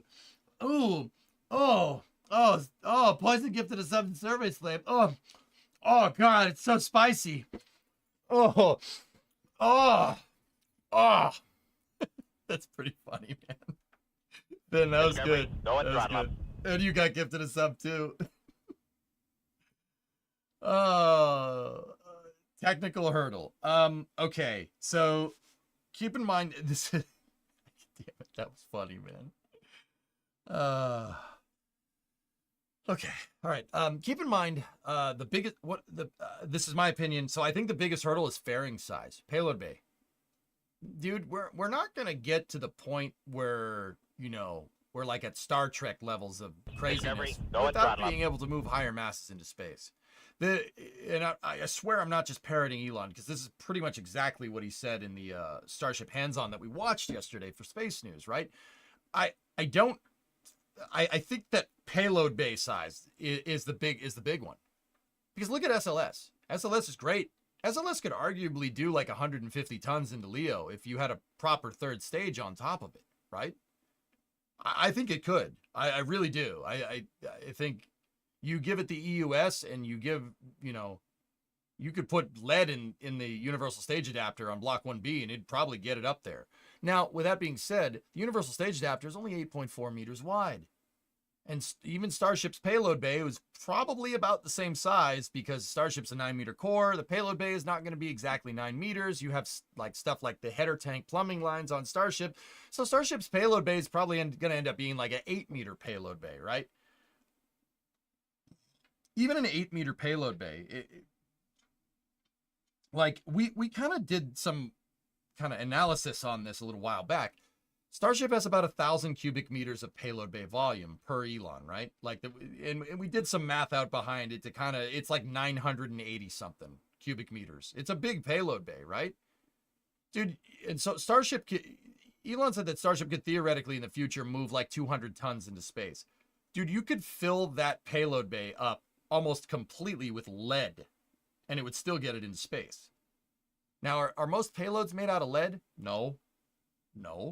The point that I'm trying to get at is that you're on Starship, even Starship at this point, right? Even with that 980 something cubic meters of payload bay volume, an 8-meter diameter payload bay, right? Volume is the constraint here, not mass. Think about it. Volume is the constraint. We need bigger fairings, dude. On SLS, I don't know about Starship. Starship might be able to overcome that if it launches every day. That was their solution with the Space Shuttle. Space Shuttle's payload bay is no bigger than any other rocket. It's actually about the size of a Titan 4 fairing. Or Titan 3 fairing, I should say. Gee, I wonder why. But because NASA foresaw this thing launching every week, having a regular sized rocket payload bay launching every week, well, that's a completely different story. You could build modular space stations in a couple of months.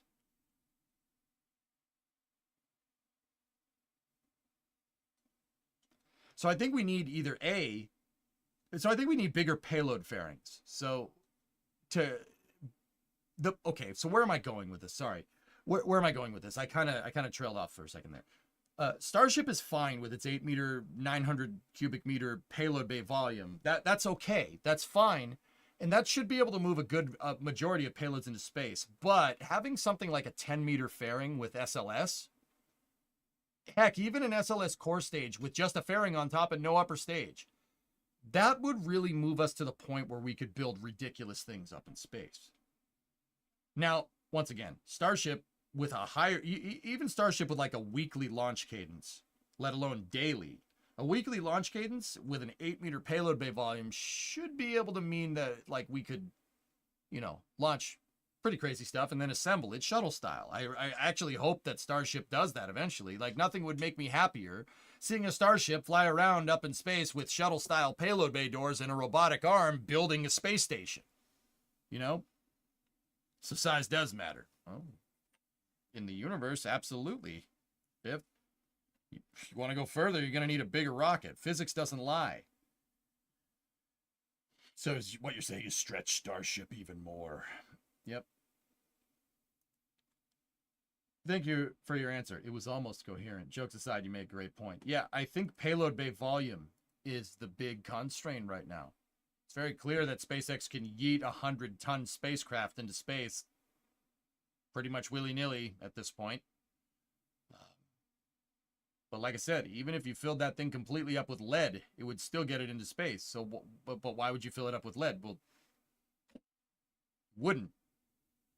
Even the most densest of payloads, Starship will be able to get it into space. Payload mass is not the constraint here. Volume is. I think that's the biggest technical hurdle.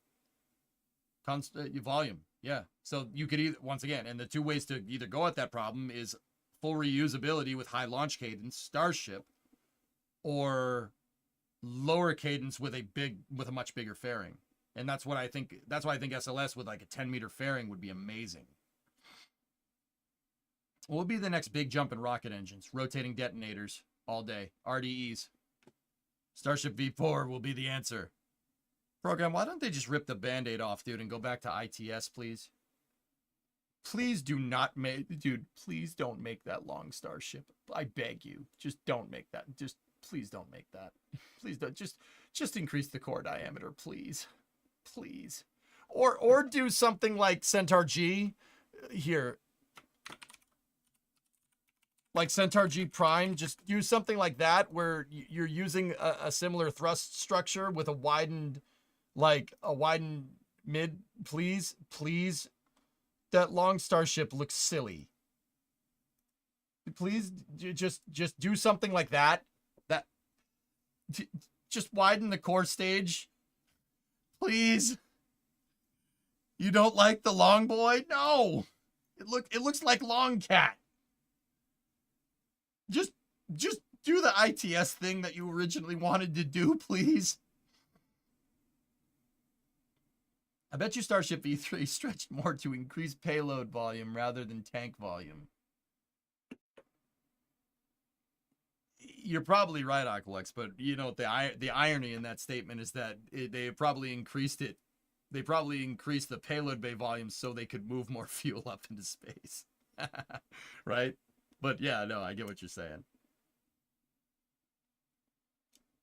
No, you don't want Long Starship to be bulgy for reasons. I do, though. I'd rather this than Long Starship, okay? I remember when we watched a technical video on stream of an RDE years ago, and that video itself was old. It could only run for a fraction of a second. Now they're up to minutes. Crazy stuff. Dude, if RDEs take hold, Happy, yeah, a Hydrolox RDE is...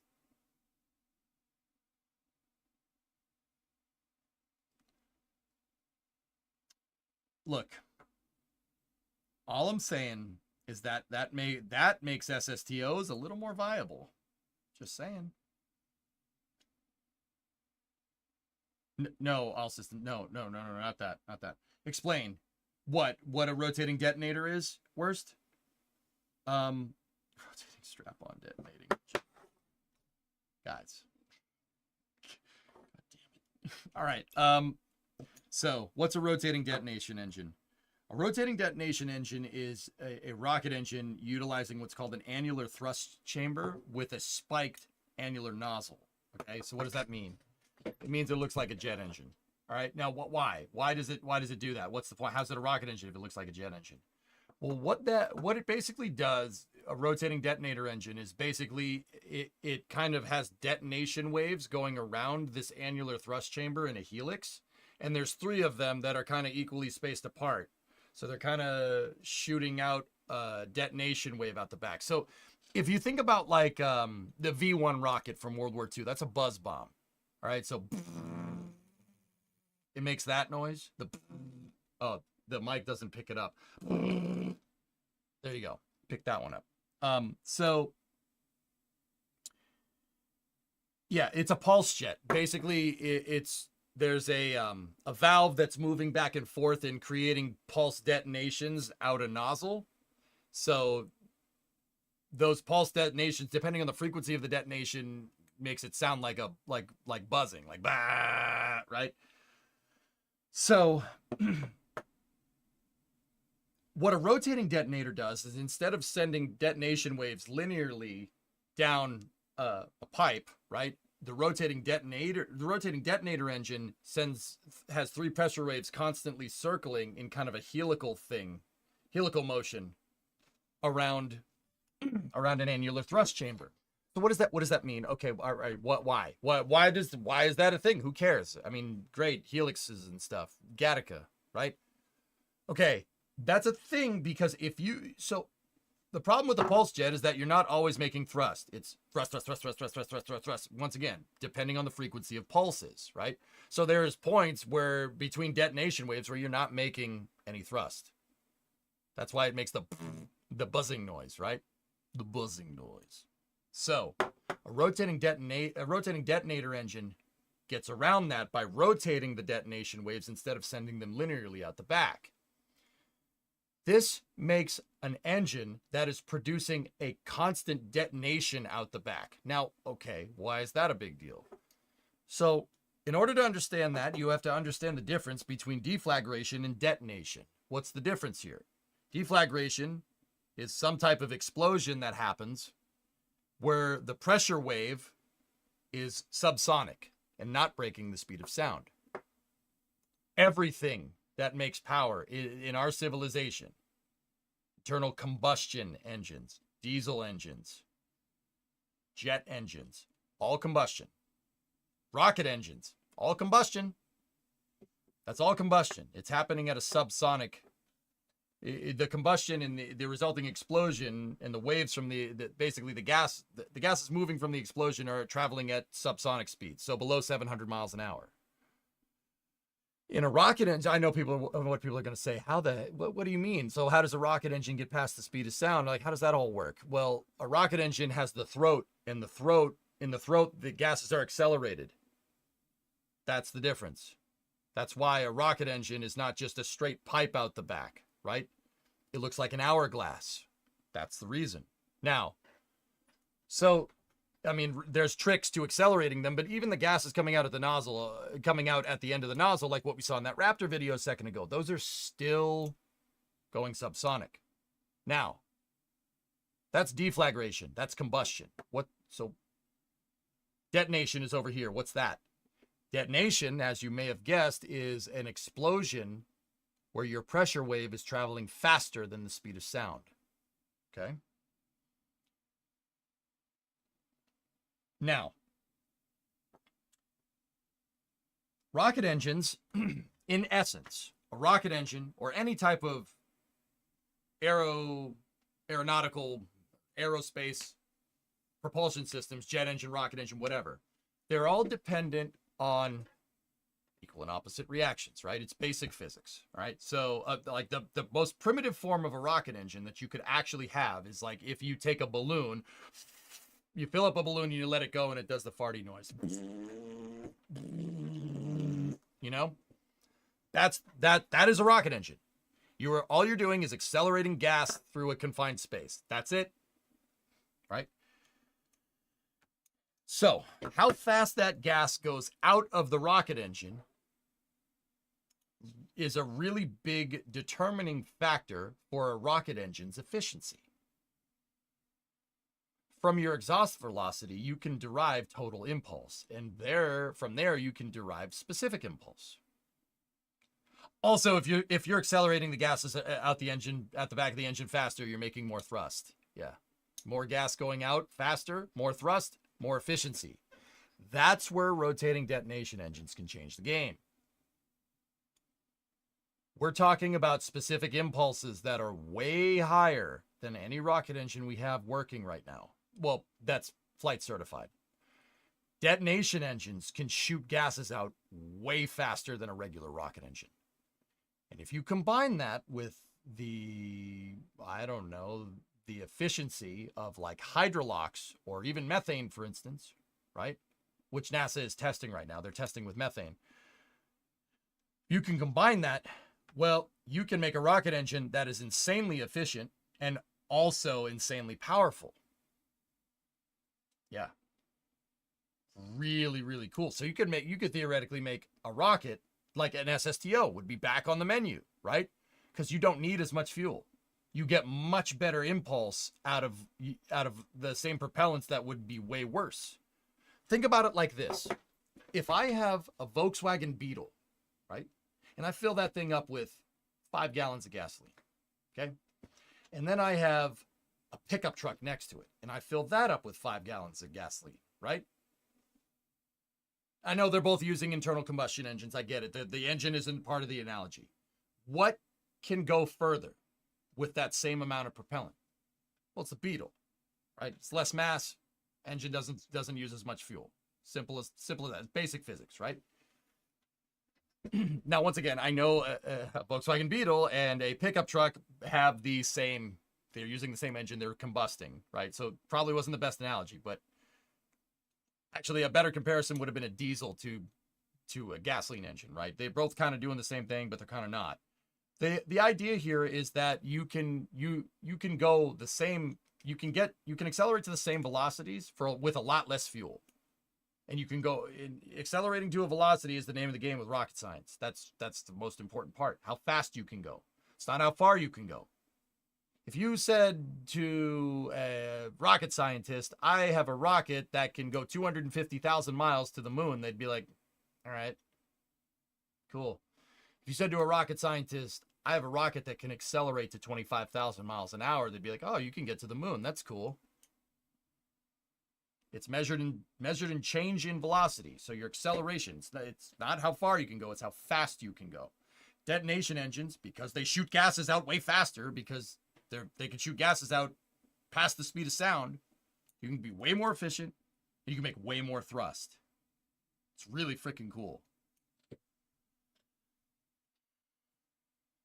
Will this be on the quiz? You're damn right it will.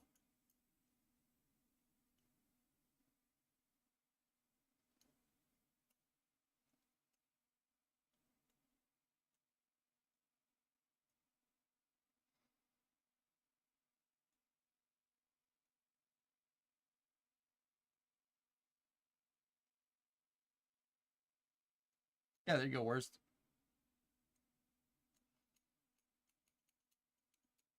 All right.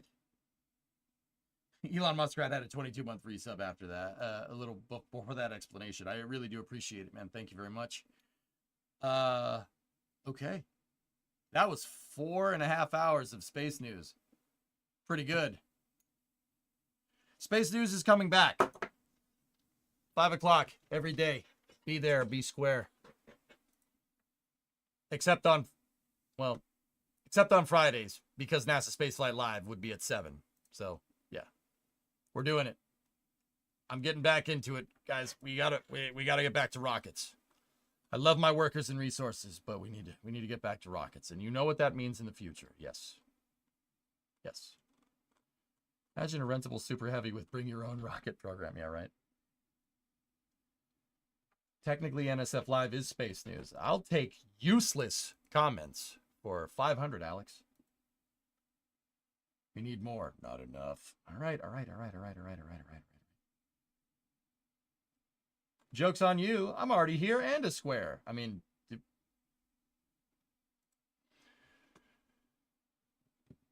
program, you were doing dishes and you didn't write any of that down. Well, you're failing that exam. Detonation, make gas go faster. Go further in space. That's all you got to know.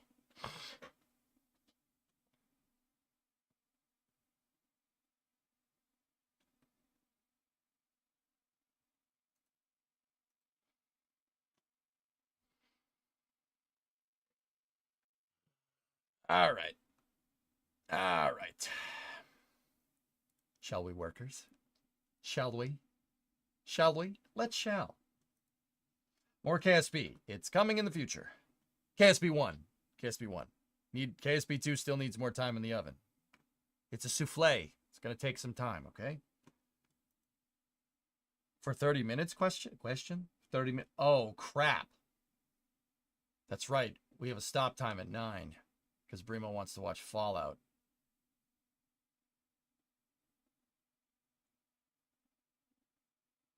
Better be good, Todd. Better be freaking good, Todd. This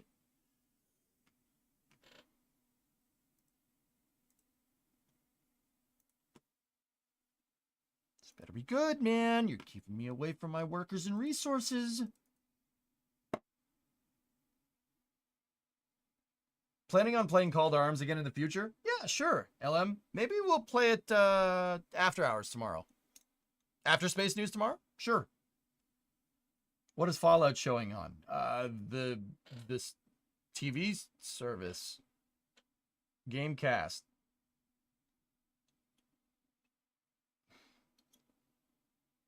Appreciate the cliff notes. I got you, man. Perfect. That game was really fun to watch. I did enjoy it, LM. Yeah, I like Call to Arms a lot. It scratches, to put it in Etel's words, it scratches the combat tactics, cover and concealment, itch that I didn't realize okay, let's be real. I'm a Counter-Strike player at heart. I needed something like this. Yeah, it's good. It's good. Y'all got any more of those Call to Arms? Y'all got any more of that?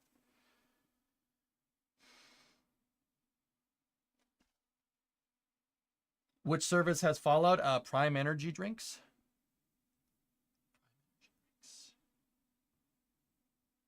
Let's hope it will be good. You never know nowadays. I hope it just works. I really do.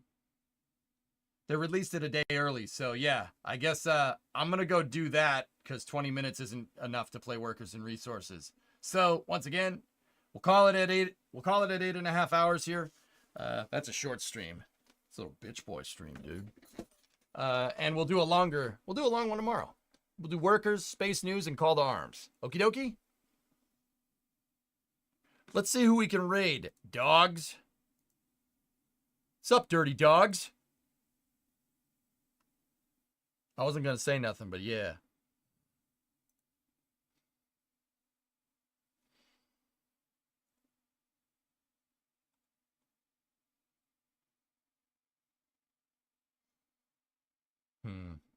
We haven't re-rated in a little while.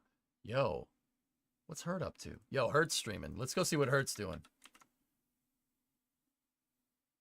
Oh, he's just chilling watching car stuff. I'm going to go watch car stuff for the next 20 minutes with Hurt. Hurt's my buddy, dude. I bought the 97 from him at his previous place of employment. It's a good time. Let's go raid Hurt and see what he's up to. If you like cars, yeah, Hurt's you're probably going to want to watch that. Poison's last. Go surprise Brimo with some popcorn or such with your newfound free time. Bro, I already had the popcorn. I already had the popcorn in the cabinet, man. You always have popcorn ready for your lady.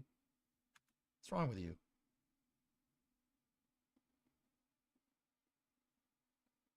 All right, so when we raid Hurt, we need to do